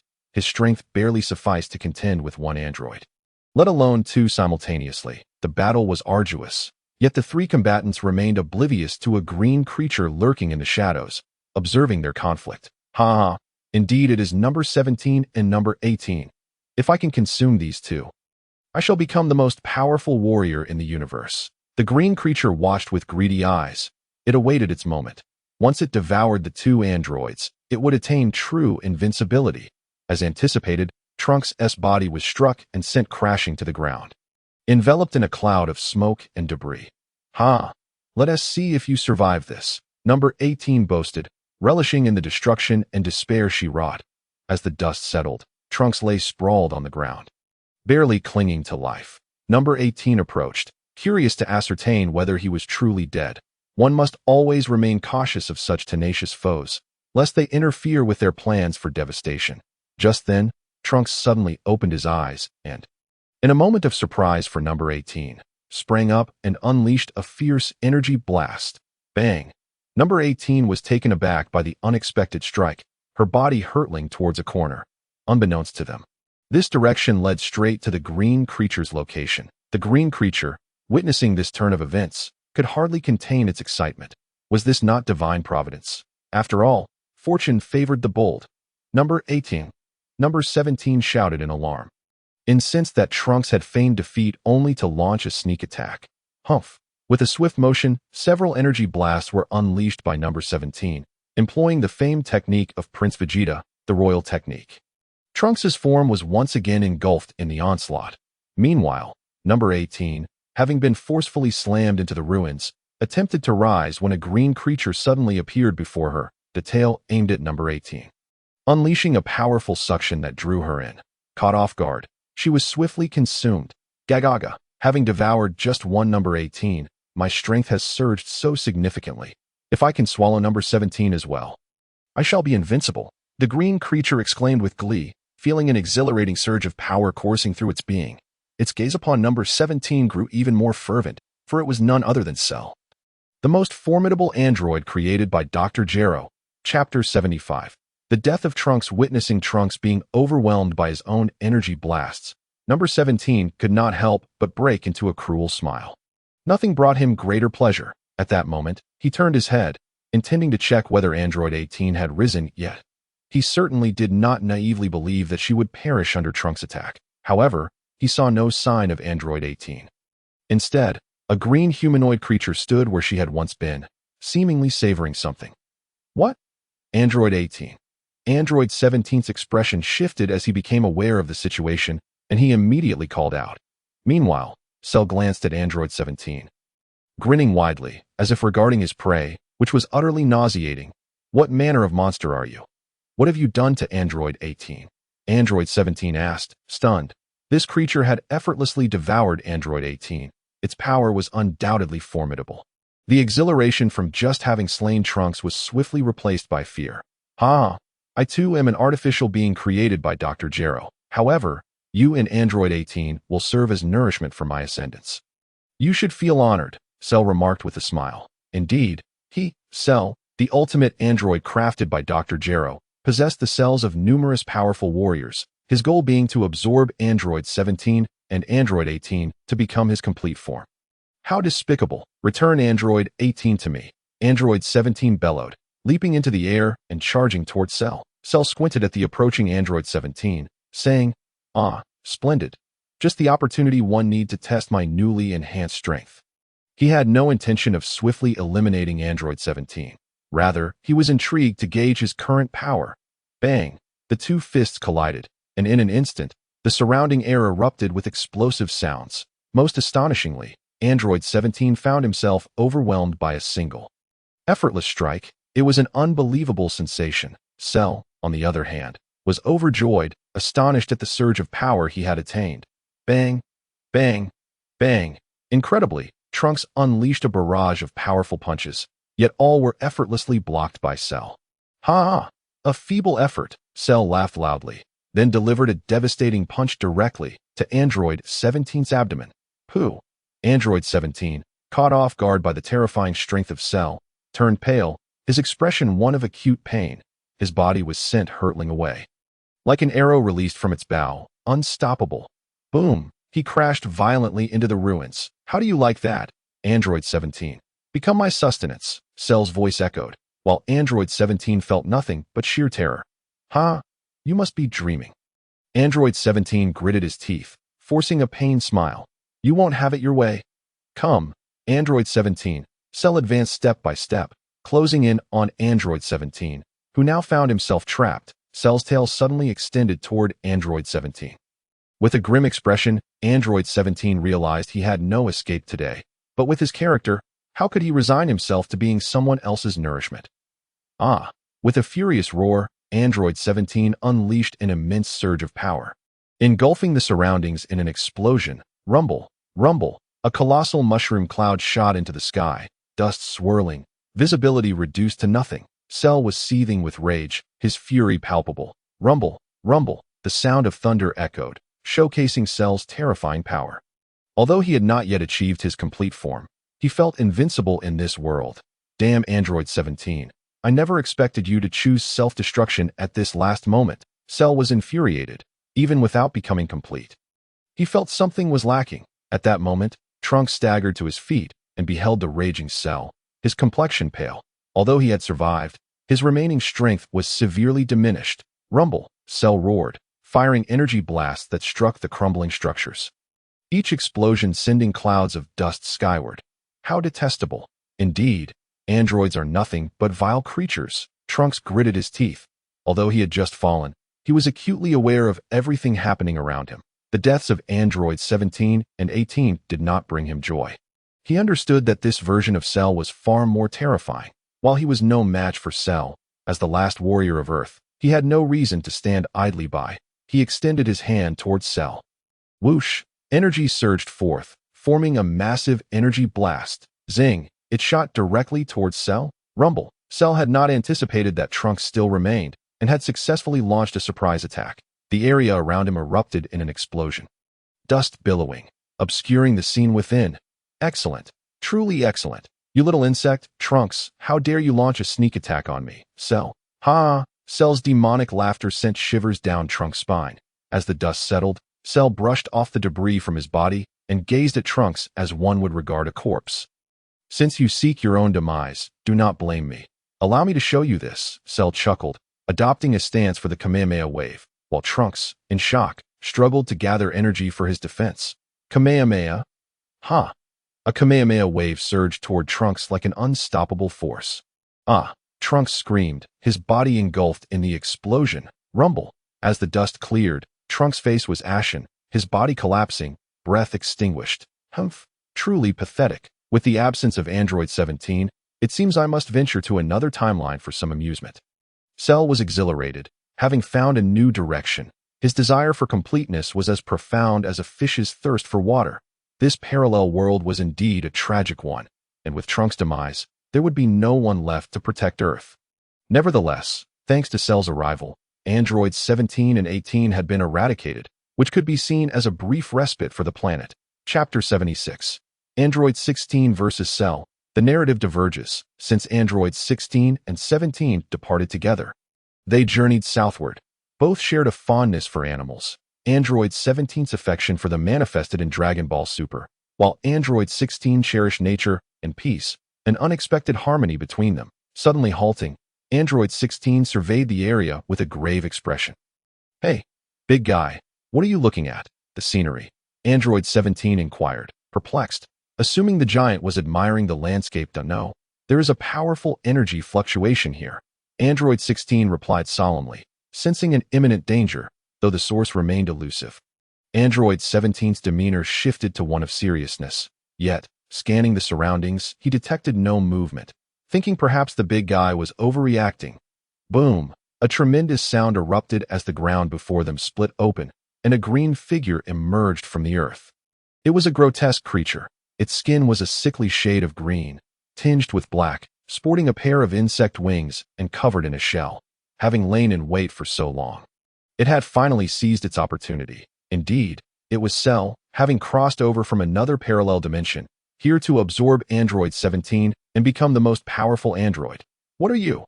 Android 17 asked, astonished. The gravity of the situation was evident. Given Android 16's serious demeanor, Android 16 remained silent, gazing at Cell, deep in thought. "Ha! Android 17, I finally caught up with you.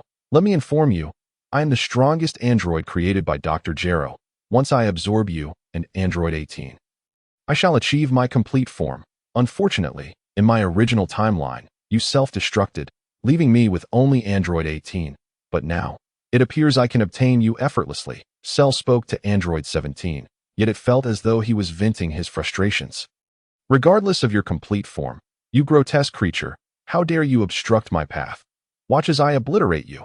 Android 17 retorted. Displeased with Cell, he immediately thrust his hand forward, gathering energy into a blast aimed at Cell. Bang! Locking onto Cell, he fired. However, just as the energy blast was about to strike, Cell moved with the speed of a phantom, evading the attack. "Ha! Is this all the strength you possess, Android 17? Then you shall simply have to become my nourishment." Cell mocked with a grin. How infuriating. On the 17th, I was taken aback by the rapid emergence of this grotesque entity. Unwilling to accept defeat, I unleashed a barrage of energy blasts. Bang! Bang! Bang! However, the speed of Cell remained as elusive as a specter, effortlessly evading all of 17's energy projectiles, as if mocking him. 17, you are no match for him. Allow me to take over." Finally breaking his silence, 16 spoke up, a warrior who cherished peace. He could not bear to witness Cell devour 17 and incite war, plunging the earth into chaos and despair. "Damn it, 16, lend me your strength to teach him a lesson," 17 growled. Despite knowing he was outmatched by Cell's earlier display of speed, he was well aware of 16's might, which surpassed his own. With 16's intervention, this foul creature could be obliterated, providing him with a sense of catharsis. Seeing the foolish giant prepare to strike, Cell taunted. "What? You, the most abysmal of my creations, wish to intervene? Aren't you afraid of being the subject of ridicule?" Cell had knowledge of 16's existence, an anomaly born from Dr. Gero's designs, intended as a killing machine, yet possessing a penchant for peace. Thus, from their perspective, 16 was deemed a complete failure. "I harbor no love for combat, but should you dare to lay a hand on 17, I will be left with no choice but to eliminate you," 16 coldly declared, fixing his gaze upon Cell. "Ha! Ha! 16, you jest. You are but a heap of scrap. You ought to recognize that I am the ultimate android, the embodiment of power. How dare you utter such grandiose claims without fear of derision?" Cell laughed heartily, as if he had heard the most amusing jest. 16 remained composed, Exuding an air of unwavering resolve, his fists clenched, radiating an aura of lethal intent. Although he was uncertain if he could contend with Cell at this moment, he was determined to stand his ground. With a resounding shout, Cell vanished in an instant, reappearing before 16, delivering a powerful punch. 16 sprang into action, swift and decisive. He may not have relished fighting, but neither did he despise it. Bang! The two fists collided, causing the very fabric of space to tremble, as both warriors were pushed back by each other's formidable strength. Cell was momentarily astonished. Was it true that 16's power exceeded that of 17? He had managed to withstand Cell's strike, which, though not delivered with full force, still held considerable might. Indeed, this 16 was no ordinary foe. Conversely, 16 was equally astonished. That punch had been fueled by all his strength. Yet Cell appeared to be holding back. That it seemed that Cell was a challenge beyond his capacity to conquer. What exhilarating power! Cell exclaimed, his excitement palpable. Before I consume 17, let us play a little. With a glint of mischief in his eyes, Cell unleashed a flurry of punches, each strike relentless like a blacksmith at work, relentless and unyielding. Bang, bang, bang. The intensity of their battle escalated, the surrounding air filled with a deafening roar. Heavy and oppressive. Remarkable, 17 uttered in astonishment, witnessing the overwhelming strength of both combatants. Their prowess surpassed anything he could currently contend with. Nevertheless, he fervently hoped that 16 would manage to subdue this vile creature. For the thought of Cell's victory was utterly revolting. Ha! You, scrap metal, possess some skill. However, Cell's laughter turned sinister. I must admit, 16's strength is impressive, but alas, today he faces Cell. With a narrowed gaze, Cell unleashed a devastating punch against 16. Employing 100% of his power, bang, 16's body was propelled backward like a cannonball, crashing through several trees before colliding with a massive boulder, which shattered upon impact, revealing the sheer weight behind Cell's strike. Big guy, 17 shouted, witnessing 16's flight. He could hardly fathom that Cell had attained such power. Ha!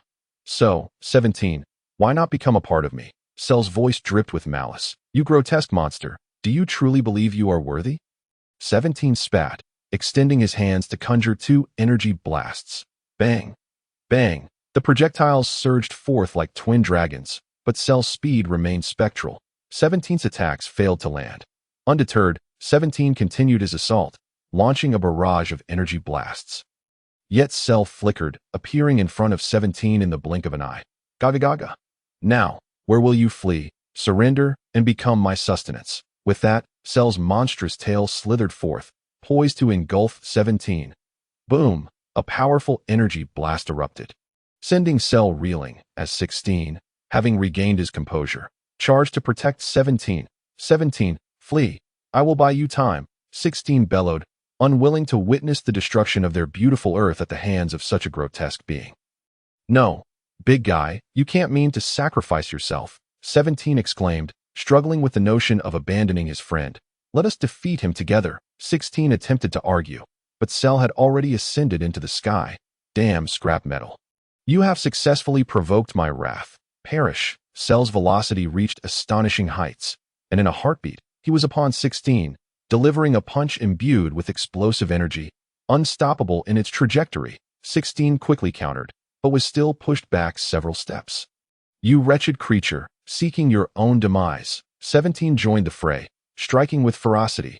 Bang, bang, bang. The partnership of 16 and 17 intensified, each blow heavier than the last, their speed accelerating. Cell began to take heat. These two were proving to be a challenge. Yet he felt invigorated, a surge of adrenaline coursing through him, a testament to his Saiyan lineage. Initially, 16 and 17's collaboration seemed to overwhelm Cell, but as time passed, he adapted to their combined attacks. A smug smile gracing his lips, as if reveling in his own superiority. I am indeed Dr. Gero's most formidable creation. Even in an incomplete state, my power is terrifying. If I were to attain my perfect form, who could possibly stand in my way? Cell's confidence burgeoned. Conversely, 16 and 17 exchanged astonished glances. What had begun as a favorable encounter had swiftly escalated into a dire situation. Was this being truly a monster? It appears that your strength has reached its limit, Cell declared, a smirk playing at the corners of his mouth. Bang! His fist struck 16 and 17 simultaneously, both warriors grimacing in pain as they were sent flying. With a predatory gaze fixed on 17, Cell contemplated, "This time, I must not allow you to escape." Without hesitation, he surged behind 17, his tail elongating menacingly, ensnaring him. Gulping, 17 found himself caught in Cell's grasp, slowly being drawn into his very being. "Ha ha ha," Cell roared, the process of absorbing 17 accelerating as the latter was consumed, disappearing completely within Cell's form. Thump, thump. The rhythm of Cell's heartbeat quickened, suspended in midair as if he had attained a complete body. His physique transformed. He grew taller, his form more refined, slender yet muscular, encased in a chitinous exoskeleton resembling armor. Two immense wings, reminiscent of cicada wings, unfurled from his back, glistening with a dark sheen. His tail, having retracted, could still emerge if needed, while his face bore a striking blend of resolve and beauty, embodying an exquisite perfection, radiating an otherworldly allure. Boom! The golden waves of energy erupted in spirals around Cell, whose power had now reached its zenith. He flexed his fingers, relishing the surging strength coursing through his body, filled with pride. After all, he was indeed the most formidable ultimate android, was he not? Was this the true essence of his perfect form? So powerful that it felt as though he could shatter the very fabric of the universe with a mere clench of his fist. Cell tightened his grip slightly. He felt the torrent of energy within him, akin to a mighty river, and he murmured to himself, overwhelmed by a sense of joy. This sudden surge of power instilled in him an invincible feeling, one he deeply trusted, for the computer's design had declared that his perfect form possessed nothing less than absolute strength. Damn it! Number 17 has been absorbed. I must stop this fiend, even if it requires self-detonation. Number 16 muttered as he rose to face the now complete Cell. Boom! An energy blast surged towards Cell. Yet he exhibited no inclination to evade it. Although he possessed the absolute speed to dodge, he found such actions beneath him that he reached out toward the oncoming energy blast. Bang! To his astonishment, he caught the energy sphere fired by number 16. And with a swift squeeze of his hand, he crushed it effortlessly.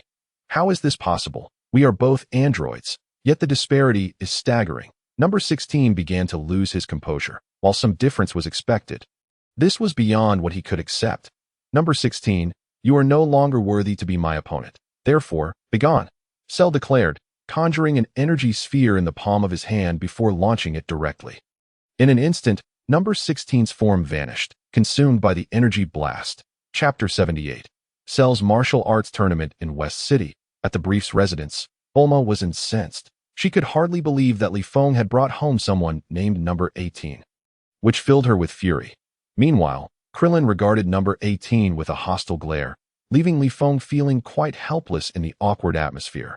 Number 18, however, remained unfazed, surprised by the wealth of the Brief's household, and quickly adapted herself to her new surroundings. Breaking news: Mr. Cell has exciting plans, a voice announced on the television, causing Li Feng's expression to shift dramatically. Cell? How is this guy still making appearances? Huh? Hello everyone. I am Cell, and I am delighted to meet you in this manner. In 10 days, I will be hosting a martial arts tournament. The rules are simple. Either surrender or admit defeat. You may send your strongest fighters to challenge me. But if no one can defeat me, then I regret to inform you that the Earth will meet its demise at my hands. Ha! The screen displayed the complete Cell, leaving Li Feng puzzled as to how this individual had achieved his perfect form, while number 18 was still with him. In this day and age, there's no shortage of peculiar characters. This green monstrosity actually wishes to host a martial arts tournament. Bulma scoffed. That's not right.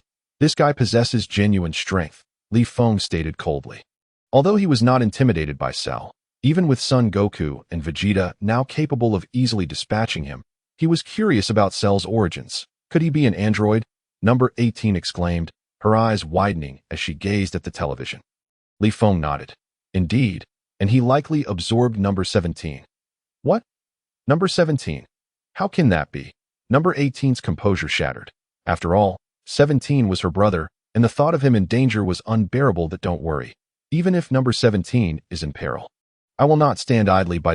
In 10 days, I will also participate in this so-called martial arts tournament. I want to see for myself just how powerful this guy truly is, Li Feng asserted confidently. Brother, I want to go too, Caulifla exclaimed, rising to her feet. Since arriving on Earth, she had not fought in quite some time, and the prospect of battle filled her with excitement. Li Feng nodded. It wouldn't be interesting if you were the only one to fight. He turned to number 18 and asked, what about you? Number 18 clenched her fists, gritting her teeth as she replied, of course I'm going. I must personally eliminate that hideous creature. Only Bulma turned her head away, muttering a dismissive humph. Seeing this, Li Feng quickly sat beside Bulma, wrapping his arm around her. All right, Bulma, don't be upset. Being angry isn't good for the baby. Upon hearing this, Bulma softened slightly. It's good that you care about the child. Indeed, Li Feng and Bulma had welcomed a child, and it was this very reason that Li Feng finally felt a sense of belonging in this world. You scoundrel, bringing other women home. What am I supposed to do about it? Bulma feigned a pitiful expression. All right, it's my fault. You can punish me however you wish. Li Feng began to charm her with his smooth words, while the domestic situation was fraught with tension. The world outside was engulfed in panic. Cell was perceived as an even more terrifying presence than the previous Demon King Piccolo. Fear gripped the hearts of many, and chaos reigned supreme. Simultaneously, Goku and his son Goten, along with Piccolo, Krillin, and Tan, all received the news at the same time. With a new enemy on the horizon, how could they possibly refrain from fighting? Humph! How intriguing! Vegeta also learned of the news, his desire for a battle igniting. It was time for him, the Prince of the Saiyans, to deal with this audacious creature. He had surpassed Super Saiyan 2, and now it was his turn to showcase his might. Prepare yourself, Li Feng. Kakarot. I, Vegeta, am the strongest Saiyan, he declared with a grin as he strode toward the gravity training chamber. Dad, this time I want to fight too, Gohan said, brimming with determination. Ha! Of course, as long as Chi-Chi doesn't object. We're good to go, Goku replied, his voice filled with mirth. However, he was most wary of Chi-Chi, notorious for her strict control over him. Heh, Dad, can I train with you during this time? Gohan whispered to Goku. At that moment, Gohan yearned for strength and the thrill of battle, for he too possessed the blood of a Saiyan. Meanwhile, standing atop a mountain with his arms crossed, a figure gazed into the distance. The wind billowing through his cloak, exuding an air of authority that on a small island, a bald man clad in an orange GI was demonstrating a signature technique. Kamehameha? Ha! He thrust his hands forward, unleashing a powerful wave of energy that struck the ocean. Boom! The sea parted in an awe-inspiring display, unstoppable and magnificent, extending for dozens of yards before finally coming to a halt at a martial arts tournament. You say? I wonder if Goku and the others will participate, and if I'll have a chance to compete. He mused. The thought of the Saiyans' extraordinary prowess left him feeling insignificant. After all, he was merely a warrior of Earth. Behind him, a woman watched him with admiration, his wife. In an alternate location, a group of reporters surrounded a burly man with an explosive hairstyle for an interview. Mr. Satan, will you be participating in Cell's martial arts tournament? Of course, as the strongest man on Earth. How could I possibly sit this one out? The man named Satan replied confidently. He proceeded to perform stunts, like breaking bricks with his bare hands, convincing the reporters that he alone could defeat Cell. Heralding himself as the hero of the world, little did they know, Satan was nothing more than a mere jester in this grand tale. Chapter 79. The jester Satan. Time flew swiftly, and within 10 days, the appointed hour arrived. Everyone gathered. They set off toward the venue of Cell's tournament. Upon arrival, Li Feng was astonished to find fearless reporters on the scene, alongside various so-called champions eager to participate. Yet more ludicrous was the audacity of a middle-aged man with an explosive hairstyle, whose arrogance reached unparalleled heights. This individual was none other than Mr. Satan, a pretentious figure who fancied himself invincible. To my astonishment, a handful of nameless youngsters have also arrived. But with me, Mr. Satan, present, it is I who shall vanquish Cell. They shall merely play the role of spectators. Ha ha ha. Mr. Satan was indeed brash, as if he had already secured victory over Cell, unaware that in the eyes of Li Feng and his companions, he was no more than a mere jester. Even the weakest among them, such as Yamcha, could effortlessly defeat Satan. Li Feng, too, found Mr. Satan's pretentious demeanor tiresome. He was a talentless individual who, in the original tale, stole the limelight from Sun Wukong and claimed all the glory for saving the world. Cell, with arms crossed, was meditating on the arena when he sensed the arrival of Li Feng and his companions. Abruptly opening his eyes, he was taken aback to see not one, but two Sun Wukongs. Alongside an unfamiliar girl and android 18. Indeed, this timeline was vastly different from his own. However, none of this seemed to matter, for he knew he was the most powerful and perfect android, brimming with confidence in his abilities. Ha ha ha, you have arrived. Yet, I am quite astonished to see two Sun Wukongs, Cell remarked with a smile. Gazing at the group, Li Feng waved his hand dismissively, weary of the question, was it truly a crime to look identical? Vegeta, observing this fool, lost interest immediately. After all, he had attained the second stage of Super Saiyan and would only be intrigued if the encounter mirrored the original tale that he crossed his arms, indicating he was merely there to watch. Father, let me take the lead, exclaimed Son Gohan, his eyes ablaze with the desire for battle. Very well, but be cautious, Gohan, replied Sun Wukong, confident in his own strength against Cell, yet aware that Gohan's power was still limited to the first stage of Super Saiyan. Still, it would be a valuable training opportunity. Just as Gohan prepared to step into the fray, the pompous Mr. Satan dashed forward, blocking the way, proclaiming imperiously, "You insignificant brats dare to step into the arena? You shall have no chance. Once I, Mr. Satan, take the stage, Cell is doomed. So sit back and enjoy the show. Ha ha ha." Mr. Satan's arrogance left everyone speechless. Could ignorance truly breed such fearlessness? None wished to engage with him, including Cell, who regarded him as nothing more than a clown. How could he pay him any mind? You fools, it seems I must demonstrate my power to you ignorant souls. With that, Mr. Satan leapt onto the stage. Yet, even upon his ascent, he did not forget to strike a pose, eager to prove to the world that he, Mr. Satan, was the mightiest being. Greetings, esteemed audience. I am Mr. Satan, the strongest man on earth. I shall personally defeat Cell in this battle, he announced into the cameras, gesticulating wildly in a bid to showcase his strength. This man not in his right mind. Does he not realize the gravity of his actions? Krillin remarked helplessly. For even he could handle Mr. Satan with one hand tied behind his back. The notion that he would challenge Cell and boast of defeating him was utterly absurd. No worries, this jester won't last long. We need not concern ourselves with him, Li Feng said, arms crossed, his disdain for Mr. Satan evident. Yet his presence promised impending change. Cell could no longer tolerate Mr. Satan's incessant buzzing, akin to a pesky mosquito, and growled, "Hey, foolish earthling, cease wasting time and begin. I am eager to battle them." His eyes brimmed with contempt. Ha ha ha. Cell, are you afraid of the power of my greatness? But do not mistake my confidence for mercy. You are gravely mistaken, Mr. Satan declared, before instructing someone to bring forth a pile of bricks. Observe closely, the audience at home. Prepare yourselves, for Mr. Satan is about to perform. The reporter exclaimed excitedly, eager to capture a close-up of Mr. Satan. Cell remained unfazed, arms crossed as if watching a farce unfold. Ha! Mr. Satan struck the bricks with tremendous force. Bang! The bricks shattered under his blow. Marvelous! Truly worthy of Mr. Satan. The reporter cheered, for they were merely ordinary earthlings, having never witnessed true high-level combat. What say you, Cell?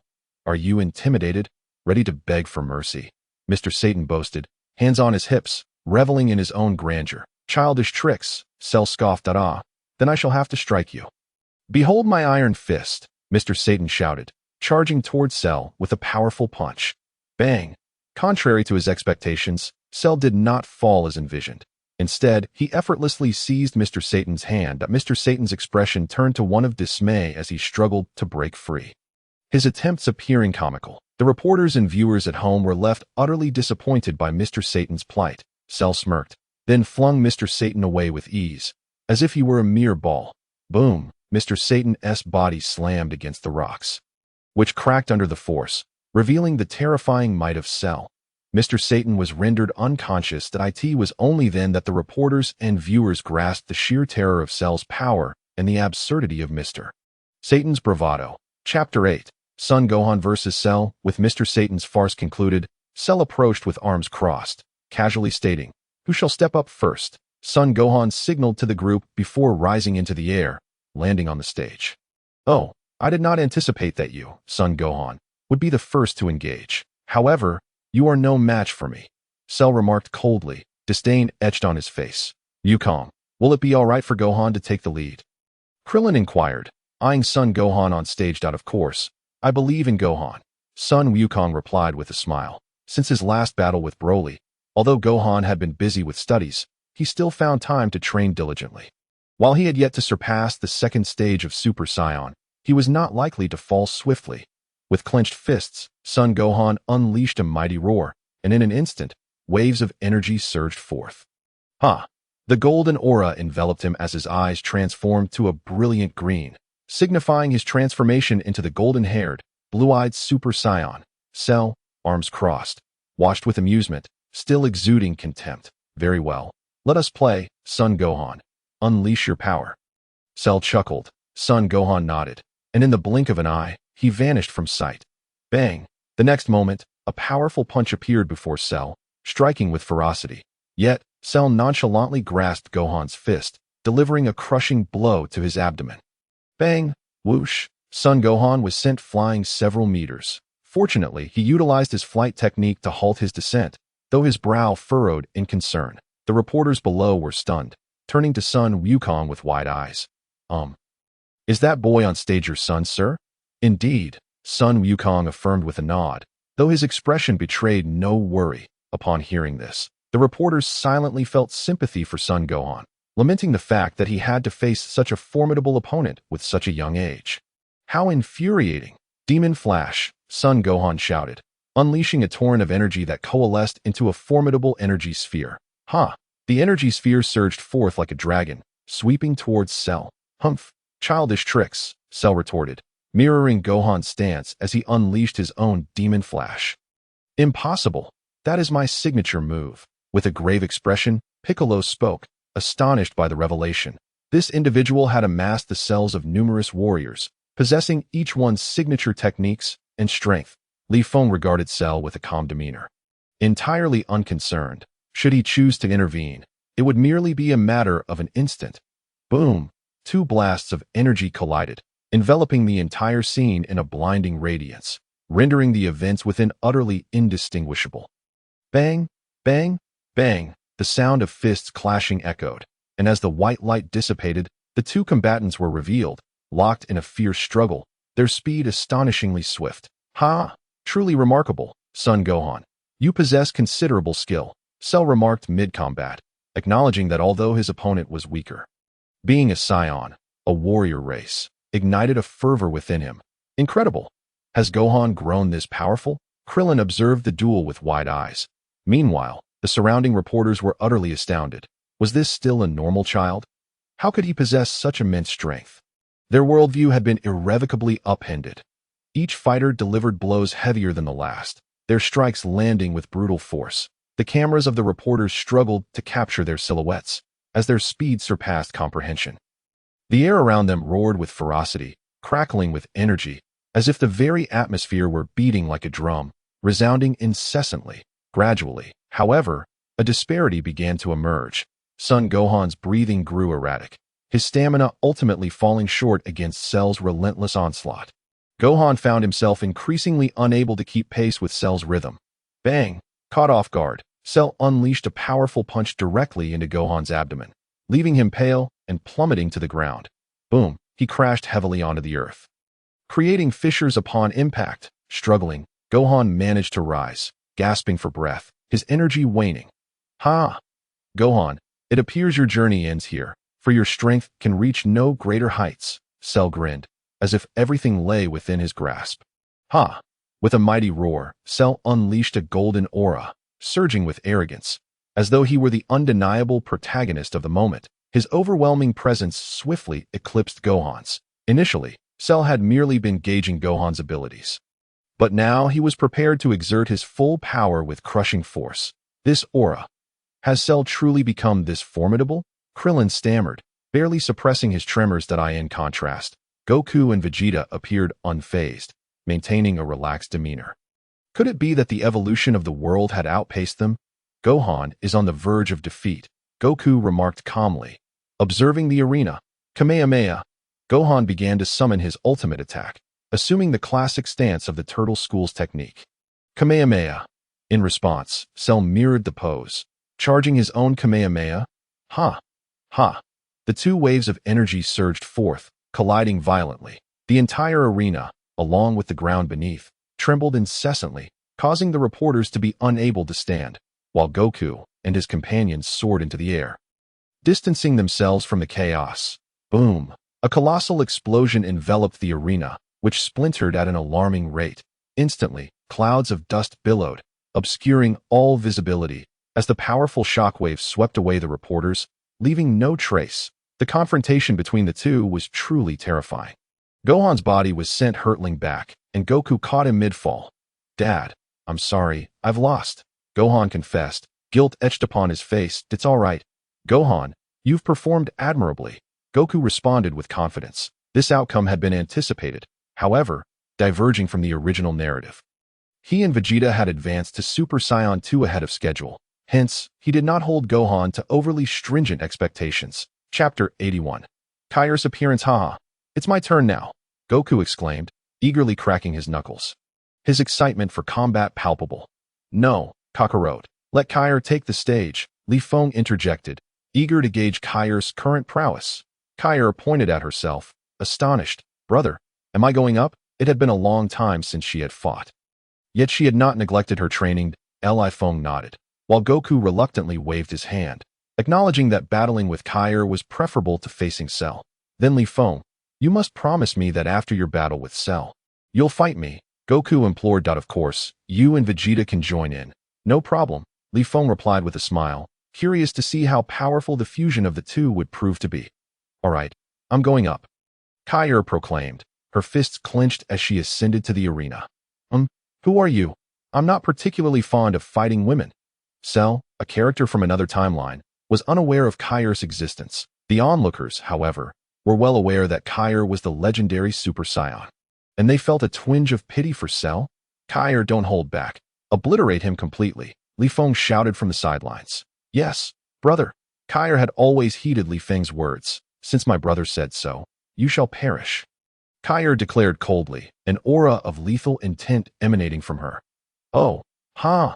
A girl dares to boast such bravado. This is simply laughable," Cell guffawed, thoroughly amused, as he could not fathom a woman defeating him. "Ha!" Kaire unleashed a powerful cry, and the wind swirled violently around her, her energy erupting explosively, akin to a ticking time bomb ready to detonate. Green energy surged forth from her being, her presence overwhelming. "Tish.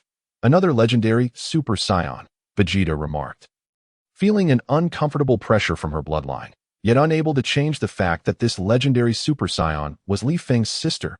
"Sister Kaire is truly impressive," Gohan remarked from below, having recovered his stamina thanks to his senzu bean. "Oh, you possess some skill. It seems there is merit in allowing you to fight after all. I can look forward to a good battle." Cell, rather than being intimidated, felt invigorated by the Saiyan DNA within him. Little did he realize the true terror of his opponent. Golden-green energy enveloped Kaire, her gaze resembling that of a primordial beast fixated on its prey, utterly fearsome. "Perish." With a swift motion, she conjured an energy sphere, which she hurled at Cell with remarkable speed. Boom! Accompanied by a thunderous explosion, Cell was sent hurtling backward like a cannonball. However, this was merely the beginning. Kaire swiftly appeared behind him, delivering a kick that sent Cell soaring into the air.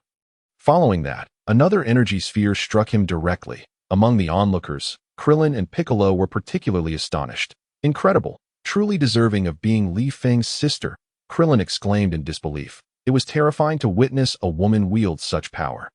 Boom, boom, Cell's form was engulfed in a series of explosions. After a lengthy pause, as the dust settled, Cell emerged disheveled, gasping for breath. Cough. "I never imagined a woman could bring me, the mightiest android, to such a state. Truly remarkable, but your arrogance ends here." With that, Cell narrowed his eyes, and in an instant, vanished. Kaire, undeterred, perfectly anticipated Cell's movements. She too disappeared. The air crackled with massive sounds as the two engaged in relentless combat. Bang, bang, bang. Each punch landed with brutal force, and Cell grew increasingly alarmed. Just moments ago, he had boasted that Kaire's arrogance was at an end, yet he now realized he had gravely underestimated her. Her power was overwhelmingly terrifying. With each exchange, he felt as though his limbs might shatter. Was this woman a monster? No.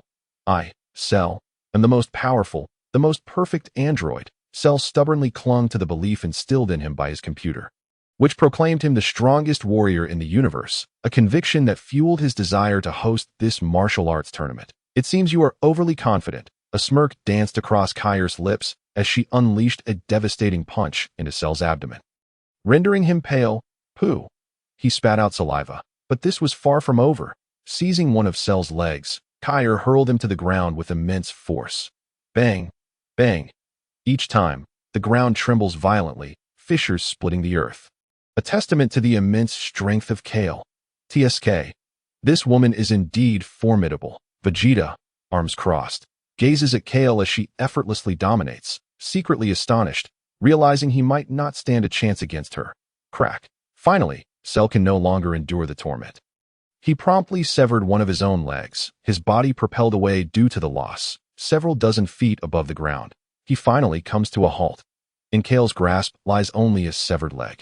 Surprisingly, Cell exhibits some degree of cunning. Infuriating.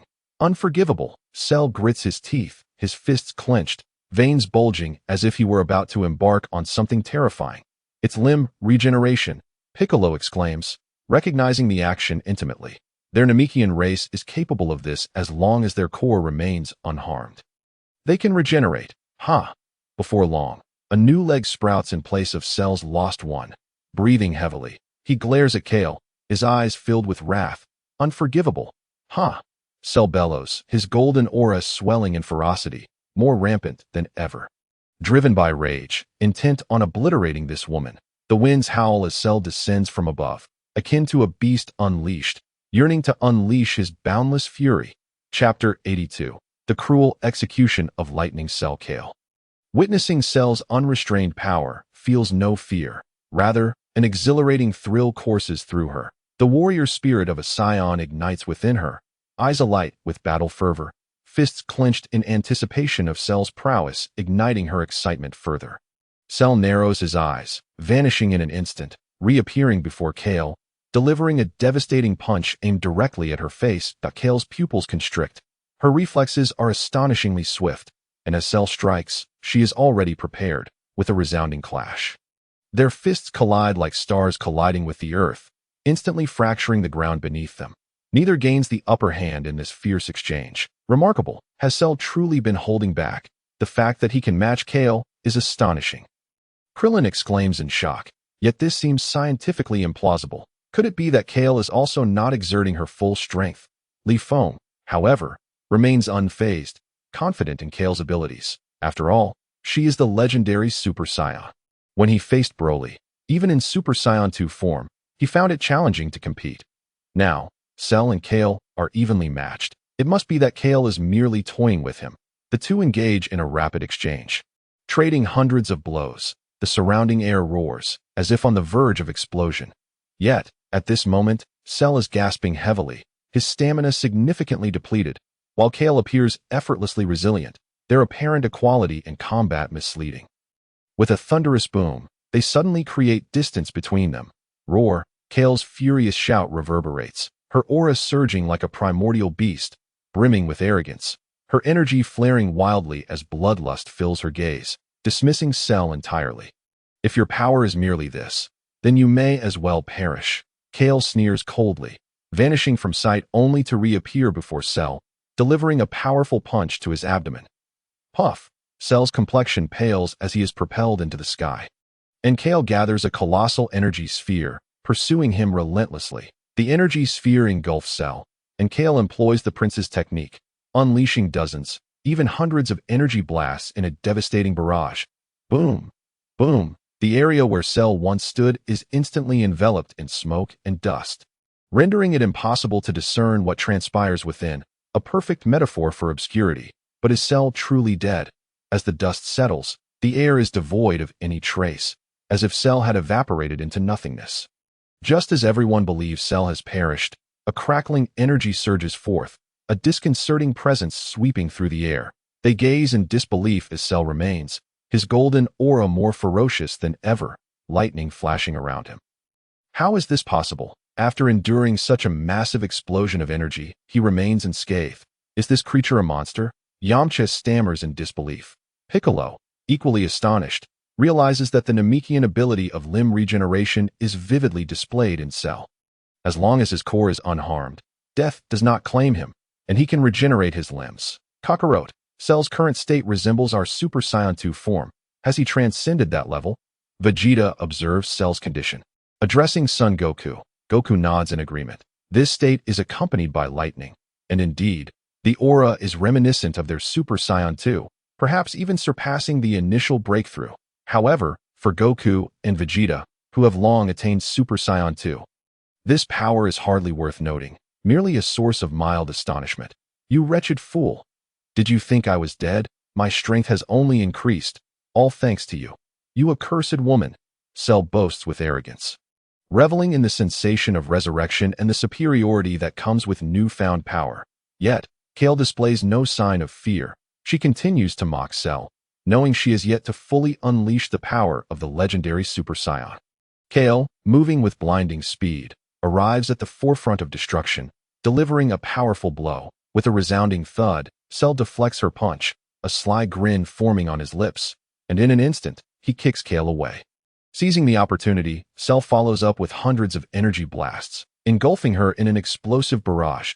You didn't see this coming, did you? I finally brought you down, you arrogant fool, Cell exclaims triumphantly. Convinced that Kaire would meet her end at his hands, given the overwhelming power he has just unlocked. Roar. Yet, in the next moment, Cell's confidence wavers as the dust clears, revealing Kaire seemingly unscathed, with a fierce roar. Kaire unleashes a torrent of terrifying energy, an overwhelming aura that proclaims her supremacy as the very embodiment of strength. As if the earth itself quakes beneath her power, winds swirling violently, golden flames ascending. Cell, your doom is upon you, Kaire declares calmly, extending her hand as countless energy currents converge to form a cerulean energy sword. This is the Wind Annihilation Sword she learned from Li Feng. Sensing the imminent threat, Cell feels the weight of death looming and steels himself, striking a classic pose, shouting, Kamehameha. This is Cell's modified hundredfold Kamehameha wave, capable of turning the entire earth to ash. Yet, Kaire remains unfazed, coolly raising her cerulean sword, targeting the massive Kamehameha wave. At a smirk graces her lips, as if the prey has nowhere to escape. The cerulean sword slices through the energy wave, a crack resounding as the Kamehameha's energy is cleaved apart. Flowing away like ocean waves at this moment, the cerulean sword does not cease, charging towards Cell with relentless force. Chapter 83. The Realm of the Kaishin. This is a realm of profound tranquility. Surrounded by an endless expanse of lush grasslands, teeming with flowers and flora. Yet, in this serene world, not a single animal or insect can be found. Beneath a grand tree, a table is set, where a person with an unconventional hairstyle is leisurely sipping tea. His hair resembles a flowing mane, with a solitary strand cascading from front to back. Surrounding him was an absence of hair, as if it were his natural state. A robust man loomed behind the nonconformist. Silent and imposing, he was Jebite, a powerful warrior and the attendant and protector of the Kaishin. That moment, a figure materialized not far from them, clad in black, with hair styled in an explosive manner, as if doused in hairspray. Indeed, the Kaishin did not deceive me. This is the correct location. The newcomer was Li Feng, and a year had elapsed since the conclusion of the Cell saga. During this time, he had encountered a plateau in his training, leading him to suddenly recall the existence of the Kaishin realm. Thus, he sought out the Kaishin to learn the coordinates of their realm, utilizing instant transmission to arrive directly at the Kaishin realm. What abundant spiritual energy! If I were to cultivate here, I might just break through that barrier. Li Feng mused to himself, his eyes gleaming with determination. He was aware of the method to transform into a Super Saiyan god. 5 benevolent Saiyans channel their energy to one righteous Saiyan, enabling the transformation. However, under the current circumstances, such a feat was utterly unattainable. Therefore, he could not achieve that transformation through external means. He could only comprehend divine power through his own understanding. I wonder how formidable the divine power I could grasp without external aid would be. Who are you to dare intrude upon the Kaishin realm? A fierce voice interrupted Li Feng's thoughts. Turning around, he beheld the Kaishin, Shin, and Jebite, both glaring at him with hostility. "Are you Kaishin Shin, and you are Jebite?"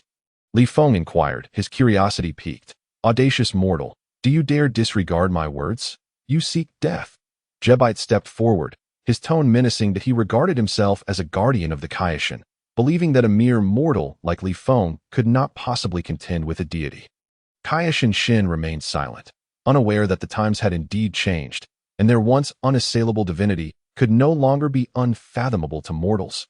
"Oh, does that mean mortals are forbidden from entering here? What is the reason?" Li Feng retorted with a cold smirk. "Forbidden means forbidden. This is the dwelling place of the divine. How could mortals possibly enter?" Jebite's convictions were deeply rooted. "And what if I insist on remaining here?" Li Feng replied with a smile. "Then I shall have to be impolite." Jebite's gaze hardened, his fist clenched, and he launched a powerful punch toward Li Feng. Bang! Yet the next moment, both Jebite and Kaishin Shin were left astounded. The imagined scenario of Li Feng being sent flying by a single blow did not materialize. Instead, the seemingly fragile Li Feng caught Jebite's heavy punch effortlessly, appearing utterly unfazed. How could this be possible? Jebite's eyes widened in disbelief. In the next instant, Li Feng released Jebite and delivered a swift kick to his abdomen, sending Jebite hurtling several meters away like a bullet. "Who are you, exactly?" Kaishin Shin stammered. "Me? I am but a mortal, a seemingly feeble one in your eyes." Li Feng scoffed at a mortal. "How could a mere mortal possess such strength?" Kaishin Shin exclaimed in disbelief, launching a punch imbued with energy. The surrounding air crackling with intensity. Kaishin Shin's comprehensive power was comparable to that of a Super Saiyan in its second stage.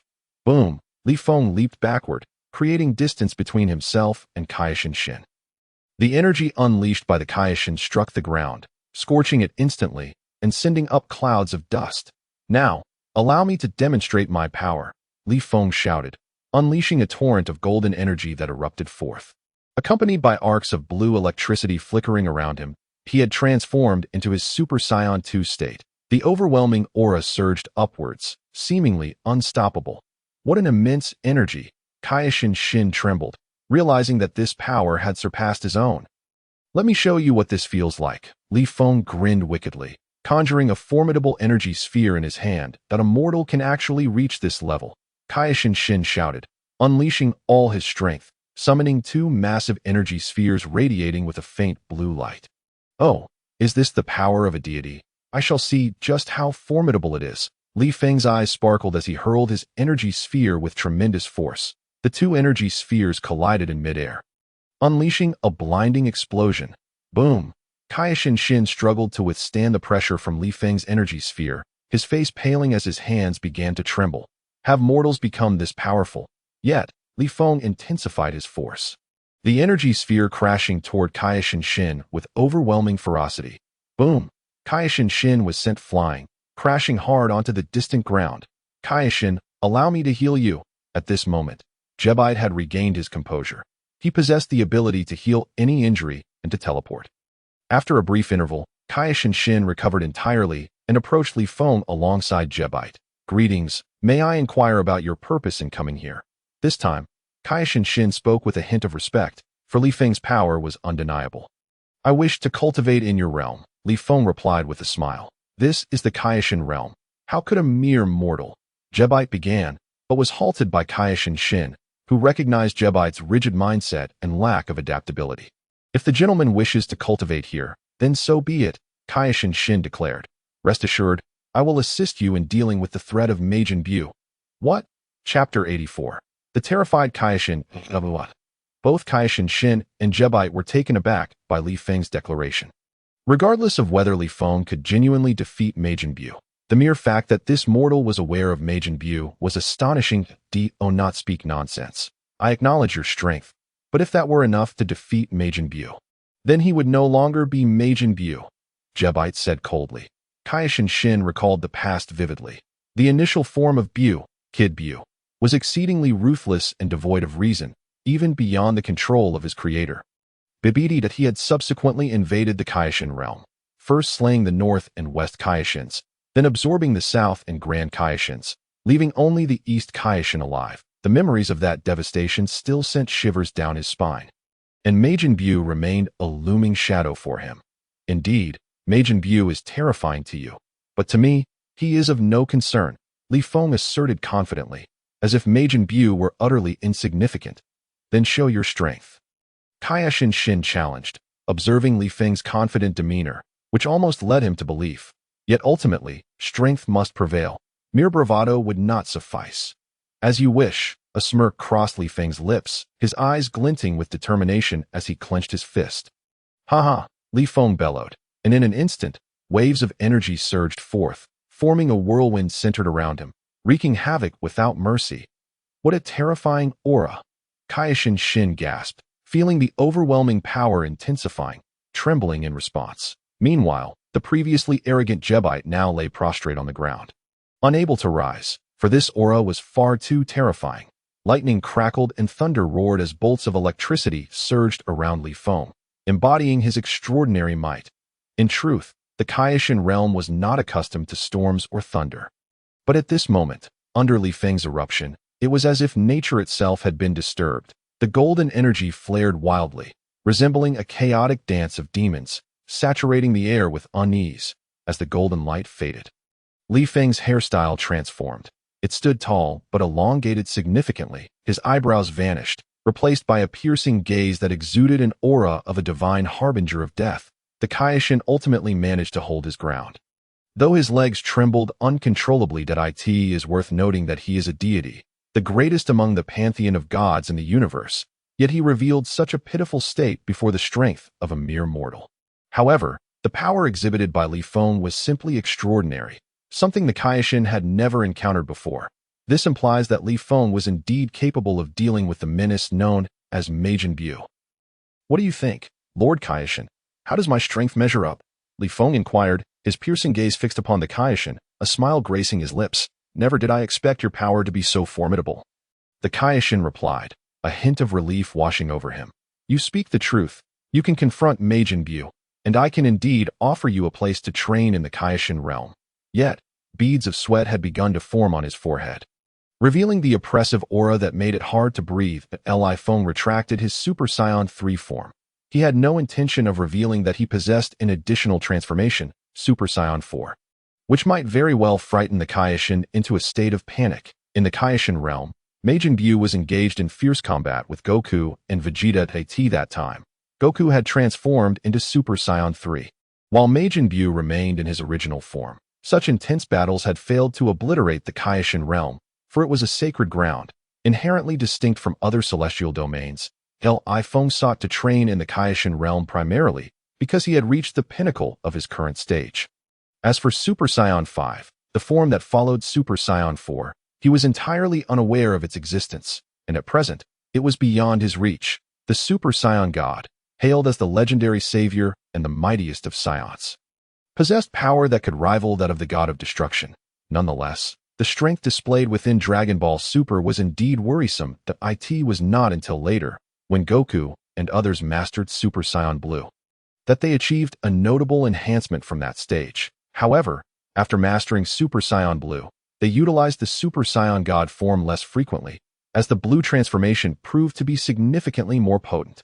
Li Feng pondered. Since the Super Saiyan God was said to be capable of contending with the God of Destruction, its power should not be so meager. There must be some underlying issue. Or perhaps the true divine power lay within his own understanding. Li Feng turned to Shin and asked, Kaire, could you please demonstrate the power of a deity for me?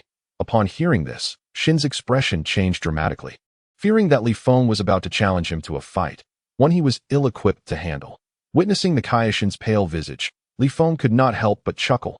Was this truly the Kaire?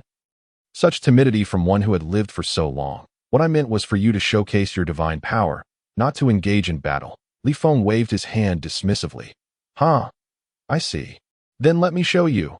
The Kaire finally relaxed, for Li Feng had exhibited an utterly terrifying strength moments before. Now, with Li Feng's might and assurances, his worries regarding Majin Buu dissipated, leaving him unencumbered. With a fierce gaze, the Kaire released a subtle glow, emanating an aura that, while seemingly fragile, held a profound and inviolable essence. It is widely known that ordinary mortals cannot perceive divine energy, nor can they control or utilize it. Thus Li Feng could not sense this divine power at that moment. Yet, his eyes burned with fervor. He yearned to master this strength, to transcend to a higher plane through alternate means. This was his ultimate pursuit. Come at me. I want to retaliate. I assure you. Li Feng's eyes sparkled with intensity as he regarded the Kaishin, his posture indicating a readiness to absorb the forthcoming attack without resistance. Instantly, he transformed into Super Saiyan 3. Confident that he could withstand the Kaishin's energy assault without sustaining harm, as he sought to fully experience the essence of divine power.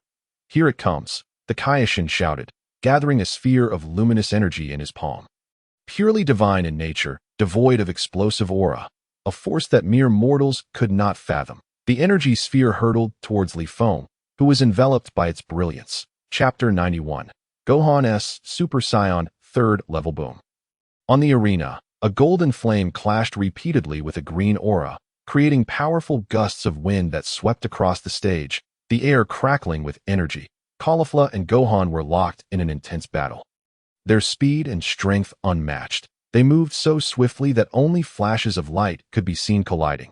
Clearly, Gohan had not neglected his training despite his academic commitments. Li Feng observed the two fighters, muttering to himself. In the original story, Gohan had completely forsaken his training due to his studies. Yet in this timeline, he did not even transcend Super Saiyan 2 during his confrontation with Cell. The fact that he has now broken through signifies that he has continued to hone his abilities. Perhaps it is due to Goku's influence. Bang, bang, bang. Gohan and Caulifla's speed intensified, each punch becoming more powerful than the last. Showing no signs of restraint, the onlookers below were left in shock. It was no wonder they had not ranked higher. They were clearly in a different league altogether. The battle between them conveyed a sense of parity. Yet Gohan felt increasingly alarmed as his stamina rapidly dwindled, while Caulifla appeared unaffected, her punches retaining their full force. The legendary Super Saiyan was indeed a terrifying force. Haha, Kakarot, it seems your son is no longer a match for the legendary Super Saiyan. Vegeta teased, observing the scene with amusement. Not necessarily. Goku grinned confidently, his belief unwavering. What do you mean? Vegeta suddenly felt a wave of shock wash over him, an undeniable truth he was reluctant to acknowledge surfacing within him.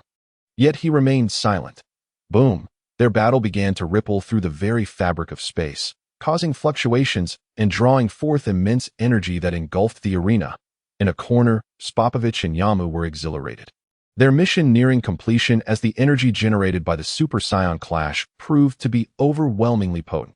They had already amassed over half of what they needed in such a short time. The resurrection of Majin Buu was imminent. In a moment of distraction, Caulifla landed a powerful punch to Gohan's abdomen, causing his face to drain of color as he crashed to the arena floor, leaving numerous cracks in its surface. Gasps echoed from the audience. Were these two monsters? A single casual punch yielding such devastating force. Gohan's complexion paled, blood trickling from the corner of his mouth. Yet he wore an expression of excitement. The Saiyan warrior's combative nature ignited his spirit. Battling a Super Saiyan felt undeniably exhilarating. Still unwilling to concede, Caulifla's fierce gaze bore into Gohan as she spoke coolly, revealing her minimal exertion of energy thus far. Truly, the legendary Super Saiyan was formidable, but if this alone could defeat him, it was simply impossible. Gohan wiped the blood from his lips, smiling confidently. He had a trump card and would not yield so easily, even against a legendary Super Saiyan. Then show me your true prowess, Caulifla retorted with a mocking smile, as if viewing him as utterly inconsequential. This is a technique I only recently mastered. Never did I imagine it would be useful today. Gohan declared, his fist clenched tightly as he adopted a serious demeanor. With a resounding shout, he unleashed his energy. The entire arena was enveloped in a terrifying aura, the ground trembling beneath them. What is happening? Is there an earthquake? The audience below began to panic, unable to fathom that this was merely the result of Gohan's overwhelming presence, that a human's strength had transcended the forces of nature. Gohan's energy surged, expanding like a volcanic eruption, unstoppable. Could it be? Vegeta was overwhelmed with astonishment. The realm he had struggled to surpass was now breached by Gohan. His pride as a Saiyan prince was once again challenged. It was one thing to be outshone by Kakarot, but now even his son surpassed him? How infuriating! Damn it! Vegeta's veins bulged with rage, his fury palpable. Never did he anticipate that Gohan would reach such heights. Li Feng had not anticipated that. Due to his intervention, Sun Wukong's son, Sun Wufan, would not only maintain his strength, but also surge forward, directly matching the pace of Sun Wukong and surpassing Vegeta. Reaching the formidable realm of Super Saiyan 3rd stage, according to the original narrative, was not Sun Wufan supposed to embark on a path of mysterious transformation. Li Feng was uncertain if a mysterious Wufan would ever emerge again. Yet attaining Super Saiyan 3, or even beyond, was undoubtedly a commendable choice. Sun Wufan possessed remarkable talent, and his dedication to training made the attainment of Ultra Instinct a distinct possibility, such a terrifying aura. Your brother is indeed exceptionally strong, Alon remarked to Sun Wutian, who stood beside him, as he sensed this overwhelming force. Yes, indeed, I once witnessed my father achieve this state. I never imagined my brother would reach it as well. Sun Wutian nodded, speaking in a youthful voice. Roar! A colossal blue lightning crackled around Sun Wufan's form, while his hairstyle underwent a transformation. His hair began to lengthen, cascading down to his waist, his eyebrows vanished. And his gaze became piercingly sharp, exuding an air of coldness and danger that imparted a distinctly malevolent aura. Super Saiyan 3? Kaire had witnessed this state before, yet she felt no fear. Rather, she appeared more exhilarated. With a fierce shout, Kaire charged directly at Sun Wufan, delivering a powerful punch. Bang! Sun Wufan effortlessly grasped Kaire's fist, a smirk of arrogance gracing his lips. Is this the extent of your strength? Sun Wufan grinned wickedly, then forcefully tossed Kaire into the sky. In an instant, dozens of energy blasts were unleashed, hurtling toward the airborne Kaire. Boom! The sky erupted with a deafening explosion, engulfing Kaire in a cataclysmic blast. What transpired next was beyond Li Feng's expectations. He had initially believed Majin Buu would behave just as in the original tale, yet reality unfolded quite differently. Chapter 92. Kaire's transmission to Super Saiyan 2. How powerful! I never envisioned that Wufan would attain this level. That I thought his training would lead to a decline, but it appears he has ascended even further, Krillin remarked to Piccolo, for the Saiyan race. Krillin could only gaze in admiration. No matter how hard they tried, the limitations of their bloodline forever kept them from matching the terrifying power of the Saiyans. Piccolo nodded with satisfaction, proud of Sun Wufan's achievements as his disciple. Though Sun Wufan's strength now far surpassed his own, it mattered little, for he had been the one to train him. As the dust settled on the arena, Kaire's figure was nowhere to be seen. Could it be that she had been obliterated by Sun Wufan's strike? Absolutely not. Sun Wufan shook his head, sensing the changes around him. Kaire's strength was far from merely this. Li Feng smiled knowingly to himself. He understood that Kaire was training relentlessly, much like Broly before, and she must have reached that level by now. Sun Wufan, sensing something, looked up to behold a sudden surge of green light as Kaire reappeared, astonishing him further with the revelation that she remained unscathed despite enduring such immense power. The legendary Super Saiyan's physique was indeed formidable, and at this moment, it was on full display. Kaire's piercing gaze looked down upon Sun Wufan, her aura beginning to escalate, akin to a ferocious beast unleashed, unstoppable. With a fierce roar, Kaire's green energy flared up once more, instantly transforming the atmosphere, heralding thunder and lightning. Roar! Kaire bellowed like a wild beast. Her muscles tensed, as if she were about to unleash the unfathomable power within. Thunderous winds swept through the area, accompanied by crackling bolts of lightning. The earth beneath her feet was already fractured from her overwhelming energy, creating a massive chasm.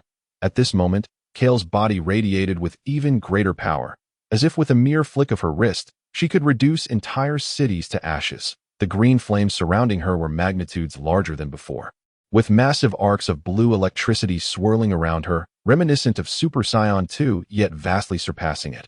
How terrifying! Vegeta was utterly astonished.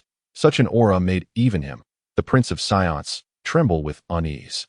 He felt increasingly agitated, his fists clenched tightly, simmering with rage. Unbeknownst to Vegeta, someone in the shadows was observing his fury, knowing that the angrier he became, the easier he would be to control. Truly, this was the legendary Super Saiyan. As fearsome as Broly in days past, it seemed I must find an opportunity to challenge Kaire. Sun Wukong felt a shiver run down his spine. Yet for him, it was more a thrill. The legendary Super Saiyan second stage, just the chance to witness your power, Sun Wukong said with a wicked grin. Ever since achieving Super Saiyan 3, he felt an indescribable excitement for battle. With a mighty shout, he unleashed his aura, propelling himself like an arrow toward Kaire. Bang! Boom! A mere punch collided, unleashing a tremendous explosion. A whirlwind erupted around them, wreaking havoc. The air was filled with the sounds of detonations, resembling countless artillery shells igniting and exploding. Sun Wukong was sent flying several dozen meters, but managed to steady himself. This is the power of the legendary Super Saiyan second stage. Truly impressive. Sun Wukong suppressed his exhilaration, stating, "You are not lacking either." Kaire replied, recognizing Sun Wukong's strength as sufficient to engage her in battle as a legendary Super Saiyan second stage. "However, I intend to emerge victorious." Sun Wukong chuckled darkly, charging once more at Kaire. Bang! Bang! Bang! In an instant, they exchanged dozens of punches. Though Sun Wukong was in the form of Super Saiyan 3, akin to Li Feng's previous battle against Broly, his base combat power could not compare to Li Feng's. Thus, in his Super Saiyan 3 form against the Super Saiyan 2, he found himself somewhat at a disadvantage. Despite the immense power of Super Saiyan 3, the energy consumption was alarmingly rapid, as seen in the original Buu saga. Sun Wukong had ample energy to remain in the mortal realm for a day, yet after utilizing Super Saiyan 3, he was forced to return to the afterlife due to significant energy depletion. Sun Wukong began to gasp heavily, while Kaire remained unfazed, her strength only increasing with each exchange, embodying the very essence of a legendary Super Saiyan. In contrast, the legendary Super Saiyan possessed an overwhelmingly powerful physique, coupled with a modicum of recovery abilities. "Damn it. If this continues, I will inevitably exhaust my energy," Sun Wukong thought, letting out a mighty roar as he unleashed an energy blast to distance himself from Kaire. Kamehameha, with space between them, Sun Wukong gathered all his strength, preparing to unleash the Kamehameha.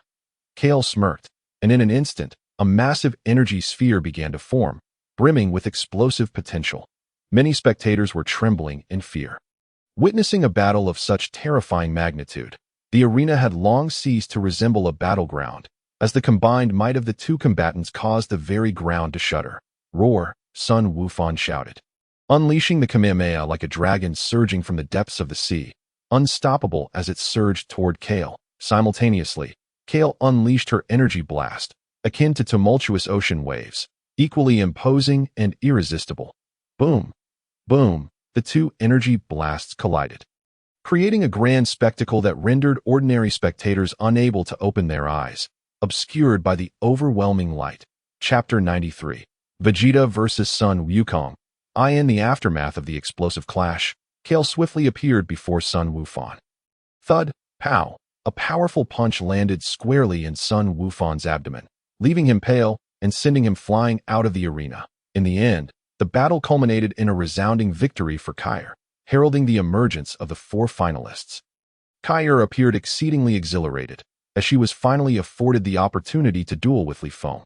After all, throughout the years, Li Feng had become her unwavering belief. How could she not be thrilled at the prospect of facing him? The four contenders were Li Feng, Kaire, Sun Wukong, and Vegeta. Good day to all our esteemed spectators. We are now commencing the matches featuring the four finalists. Let us welcome our two competitors to the stage. The host exclaimed with palpable enthusiasm. The host was indeed a dedicated professional, for had it been someone else, they would have likely fled in fright. As it stood, the audience had dwindled to a mere handful. Having been frightened away by the preceding clashes, those who remained were either exceptionally bold or had their own reasons for staying.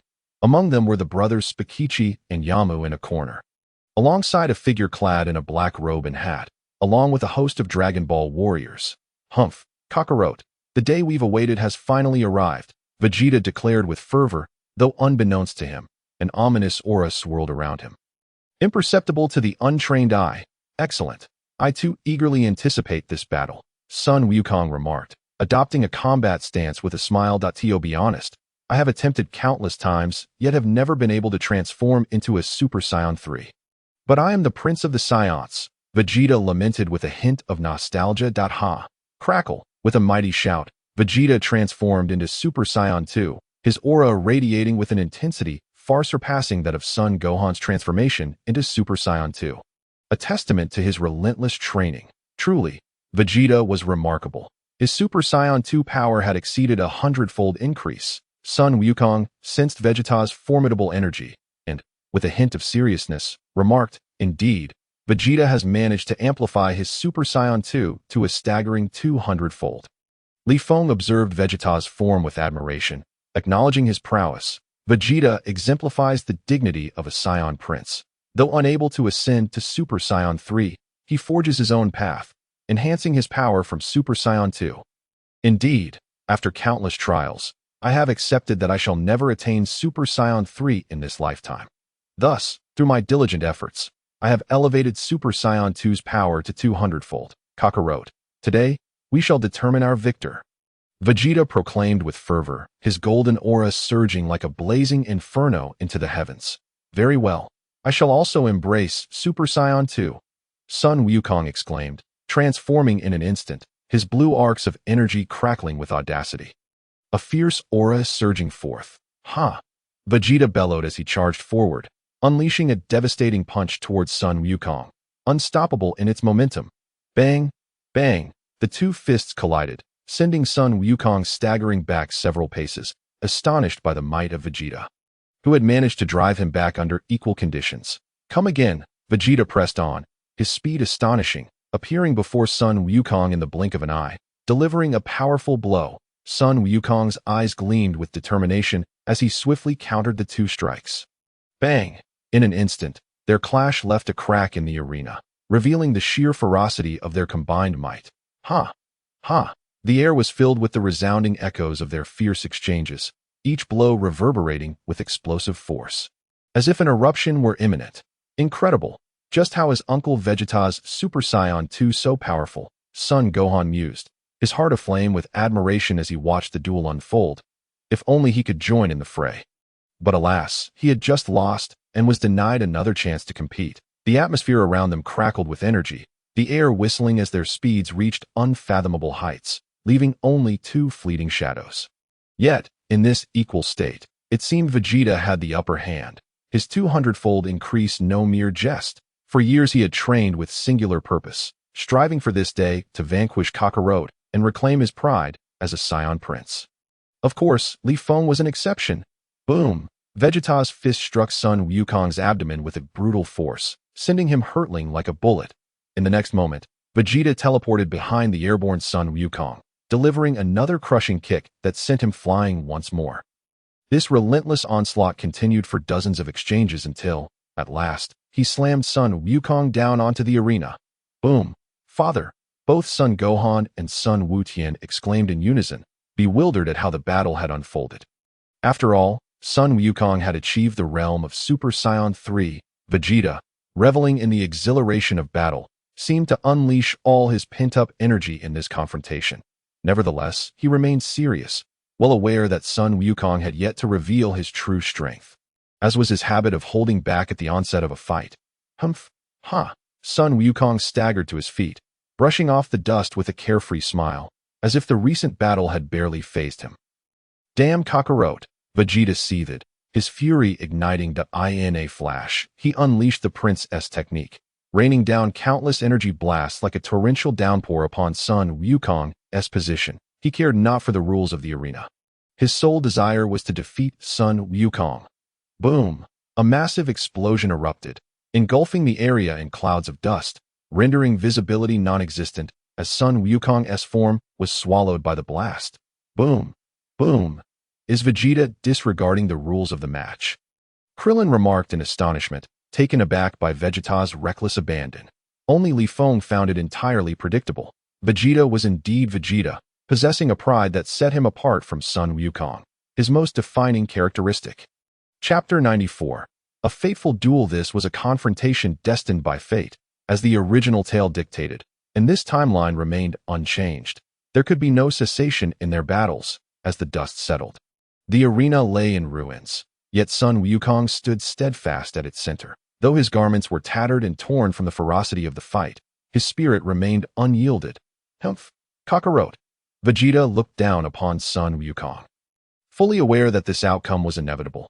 How could Sun Wukong not become his eternal rival? Indeed, it seems my Super Saiyan 2 is no match for you, Sun Wukong admitted, gazing up at Vegeta. Oomph, enough chatter, Kakarot. Transform into Super Saiyan 3 and let me, Vegeta, challenge your Super Saiyan 3, Vegeta proclaimed with pride, even as he recognized his disadvantage against the third tier. Yet, as the Prince of the Saiyans, retreat was not an option. Only battle remained, fighting to the bitter end. Humph, as you wish, Sun Wukong replied with a mischievous grin, clenching his fist and unleashing his aura. Ha! Once more, Sun Wukong erupted with his full power, a torrent of energy cascading forth as his immense aura soared into the sky, the realm of Super Saiyan 3 tantalizingly close. Roar, his energy output intensified, and Sun Wukong's aura began to evolve. The blue arcs surrounding him expanded dramatically, signifying a qualitative transformation from Super Saiyan 2. As the golden light dissipated, a newly empowered Sun Wukong emerged, his golden hair cascading down to his waist. Eyebrows vanished, and a layer of green irises forming within his fierce green eyes, his expression fierce and reminiscent of Piccolo, with a tuft of golden hair falling across his forehead. Sun Wukong's Super Saiyan 3 was evidently far superior to Son Gohan's, for he had reached this stage long ago, coupled with his formidable base power, undeniably surpassing Son Gohan. Father's Super Saiyan 3 is indeed powerful. It far exceeds my own, Son Gohan observed, marveling at his father's transformation. What nonsense about Super Saiyans, Son Gohan. You had best explain yourself, a melodious voice interjected, and Son Gohan turned to find it was Biddy Li. That Super Saiyan is originally quite serious. Sun Wukong found himself somewhat flustered upon encountering Biddy. Truly remarkable is the third transformation of a Super Saiyan. Merely the aura exuding from him has reached such heights.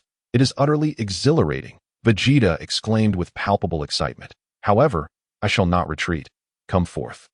Kakarot. With a thunderous roar, Vegeta charged fiercely towards Sun Wukong, his fists imbued with boundless strength and energy. Humph, as you wish, Sun Wukong, with a piercing gaze fixed upon Vegeta, replied calmly. Without hesitation, he ascended into the air. Heading straight for Vegeta. Boom! The two fists collided, unleashing a deafening roar akin to a volcanic eruption, unstoppable and sweeping across the land. Vegeta's body was propelled into the sky, yet Sun Wukong did not cease his assault. The ferocity of Super Saiyan 3 rendered him incapable of halting, and with great speed, he pursued relentlessly. A ki blast erupted forth.